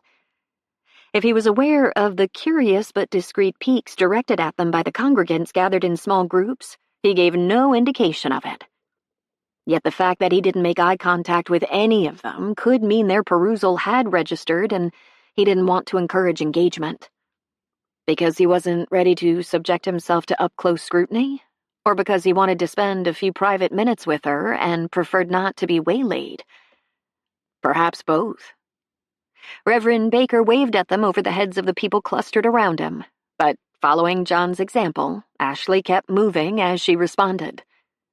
There'd be no opportunity in here to talk about anything of a personal nature or have a one-on-one chat. Once outside, John nodded down Dockside Drive. "Would you like to stroll over to Sweet Dreams and get a cinnamon roll? We could claim a bench and enjoy the view of the wharf while we eat." Her heart flip-flopped. He was asking her on a date? Well, maybe not an official date, but an impromptu social get-together sort of qualified as a date. Didn't it? Unless she was misreading him, the slight uncertainty in his manner, along with the tiny spark of warmth and hope in his brown irises, gave her the answer. And if he was offering her a tailor-made setup to have a discussion about personal matters, refusing would be crazy. A cinnamon roll would hit the spot. "Pick one slathered in icing for me." Some of the tension in his features eased, and he hitched up one side of his mouth. "Do I detect a sweet tooth?" "Guilty as charged." "You're not alone. I like sweet things too." His gaze locked on hers. Pulse tripping into fast-forward, she wrestled down a sudden urge to fan herself. Was he flirting with her? Without giving her a chance to ponder that question, he ushered her out the door and fell in beside her as they crossed the parking lot, taking her arm to skirt a broken piece of pavement. "Watch your step." At the touch of his lean fingers, a zing ricocheted through her. Attraction, pure and simple. That was a positive sign, and further evidence her mother's assumptions had been out of whack. While someone like John wouldn't appeal to Mom, it didn't appear the elder Scott had passed her romance prerequisites on to her daughter. Chatting eye to eye with John on the bench, though, should tell her once and for all whether his appearance was a zing-zapper. John veered off from the parking lot onto Dockside Drive, lifting his hand to acknowledge the toot from Kyle's horn as his foreman pulled out of the lot. Thanks for awarding us the maintenance job at Edgecliff. Kyle gave me the signed bid Friday. He motioned toward the car disappearing down the street. What? Now he wanted to talk about business? Her spirits nosedived. Maybe this wasn't a date after all. It was possible he just wanted a friend nearby while he navigated a maskless public gathering.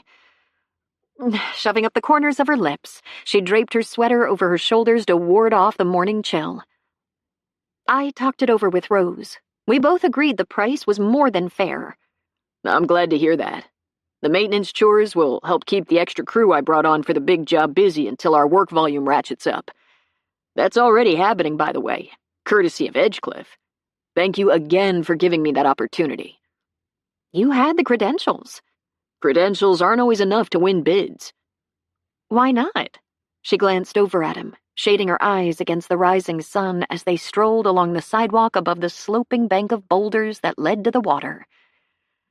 My appearance unnerved some potential clients. Shock rippled through her. They told you that? They didn't have to.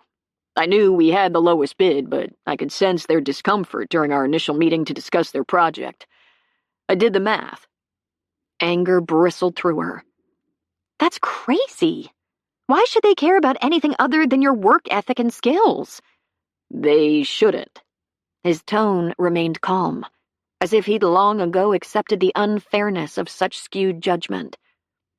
But we live in a world where appearances not only count, but exert tremendous influence. Anyone who's different in any way carries baggage, even in our so-called tolerant and inclusive society. That stinks. It's reality. I've learned to live with it in the business world. He paused, and when he continued, the tenor of his inflection had changed from matter-of-fact to measured. The real question is, could someone associated with me on a personal level learn to live with that kind of fallout? Okay. He definitely switched out of landscaper mode, left work behind, and appeared as ready to discuss their relationship as she was. She took a steadying breath as they approached Sweet Dreams Bakery. I'm glad you brought that up. I've been wanting to— Hold that thought. He raised a hand. Before we launch into heavier topics, why don't you claim that bench? He indicated one a few yards ahead. I'll get the coffee and cinnamon rolls so we can fortify ourselves with caffeine and sugar while we talk. That work for you? I'm in. How do you like your coffee? Generous cream and 2 sugars. His eyebrows arched. Wow, you really are a sugar addict. Yes, but I also have self-discipline. I know how to enjoy my treats in moderation. I could see that. He gave her trim figure a leisurely, appreciative head to toe. No question about it. The man was flirting with her. I'll, save the bench. She gave a vague wave that direction. I won't be long. With that, he crossed the street and headed for the bakery. Ashley watched until he disappeared inside, then continued to the bench and sat, a tiny trill racing through her. Based on the tingle in her fingertips and John's new, more amorous attitude, things were looking up on the romance front. Meaning the conversation she wanted to have might not be as hard as she'd expected. Less so if she was honest about her reaction to him this morning and her growing conviction that the concerns Mom had expressed were off base. Most encouraging of all, John seemed to have dealt with whatever hurdle had caused him to back off all week. Whether he'd share what that stumbling block had been remained to be seen, but as long as he'd— Ashley! I thought that was you. At the greeting from an all-too-familiar voice, her jaw dropped and she swung around, gaped at the sandy-haired man sauntering across the street, a disposable cup in hand. Jason? None other. He joined her and tapped the back of the bench. May I? He gave her the engaging smile that had once turned her insides to mush, but now simply turned her stomach. Somehow she managed to formulate a coherent response as he sat without waiting for her response. "What are you doing here?" "I needed some R&R. I had a ton of frequent flyer miles. This is a beautiful part of the country. And you're here. I was going to wander up to Edgecliff this afternoon and surprise you." This wasn't making any sense. "Are you saying you came here to see me?" "Why not? We were an item for a while." "You dumped me." He gave a mock wince. "That may be a bit harsh." "Harsh is precisely how you treated me." She stood. "I have no interest in talking to you." "Now, Ashley." He rose too, his cloying, placating tone setting her teeth on edge. "I traveled thousands of miles to see you." "Why? What happened to your blonde friend?" He gave an indifferent flip of his hand. "She's history. I realized not long after you left that she wasn't for me. After we split, I got to thinking about all the fun we had and decided to pay you a visit." "How did you find me?" His lips curled into a cocky grin. "Your former boss was a sucker for sweet talk. I was hoping you and I could give it another go." The gall of the man was hard to fathom. "Until you find someone else who's less boring and more adventurous, like the blonde who entertained you on your birthday?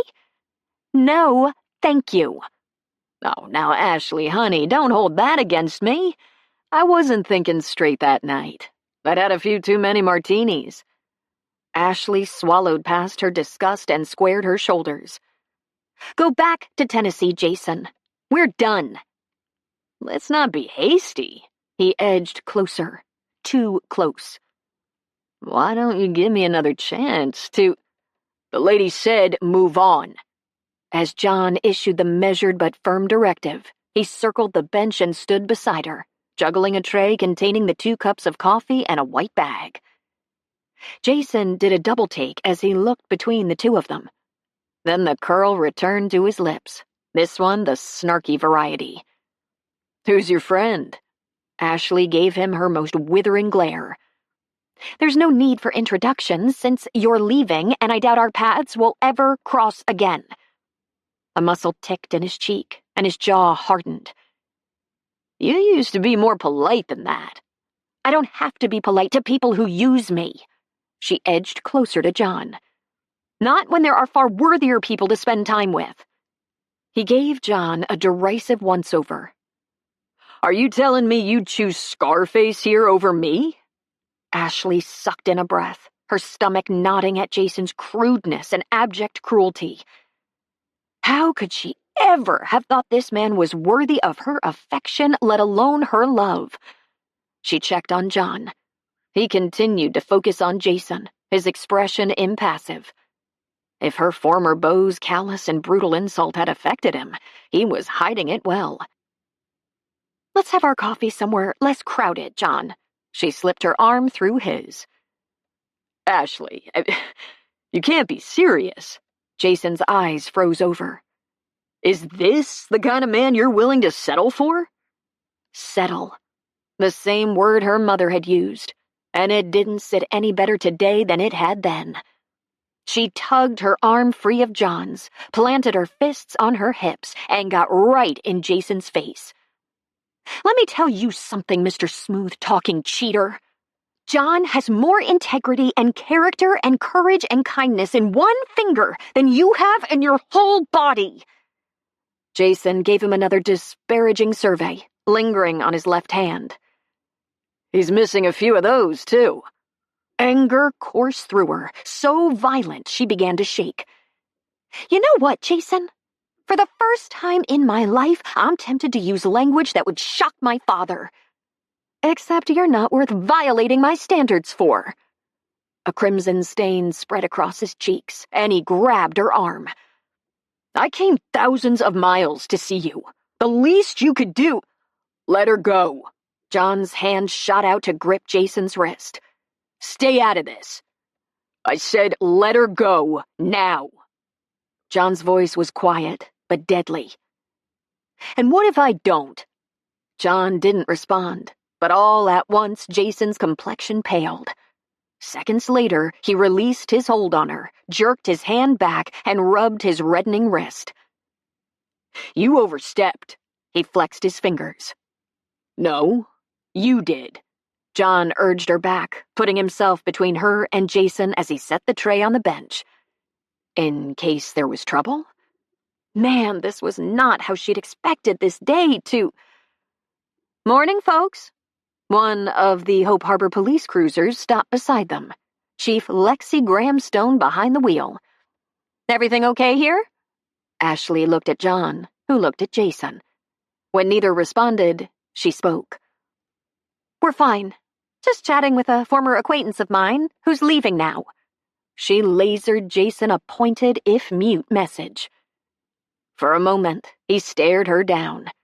Then, muttering a curse that scorched her ears but was likely too soft for the chief to hear, he flung his disposable cup into a trash container and stalked down the street. The chief watched him for a few seconds before transferring her attention back to them. "You sure everything's under control?" Yes. John continued to keep tabs on Jason. We've got it covered. She sized him up, nodded, and took her foot off the brake. "You two enjoy the rest of your day." As she rolled down the street, Ashley exhaled. "Sorry about that." No need to apologize. The blame for that scene is all on him. "I can't believe he'd be so rude and unkind, or arrogant enough to think he could stroll back into my life and pick up where we left off despite what he did. How could I ever have thought he was potential husband material?" Guys like him know how to use charm and flattery to their advantage when it suits their purposes. And I fell for it hook, line, and sinker. She shook her head in disgust. That's because you don't go around expecting people to use or mislead you. I'm sorry he disillusioned you about men. No worries. I won't let that experience stop me from appreciating the real deal. She slipped her arm back through his, sending a clear message. "Shall we go back to Plan A and have our cinnamon rolls and coffee?"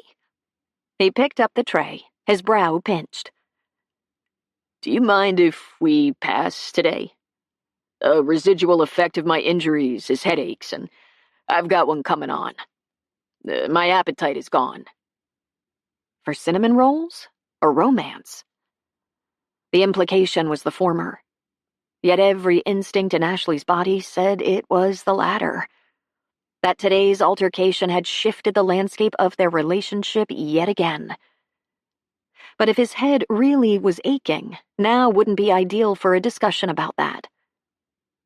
"I'm sorry about the headache. A rain check is fine." I'll walk you back to your car. He didn't speak much as they retraced their route, responding to her comments with the briefest of replies. Nor did the grooves on his forehead abate. At her car, he held out the tray. You can give one of these to Rose if you don't want both. "You may be hungry later." I don't think so. He plucked his coffee out of the holder. I can use the caffeine, though. Go ahead. Take these home. "I wish we'd been able to share them on the wharf." She relieved him of the tray. Some things aren't meant to be. He took a step back.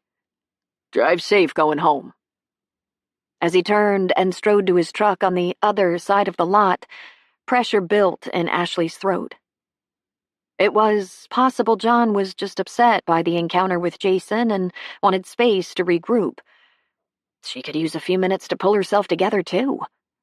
Given all that had happened, a heavy discussion today could have been a mistake. But as she slid behind the wheel and the sweet, spicy scent of cinnamon swirled around her, she had a sinking feeling their interrupted coffee date wasn't what he'd been referring to in his last comment. That instead, when it came to things he suddenly didn't think were meant to be, the two of them were at the top of his list. Chapter 25. So how'd it go with Ashley yesterday? As Kyle spoke behind him, John closed his eyes and squeezed the measuring wheel he'd pulled from the truck seconds ago. Why, of all weeks, had his foreman decided to switch from his usual late service at Grace Christian to the early one? And why had Kyle and Sarah left just as he and Ashley struck off down the sidewalk on Dockside Drive? At least he'd prepared a speech for this expected query as he stared at the dark ceiling into the wee hours and debated how to respond to the text Ashley had sent yesterday afternoon. Shifting his features into neutral, he turned. Morning. Back at ya, his foreman grinned. Why didn't you tell me you were going to church yesterday?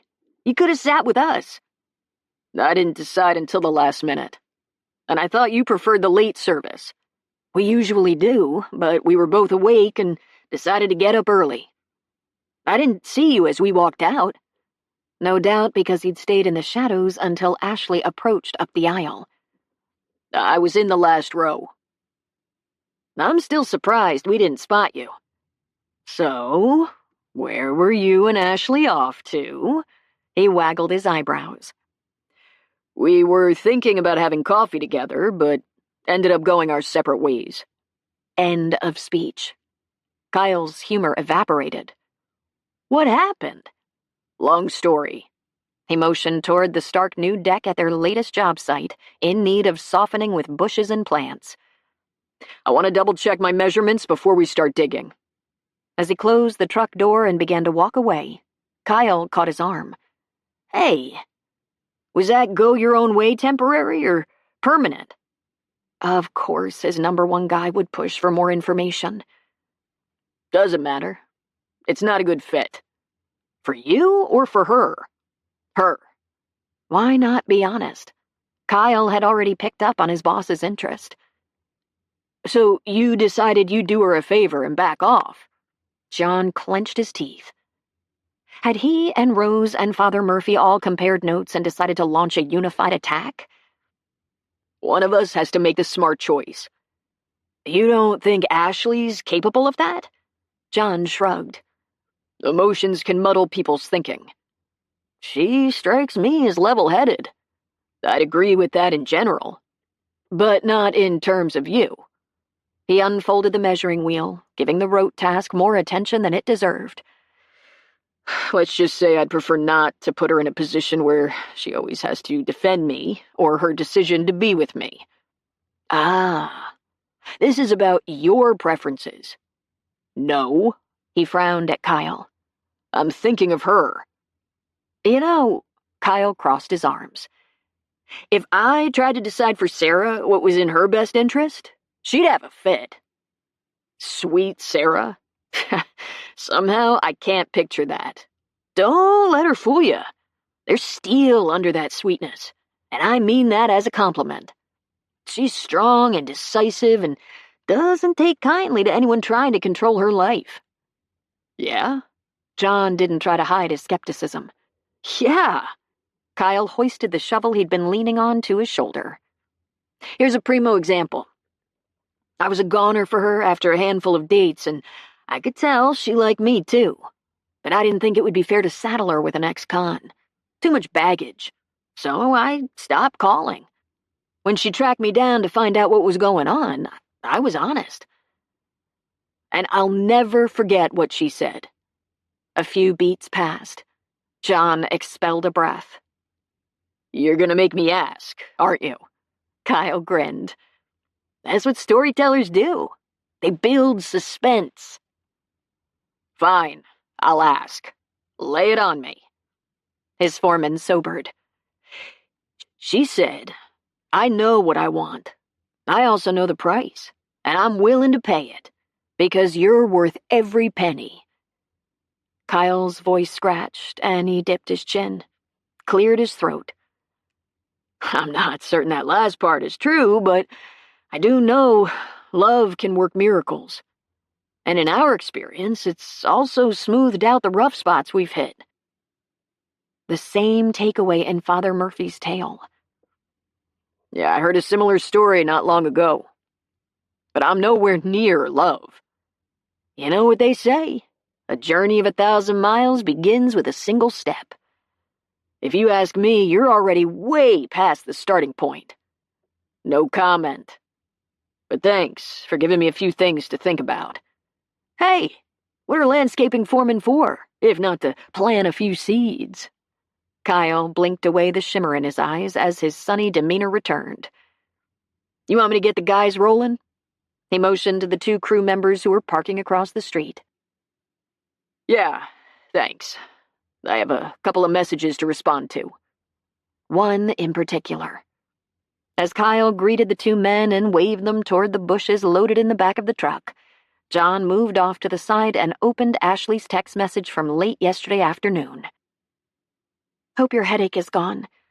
I haven't eaten the cinnamon rolls yet. If you're hungry later, stop by.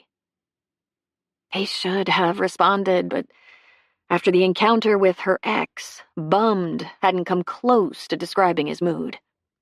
Especially since he'd had such high hopes that yesterday might be the beginning of a new, less lonesome chapter in his life. But letting one unpleasant confrontation rattle him could be a mistake. It would be foolish to close and lock a door until he worked through the implications of what had happened. Besides, if nothing else, he owed Ashley the honest discussion he'd hinted at during their truncated semi-date yesterday. He positioned his thumbs over the keypad and began to type. Sorry for the late response. Was wiped out all day yesterday. Enjoy the cinnamon rolls, but let's think about scheduling a trip to the Perfect Blend later in the week. His finger hovered over the send button for several seconds. Then he pressed it before he could chicken out. It wasn't as if his message was that risky after all. It hadn't contained any promises. It merely kept the door open. But would he walk through? Up for debate. Because despite all the stories he'd heard and the guidance he'd received, the truth was that while most people wouldn't be as blunt and rude and offensive as Jason, in an Instagram-perfect world, there would always be a stigma in certain circles on those who associated with people who were less than perfect. It wasn't right, but it was reality. And while Ashley had held her ground yesterday with Jason, with the constant need to justify her choice, if she did choose him, wear her down until love was no longer enough to smooth out any of the rough patches that would surely lie ahead, she was not going to get sick. Not with a million items on her to-do list before the first event debuted at Edgecliff in less than a month. And not with an afternoon coffee date tomorrow in town with John that would be the highlight of her Friday. However, her uncooperative body wasn't in sync with her resolve. Trying without success to find a more comfortable position in bed, Ashley groaned and peered at her watch. Only 8:15 in the evening, with the whole long, dark, and likely sleepless night ahead to get through. Would it help to try to eat a light meal? The few bites of dinner she'd choked down last night were long gone. But the mere idea of food sent a wave of nausea through her. She pushed her hair back from her damp face as another pain shot through her midsection. Mercy! Whatever bug she'd caught was a doozy. Too bad the urgent care center in town was closed, and too bad she'd waited this long to decide a trip there would be prudent. If she could hang on until it reopened tomorrow, though, she'd be first in line to— Ashley? The muffled query came as a rap sounded on the door at the base of the stairs. Are you up there? Rose. Gritting her teeth, she pushed herself into a sitting position and swung her legs over the side of the bed. Hand pressed to her stomach, she rose and stumbled toward the bedroom door. Ashley? A hint of panic elevated Rose's pitch. I'm coming. She inched through the living room, half bent over, hanging onto every piece of furniture she passed. Paused at the top of the stairs she ran up and down a dozen times each day with nary a thought. Now the prospect of navigating them felt as overwhelming as a hike down the cliff surrounding Edgecliff. She wrapped her fingers around the post at the top. Rose, I'm not feeling too well. What can I do for you? I came over to check on you. You looked peaked earlier. I have my spare key with me. May I come up?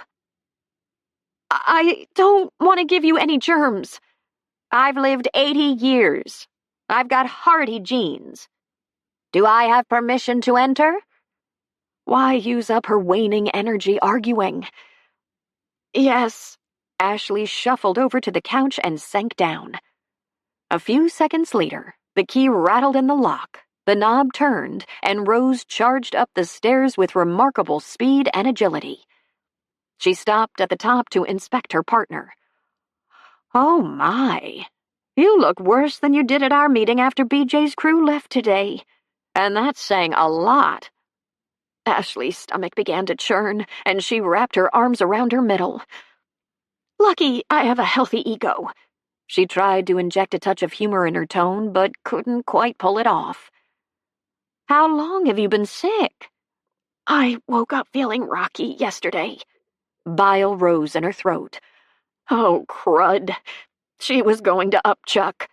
Clapping a hand over her mouth, she pushed herself to her feet, stumbled to the bathroom, and barely made it in time to empty the contents of her stomach into the toilet. What little contents there were. When she stopped heaving, Rose spoke from the other side of the door. Have you called a doctor? I don't have one here yet. She wiped her mouth on a towel, but the acrid taste lingered on her tongue. Do you have a fever? I don't know. I don't have a thermometer either. I never get sick. You're sick now. Are you planning to stay in there? No. What could be left to throw up? Still doubled over, she twisted the knob on the door and tottered out on shaky legs. Rose took her arm and led her back to the couch, helped her sit, laid a hand on her forehead. You're warm, not burning up, but hotter than you should be. How often have you thrown up? Once. You witnessed the inaugural event. What hurts? My stomach. I'll go to urgent care tomorrow if I haven't improved. Rose's forehead crinkled. Waiting may not be wise. I think you should go to an ER. Another pain pierced her stomach and she gasped. Maybe Rose was right. But how was she supposed to get there? Driving was out of the question. Why don't I call John? He could take you up to Coos Bay. Rose sat beside her. I hate to bother him with this. Rose touched her arm. I don't think he'll consider it a bother. Not in an emergency. He's our neighbor and friend. And perhaps more, if all went well. Okay, my phone's in the bedroom on the nightstand. If you'll get it, I'll call him. Rose was off in a flash, and in less than half a minute she returned to hand off the cell. Trying to quell the renewed roiling in her stomach, Ashley scrolled through her contacts and placed the call. 5 rings in, it rolled to voicemail. He's not answering. She hung up. Why didn't you leave a message? What's the point in worrying him if he's not in a position to help? Her stomach revolted again, and she wrenched herself to her feet as Rose pulled out her own phone. What are you doing? Making an executive decision.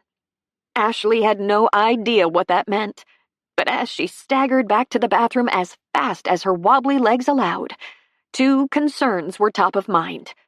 Reaching the toilet before the Vesuvius in her stomach erupted again, and figuring out how she was going to survive for 12 long hours until the urgent care center in town opened again. Chapter 26. A date with Ashley tomorrow. Could there be a better end to this week?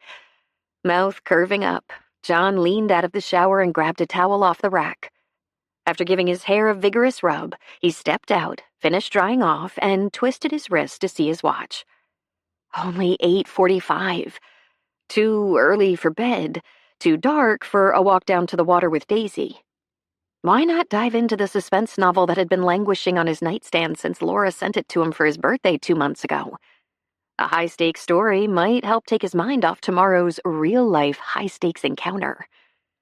Yet while much depended on what Ashley had to say, it was hard to snuff out the flicker of hope that multiple people and incidents had sparked to life in his heart.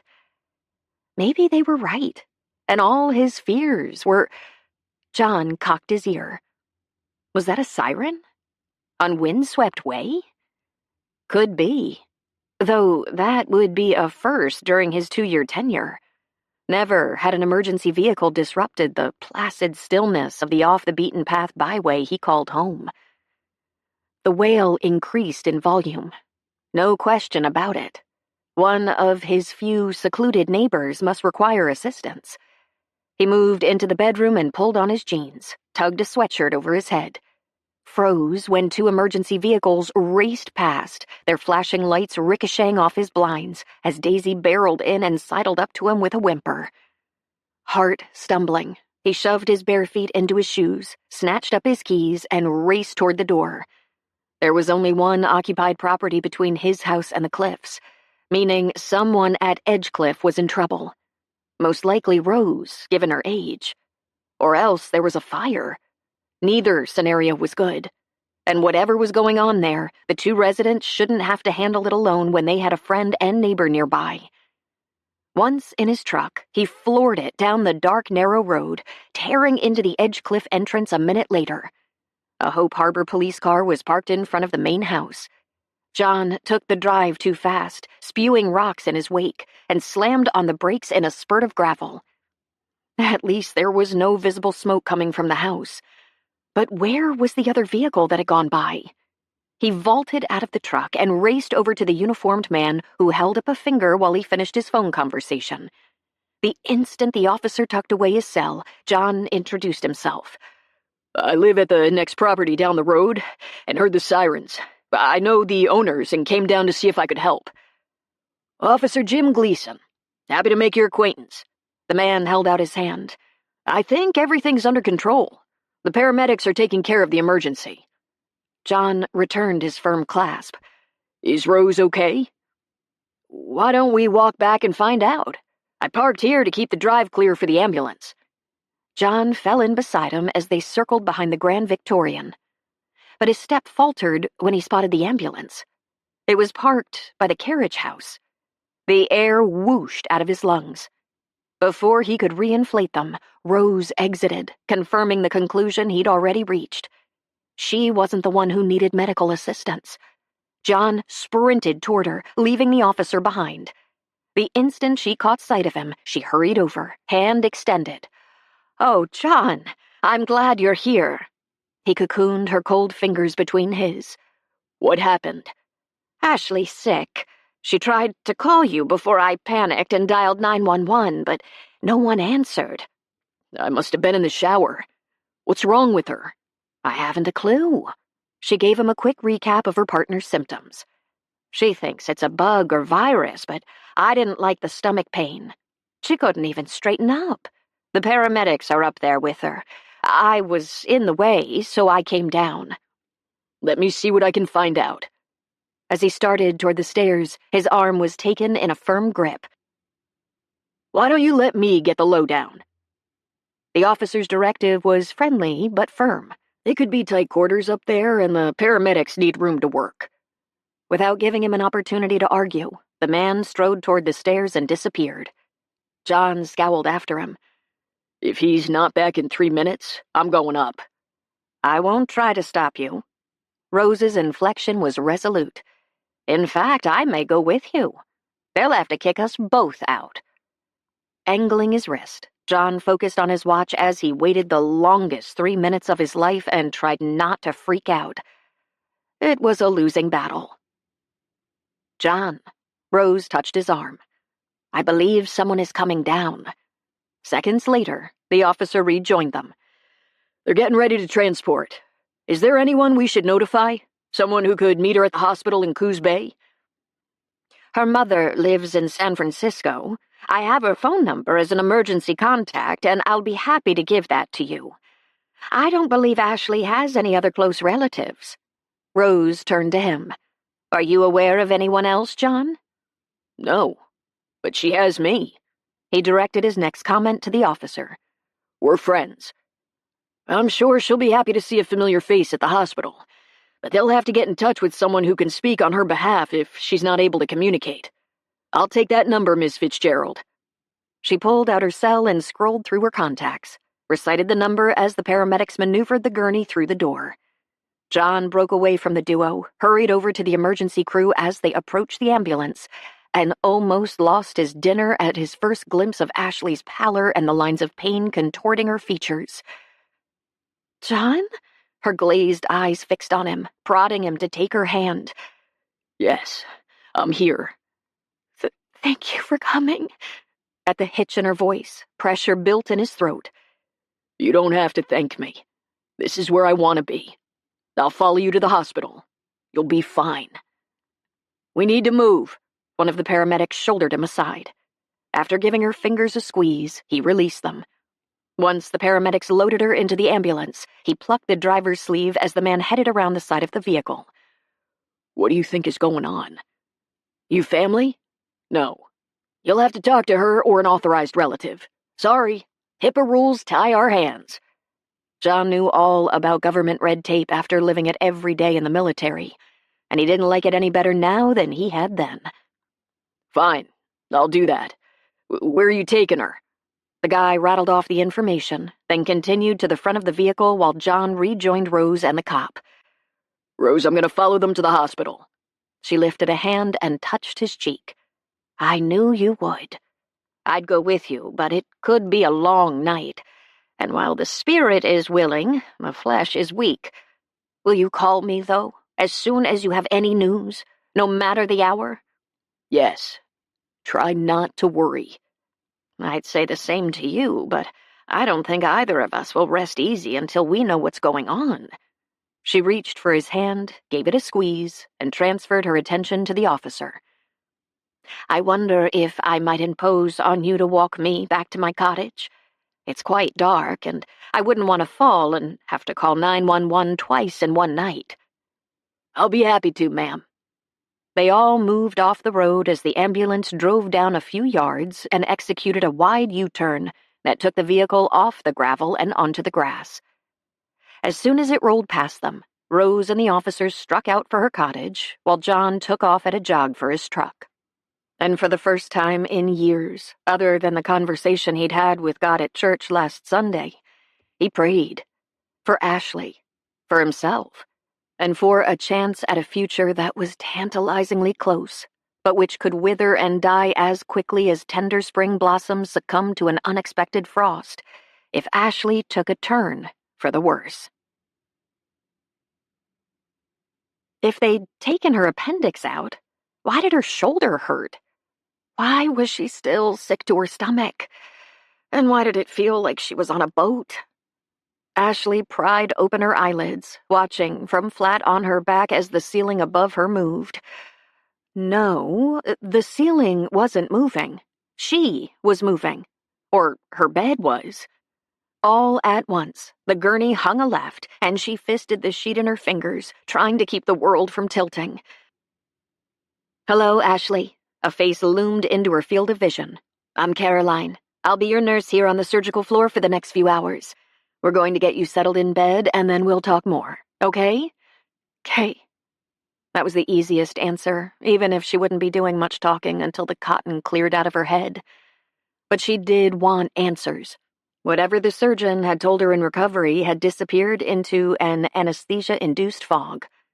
The nurse and an aide took care of the transfer to the bed with practiced efficiency, but that didn't keep the maneuver from hurting.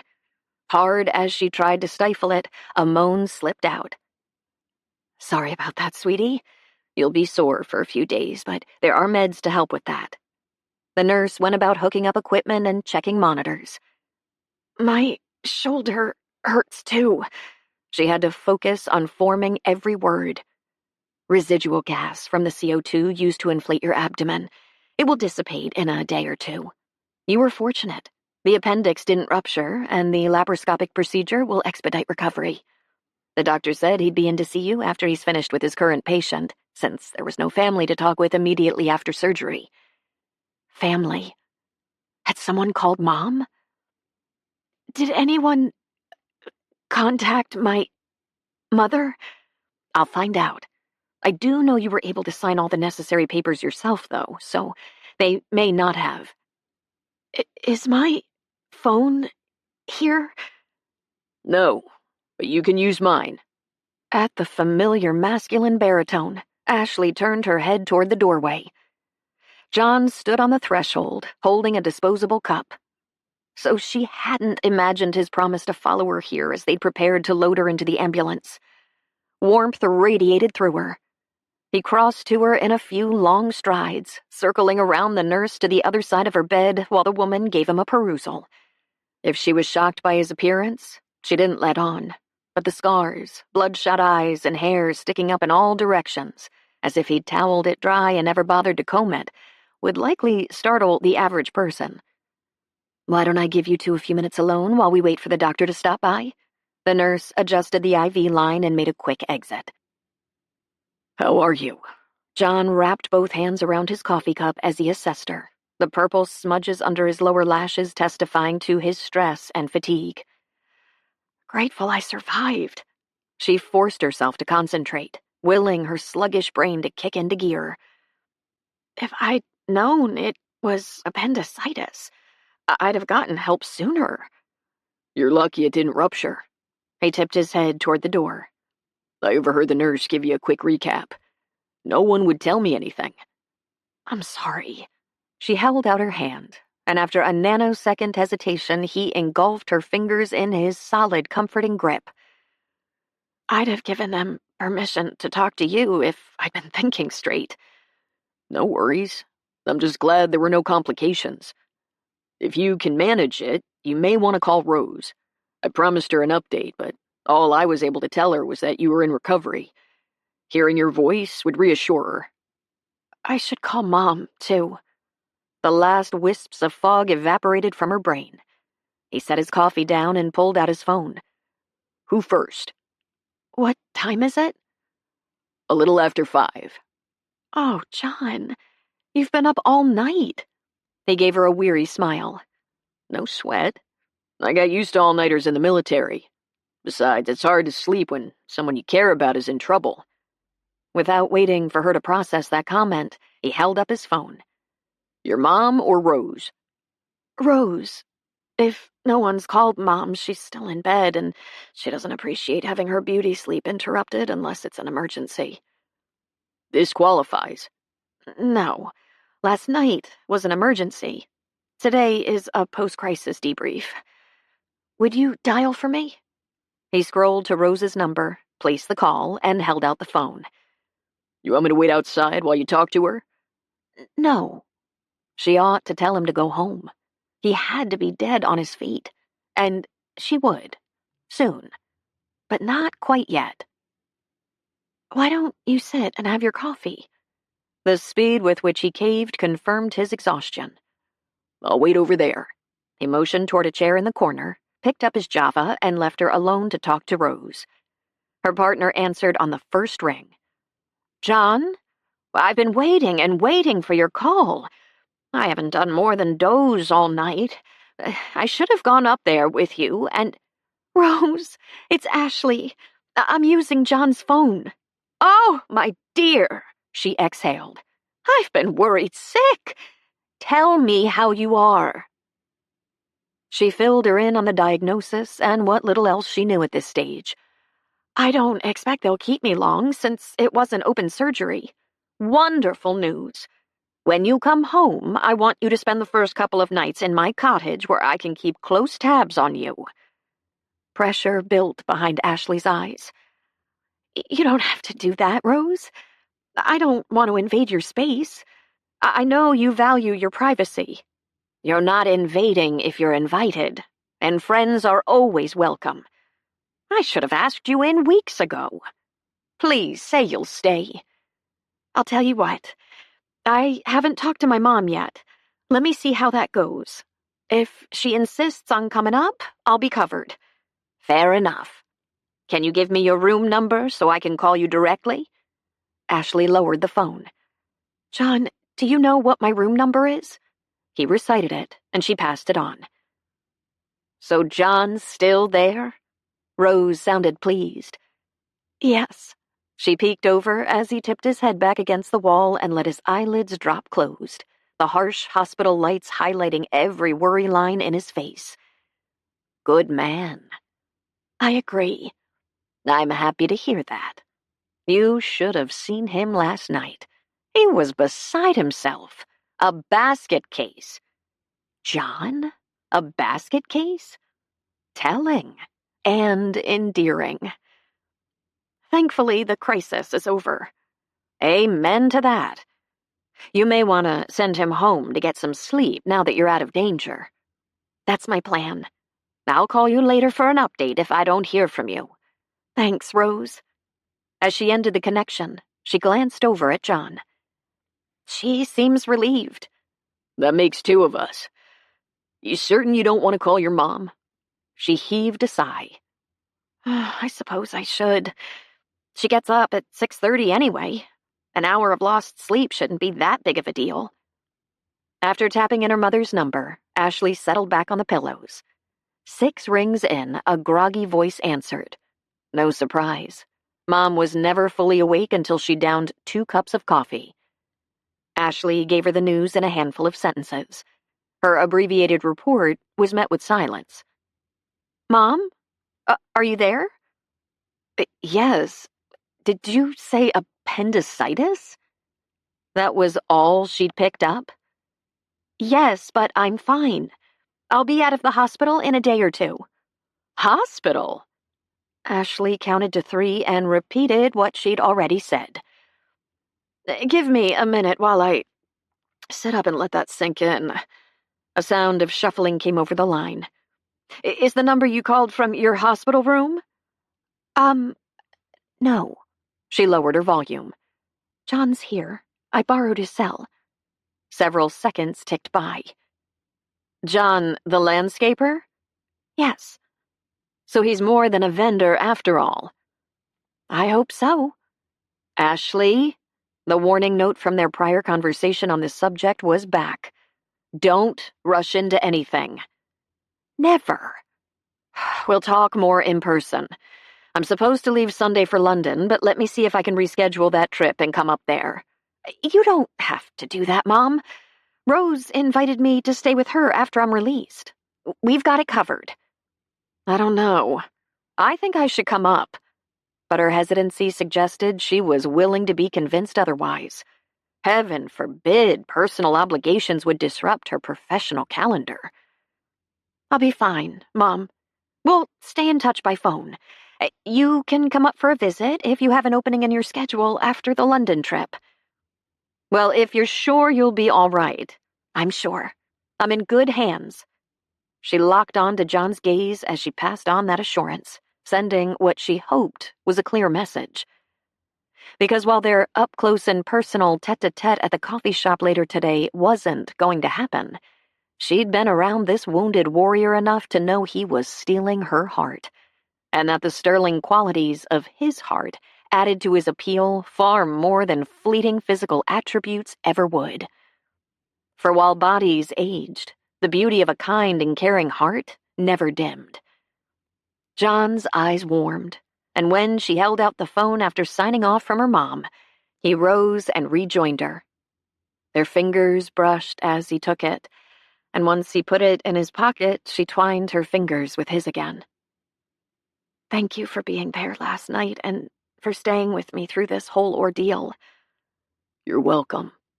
Then I'll come back as soon as I can take care of Daisy and clock a couple of hours of shut-eye. Kyle can cover for me at the job site today. He was leaving? Of course he's leaving, Ashley. The man is beat, and he has other obligations. Suck it up and let him go, she thought to herself. Quashing her selfish impulses, she called up a smile. You should sleep more than a couple of hours, and I don't want to take you away from work. How's this for a compromise? Text or call later today and give me a ride home when I'm released. Hopefully tomorrow. But don't you want anything from your apartment? I could ask Rose to put a bag together for you. I'm fine for a short stay. The shorter the better. Go home. Sleep. Work. Call. One corner of his mouth twitched. You drive a hard bargain. Not to hear my mom talk. She thinks I'm a pushover. And maybe I am. For a sweet deal. She squeezed his fingers. John's eyes darkened, but before he could respond, a man wearing scrubs entered the room and approached the bed. Drat! Could his timing have been any worse? Good morning, Ashley. We talked earlier, but I won't hold it against you if you don't remember. I have a vague memory of our discussion. Very vague. Not surprising, given your condition. I wanted to bring you up to speed on treatment and prognosis. May I speak in front of an audience? He nodded toward John. I was about to leave, so... Ashley tightened her grip on his fingers. If you can spare 5 more minutes, I'd be grateful. My brain isn't firing on all cylinders yet, and I'd like someone I trust to hear this. All part of that sweet deal I mentioned. His Adam's apple bobbed. I'll stay. The doctor briefed them, but Ashley only half listened. It was hard to engage her brain with her hand in John's firm, reassuring clasp. But the surgeon left with a promise to see her again prior to her discharge, tomorrow, if all went well, and answer any questions that came to her in the interim. Daisy awaits, and not very patiently, I expect. Despite his words, John didn't let go of her hand, indicating he was as reluctant to leave as she was to let him go. But Daisy's needs were more urgent than hers at this point. You should go home. I know. He forked his fingers through his hair, his frustration evident. That talk we keep trying to have doesn't seem fated to happen. It'll happen. But this isn't the time or the place. You can give me another rain check. Done. Why don't you pencil me in for a week from tomorrow? Block out the whole afternoon. I'll write it in ink. But does that mean I won't be seeing you between now and then? She tried for a teasing tone, but a hint of disappointment slipped through. Consider me on call for chauffeur duty, starting tomorrow when you're released. And I'll drop by in the evenings. But let's hold the discussion until you're on the mend. In the meantime, just so we're clear on the subject matter to be discussed, I'll leave you with this to ponder. Keeping her hand enfolded in his, he slowly leaned down and claimed her lips in a kiss that was gentle and caring and careful, but also filled with the promise of passion to come. Long before she was ready for it to end, he backed off, touched her cheek, and disappeared out the door, leaving yearning and hope and a delicious tingle of anticipation in his wake. Next Saturday couldn't come fast enough, and hopefully nothing else would intervene to postpone yet again a discussion that could open the page on a new and exciting chapter in both their lives. Chapter 27. He shouldn't have kissed her yesterday. Fingers clenched around the steering wheel, John pulled into the hospital and drove toward the main entrance in Kyle's borrowed car. It would have been wiser to wait until they had their talk before introducing any physical affection, but after the harrowing events of Thursday night, how could he have left the hospital without giving her a concrete indication of his feelings? The kiss had more than done the trick, and as far as he could tell, she'd been all in. That made 2 of them. The adrenaline surge on his end when their lips melded hadn't subsided for hours. Problem was, now too many emotions and hormones would muddle their thinking, and they both needed clear heads while they discussed their relationship. So until they had that conversation, he had to stay hands off, even if that would require him to call up every ounce of his willpower and self-discipline. John pulled up at the hospital entrance, put on his flashers, and slid from behind the wheel. His call to alert Ashley he was 10 minutes away should mean an aide would escort her out soon. Less than 60 seconds later, a scrubs-clad young woman pushed a wheelchair through the door, the passenger hidden behind a huge flower arrangement. The florist had obviously followed to a T his instruction to go all out. John circled the car and waited for them. As the wind picked up, Ashley peeked around the garden in her lap. New car? Kyle's. I assumed climbing in and out of my truck would be less than comfortable for you at this stage. I like a man who thinks ahead and plans for all contingencies. The warmth radiating from her smile soaked straight to his core. Hands off just got twice as hard. Ready to go home? His voice rasped. More than. While he stowed her flowers in a plastic bag with the hospital logo on the back seat, the aide got her settled in the car. She was already buckled in when he retook his place behind the wheel. As he twisted the key in the ignition, he gave her a swift perusal. With each call yesterday, she'd sounded stronger and perkier and more like herself. But the old adage was true. A picture was worth 1,000 words. Color had returned to her cheeks, the sparkle was back in her eyes, and energy emanated from her. The last vestiges of tension in his taut muscles released. Thank you, God, he thought. The expression of gratitude came unplanned and unbidden, but it was straight from the heart. He put the car in gear, pulled away from the curb, and flipped on his wipers as rain began to pepper the windshield. I talked to Rose this morning and gave her our ETA. She's chomping at the bit to have you back. And I'm anxious to be back. She scanned the sky. Those are seriously black clouds. The wind shifted an hour ago. A major front is rolling in. He frowned at the churning heavens. Bad timing. Why? We've got a big job half installed, with piles of dirt sitting around and holes dug. On top of that, we put mulch down at another site yesterday. A torrential downpour won't do us any favors. Is there any damage control you can do in advance of the storm? We're on it. I have a crew at both locations as we speak. You should be there too, shouldn't you? At the dismay in her tone, he glanced over. I will be, but I had other priorities this morning. I could have taken an Uber or Lyft home. No, you couldn't. They're not available out here. A cab, then. An unnecessary expense when you have a chauffeur willing to work gratis. He shot her a grin. No sense both of them worrying about the potential havoc the incoming storm could wreak on the in-progress jobs. I'll owe you after this. Next Saturday will be repayment enough. Her face lit up. I've been thinking about that. Where are we going? You'll have to wait and see. She huffed out a breath. You know patience isn't my strong... A powerful gust rocked the car, and she grabbed the dash. Wow, this is nasty. Yeah, it was. He tightened his grip on the wheel as the wind buffeted the Nissan and rain began to pound against the windshield, slowing to a crawl once he swung onto 101. For the next 25-plus miles, driving required his total concentration as he battled to keep the car on the road. Standing water on the pavement also made the trip dicey. Hydroplaning into a tree or a ditch wasn't on his morning agenda. Ashley fell silent too as the tumult engulfed them, her fingers laced tight in her lap. By the time he turned onto Windswept Way, the knots of tension in his shoulders had not only returned, but grown to epic proportions. While the drive had been taxing, who knew what carnage had been wrought at the job sites? Mother Nature's rampage didn't bode well for a relaxing weekend, nor one where he'd likely see much of his passenger. Not until he pulled through the Edgecliff gates did Ashley speak. What a homecoming!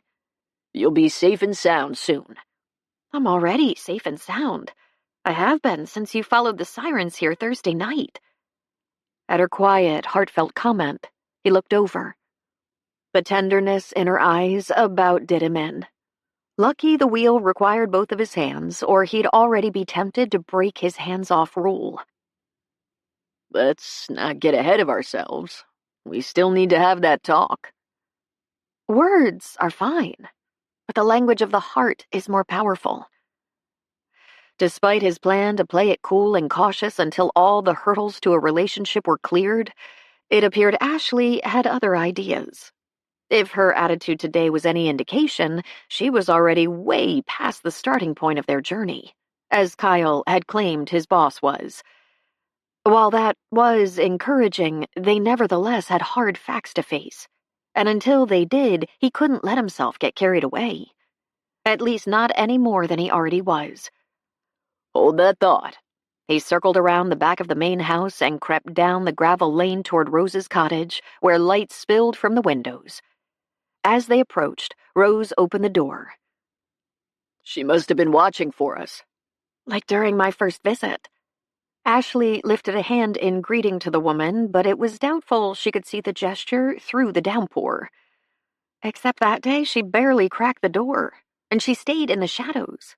We exchanged several comments before my charm convinced her to open it enough to let me in. Ashley's tone was teasing, but he remained serious. You do have a remarkable ability to convince people to open doors. Without giving her an opportunity to respond, he motioned toward Rose. Your welcoming committee awaits. The older woman had moved on to the small porch, an umbrella in hand. She's going to get wet if she comes out in this. Crack your window and tell her I have an umbrella. I'll walk you in. Ashley did as he asked once they drew alongside the porch, and Rose acknowledged John's offer with a wave. Yet while she retreated closer to the house, she remained on the porch instead of seeking shelter inside. Let's do this fast so neither of you gets too damp. Sit tight. I'll take the flowers and the rest of your stuff in first. He braked, reached into the back seat, and pulled out the large golf umbrella a previous tenant had left at his house. Using an elbow to hold it in place against his side, he managed to transport the plastic bag and flowers to Rose's porch without doing too much damage to the posies. My, those are beautiful. Rose gave the arrangement an admiring scan as she pushed the door open for him. You can set them on the kitchen counter if you like. Let me take your umbrella. He handed it over, wove through the cozy cottage, and deposited everything in the kitchen before rejoining her. Now for the patient. How is she? Rose peered through the curtain of water as she gave him back the umbrella. She looks great, but I'm glad you'll be watching over her for a few days. I am too. She's become very precious to me. You're not alone. That's what I thought. She gave him an approving nod. Let's get her inside, out of the storm. He opened the umbrella, returned to the car, and positioned it over Ashley's door. She took full advantage of the elbow he lent her as she got out of the car. Thanks for the assist. Her voice was strained and a mite breathless. I guess I'm more sore than I expected. That doesn't surprise me. Stay close while we walk to the door. She didn't need any encouragement, and as she tucked herself beside him, it was the most natural thing in the world to drape a protective arm around her shoulders while they negotiated the much too short path. So natural, he had to force himself to release her and step back once they reached the shelter of the porch. Would you like to come in, John? Rose spoke around Ashley as she gave her temporary houseguest a hug. I have tea and scones waiting, but I'll make you coffee if you prefer. I wish I could, but I have to check on a couple of job sites. He transferred his attention to Ashley.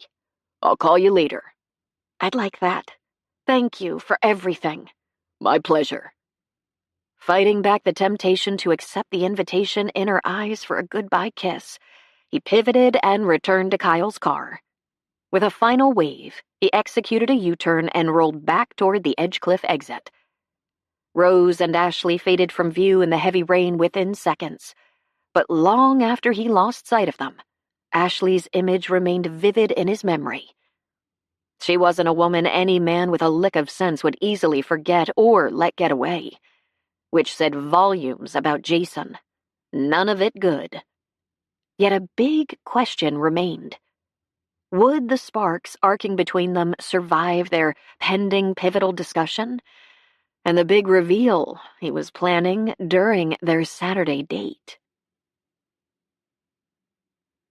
Let's go in before this mist soaks through our clothes. We don't want to add pneumonia to appendicitis. As Rose took her arm, Ashley sent one more glance after John's disappearing taillights and allowed herself to be led inside. Thank you again for offering to let me invade your privacy, Rose. I'm sure I'd be fine in the carriage house, but I do think I'll sleep better with someone close by for the first night or two. Of course you will. We're all more relaxed when people we care about are near. I know I've slept better since you moved onto the property. She closed the door behind them. To tell you the truth, beautiful as Edgecliff is, I don't know how you managed to live out here by yourself after your father died. Weren't you lonesome? A bit. But Charlie stopped by on a regular basis, and a few other people in town visited on occasion. I also have acquaintances and friends in other places who keep in touch. The corners of her mouth rose a hair, and a twinkle glimmered in her irises. And Lucy Lynn has kept me entertained for many years. Ashley looked past Rose to the illustrated poster on the wall behind her. It featured a winsome little girl wearing a backpack, her hair blowing in the breeze as she marched past a sign with 2 arrows. One was labeled yesterday. The other, pointing the direction the girl was going, said tomorrow. Underneath were 3 words: never look back. It was a Lucy Lynn poster featuring the iconic little girl who graced greeting cards, stationery, tote bags, t-shirts, and a host of other merchandise. I'm a Lucy Lynn fan too. I've never seen that illustration though. It's new, and I'm more than a fan. That's the original artwork. She motioned toward the poster. Are you a collector? A hobby like that could explain Rose's comment about the girl keeping her entertained. Not quite. Let me show you to your room. She led the way toward the back of the house. As soon as there's a break in the rain, I'll get whatever you need for tonight from the carriage house. Puzzling over Rose's reply, Ashley followed along behind her. If you're not a collector, did someone give you the poster? Instead of answering, Rose opened the last door down the short hall, entered, and motioned her in. One step over the threshold, Ashley froze. There was an open sofa sleeper against one wall, but this wasn't a bedroom. It was an artist's studio. As she gaped at the drafting table positioned in the corner, where illumination from a large lamp on a swivel arm was supplemented with natural light from 2 windows, surveyed the dozens of colored pencils and markers neatly arranged in upright slots on one side of the table, scanned the countless Lucy Lynn images that graced the walls, the truth began to sink in. She turned to stare at the older woman. "You're Lucy Lynn." "No, but I created her." "Wow!" She gave the room another sweep, trying to digest that piece of news. "You're famous." "No, again. Lucy Lynn is famous. I'm anonymous, by choice." She straightened the edge of the comforter covering the sofa sleeper. "I hope you won't mind sharing her room for a few nights. Shall we have our tea?" Rose turned. "Wait." Ashley touched her arm, mind spinning. "You can't drop a bombshell like that and not let me ask a few questions." "You may ask all the questions you like over tea. If you want to freshen up, I put clean towels on the vanity for you. The bathroom is across the hall. Why don't you meet me in the kitchen when you're ready?" With that, she retraced her steps. Ashley did make a quick stop in the bathroom, but in less than 5 minutes she entered the small, cheery kitchen to find Rose setting a teapot on the table, along with a plate of scones. "That was fast." Rose tapped the back of a chair at the table for 2. "Have a seat. I went online to see what your post-op menu should be. Scones aren't on there, but I didn't think a few bites of comfort food could hurt. I'll stick to the recommended menu after this." "Scones and tea sound wonderful to me." Ashley eased into the chair, trying not to cringe. Rose poured their tea, sat, and took a scone. "I can almost hear the questions tumbling through your brain. Ask away." "Does anyone know about your connection to Lucy Lynn? Other than the company that produces the products, I mean." "David and Charlie. Both are the soul of discretion." Your attorney, I can understand. But why does Charlie know? Lucy Lynn wouldn't exist if it wasn't for him. Rose took a sip of her tea. I've always had a knack for drawing, and after my career as a pianist faded, I began to doodle. About 20 years ago, Lucy Lynn appeared one day out of the blue. A true godsend, literally, I believe. She became my faithful companion and a much-needed positive force in my world. A ray of hope and brightness when days were hard. How does Charlie fit in? About a year after I moved back here, I sent him a hand-drawn card to thank him for his occasional taco deliveries and friendship. He thought it was quite charming and offered to contact a professional acquaintance who had connections in the greeting card world. The rest, as they say, is history. But Lucy Lynn is so much more than greeting cards. In truth, with all the merchandise out there, she was an industry unto herself. Yes, and that never ceases to astound me. Rose's lips curved up again. I had no idea people would come to love her as much as I do. At the beginning, I thought a small line of greeting cards from my large backlog of ideas and sketches would keep me occupied and allow me to be part of the world, but not in the world. No one was more surprised than I when the line grew from greeting cards to other products. Fortunately, David handles the business details for me. Now drink your tea or it'll get cold. Ashley dutifully picked up her cup and took a sip. I assume all those UPS trucks that come through here are business-related. A fair number are. I send off drawings. They send back proofs and merchandise samples and prototypes. Wow, again! All these years, the woman everyone considered a recluse had been leading a secret life. Part of, if not in, the world, as she'd said. It boggled the mind. I believe I've surprised you. The twinkle was back in Rose's eyes. That would be a gross understatement. I'm flabbergasted. You're also only the second person in Hope Harbor to learn my secret. I promise it's safe with me, she exhaled. I can't tell you how impressed I am. Rose waved that aside. Don't be. The talent is God-given. I take no credit for it. But I've been blessed to find an outlet that lets me share it with the world. I feel honored to be trusted with your secret. Ashley touched the woman's hand. Thank you. I should have told you sooner. As for thanks, I should thank you.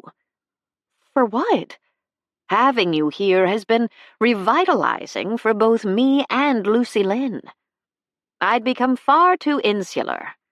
All the changes you've instituted and all the people you've brought into my life have given me fresh inspiration. In fact, I have a new piece I want to show you. Give me 2 minutes. She rose and disappeared into the hall. While Ashley waited for her to return, she nibbled at her scone and continued trying to wrap her mind around Rose's startling revelation. The mistress of Edgecliff was both an accomplished pianist and a renowned illustrator who'd somehow managed to stay under the radar in a wired world. It just went to show that there was often more to people than appearances might indicate. Hidden depths and dimensions only trust and time would reveal. A lesson well worth applying to a relationship with a certain landscaper. Rose returned, an illustration board in hand. I finished this one yesterday. You're the first to see it. She turned it around and rested it on the table. Ashley set her cup down and gave the drawing her full attention. In the rendering, the precocious little girl sat on a wicker chair holding a puppy. Not a cute, cuddly, fluffy puppy, but the ugliest puppy Ashley had ever seen. The ears were lopsided, one shorter than the other. Fur the color of soiled snow, with dirty-hued patches that looked as if the poor pup had been sprayed with mud by a passing car, stuck up in all directions like a cowlick on steroids. The eyes were crooked. But the puppy's appearance was secondary to the emotion in the illustration. For as Lucy Lynn cuddled the tiny pup in her arms, warmth and devotion and adoration took center stage as they gazed at each other with a pure, absolute, mutual love that tightened Ashley's throat. The quote from Gibran at the bottom wasn't even necessary, but it did capture the message in one simple sentence. Beauty is not in the face. Beauty is a light in the heart. Ashley blinked the mist from her vision, sniffed. She didn't have to ask where Rose had gotten the inspiration for her latest illustration. He lived down the road. I love this, Rose. I hoped you would. She set the illustration aside. I thought of John while I worked on it. That's what I figured. He seems to be a fine young man, one who hasn't let the hard hand he's been dealt harden his heart. That takes grace and courage and wisdom. I know. Mouth flexing, Ashley wrapped her hands around her mug. And since you shared your secret with me, I'll let you in on one of mine. We have a date next Saturday. Rose smiled and reached for her hand, gave it a squeeze. It would take an exceptional woman to look past John's appearance and see the caring heart inside. But I knew you were special the day we met. I hope the date goes well. Now let me warm up your tea. As Rose busied herself with that task, Ashley took a bite of the tender scone, anticipation over the upcoming date sending a delicious tingle through her despite John's clear, let's proceed with caution signals. If he was still unsure about whether she could live with his physical flaws despite all the messages she'd been sending, she'd clear up those concerns fast. After all, she'd seen his face, been with him in public, and experienced the discreet, curious stares, not to mention the outright rudeness of her former beau. She could handle all of that. None of it had the power to diminish his appeal. So unless he was hiding some deep, dark secret, the odds should be small that anything else he shared would have the power to snuff out the spark of attraction that had ignited into a steady flame. Chapter 28. This was the day. John pulled through the Edgecliff gates and rolled toward the Circle Drive, a spurt of adrenaline generating a buzz in his nerve endings when he spotted Ashley waiting for him in front of the main house. She's a sight for sore eyes, isn't she, Daisy? From the back seat, his loyal companion gave a woof. I'll take that as a yes. Despite the distracting view ahead, he managed to keep the truck on the road. But man, not seeing much of her all week had been tough. Who knew that mitigating the fallout from last weekend's foul weather would require such long hours? Perhaps the enforced absence had been a blessing in disguise, though, because on the couple of occasions he'd dropped by in the evening for a chat on the front porch of the Victorian, keeping his hands to himself had been a major challenge. Even if that was the safest and fairest course until they got past today's hurdle. Ashley stood and waved as he drew closer, dressed as he'd requested. Her jeans, sweatshirt, and sports shoes were exactly right for today's destination. The instant he stopped, she crossed to the truck and reached for the door. Hang on, let me get that for you. He set the brake as he called through the open passenger window. Thanks, but I can manage. I'm on the mend. Humor me. It's higher than you think. He slid from behind the wheel and circled the hood. I can give you a boost up if you need it. She offered him a flirty grin and waggled her eyebrows, juicing his testosterone. Maybe you could do that even if I don't. She was in a playful and amorous mood today, meaning he'd have to rearrange his agenda for the afternoon and eat last instead of first. Otherwise, he'd cave before she was fully informed and gave the green light. If she gave the green light. Go ahead and try if you want to. He opened the passenger door and motioned to the running board. She put one foot on it, attempted to hoist herself up, and dropped back to the ground with an oomph. I see what you mean, she grimaced. I may need that hand for real. At your service. I'll give you an assist on the count of 3. Watch the picnic basket on the floor. She grabbed the door again, and he boosted her up on the count of 3. Daisy stuck her head between the seats, tongue lolling out, angling for a pet. Ah, it's a threesome, Ashley obliged his canine friend, who lapped up the affection. She'll like where we're going, and there's plenty of space for her to explore. She'll be too busy to bother us, but we can drop her at my house if you'd rather leave her behind. Daisy gave a plaintive whine. No way! She's a sweetie. Ashley scratched behind her ear, and Daisy reciprocated with a nuzzle. John closed the door, returned to the driver's seat, and put the truck in gear. How are you feeling? Almost back to normal when I'm not climbing into trucks. You up for a short hike? Depends on the destination. A secluded private beach, lunch included. He nodded toward the picnic basket at her feet. I'm up for it. If you change your mind after we get there, I have a backup plan. He kept the conversation general as he turned off Windswept Way onto 101, and Ashley obliged by sticking to safe topics. But based on the energy pinging around the cab of the truck, she was more than pumped for today's date. Whether her euphoric mood lasted remained to be seen. He continued past the road to Pelican Point Lighthouse and the junction for Starfish Pier. A couple of miles north of the town limits, he hung a left onto the wooded, narrow road he'd been told to watch for. Ashley leaned forward. Where does this lead? If my directions are correct, to Charlie's house and studio. Her head swiveled his direction. I thought you said we were going to a beach. We are. His property is one of the few access points for Blackberry Beach. I've never been there, but when I stopped at his stand for tacos this week, he happened to mention how secluded it was. I told him I was looking for that sort of place for this weekend, and he invited me to park on his property and hike down.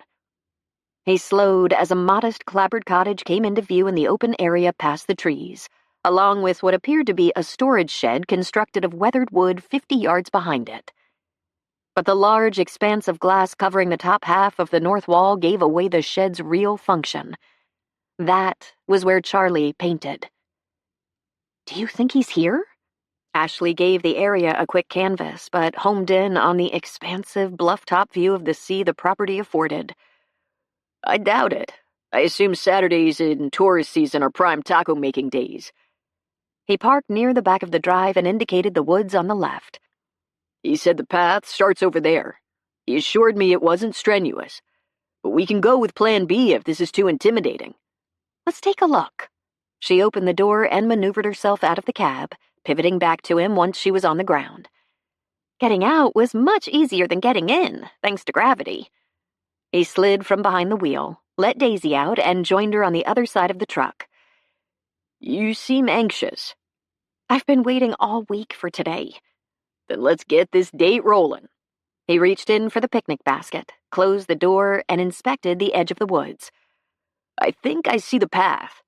They walked over, and he paused at the top, assessing the difficulty.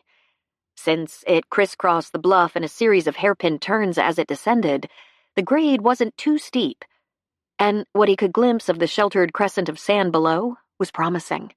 It appeared to offer total seclusion, along with a world-class view of diamond-strewn indigo water and dramatic sea stacks. In the hazy distance, the outline of Pelican Point Light was visible. Tailor-made for a romantic picnic if all went well. Are those ripe blackberries? Ashley shaded her eyes and peered at the bushes lining the path farther down. I wouldn't be surprised, given the name of the beach. Do you think you're up to the walk? I wouldn't miss it. He motioned her to precede him on the single-file track. Why don't you go first? She followed his suggestion, but after 3 steps, Daisy brushed past both of them and took off at a gallop down the path. Ashley laughed. Apparently, I'm not the only one who's anxious. They traversed the trail at a slow pace, stopping to sample the blackberries along the way, and emerged onto the pristine beach to find Daisy already playing in the surf and chasing 2 seagulls that didn't seem inclined to leave. A white harbor seal occupied a rock offshore, and a dolphin arced from the water, shimmering silver in the sun. Is this for real? Ashley surveyed the idyllic scene. Almost too good to be true. And we have it all to ourselves. He nodded toward a large bleached log. You want to sit over there? We could use it for a backrest. Works for me.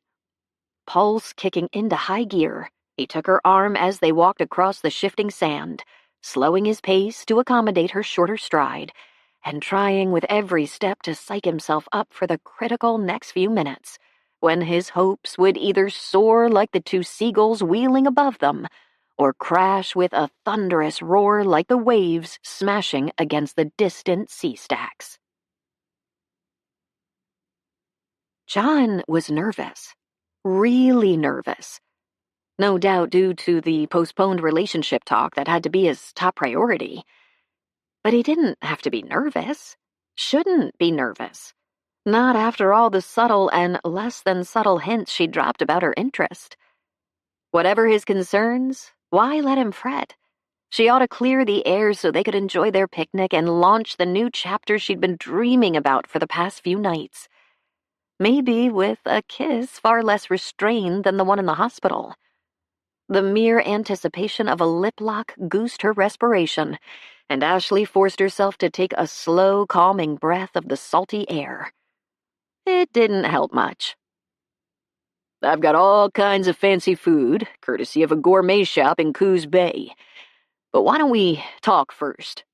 John set the basket on the ground beside the log and spread out the blanket that had been tucked under the handles. I'm good with that plan. Let me give you a hand down. She grasped the fingers he extended, grateful for the support as he lowered her to the sand. The appendicitis attack already felt like ancient history, but the twinge in her abdomen whenever she put too much strain on it was a painful reminder she was still convalescing. When John remained standing, she cocked her head. Aren't you joining me? Yes, but I have something to show you first. An odd nuance in his inflection activated her yellow alert. Okay. He took a few steps backward, clenched his fists at his sides, closed his eyes. Yellow morphed to red, and she started to rise, alarm bells clanging. John, what's wrong? Stay there. He held up a hand, and she froze. Please. She sat back on the blanket in silence, waiting, watching. He swallowed, and a muscle ticked in his jaw. Then he grasped the hem of his sweatshirt and pulled it over his head in one abrupt, jerky motion. Sucking in a breath, Ashley stared at his bare chest and left arm. Sweet mercy!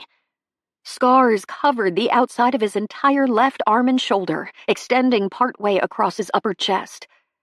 As she tried to take in the damage, he loosened the string on his sweatpants, shoved them down his hips past a pair of gym shorts, and stepped out. Dear God! His left leg was as scarred as his arm. How much pain must he have endured? How many surgeries and months of agonizing rehab had he gone through? How could he walk without a limp after suffering such grievous and extensive damage? Tears welled on her lower lashes, spilling over to trail down her cheeks as she choked back a sob, fist clenched against her chest. Oh, John! He remained where he was, too far away to touch, the early afternoon sun mercilessly spotlighting all his ugly wounds. I wanted you to see the whole package before we talk. His voice hoarsened. All the damaged goods. Damaged goods. As his comment pierced her heart, she pushed herself to her feet, ignoring the sharp twinge in her abdomen. You're not damaged goods? That term means broken or faulty or defective. You're none of those. Depends on your perspective, I guess. But to borrow a phrase from my sister, I'm definitely not a chick magnet anymore. I can understand why a woman would be turned off by my appearance, why it could short-circuit electricity. The scars on my face are bad enough, but the others are worse, The doctors didn't work as hard to disguise damage that could be hidden. I understand if this is a deal breaker. Ashley considered the stoic wounded soldier who'd lost so much, his back ramrod straight against the brilliant blue sea as he waited for her reaction and her verdict. Once again, her vision blurred. No, he wasn't a perfect physical specimen anymore. No, his face would never again grace a billboard. No, most women probably wouldn't give him a second look. But that was their loss, because from everything she'd learned about him, he was perfect in all the ways that mattered. She'd demonstrate that to him in a minute. But first, she had a few things to say. Extending her hand, she closed the distance between them. "Come sit with me. Let's talk." After a moment, he picked up his clothes and linked his fingers with hers.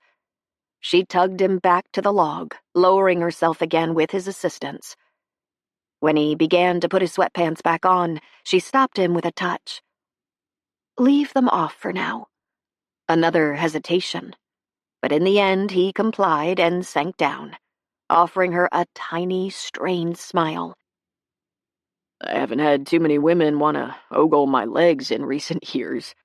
His brave attempt to joke about his scars threatened to unleash the waterworks again, but Ashley held back her tears and got straight to the point. "The scars aren't a deal-breaker, John." All vestiges of humor faded from his demeanor as he searched her face. How could you find a man who looks like me attractive? Appearance isn't the only basis for attraction, or the most important one. It has even less to do with love. He studied her, his gaze probing, as if he was trying to assess her sincerity. I agree with you in principle, but most people would have a hard time putting that into practice. Ashley chose her next words with care. "Let me ask you a hypothetical question. Let's say you were married to someone who was in a terrible accident that left her scarred. Would you love her any less?" Of course not. But this is different. We're just getting to know each other. There's no deep-seated foundation of love to keep us together. No strings. You could walk away with no hard feelings. "What if I don't want to?" His expression grew skeptical. Ashley, look at me. He swept a hand over his scars. The doctors pulled 100 pieces of shrapnel from my body, and there's more in here. You can feel it. He took her hand and ran her fingers over skin as bumpy as braille on his left forearm. For the rest of my life, I'll set off metal detectors at airports, and fragments work their way out periodically, which isn't pretty. He exhaled. After what happened with Melinda, it's hard for me to grasp how any woman would ever be able to see me in a romantic light. The one sitting beside you does. At her quiet comment, his eyes began to shimmer. Even if you could convince me of that, there are other challenges. Such as? You got a sample of them with your former boyfriend. And when we walked through church together. So he'd noticed the discreet glances of the congregants that day. Jason doesn't count in any way. As for curious stares, I can handle those. But people will wonder why you settled for someone like me. You'll end up always having to defend your choice. There was that awful word again, the one Mom and Jason had used. Settle implies compromise, as if I could do better. And that does you a huge disservice. From what I've seen, men don't come any finer than you, Jonathan Gray. His throat worked. Thank you for that. But I'm afraid you could be in for a rough ride with me. There may be more obstacles than you think. We'll meet them together. She angled toward him and crossed her legs lotus style. You told me once, not long after we met, that love wasn't always enough to overcome obstacles. I think it is. True love, anyway. We're not there yet, but I know this. I'd like to start that journey and see where it leads. A sizzle of electricity zipped toward her, the heat in John's eyes chasing away the slight chill in the breeze. You make it hard to say no. Then let me convince you to say yes. Scooting toward him, she rested one hand on the scars on his leg. He froze as she let the fingertips of her other hand travel from his forehead to chin, tracing every rough contour, every ridge, every smooth patch of white. And then she leaned closer and pressed her lips to his. For a moment, he didn't respond. But once he did, she ceded control of the kiss to him. Because this man knew how to kiss. He was doing a masterful job of it, too. Until something cool and wet intruded, pressing against her cheek. John pulled back, and she turned to find Daisy's nose dominating her field of vision. Your timing stinks, Daisy. Go sit. John nudged the dog aside. But Daisy was having none of that. She plopped down on the sand and looked between the two of them. Sorry about this. He scowled at the pooch. I should have left her home. No worries. Friends are always welcome. She petted the border collie as she tried to catch her breath. What do you think about sharing your guy with me, Daisy? The pup gave a happy yip. I think I'm in, Ashley grinned. You're definitely in. But right now, 3's a crowd. John dug around in the picnic basket and withdrew a doggy treat, tossed it down the sand. Go play, Daisy. The dog took off after the treat. But rather than return to her game of tag with the surf after she wolfed it down, she claimed a spot on the sand. Apparently, she'd made her peace with the 2 seagulls she'd been chasing. They were cuddled up a few yards away, watching the human drama unfold. Shall we, pick up where we left off before that rude interruption? John refocused on her. By all means. But instead of pulling her close again, he tucked her hair behind her ear, his touch as gentle and warming as the Hope Harbor sun on a spring day. Thank you for taking a chance on me. I don't think it's a chance. I think you're a sure bet. Her voice scraped, and she called up a watery smile. You better kiss me again fast, or I'll get all sappy and cry on you. Happy to oblige. With that, he leaned down to once again claim her lips. And while the sounds of the surf and the caw of gulls didn't quite compare to the emotion-laden score Rose had provided the night of their almost kiss on the porch, they were just as romantic. For as John pulled her close with strong yet gentle arms, as his lips worked their magic on hers, as the world melted away, Ashley recognized the truth. Music, setting, atmosphere, picnics for 2, secluded beaches, all of those helped create an amorous ambiance.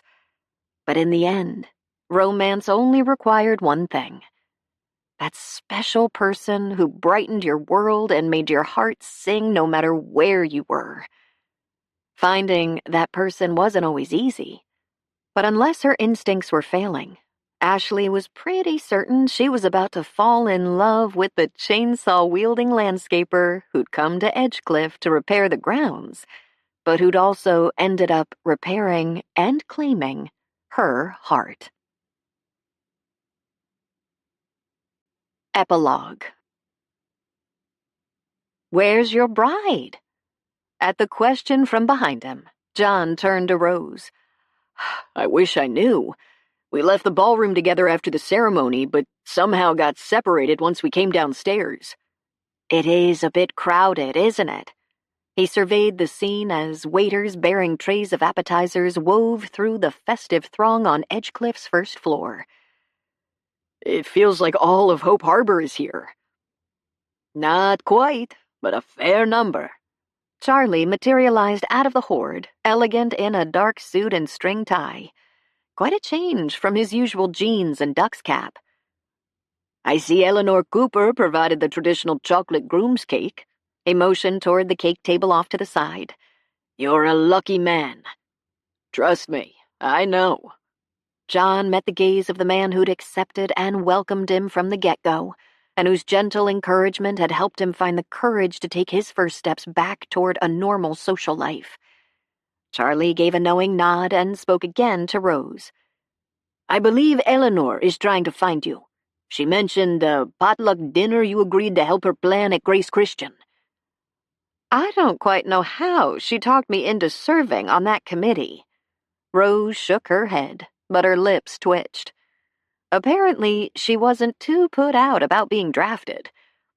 It was probably while she plied me with her fudge cake during one of our recent get-togethers. I wouldn't be surprised.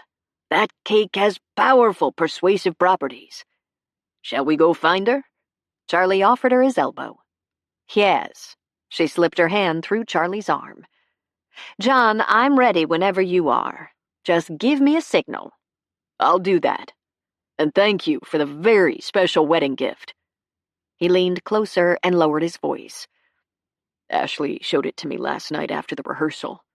It'll always have a place of honor on a wall in our home. You're more than welcome. That illustration was meant for the two of you. As Rose and Charlie strolled off, John went in search of Ashley. He entered the drawing room, circling it as fast as he could, but a dozen people waylaid him to offer congratulations. Kyle and Sarah, BJ and her husband Eric, Father Murphy and Reverend Baker, both making short work of the appetizers balanced on their napkins.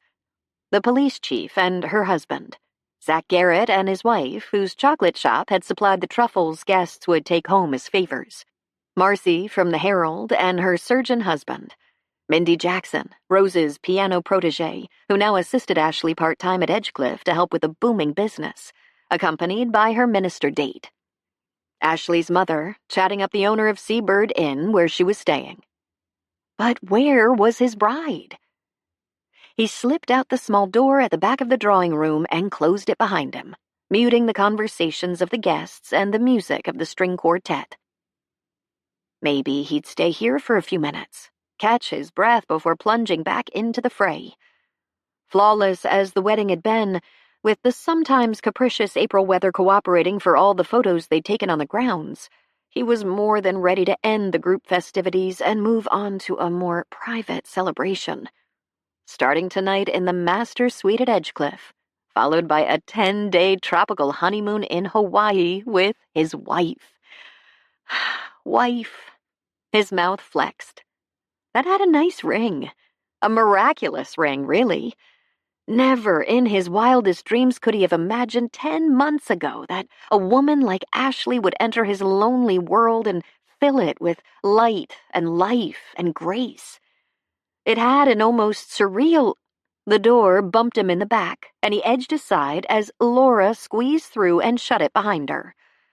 Good grief, this place is a zoo. I know, she snorted. Not from my perspective, you don't. Try keeping up with 8-year-old twins. The little hooligans have already managed to slide down the banister twice and swipe some icing off your groom's cake. She blew a wisp of hair out of her eyes.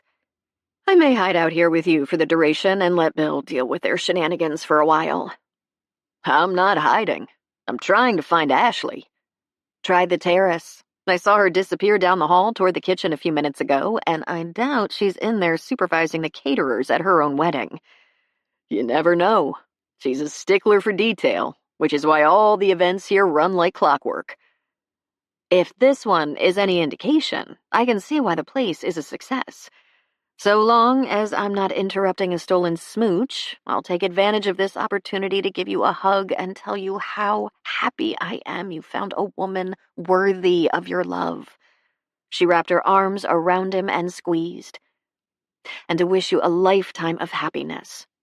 Now, I'll shut up before I get weepy and end up with raccoon eyes. He smiled as he returned her hug. My sister, the sentimentalist and hopeless romantic. I refuse to apologize for being sentimental. And I'm not a hopeless romantic. I'm a hopeful romantic. Life is sweeter if you focus on the positive instead of the negative. She wriggled loose and eased back. Now go find your bride. After bestowing a final kiss on his cheek, she disappeared back through the door. John didn't linger in the hall now that he had a lead on his wife's location. Using the side exit to avoid any wayward guests, he slipped out and approached the terrace. He spotted Ashley at once, pausing to give her a long, slow scan. She'd been beautiful earlier as she came down the aisle in a lace sheath that showed off her figure to perfection. But here, standing beside the stone wall on the terrace, the ornate Victorian gazebo off to the side and the vast Pacific sparkling behind her in the distance, she was flat out stunning. As her wispy veil billowed behind her in the playful breeze, she lifted her bouquet to inhale the sweet fragrance of the roses, then raised her face to the heavens. Joy radiated from her. The same joy that had filled his heart since the day at the beach when she'd convinced him he was overly concerned about the impact his scars might have on their relationship. And in the intervening months, she'd laid his fears to rest, handling every awkward encounter with panache, never once trying to explain how a gorgeous woman like her could fall for a guy like him. As she always insisted when he apologized for those naughty incidents, anyone who got to know him would understand that she was the blessed one in this relationship. That wasn't true, or not completely true anyway. Between the two of them, he'd been the most blessed. And for the rest of his life, he'd give thanks every day for the gift of her sweet and loyal love that would brighten all the tomorrows they spent as man and wife. Beginning today. Running away already? At the question from behind her, Ashley swiveled toward the man she'd just promised to love and honor all the days of her life.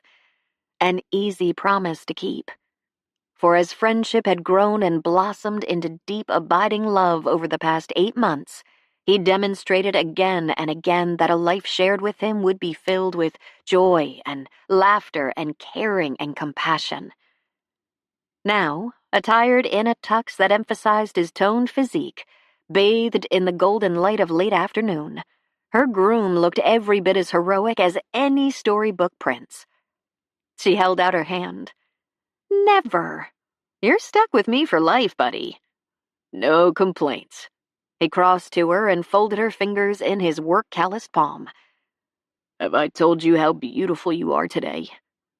I believe I heard a whisper to that effect in my ear after I came down the aisle.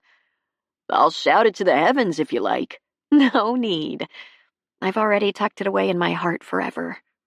Along with the gratitude and adoration and jubilation in his eyes that she'd basked in during her slow trek to the front of the ballroom.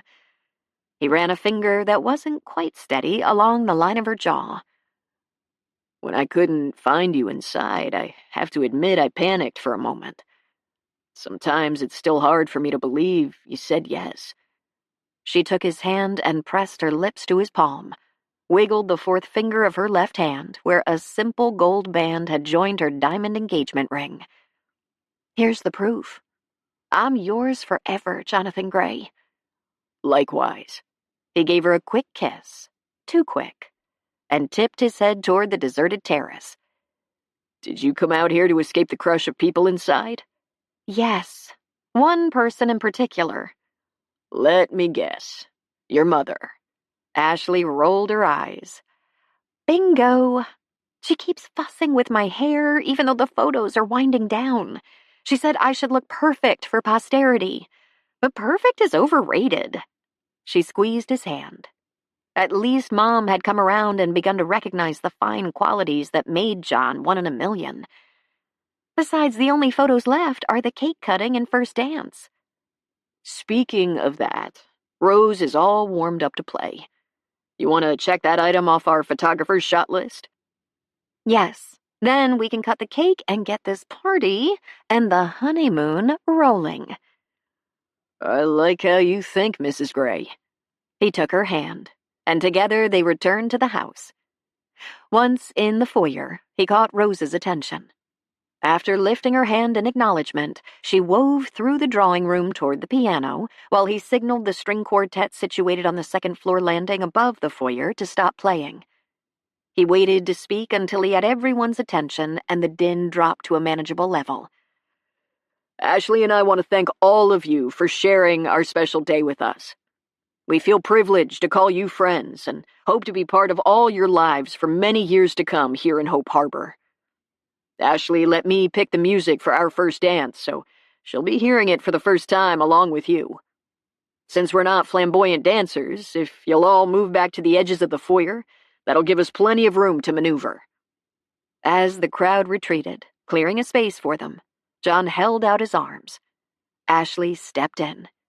And seconds later, piano music drifted into the foyer over the slight hum of conversation from the crowd. She recognized it at once. He'd chosen All I Ask of You, one of the songs Rose had played the night he'd nearly kissed her on the porch all those months ago. The night she'd realized they had potential, if she could get past his scars. As they began to sway, she rested her cheek against the steady beat of his heart. Thank heaven she'd been able to see deeper than his daunting surface and find the treasure underneath. And thank heaven she'd taken an uncharacteristic chance last spring and written Rose with a bold proposition. Because the adventure she'd embarked on had yielded far more than she had ever expected.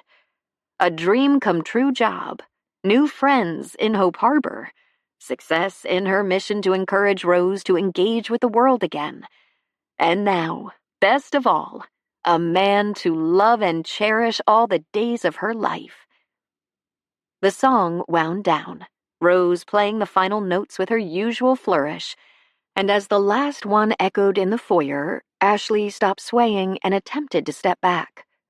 When John tightened his grip, she looked up. "There's one more song." As the music segued into another piece, he pulled her close again to continue the dance. But she almost stumbled once the title clicked into place. It was the theme song from Beauty and the Beast. Around them, a hush fell over the crowd. Her breath hitched, and she lifted her chin to search his face as his strong arms held her close. "I'm not going to run away from how I look, Ashley."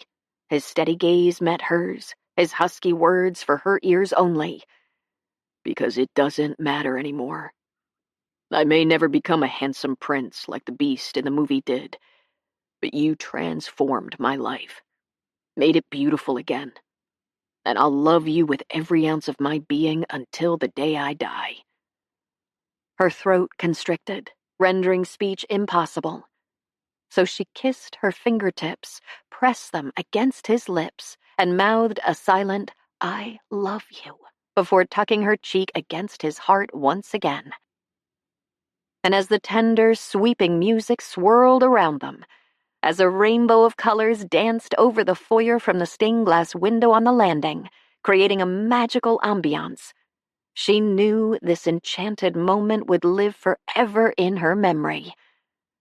For happy endings didn't come any better than this, even in fairy tales.